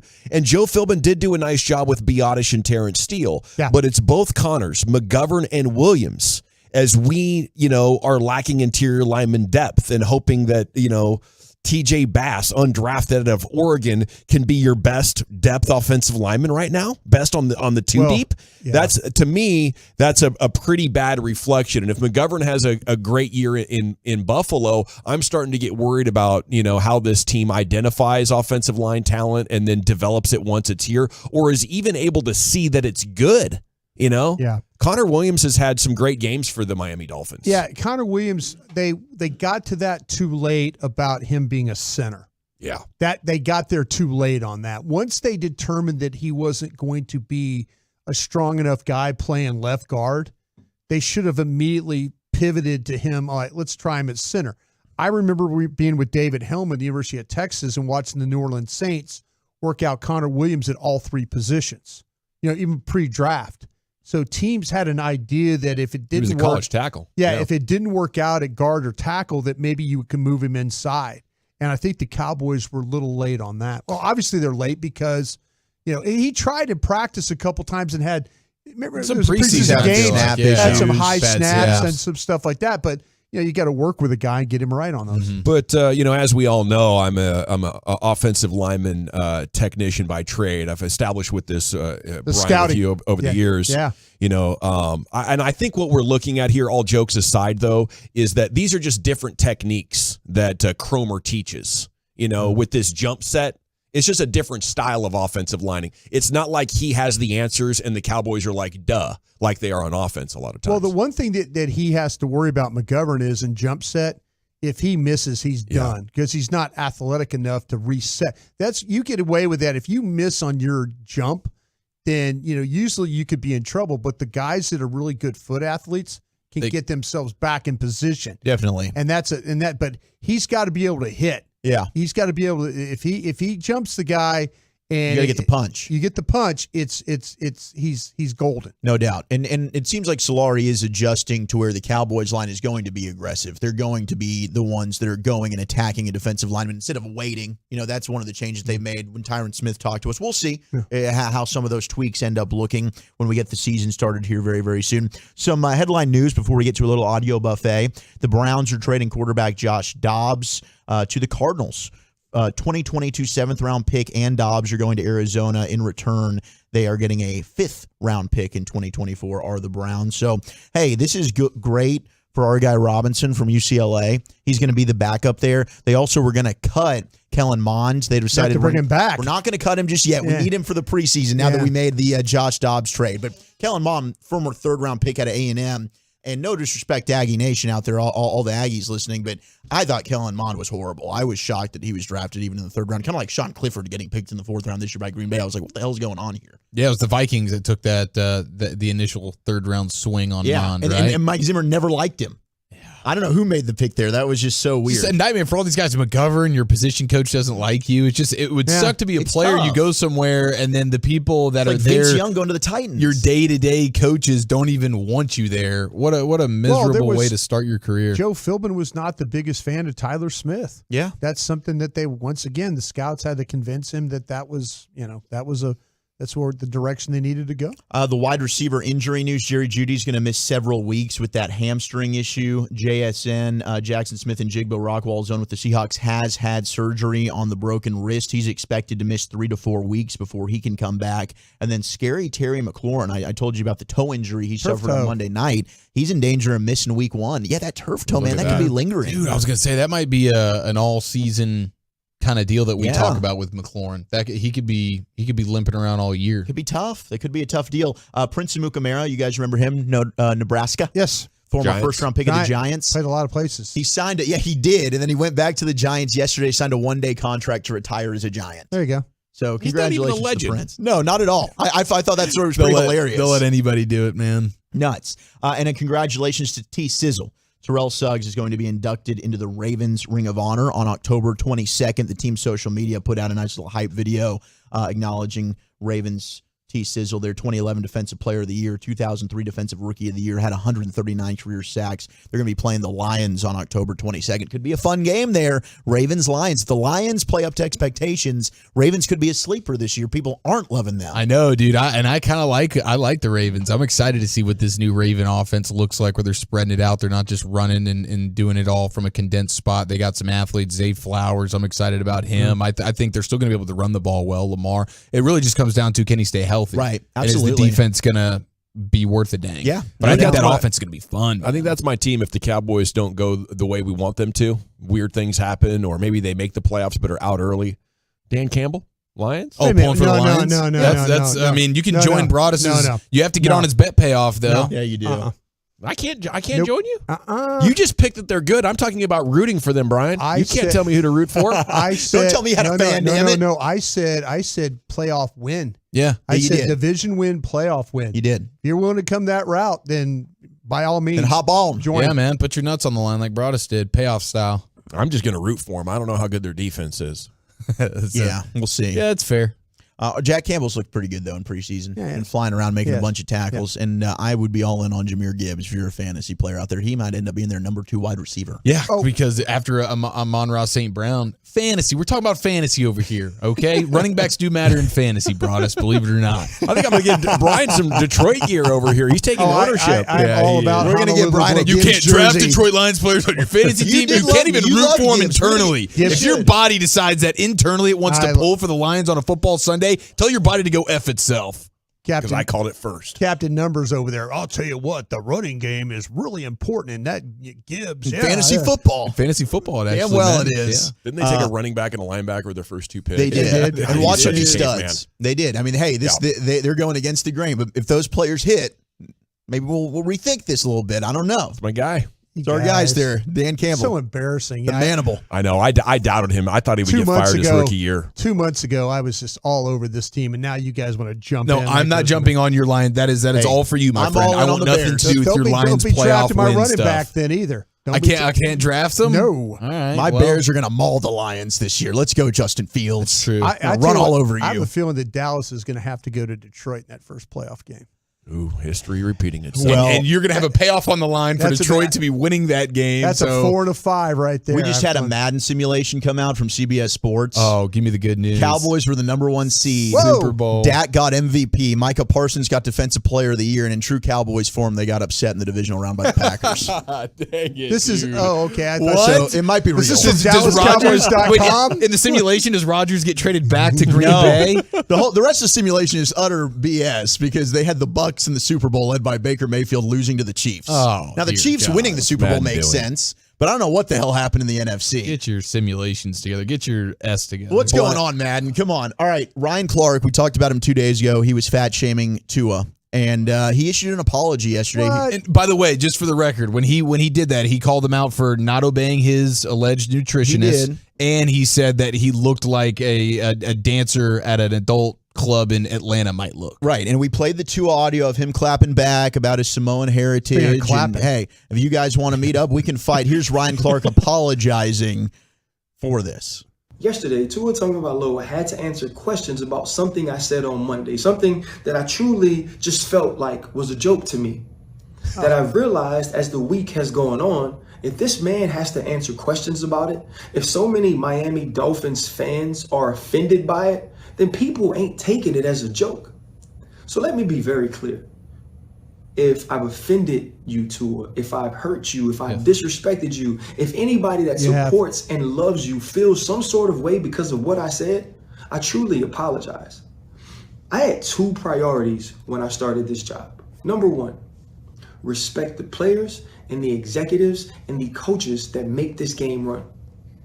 Number 2, it was earn the respect of those very same people, and more importantly, keep it. Anything contrary to that, then I gotta check myself. Now, don't get me wrong, my ego was involved. When Tua was asked about how he felt about these comments, and he said, keep my name out your mouth, yeah, my first thought is, or what? Or he says he's scrappy, I think to myself, man, I fed my family on violence. I ain't tripping on that. But that's the pride that doesn't enable me to see what this dude's going through. The constant criticisms, the constant scrutiny, constantly being questioned, feeling the stress of always having to prove yourself. So to the Miami Dolphins, to head coach Mike McDaniel, who I have a ton of respect for, but most of all, to Tua Tagovailoa and his family, I deeply apologize. Deeply apologize. Buying Ryan Clark's apology there. There's like somewhat crawfishing, and then he went full in on the apology. Well, this was a joke, clearly. What the hell? He'd said basically, if he wants to throw hands, I'll throw hands. Yeah. right? Is He what did said. let it be known. It never that- sounded like a joke. I will say that. No, I mean, I get what he's saying from his perspective. Like, he thinks he was joking around. He probably pushed it a little bit too far, which, okay. But the if apologies are always my favorite. Yeah. If I offended If you, I did. if anything, and then never actually saying I'm sorry, but saying I apologize. Uh-huh. There's like a nice little way to do that. Where Right. It's like, I'm not actually saying I'm sorry. I'm saying I apologize, and that's splitting hairs for sure. But ultimately, I like Ryan Clark, so I do too. But I'm just grading the apology. I can't say it was that awesome. No, it and then he's wasn't. like, and then I also am sorry to Mike McDaniel, one of the sorry to Just the head hold on. coach, Let me just sorry put to that the in there. owner, the general manager, everybody who was involved in bringing Tua to the team. Amazing. Yeah, no, I'm with you guys. I think players are in a tough spot a lot where they're asked to give like strong opinions and insights, and they want to retain the respect of those players. And he's kind of caught between two worlds right now, and it can be a tough line to walk. And I think if you're walking it well, occasionally people are going to get offended, and you might owe them an apology, but. The TV shows, the radio shows aren't for the players. Mm-hmm. This is for the fans. and you're always asked to have something funny or entertaining or insightful to say. And in live, sometimes I'll misstep. And I think Ryan Clark maybe, acknowledging that a little bit, but still inside of him is this truth. And I think some resentment for having to apologize. Yeah. It's like, dude, I'm out here firing opinions. You should be practicing. This is not for the players. I'm trying to keep my job by entertaining and informing people, not by being fair to you. And I'm sorry that reality happens, but that's dominating all of sports radio and all of the internet and all of social media. And maybe it's toxic, but it's what the business is about. Strong opinions. And, I think in the end, Tua is guilty of having some pretty strong rabbit ears and a very sensitive reaction to, what almost every player deals with on a daily basis. We'd be apologizing a lot. Aren't Yeah. we? I mean, Yeah, we'd be absolutely. apologizing For a lot of every things we're single saying. day for the work that, and that's, you can't. I mean, I think Gavin's absolutely right. I mean, hey, we say stuff all the time, and guys have the opportunity when they see us, they could come up and say stuff to us like, "Hey, man, you were uncalled for." I'm fine. Okay, this is where I'm coming from, bro. Hey, you do these shows long enough, you'd be apologizing every damn day for something you said. I think so. Yeah. I got one more cut of audio. I know we're up against it. I want to slide this in, Brian. I think you're going to like this. This is Jeff Fisher on the Greenlight podcast talking about breaking his leg, going up against Bill Cowher, and when they ended up being rivals against each other in the AFC. And the trainer comes out, and I said, "Hey, my leg's broken. I can't get up." And he goes, "Your leg's ain't broken, you." And so he starts he manipulates it. And he goes, "Oh, it is." So this is a great story, man. Bill Cowher broke your leg, and then you guys became rivals in the same division. And I'm kind of wondering if you ever like that motherfucker. He broke my leg in 1983. When we played Bill Cowher when he was the head coach, I reminded our guys Saturday night that in the event that you're a little out of control and you got some speed and you're going out on their boundary, if you roll into the head coach's legs, it's okay. So, no, I'm kidding. But I spun and I got held up, and somebody came from just wiped out everybody's legs, and I felt the crack, and so I'm laying there. The only time I was unable to get up. So I go in, they wrap it up, put it nice. It's kind of October. It's just cold night in Chicago. Go to the hospital up there in Lake Forest, whatever, get the x-ray, get the cast put on. And Julie comes to pick me up. It's cold. She's going to meet me at the hospital, and kind of in a hurry, and I'm sliding in the back door in the back seat. Anyway, I'm pulling my leg with the freshly wrapped plaster cast into the back of the car, and she slams the car door on my leg. But yeah, Bill did. He takes all this credit for launching my coaching career. Well, I played 2 years after that. Yeah. Yeah. What about that, Bill? Yeah, Bill. Gosh, can you imagine you just broke your leg and then your wife comes to pick you up and she slams your broken leg into the car door? Good Lord. Wow. That's blooper reel stuff right there, old Chuck. Thank you. Somehow it would be his fault too, somehow. I told you to watch out for this. I told you. What are you doing? Get your leg in the car. Silly goose. My bad. How did the Cowboys fail at this for the first time in a half decade, or did they? It's next year. G-Bag Nation on 105.3 The Fan.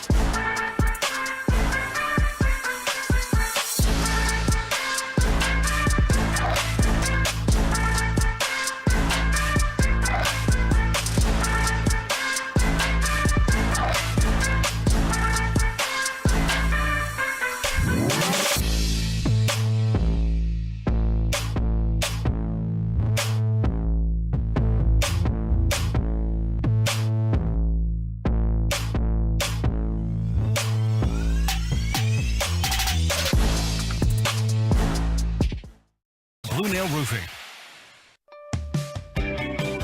Yes, sir. Welcome back, Nation. Have some Cowboys draft content for you. Segments brought to you by the Frankel. Some interesting draft room audio going viral today. We'll play you a couple of cuts. And I want to ask you, did they miss on this for the first time in a half decade? Segments brought to you by the Frankels. Life's unpredictable. Accidents happen. Frankel and Frankel, the go-to attorneys for car and truck wrecks in DFW. If you or a loved one's been in an accident, contact Frankel and Frankel for a free consultation. 214-333-3333. Jump online to truckwreck.com. We got a rookie report card coming out of camps and, after 2 preseason games heading into the finale.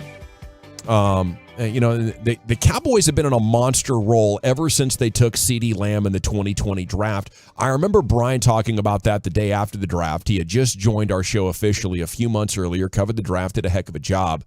But he said that pick right there could set the team up to go on a run because of how they trusted their board and their patience paid off and gave them confidence that maybe they should do that more.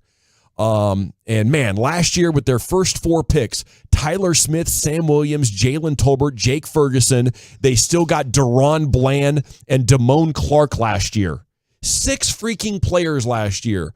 So this is kind of to say, in a way, nobody's perfect. You're not going to dominate all drafts. The Cowboys obviously deserve a lot of attention for the great drafts that they've had, and we do that often. We sing their praises. The other thing you could look at just real quickly is they have dominated drafts that much and haven't been able to get out of the divisional round.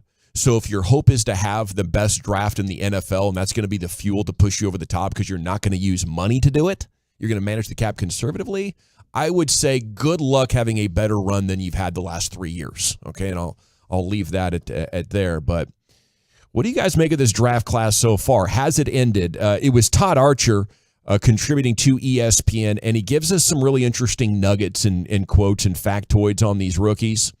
Mozzie Smith, defensive line coach Aiden Dirty, saying, I think sometimes when there's a lot of things going on, a lot of adjustment, the game speeds up and not in a good way. Yeah. He's understanding what we're asking him to do, and it is getting there. That really establishes where we are at with the number 1 pick, and it's hard to have a good draft if you don't nail it. Schoonmaker could be a factor, will be a factor once he's fully up to speed. Overshown hurt. Fehoko, game day status is up in the air because of defensive line depth. Now you're into the 4th and 5th round. And the 5th round, where you get Eric Scott, but then Awesome Richards, the offensive tackle, and the 6th round Deuce Vaughn, your running back, that might be what you're getting out of the draft here as far as guys who can have a contribution year one, be a part of the rotation. Richards is next up when Tyron Smith goes down. And then you're hoping Schoonmaker can be a factor in the blocking game. But what do you think about this draft class so far, Brian? I'll tell you what, I think you're going to get something out of Schoonmaker. You're going to get something out of Vaughn. And now we'll see what happens with Mozzie and his situation. And I mean that in a way, not that I don't think he'll get something done. I just think Mozzie's trapped between playing Northwestern and playing the New York Giants. You know what I'm saying? I think he's trapped between playing, you want him to be ready to play in the Ohio State Buckeyes. And I think his college but that's where your evaluators find the guys who can play. Yeah. The guys who aren't stuck. Yeah, but they thought he was a guy that could play. Well, that's what I'm saying though. The power and his ability is clear. It's what they're asking him to do. And the learning curve for him has been pretty steep. It's been steep. He hasn't he plays in a technique, and we've talked about this a bunch. He played in a technique that was very, very much read and then react. And they're asking him to play. And John Owning was on with us yesterday. He was talking about footwork. I think he explained it really well. I think he did. And so to me, that's where you're kind of trapped right now. But the Awesome Richards one could very well be. We're all getting ready for. There you go. We're all getting ready for the whole deal with when's that going to be? Week 6, week 5, whatever. With with Tyron Smith. God, you hope not. But Awesome Richards looks like to me that he has a chance. But I think the best you're going to get out of is with Schoonmaker.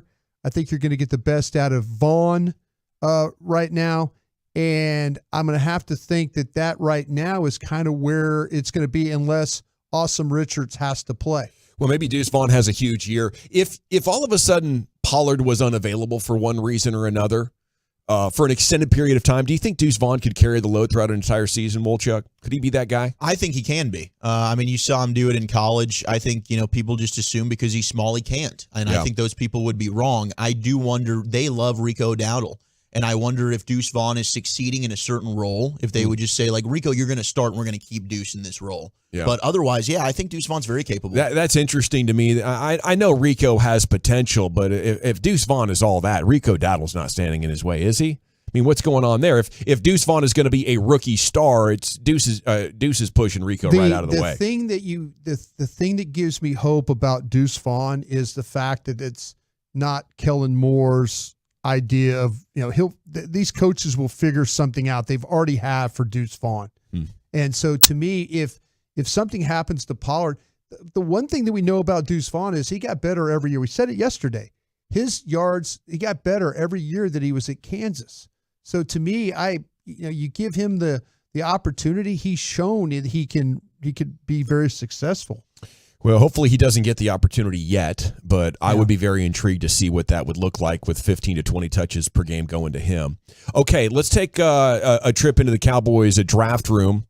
The first audio cut going viral today, Steven taking a phone call from Kansas City, and right before this, Will McClay is making the plea for Mozzie Smith that we heard about in the immediate aftermath of the draft. You also hear Jerry and McCarthy then come back in here later as we go to the draft room 2023.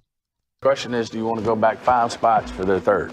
If we lose these 2 players and get that 3, how sick are we compared to if we don't give up, we just give up the 3 and take one of these players? I without trying to influence anybody here, I'm sick if we miss both those guys at the top, and we've been sitting here. That's traumatic. I mean, I think Maz. I'm sick. I mean, there's a certain amount of risk-reward here. I am cutthroat if we missed one of those 2 guys after having them both here in our hands. And for our run defense is a must. I mean, that's where we started this whole conversation postseason. We're just getting warmed up. I like it, Mike. Okay, so they're talking about Mozzie and Bergeron? Yeah, Bergeron. But Mike, if you listen to what Mike said, Mike says we've been talking about this since postseason. I know that's the thing. That was the thing that jumped out to me the most. Is like this has been their number one priority since the end of the season. Right. Their run defense. Right. And I just think that is that's bad prioritization, I guess. Like they had other things that were more problematic for them than their run defense. And so that to me that's pretty frustrating. Only because Hankins came in. Only because Hankins came in was their run game not getting their throats slit. Yeah, and even then though, if their run defense was as bad as it was before Hankins, their biggest problem was the fact that they couldn't do anything on offense. Their offense was the problem. Right. If you're going to start on defense being your issues, then you've just misevaluated your problems as a team. He feels like he's probably covered that with him firing Kellen Moore. And that's where in the postseason, they got, the offseason, what'd they do? They moved on from Kellen Moore. Yes, and so they addressed. He feels like that probably, I've already addressed, I'm the primary play caller. I'm not going to focus on, I've already taken care of what I feel like are the offensive props. That's what I'm just. No, for sure. I think that's a great explanation. I'm just saying that's where I think I got this offense covered. We need a better run defense. He's thinking about his run defense. Their other 2 biggest holes were cornerback 2, wide receiver 2, and they had already filled those.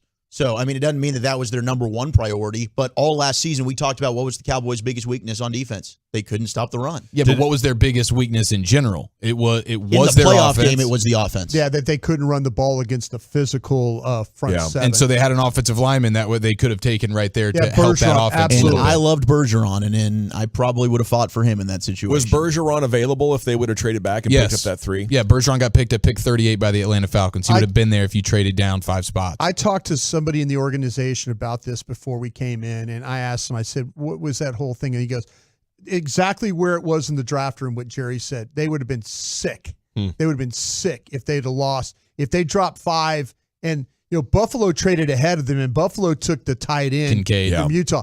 They thought Dallas were going to take Kincaid. Yeah. All of us on the draft show were all like, Kincaid. And no, they were thinking Schoonmaker and others as opposed to that. So it was either going to be Mozzie. The Bergeron was a surprise, to be honest with you. That was a late in the draft process. Usually you hear their names. Usually, it's Leighton Vander Esch, or you kind of get a vibe. Mozzie was a guy they thought about, but Bergeron was one of those, like, 2 days before the draft, day before the draft, like, hey, they're talking about this Bergeron guy from Syracuse. Well, I love that they were looking line of scrimmage. I love that they didn't want to give up one of their guys. I think hindsight's 20/20 at this point. You'd easily take Bergeron in the 3 over Mozzie Smith, but I don't mind prioritizing the big defensive tackle in the first round, because if you choke the run, it makes it so much easier to stop the pass. Yeah. I think those are both, you cannot separate those two. I just think the miss was that you thought the player was ready.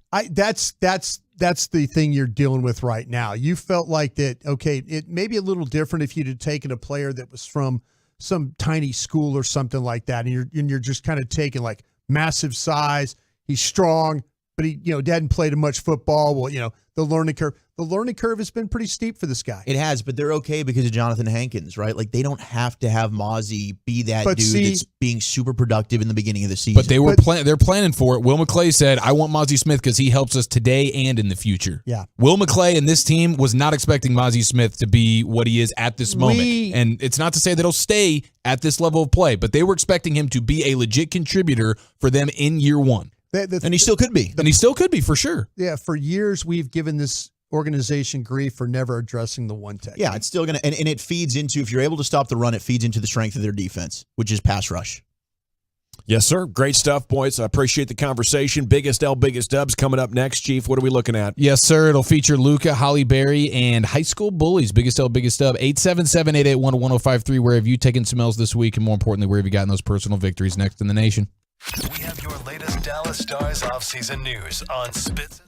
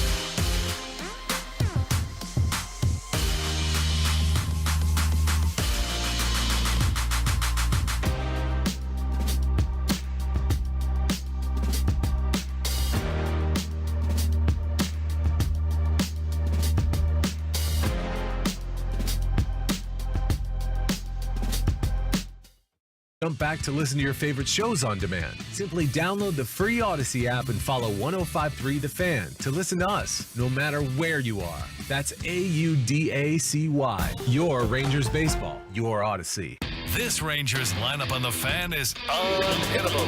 GM Chris Young, Mondays at 4:20. A double dose of manager Bruce Bochy, Tuesdays at 12:20 and before each game. A top Rangers player joins G-Bag Nation Tuesday afternoons at 3:20. Our Straight Up Texas podcast featuring first baseman Nathaniel Lowe with Jared Sandler on the Odyssey app and everywhere podcasts are found. Pull back the curtain opinions with former Rangers pitchers Mike Bassick and Derek Holland on the KNC Masterpiece. And of course, we are your proud home of the Rangers with post-game shows after every game. Let's enjoy this Rangers ride together right here on The Fan.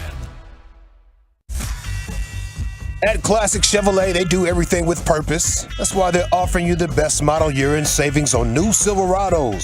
See them all at ClassicChevrolet.com. Your upgrade is their purpose. This is Texas. This is Classic Chevrolet. Relax and enjoy the difference. Find new roads.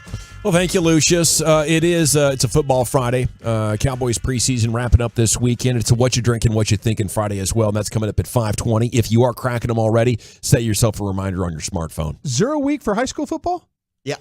All right. It starts. We had games starting. Be safe out there, night. guys. Lovely. Sauk and Duncanville tonight. DeSoto and Allen. Some big games. Some big games tonight. Yeah. College football getting underway as well. Nick Harris, DallasCowboys.com is coming up at 4. Here's the Chief. Yes, sir. 877-881-1053. Where have you taken some L's this week? More importantly, where have you gotten those personal victories? Let's do it. Oh, yeah. Now listen here. It's time to toss things over to that silly twit, Eric Chiafalo, to give us this week's L takers and dub makers. On and off the field, no one is safe from this imbecile's tongue. It's biggest L, biggest dub. Big shout out to Grant in the 469 who says his boss just paid for his entire dental procedure, getting veneers, and they're doing his entire mouth. That's so nice. Congrats, all man. new teeth, and he's putting it on the man. And not to mention, he's also on this day 3 years clean and sober. Heck yeah, Grant. Double dub. That might be the biggest dub of the week right there off the bat, ladies and gentlemen. I'm looking forward to what I believe to be the biggest Something dub to of the week. smile about, right? Yeah, that is something to smile about right there. And the veneers, that's like high end. Well, it's high end, but it's also something that I feel like is really catching steam. Yeah. Like we're getting just fake new teeth all the time. Seeing these smiles, boom, and it's pretty shiny, pretty bright, but it looks good.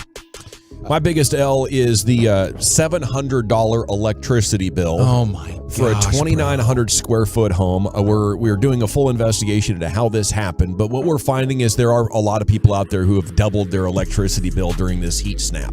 That's my biggest L. My second biggest L, my dryer started screaming like a banshee. The belt and the dirt and all that. And I Googled how much should you pay for a dryer replacement. They said don't pay over $400. So the repairman hit me with a $315 bill. And so I'm down $1,000 here in the last couple of nights. It's not going well, Chief. Yeah. Gosh, that hurts, dude. Yeah, I got a toilet issue. I got one. The glass showers, standalone shower, and my daughter opened it way too far and popped it off the hinge. Ooh. And now I'm having to figure that situation out. Yeah. It's just, and $700 on the electricity bill though. Is somebody left the door open? I thought that maybe it didn't get paid last month. Yeah. I'm getting online thinking, where's the mistake? And then I see what I'm on track for the next month, and it's $50 more. Oh, the next one's going to be almost $800. Did you guys at camp have the showers that didn't have the curtain? Oh yeah. That it's like the half glass. Yeah, that was weird. I had the curtain, but I think me and Walchuk shared the room last year. We had the half glass, and it just creates a flood in the bathroom. That's what I was wondering. What that holiday in this year? Because it made me think when you're talking about your little daughter knocked the door off. Yeah. Like, could you do the half glass situation? But that's what I've been doing now. We just basically I'm showering and there's cold air coming in. You gotta move, and then water's just splashing out. I'm huddling into the far corner of my shower to avoid it, but it's just inevitable. There's just a flood on the bathroom floor. So yeah, nightmares across the board. Biggest L for a guy Shabby. Poor medical news this week. He doesn't divulge them, but Godspeed for you. Yeah. Love you, Shabby. We love you very much, sir. And Shabby, though, biggest up though, he ran into Broadus at Buc-ee's. sometime in the. Sure did. Nice. When I was coming back from Austin. Hell Yeah, when I was coming back from Austin, sure did. I Yeah. love that, dude. Thanks for saying hello, man. You get a brisket Sammy?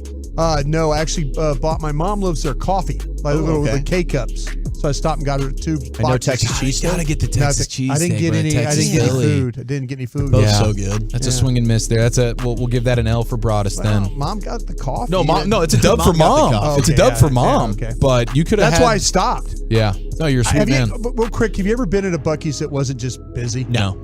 Never seen it not busy. Even at like 2 a.m, it's packed. It's popping, man. Yeah. It's because something going on. anybody on a road trip, whatever, late night. I mean, it's a great place to find yourself at any time, day or night. L for Holly Berry. No. The divorce has officially been finalized, which I guess is good news. That's but a W. She's going to be paying $8,000 per month in child support to her ex-husband, Oliver Martinez, and she will be giving him 4.3% of any income she receives above $2 million, I guess, in perpetuity. Wow. Cha-ching. So, Cha-ching. congrats to Oliver. Is this guy a Huge up deadbeat? for him. Is that a Yeah, deadbeat? he is. He is 100% a deadbeat, a nasty guy. She told a whole lot of nasty stuff about him, verbally seems like abusive, kind of racist, stuff like that. But he still wins in court. God damn. Sorry, Hallie. Yeah. You deserve better. But you made a bad decision. I saw a Slovenian translator describe a Luka Doncic interaction with the media earlier this week as he's going through the FIBA basketball stuff. And they're asking him about his thigh, because remember he had the thigh issue? Yeah. And I think this is an L because they asked if everything was okay. And he said, well, yeah, it's okay. It's better. And then they follow up. So not 100%. And he says, no, it won't be for a while. Oh, no. So I hope we don't have lingering thigh issues for our guy, Luka. He also took a personal L this week because he got woken up by a North Korean missile alert ahead of his FIBA World Cup game as well in Okinawa, Japan. At 4 a.m. That'd be unsettling. He gets he says a crazy alarm. He says, I woke up in the middle of the night and I just saw missiles, it's coming. So I was a little bit scared. I don't know what this Korean missile alert was or if anybody was actually affected by it, but him and the rest of his teammates got woken up in the middle of their hotel 4 a.m. with missiles coming. That's got to be one of the worst ways of all time to be awoken. Yes. What if we're doing a test? Yeah, it could be nothing, but you never Let's do it know. at 4 p.m., not 4 a.m. No. Do The Koreans, they'll test that thing all the time. They don't care. They're a little testy. L as well, but he's a track tough mofo, the sprinter that competed in the race after a Golf transporting him and some of the other runners crashed and left shards of glass in his eye. Yeah. This Jamaican track runner, 200-meter runner, he was involved in a little bit of a fender bender with the golf carts. Not his fault, him and some other runners, but he's like, I still got to run. And so they tried to basically flush out as much of the glass out of his eye as possible, but he had to run with glass in his eye, which seems about as insane as anything in the world. I can't see anything right now. You know what? We were watching on USA. We were watching that when Richardson, when she ran, and they showed them they have the transport. They have the transport cam. Mm-hmm. So the two transports collided. Is that what happened there? Yes, yeah. Two of these transports collided exactly, and they were carrying these athletes. Yeah, and at least one of them. I was wondering why they were affected in a big way. carrying these athletes. They're big, long, golf carts. Is what they were. Like a runaway golf cart, like that at the high school tournament. AT&T. It's impressive, man. Kudos to him. Biggest L of the week, though. That guy's a glass eater. That's tough. Yeah. I mean, hey, if you're a glass eater, you're a tough player. Yeah. As high schools have returned, we got the bully fight of the week, and it's a huge L for this bully. It's an amazing video if you haven't seen it on Twitter. This bully sneak attacks this guy, starts throwing punches at his face. This dude starts fighting back, beats the heck out of the bully, literally beats the crap out of him. You see him rolling around, and the bully who started the fight, he's wearing blue jeans, he has soiled himself in the middle of this fight while he's still getting his rear end completely kicked in. He has a giant soilage on the back of his blue jeans. He crapped his pants? He literally crapped his pants. He got the S beat out of him. Got the S beat after out of him. he had started the fight. So huge L to that bully, and hopefully bullies all around the world. But the dub of the year for the victor there. Dub of the year for the victor, absolutely. He's the king of campus now. That thing is pinned at the top of all social media for life. Oh, yes, dude. That'll be his middle tweet forever. Bully craps himself. It is crazy. This dude's literally on all fours, and you can see his Levi jeans they're now going to the garbage. It's a sad, sad day. And that's what he will be remembered for the rest of time. So watch who you pick on, man. You could literally end up crapping yourself right there in the middle of a high school hallway. All righty. Thank you, Chief. There it is, your biggest L's and biggest dubs. We got Nick Harris, DallasCowboys.com, joining you next here on your home of the Cowboys and Rangers. Pregame tonight, 6:30 here, 105.3 The Fan. I want to chat D&M Leasing before we do anything else because these guys are the best. It's the weekend. I hope you enjoy.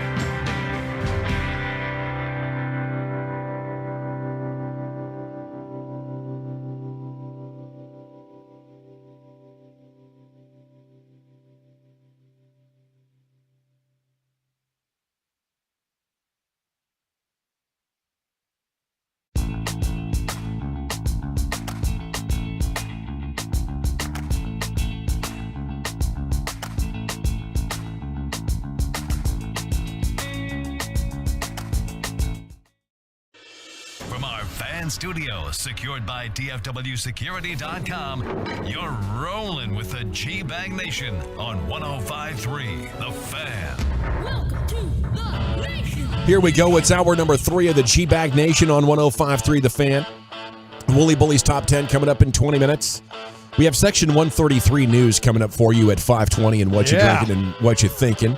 And we'd love to hear you participating in that with us. You know, that's Friday. It's going to be quitting time, so let's have ourselves a time. Nick Harris, DallasCowboys.com, joins you now here in the G-Bag Nation. And a good afternoon, Nick. How you doing? Good. How are y'all doing? We're doing great. Cowboys, Raiders, they'll wrap up the preseason tomorrow night at 7 o'clock right here on The Fan. Who are the players with the most on the line that you're looking forward to watching tomorrow night, if you could pick out a couple for us? Yeah, absolutely. I would say most on the line. I would definitely look at wrapping up that receiver position. I think it's going to be an interesting battle with guys like Jalen Brooks, Simi Fehoko, and even coming on here in the last week and a half, Jalen Cropper, the undrafted free agent out of Fresno State. Those are a lot of guys, as well as Dennis Houston, that are trying to vie for that last roster spot at receiver, in my opinion. I think that's going to continue to be an intriguing battle. I would have told you the last tight end spot before John Stevens went down with an ACL last week, although I feel all 4 of those spots are pretty much locked up now. And then you can pretty much name your depth offensive linemen, and I would say that those guys are all fighting for a spot, whether it's going 6 through 9 or 6 through 10 on the final 53. I think all of those guys are vying for those spots right now. How would you compare Awesome Richards, coming in as a rookie, to other starting offensive linemen? Where is that gap? How far is he away from being a guy you could really trust out there if he was pressed into regular season action? Yeah, I think that gap is still pretty wide, although I do feel more confident in Awesome Richards to eventually get a higher ceiling than the rest of those depth guys. But I'm so worried about cheating his process and throwing him out there too early. We've seen in the past, and especially with offensive linemen, where they get out a little bit too early in their careers, and that confidence is shot for a really long time, and it's tough to get that back. So I would really like to see Awesome develop over the course of the next 10 to 12 weeks. And if it comes to a situation where we really need him to touch the field, then I would hope that doesn't happen until at least week 12 or week 13. Nick, how do you feel like they play it if Tyron Smith gets banged up at any point? Do you envision them moving out Tyler Smith to left tackle, or how do you think they play that? I think so, just because with how well that went last year, and then they would try to figure out what to do there at left guard.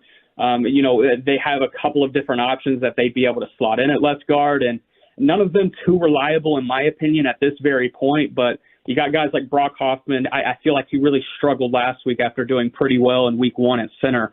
And then Awesome Richards, obviously he's been worked quite a bit at left guard during training camp, has some limited experience there. And then guys like Josh Ball have gotten some reps as well. So it would be quite interesting to see who they would slot in. But in my opinion, I would rather go see them go get somebody whenever that problem would occur. I would like to see them either go trade for a guy or look in the free agency market and try to grab from there. But I think next Tuesday will be a really big a turning point as far as that offensive line group and what it'll look like on the roster. With 1,200 players hitting the waivers, I would be shocked if they didn't go out and try to find some offensive line depth or some linebacker depth. Wonder what your thoughts are of Mozzie Smith. We were talking about Mozzie earlier, and maybe he hasn't hit the ground running as we had hoped. Seems like the adjustment period's taken a little bit longer for him. What have you heard about Mozzie inside the building there, and your thoughts about him through the first 2 preseason games and through training camp? Yeah, absolutely. I don't get me wrong. I feel like I would have liked to see more from Mozzie Smith during this preseason action here early on, especially going against some second team and third team units. But also I try to remind myself that, I think there's a lot of comparison that we're making subconsciously when talking about Mozzie Smith, just based on the first round picks that we've seen immediately contribute for the Cowboys in the last few years. We had Tyler Smith, who did a fantastic job last year and really helped out the team when adversity struck.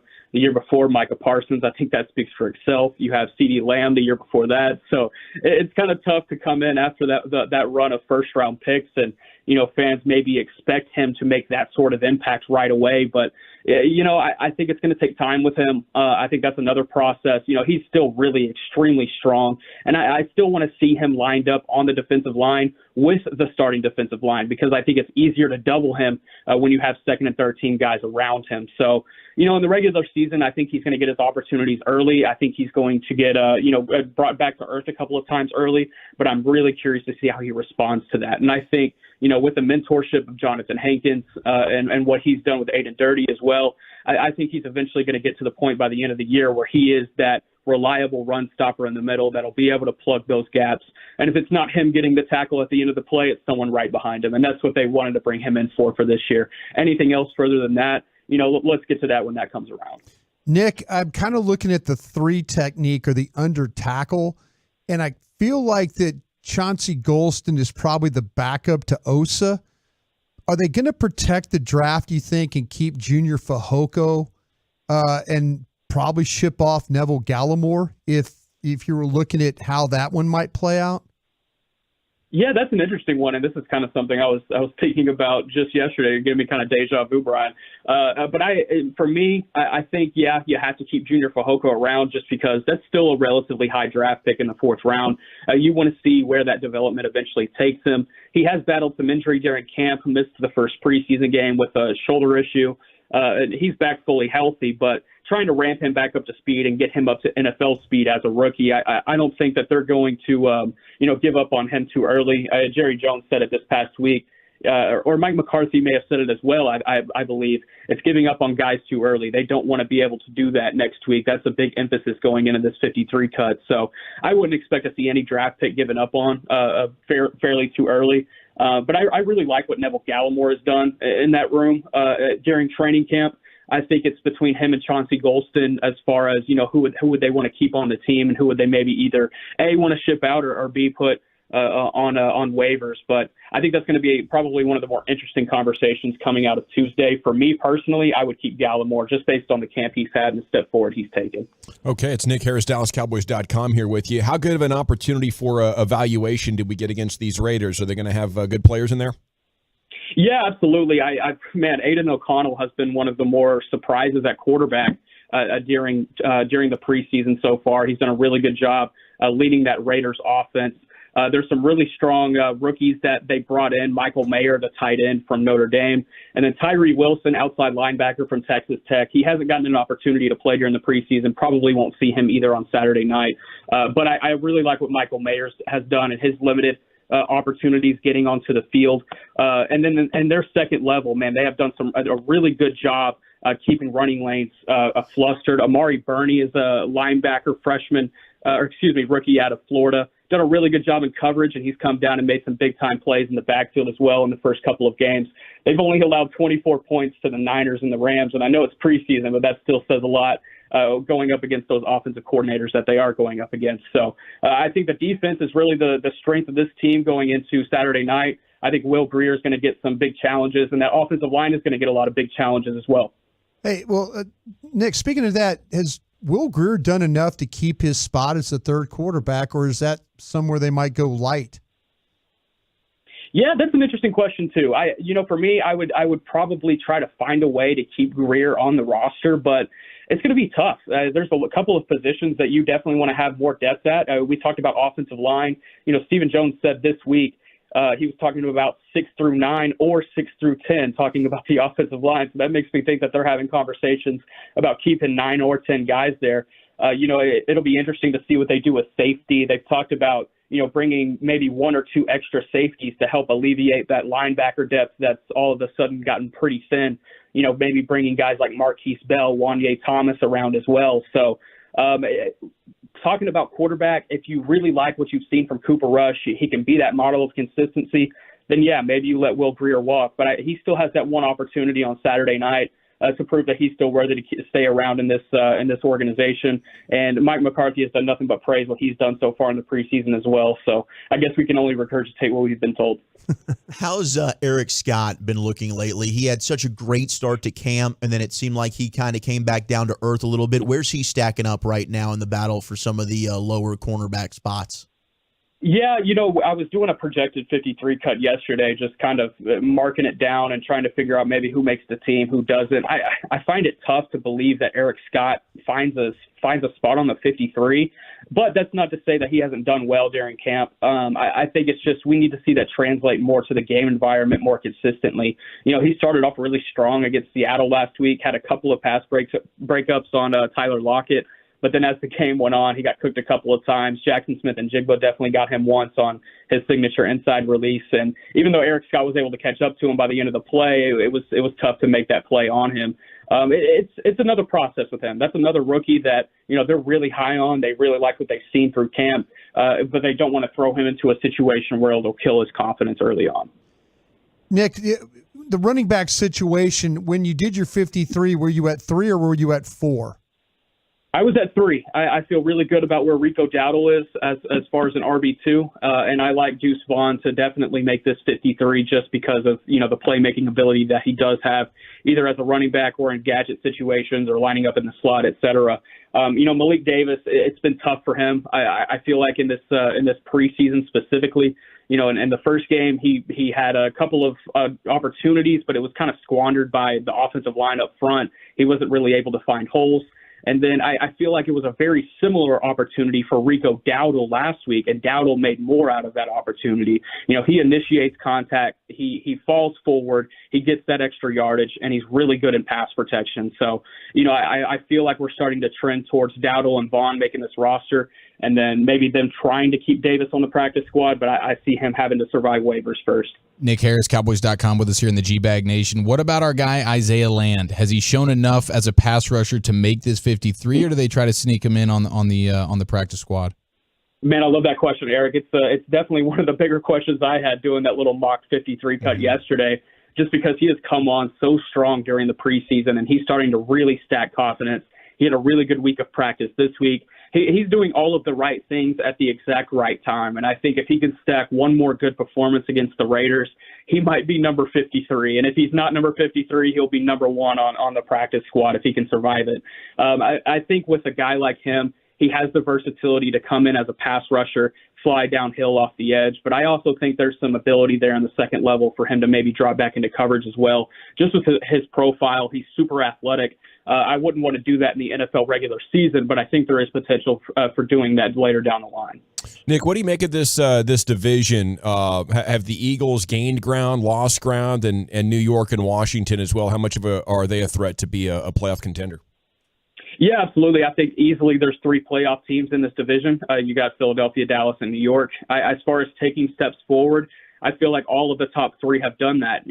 Philadelphia with the way they drafted this year, also bringing in a couple of big-time free agents recently, Rashad Penny to add to that really deep running back room that they all of a sudden have. Dallas, obviously, with additions with Stephon Gilmore, Brandon Cooks, what they've been able to do in the draft as well. And then looking at New York, what they've been able to do in the draft, I feel like Jalen Hyatt's going to be a big-time contributor for them this year. They paid Daniel Jones, got him happy. So I feel like those 3 teams each took a step forward. I think either 3 have a really good opportunity in this division, but I feel like the winner comes down to Philly and Dallas at the end of the day for sure. Nick, we became friends through the high school football beat, and I know that you have covered that extensively. We're kicking off. We kicked off last night. You going to be doing any games this year, and who do you think is going to win state? Yeah, absolutely. I was at McKinney and Longview last night. Pretty good matchup between some program I have some ties with out in East Texas coming into Dallas. And then tonight I'll be at Frisco Independence and Frisco Panther Creek, calling that for the Frisco ISD broadcast program, and it'll be streamed live on Peacock. And I'll be doing that throughout the year on Friday nights. And as far as winning state, 6A D1 and 6A D2, until somebody can beat Duncanville and DeSoto this year, I feel like both of them have a pretty good chance to repeat. DeSoto specifically, they've really started to reload this year. They got some really good talents on both sides of the ball that they're going to be able to display this year. Really excited about those programs. You got people in East Texas, huh, Nick? Now I know I like you. Yeah. I'm originally from Chapel Hill, if that makes you feel any better. There you go. Yes, sir. Anything else about this matchup tomorrow, about this football team before we let you go? Yeah, one last thing. I think it's going to be a difficult win.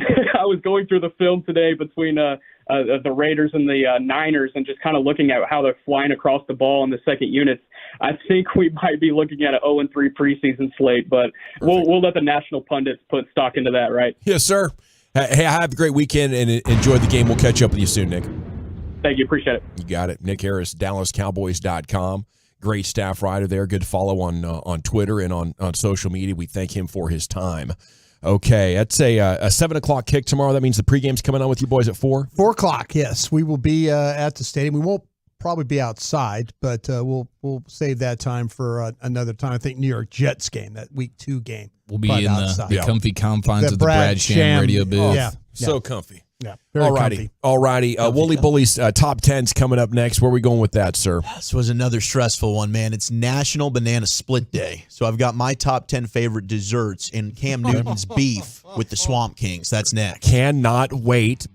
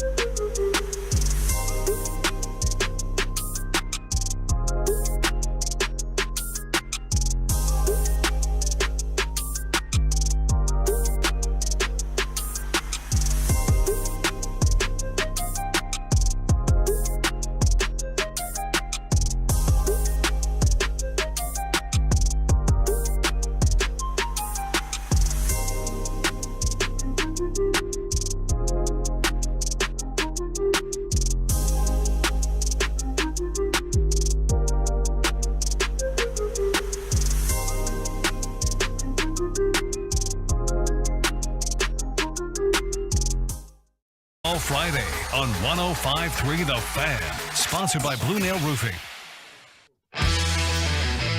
Welcome back, Nation. Here we go. Segments brought to you by the Frankels. Life's unpredictable accidents happen. Franklin Frankel, the go-to attorneys for car and truck wrecks in DFW. If you or a loved one is in an accident, contact Franklin Frankel for a free consultation, 214-333-3333. Go to truckwreck.com. And here he is, Zach with an H, the Woolly Bully. Thank you very much. National Banana Split Day. And to be honest with you, I've had a banana split about once in my entire life. I don't know who orders them, but shout out to you if you do. They won't be in my top 10 desserts. Wow. They're not even honorable mention because I never get them. You got to go back to 83. This is pre-Blizzard at DQ. Pre-Blizzard, you had the peanut butter buster parfait, peanut butter, something like that. You said it. And you had the dilly bar. Yeah. You know, you only had a few items, and the banana split was one of like 5 or 6 that was a legit piece of American dessert culture at that point, Wolchuk. I would just say prepared to be offended. And I'm already offended by the list, and I've changed it about 10 different times. Hell, it might be very different in an hour. You know, this is just, there's so many good desserts out there, but I'll give you my top 10 desserts and a healthy list of honorable mentions in just a moment. I'd like to ask Dawson a question here. Yeah. Do you think we'll get the Banana Fosters as oh, absolutely. You know, some type of a foo-foo dessert, you think? You never know with Wolchuk. Oh, yeah. The shrimp cocktail Y'all making desserts. foo-foo? Who making foo-foo? Wolchuk. I'm a foo-foo guy. You like yours? With the crab rangoons Oh. and the fancy shrimp. Good little They're foo-foo. making fun of me because I put Egg Benedict on the list. I think that's a great pick. Thank you. Lucius knows. Lucius That's a can eat. fantastic list. One of your best. I appreciate it. Hopefully today is the same. If not, I'll take all the hate. I've been thinking about breakfast burritos for 48 hours now. Bro, the breakfast. All right, I'll get to the top 10 desserts. I told you guys my thoughts about Swamp Kings yesterday. I finished the Florida Gators documentary. Gosh, dang it. What was I doing? I was listening to Rangers baseball last Understandable. night. Sorry. Yeah. And maybe, you know, over the weekend, I'm sure you'll be I able to can't knock that watch out. 'em. You probably threw your phone and broke it, didn't you, in that game? Seriously, I F-bombs to Jared. Yep. And he F-bombed back. To me. Last night was an F-bomb. Yeah. It really was. Yeah. But Cam Newton, who was part of that Florida Gators team prior to getting kicked off, that was a flaw that I thought. Why didn't you mention Cam Newton? He only went on to win a Heisman Trophy. I thought that would have been a good storyline. He took to TikTok. He shared his thoughts about the Swamp Kings. Untold story. I got one real quick. I never received a national championship ring from the University of Florida, but that's another conversation for a different day. Some of the things that I did not like about the documentary was how they played Chris Leak, in my opinion. I was watching it like they've said things like we were just one quarterback away. Like, bro, Chris Leak was that like, let's not forget how pretty of a ball he threw. He was good. And started as a freshman in the SEC from Independence High School out of Charlotte. Like, what are we talking about? Like, granted, Tebow is everything and some, but bruh, let's not try to dim the lights of Chris Leak. Lastly, where were these players? I really wanted to hear from Percy Harvin, Joe Hayden, The Pouncey twins. Like there was so much that they left out. But other than that, it was a good documentary. Yeah, other than that, it was very entertaining.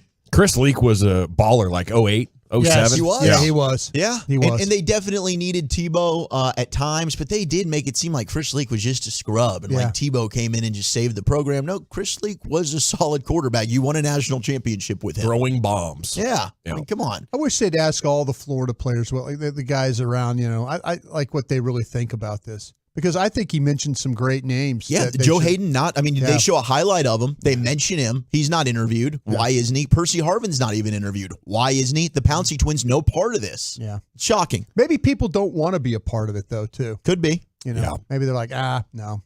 I wouldn't want to be a part of it. I was the Pouncey twins. They were running with Aaron Hernandez. They were, but they also failed to mention really hardly any of Aaron Hernandez except the punch at one of the restaurants they had down there. Well, that's a sad story. Yeah. Though. I don't know how you forfeit that, but whatever. I still thought it was entertaining, but there was so much more that they could have done with that. And maybe you end up having more episodes. I don't think people would have complained. I binged the 4, and it was great, but I would have liked to have seen more of this. Okay. I'm getting a lot of love about the Sopapilla cheesecake. I think it's the same guy that keeps texting in. I'm a cheesecake guy. Cheesecake will be in the top 10. I've never had Sopapilla cheesecake, and it sounds delightful. It does. You guys ever had it? No. Is the batter of the Sopapilla the cheesecake flavor, or are we putting the cheesecake inside the Sopapilla? Because Sopapillas, you could cut the corner and put the honey in. That's kind of a good way. It's a good little vessel for holding things. Looks good. The pictures look outstanding. They really do. Yeah. They look fantastic. But here are the honorable mentions. My top 10 desserts. This is your own list again. My own list. I appreciate you doing this, though, man. Thank you. I really do. And I'm makes really it more interesting. Yeah, it does sweating. make it. Yeah. I'm sweating over this. Do you guys have like a number one? The top 3 for me are very specific, but like grandma's special German chocolate cake or whatever. You can get these at restaurants, but yeah, I mean they're specific. Do you have a go-to dessert item? I think it's the ultimate dessert item is going to be either a warm brownie or warm cookie accompanied by some cold ice cream. Love that. So maybe it's the Pizookie, maybe BJ's or whatever. 2 cookies and the ice cream between them. Yeah. Oh, sandwich that that thing. Yeah. No, I love that.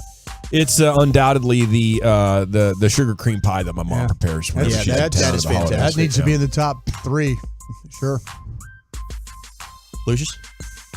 So I would do like a chocolate chip cookie with some almond in it, and you would have a Rocky Road for the ice cream on the side, or mash them together, however. Yes. Yeah, but you said cheesecake. I like a good Oreo cheesecake. I sure do. Yes, I do.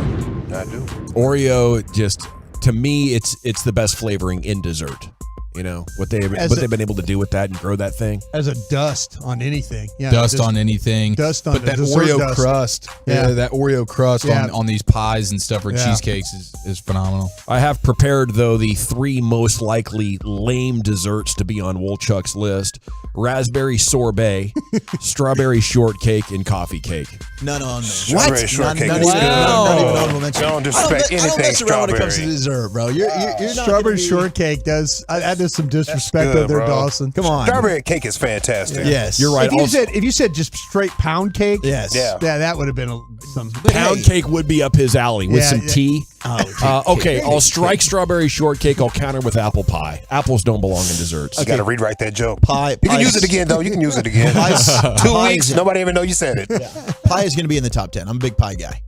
I know you are. I love, and it's not always just apple. Who doesn't like pie? Well, you know, and it could be Gavin's mom's pie. Just tilt his head. Hair pie. I mean, there's all kinds of good stuff. He really that was across the line. It just keeps coming.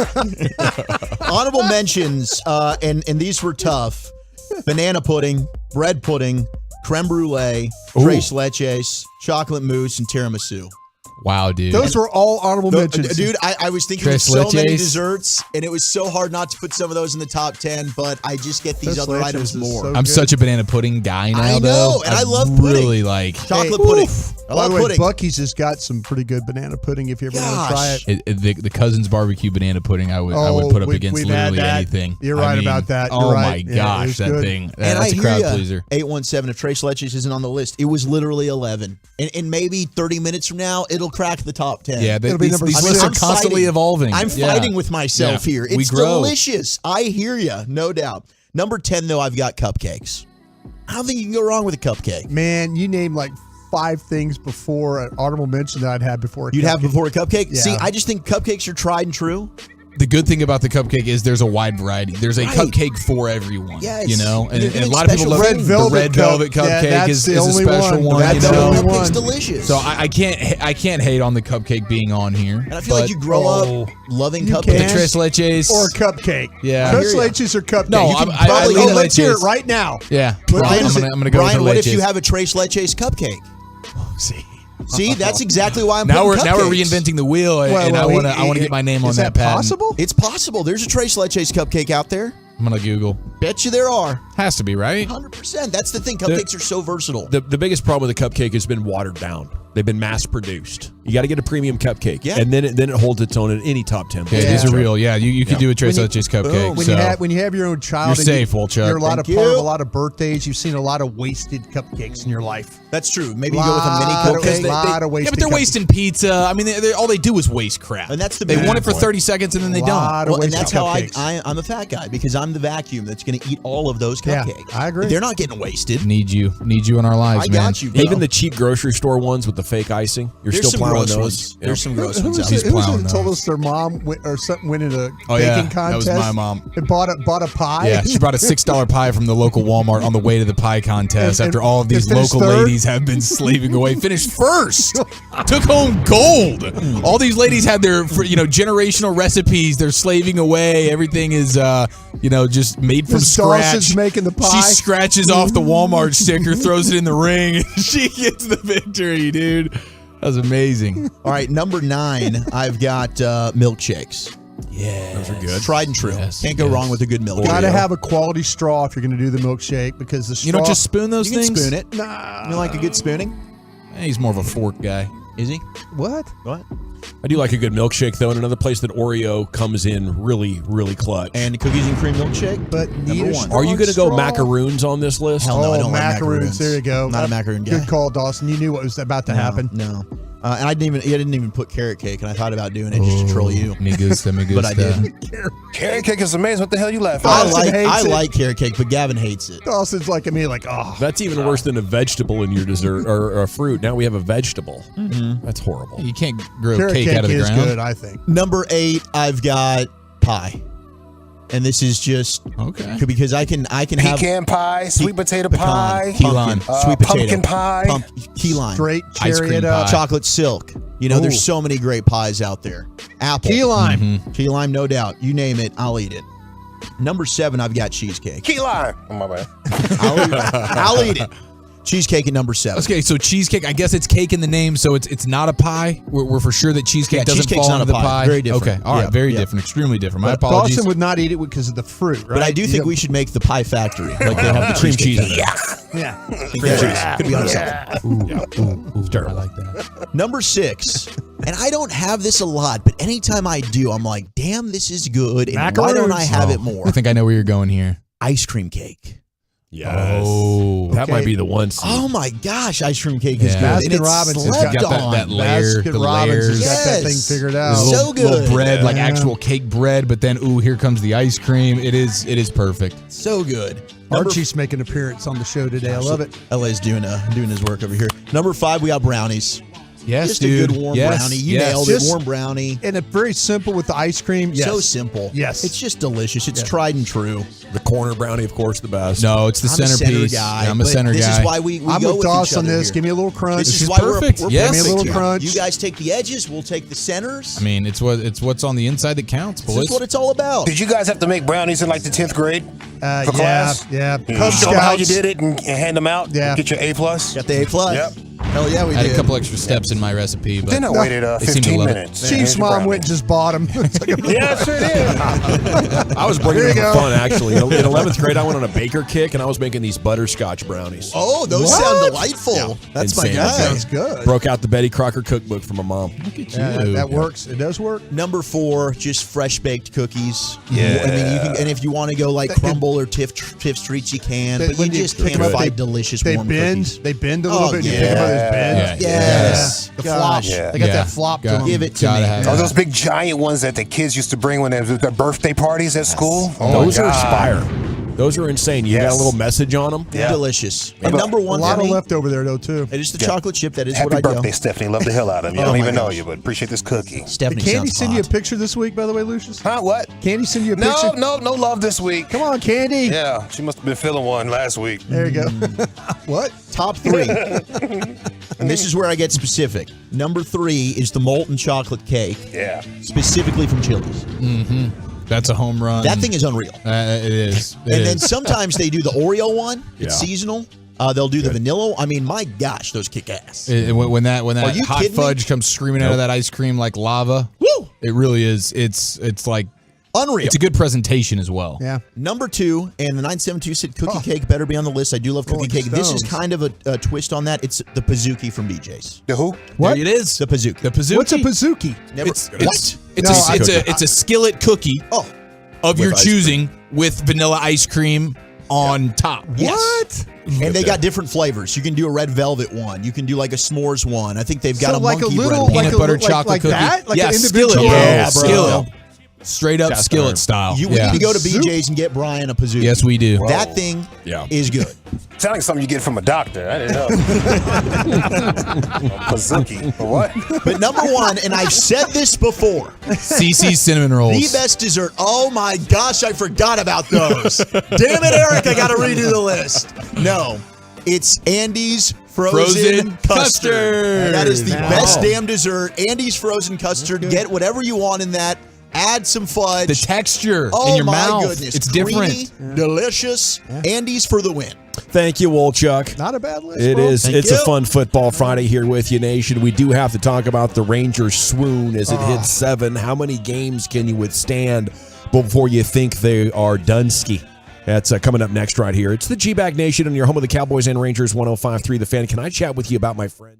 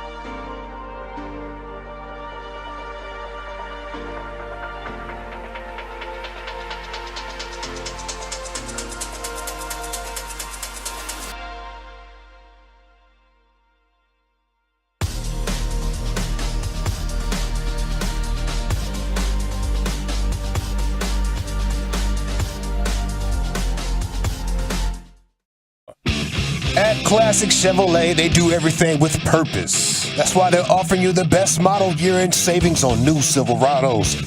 See them all at ClassicChevrolet.com. Your upgrade is their purpose. This is Texas. This is Classic Chevrolet. Relax and enjoy the difference. Find new roads. All righty, G-Back Nation, what do you make of everybody kind of hitting the panic button here on these Rangers? The conversation, the tone changed last night as their losing streak hit 7, and the bullpen was a disaster again. How many of you are you ready to accept that maybe this season actually is collapsing? Get the text going at 877-881-1053. We do got to address the fact that, boys, we tried our hardest here, and even the G-Back Blessing couldn't get it right. We had Sporzy on Tuesday, and it didn't fix him. Gave up the game-winning home run last night, and he was amazing. Yeah, Spore's interview was awesome, and all season long, guys have come on the Rangers Player Show at 320 with you here on your home of the Rangers, and the next thing you know, great things are happening. But even that bump appears to have evaded us for now. It's just a clear sign the mojo is off in every way imaginable. But this is just 1 week, guys. Last week we were talking about maybe this is the best team in the American League. Now I'm coming off that. You know, I've seen enough. I'll have my final opinion when Eovaldi and Young get back. I'm willing to acknowledge the bullpen will block you from your biggest dreams. But that doesn't mean we have to go out like the Dallas Mavericks, just stumble down the stretch and miss the playoffs altogether. It's still a good team, and I want to see them correct this, get in the playoffs, make some noise, and start building towards next year. That's all I want out of the season anymore. And I don't think that's too much to ask for this really dang good baseball team. What do you say? No, I agree. I'd be stunned if they missed the playoffs. I don't think that's going to happen. I think worst case scenario, they get fetched, they don't win the division, and they're a wild card team. But that is still a great building block, right? This is a team that was rebuilding for the last few years. To make the postseason, to get that experience with a lot of young guys. You look at the roster, there's not a ton of guys that are going to be here long term that have been in the postseason, minus a Seager and a Simeon. You did trade for a Scherzer, right? But there's so many guys. Hopefully Josh Young gets back. He can experience that. An Ezekiel Duran, Nathaniel Lowe, and the guy that's experienced postseason baseball, Adolis Garcia, Taveras. You go down the list, the majority of the team hadn't done that. So I still think they're going to be a playoff team. This is rock bottom.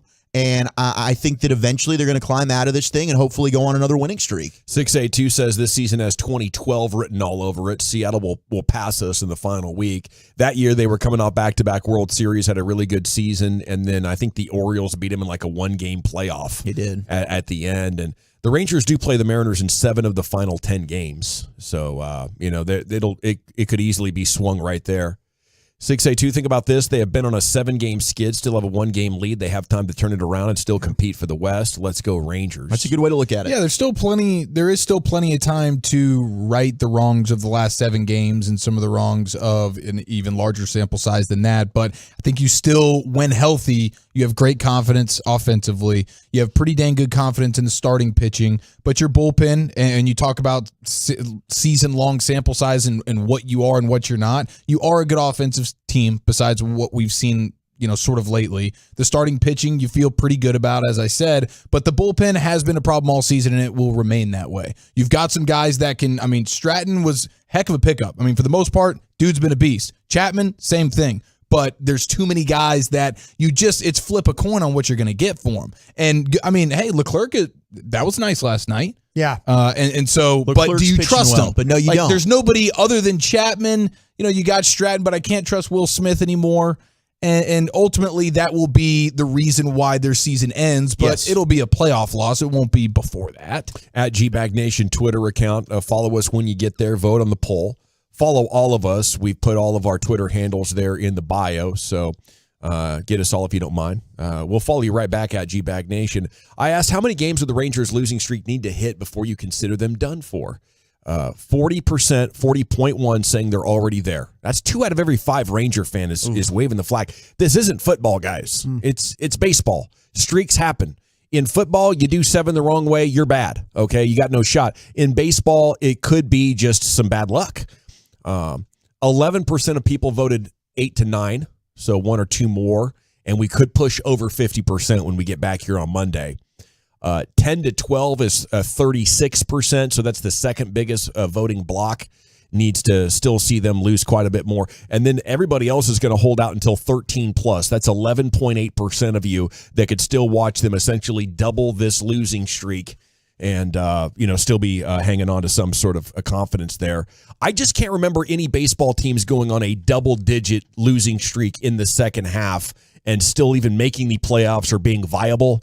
I think at that point it's going to say something systemic about you. And at this point it would say, your bullpen's bad. What can Eovaldi and Young do, though? Shouldn't we just be patient, hope these guys get healthy and a dominant, stretch resumes? I do think that's possible. Now Young's not going to be returning for 3 weeks. Who knows when Eovaldi comes back? So it might be too late, and you might just want to evaluate the team that's out there right now because they're going to have to do a lot of work and save this season before Young is back. And I don't know what the hell's going on with Eovaldi right now. I'm going to take the CY approach here. I'm going to take the approach when he's on with us every week, and we're giving him, like early in the season, we were naming him GM of the year and all that.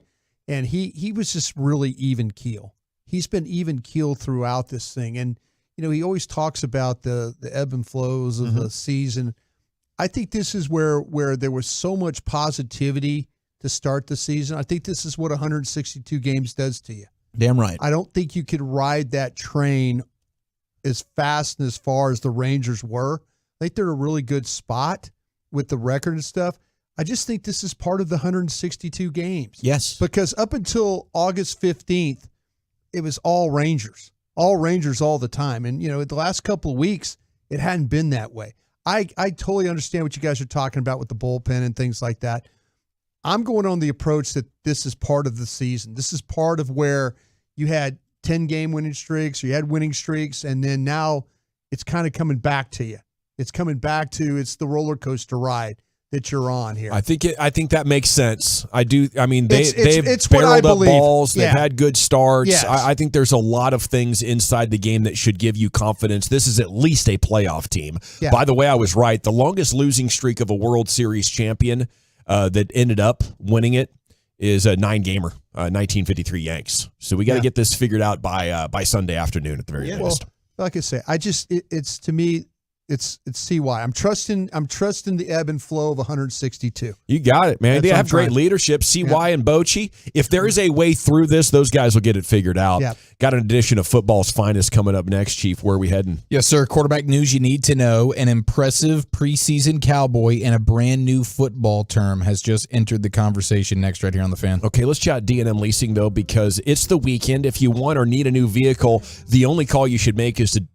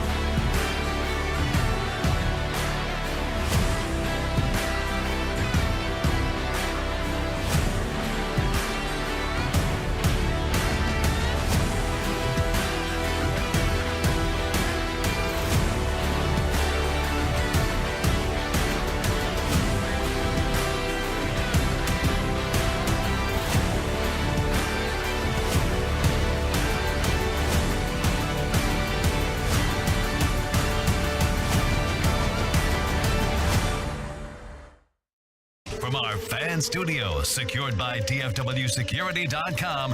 You're rolling with the G-Bang Nation on 105.3 The Fan. Here we go, hour 4 of the G-Bag Nation on 105.3 The Fan. We do have What You're Drinking and What You're Thinking coming up in 20 minutes. You can line up now on the phone lines if you would like to. We also have Section 133 News, the most exciting section in the ballpark, and I'll give you that coming up in 20 as well. But it is time now for a little bit of a football fix for you here with your main man, Eric Chiafalo, and another edition of Football's Finest. Here's the Chief. All right, boys. Isaiah Land is the guy that I'm most excited to watch tomorrow, but I think there's a lot riding for a guy, Kelvin Joseph. And he is rated extremely high in extremely low sample size snaps for the preseason. Pro Football Focus has him as the 3rd highest graded corner, and we take them with a grain of salt. It's not the end all be all. It's not the football Bible, but it is just one metric to show like he has played well. And Broadus, have you noticed watching him? There's a little bit of a difference with him. Yeah, they're trying to play him more in the slot, and because they feel like that the physicality that he plays with, as a like when he blocks on the punt return, when you play on the outside, you could get up on a guy and kind of handle, jam a guy, turn with a guy, run with a guy. So that's what they're trying to him a little bit more. I think that's a little bit more restraint. And also, if they can play him inside, they might work him a little bit more at safety too, which be another thing that he can help. I think he's on your team because of the special teams value. Okay. But the extra, how much could you rely on him to maybe play some defensive snaps? That's another thing I think you're absolutely right about, keeping an eye on him. Yeah, he's just going to be somebody I'm looking forward to watching tomorrow. Hopefully he can keep this thing going from a corner standpoint, because we know all the talent that's there. We know Dan Quinn loves him, and if he can finally start to scratch the surface on some of the things that they felt like he could do when he came out, I mean, that's really nice depth at a position that you can't have enough of. Maybe your patience pays off with him. I think coming out of college, he had been dismissed from 2 different schools. There was maybe a lack of focus already, a challenge there, and it was going to be a project to make a total professional out of him. And then you add what happened late last summer to it, and I could see a highly distracted Kelvin Joseph sort of figuring out his way through life. Cowboys decide to stick with him through all of that. It's because of his talent. It's because of his quick feet and his physicality and quickness. And if it comes together, you couldn't rule out that Kelvin Joseph could be a really good starting corner still. It's just year 3 for him, and he's got the natural ability. Yeah, that's a great point, because he did not play a lot in college. No. He did not play much at LSU, and he did not play much at Kentucky. You're really betting on some specific traits that you see with him. And the one thing you've kind of figured out is his awareness might be a little off because of some of the problems that, when the guy catches the ball and all of a sudden he runs into him on a fair catch, and you're like, bro, you got to see that. You got to feel, But when you watch him play tackle in open field and be physical with people and like to stick his nose in the action, man, how many times have we got on cornerbacks for not wanting to tackle? That number 7, we get on his ass all the time about not wanting to. No, the physicality could be the best attribute of his game. He's been saved. I think the move to inside is serviceable for him. He can't play outside. He was unplayable last year, and that coaching staff would tell you the same thing. Yeah, well, if you get a guy who can play the nickel spot for you, especially with the Jordan Lewis status being up in the air, and of course you got Deron Bland that you feel Bland you feel fantastic about, but they also play him a little bit outside. You need all the depth you can have. Let's be honest here too. We haven't seen very much from McQuamu about this. You know what I'm saying? We saw a lot last year from him, but not much this year. So all of a sudden, when you play dime, when you put the 6th defensive back out on the field. Who's that guy? Who is that guy? Last year it was Israel. This year, who will it be? I mean, the Deshaun Wright injury, that's certainly, you hate to see a guy get hurt, but that's benefited Kelvin Joseph. I'm getting the whispers that Wright is going to be one of those guys they're going to put on injured reserve. Okay. That he has to be on the roster, the 53. So you're going to see some roster gymnastics. Makes sense. This week when we get Tuesday. And it ain't going to be what it's going to be looking like on Thursday or Friday next week when they get down to the final bit of it. Okay, cool. I appreciate that. We got this from Spotrac. The Trey Lance stuff, obviously, is pretty wild in San Francisco. They trade up all these different picks to go get him, and then they're pretty much punting on him at this point. They've paid him $27.85 million for 262 regular season snaps. Not dropbacks, not pass plays. Just he played 262 regular season snaps. They traded a whole bunch of picks to go get him, and they've paid him about $28 million for that. It's the greatest thing that happened to the rest of the NFC is everything they did to get him, and it hasn't worked out. It gives you a chance. Could you have imagined if the Niners had just kept those picks? Oh, that would hurt. Yeah, the amount of talent that they would have, especially if they still got the Brock Purdy thing. Sam Darnold's their quarterback number 2, and I saw people suggesting that it would actually be better for the Niners if something happened again to Brock Purdy as opposed to something happening injury-wise to Christian McCaffrey. And I'm like, oh my gosh, how can we be doing this? Is a running back going to be considered more important than the quarterback on any given team? And maybe the Purdy drop-off to Darnold ain't that big, but knowing what Christian McCaffrey did for that Niners offense post-trade, where they go from bottom third in the league in most of the important categories to then first or second in the league in a lot of these categories once they got McCaffrey. And it's like, is he more important to that offense? Is he the Stephen Jones straw that stirs the drink kind of deal for the Niners, even more so than Brock Purdy? I can't go as far as to say that just because I can't wrap my mind around the running back being more important than Purdy, but it is actually a fair question.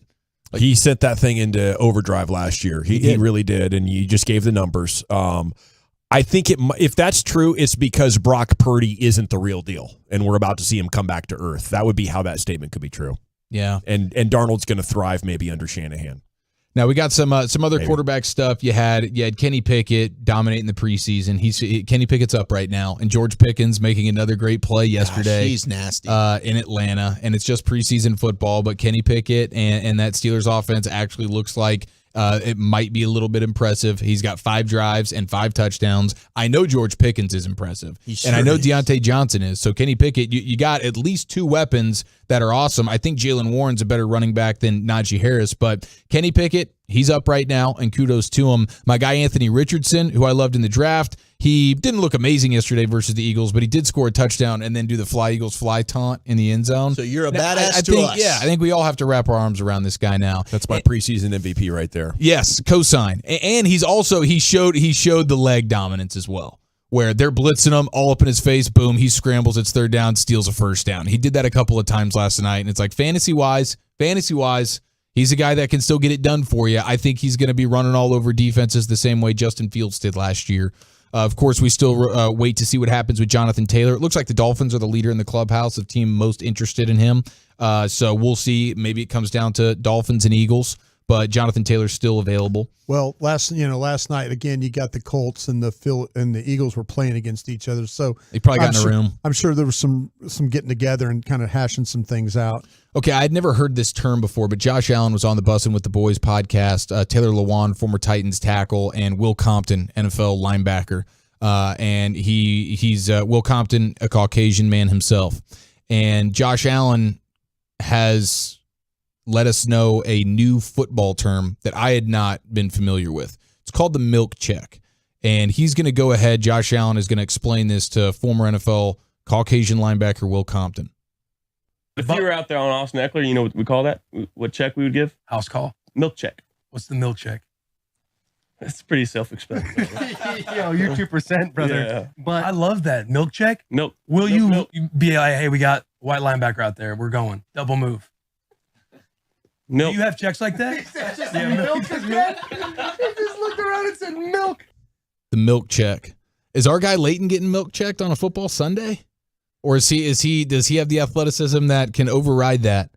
But I've never heard that term before. Apparently, Josh Allen's calling out milk check at the line of scrimmage if he sees a white linebacker trying to cover any one of his guys, but it's usually a running back. But that's not a term I had been familiar with. So I appreciate that, Josh. I've not heard the milk check though. Me either. Not heard the milk checking. No. We're gonna have to get to the bottom of whether or not Leighton Vander Esch has ever been milk checked. I mean, he's played Josh Allen. I don't know if other quarterbacks do this, but I feel like it's a quarterback fraternity, right? You feel like if one guy's doing it, they're all kind of up to something. So just something to monitor. with I'm going to see if the microphones can pick that up on a game day. Leche. So we also have some Aaron Rodgers sound from Hard Knocks. I don't know if you guys saw this, but it's another one of those. Probably not. It's the joint practice. You haven't watched any of it, have you? Not since I was on it. 2003. Maybe. Jeez. Did they ever mic you up to get some content, or are you just floating around in the background? No. I knew better. I knew better than that whole thing, man. I mean, seriously, it's a tough way to operate when they're all over the place. I get it. Fans get a lot of benefit out of it, you know, but to work in that environment the way that is, it's not good. It's not good for your team. It really isn't, because you can't have meetings like you want to have meetings. Let me ask you a question. Have the Jets had a personnel meeting yet? No. On Hard Knocks? No. Well, they pushed back on Hard Knocks more than anybody ever has. Usually we get that. We haven't since the Browns. The Cowboys won it, what, 2 years ago? Was it 2 years ago? Yeah, because it was the Lions, and before that it was the Cowboys. Okay. Did the Cowboys even take their scouts to camp when they had Hard Knocks on? No. Okay, you know better than I do. Yeah, they didn't, because you know why? They didn't want to have meetings. They don't want those personnel meetings on the for everybody to see. Yeah, if you can't be honest in those meetings, there's no point in having them. You know, we might as well just hang out and text together. Yeah. Jeez, dude. I'll call you after work. We'll work again tonight when we can be honest. It is a terrible situation to deal with, because you have people that are afraid to say what they really need to feel in a meeting. And I know it's about entertaining. We love when somebody gets cut, you know, and that drama and the anxiety and all that comes with it. Teams don't want to expose that anymore. They don't want to talk about players where everybody can, you know, that whole thing with Cleveland. Remember, they were talking about the players was that a Hard Knocks thing? Yeah, it was. Hugh Jackson was. Hugh Jackson. That's the last time I've seen them do it. Yeah, they were going back and forth. Just crushing the players or whatever. They were like, these guys don't know what they're doing. They need a play. How's this going to help us for Sunday? And Hugh Jackson just basically craps on it and says, I'm making the decision. If I need to give them a veteran day off, they're going to get it off. And that's why they ended up going 1-15. Yeah. So generally during training camp, when you're making these roster decisions and you're discussing it throughout camp, you have coaches and scouts all in a room together trying to decide. You generally have, like the way the Cowboys have done it in the past, is each scout's responsible for a position. So you have a scout that's got the running backs, or scout's got offensive line. And they come in and they have a meeting with the head coach, Jerry and Steven and Will. And they talk about what they see, you know, on the practice field. And they give their opinions. And it comes down to, a lot of this is much like what you saw with Will and with Jerry. Jerry asking Will, what do you think? You know, and teams just don't, for training camp, they don't want to. They don't want to expose that. They don't want to talk. That was the biggest problem we had. Like when we would go, I just remember coaches not being honest about what we were doing. And at the end of the meeting, I'd go, well, that's not how it looks. I mean, and then we'd have to have another meeting to talk about really what we were. Away from the cameras and stuff like that. Yeah, that's a pain in the butt. Well, Aaron Rodgers is he's doing his thing. He's showing his personality, and at one point, a safety for the Buccaneers in a joint practice creeps up to the line of scrimmage, and Aaron Rodgers, like, he's acting like he's kind of going to blitz, and Rodgers just calls him out for it at the snap. Son, you're not coming. Back up. Back up. We 19. And he was 100% right. I think it was a white safety too. I'm surprised he didn't say it was. No milk check there. Well, I think the safeties get a little bit more credit in coverage than the white linebacker. I think it's the milk check goes to the linebacker. The second level guys are like, hey, you're a safety. You know, I mean, I think the Eagles got the white safety who's apparently been making plays in camp. I don't know how good he actually is. Reed Blankenship. Yeah. Or I believe his first name's Reed, but yeah, he's apparently. Harrison Smith used to be able to cover. Dude, Harrison Smith was a dog. Harrison Smith was very good. Yeah. And then you have the Jeff Heaths. Now, that's true. Now, we also have, in football's finest, a little Messi update. Have you guys noticed that he's got a guy that's shadowing him on the sideline everywhere he goes? Runs with him up and down the sidelines. He has during these matches and at all times.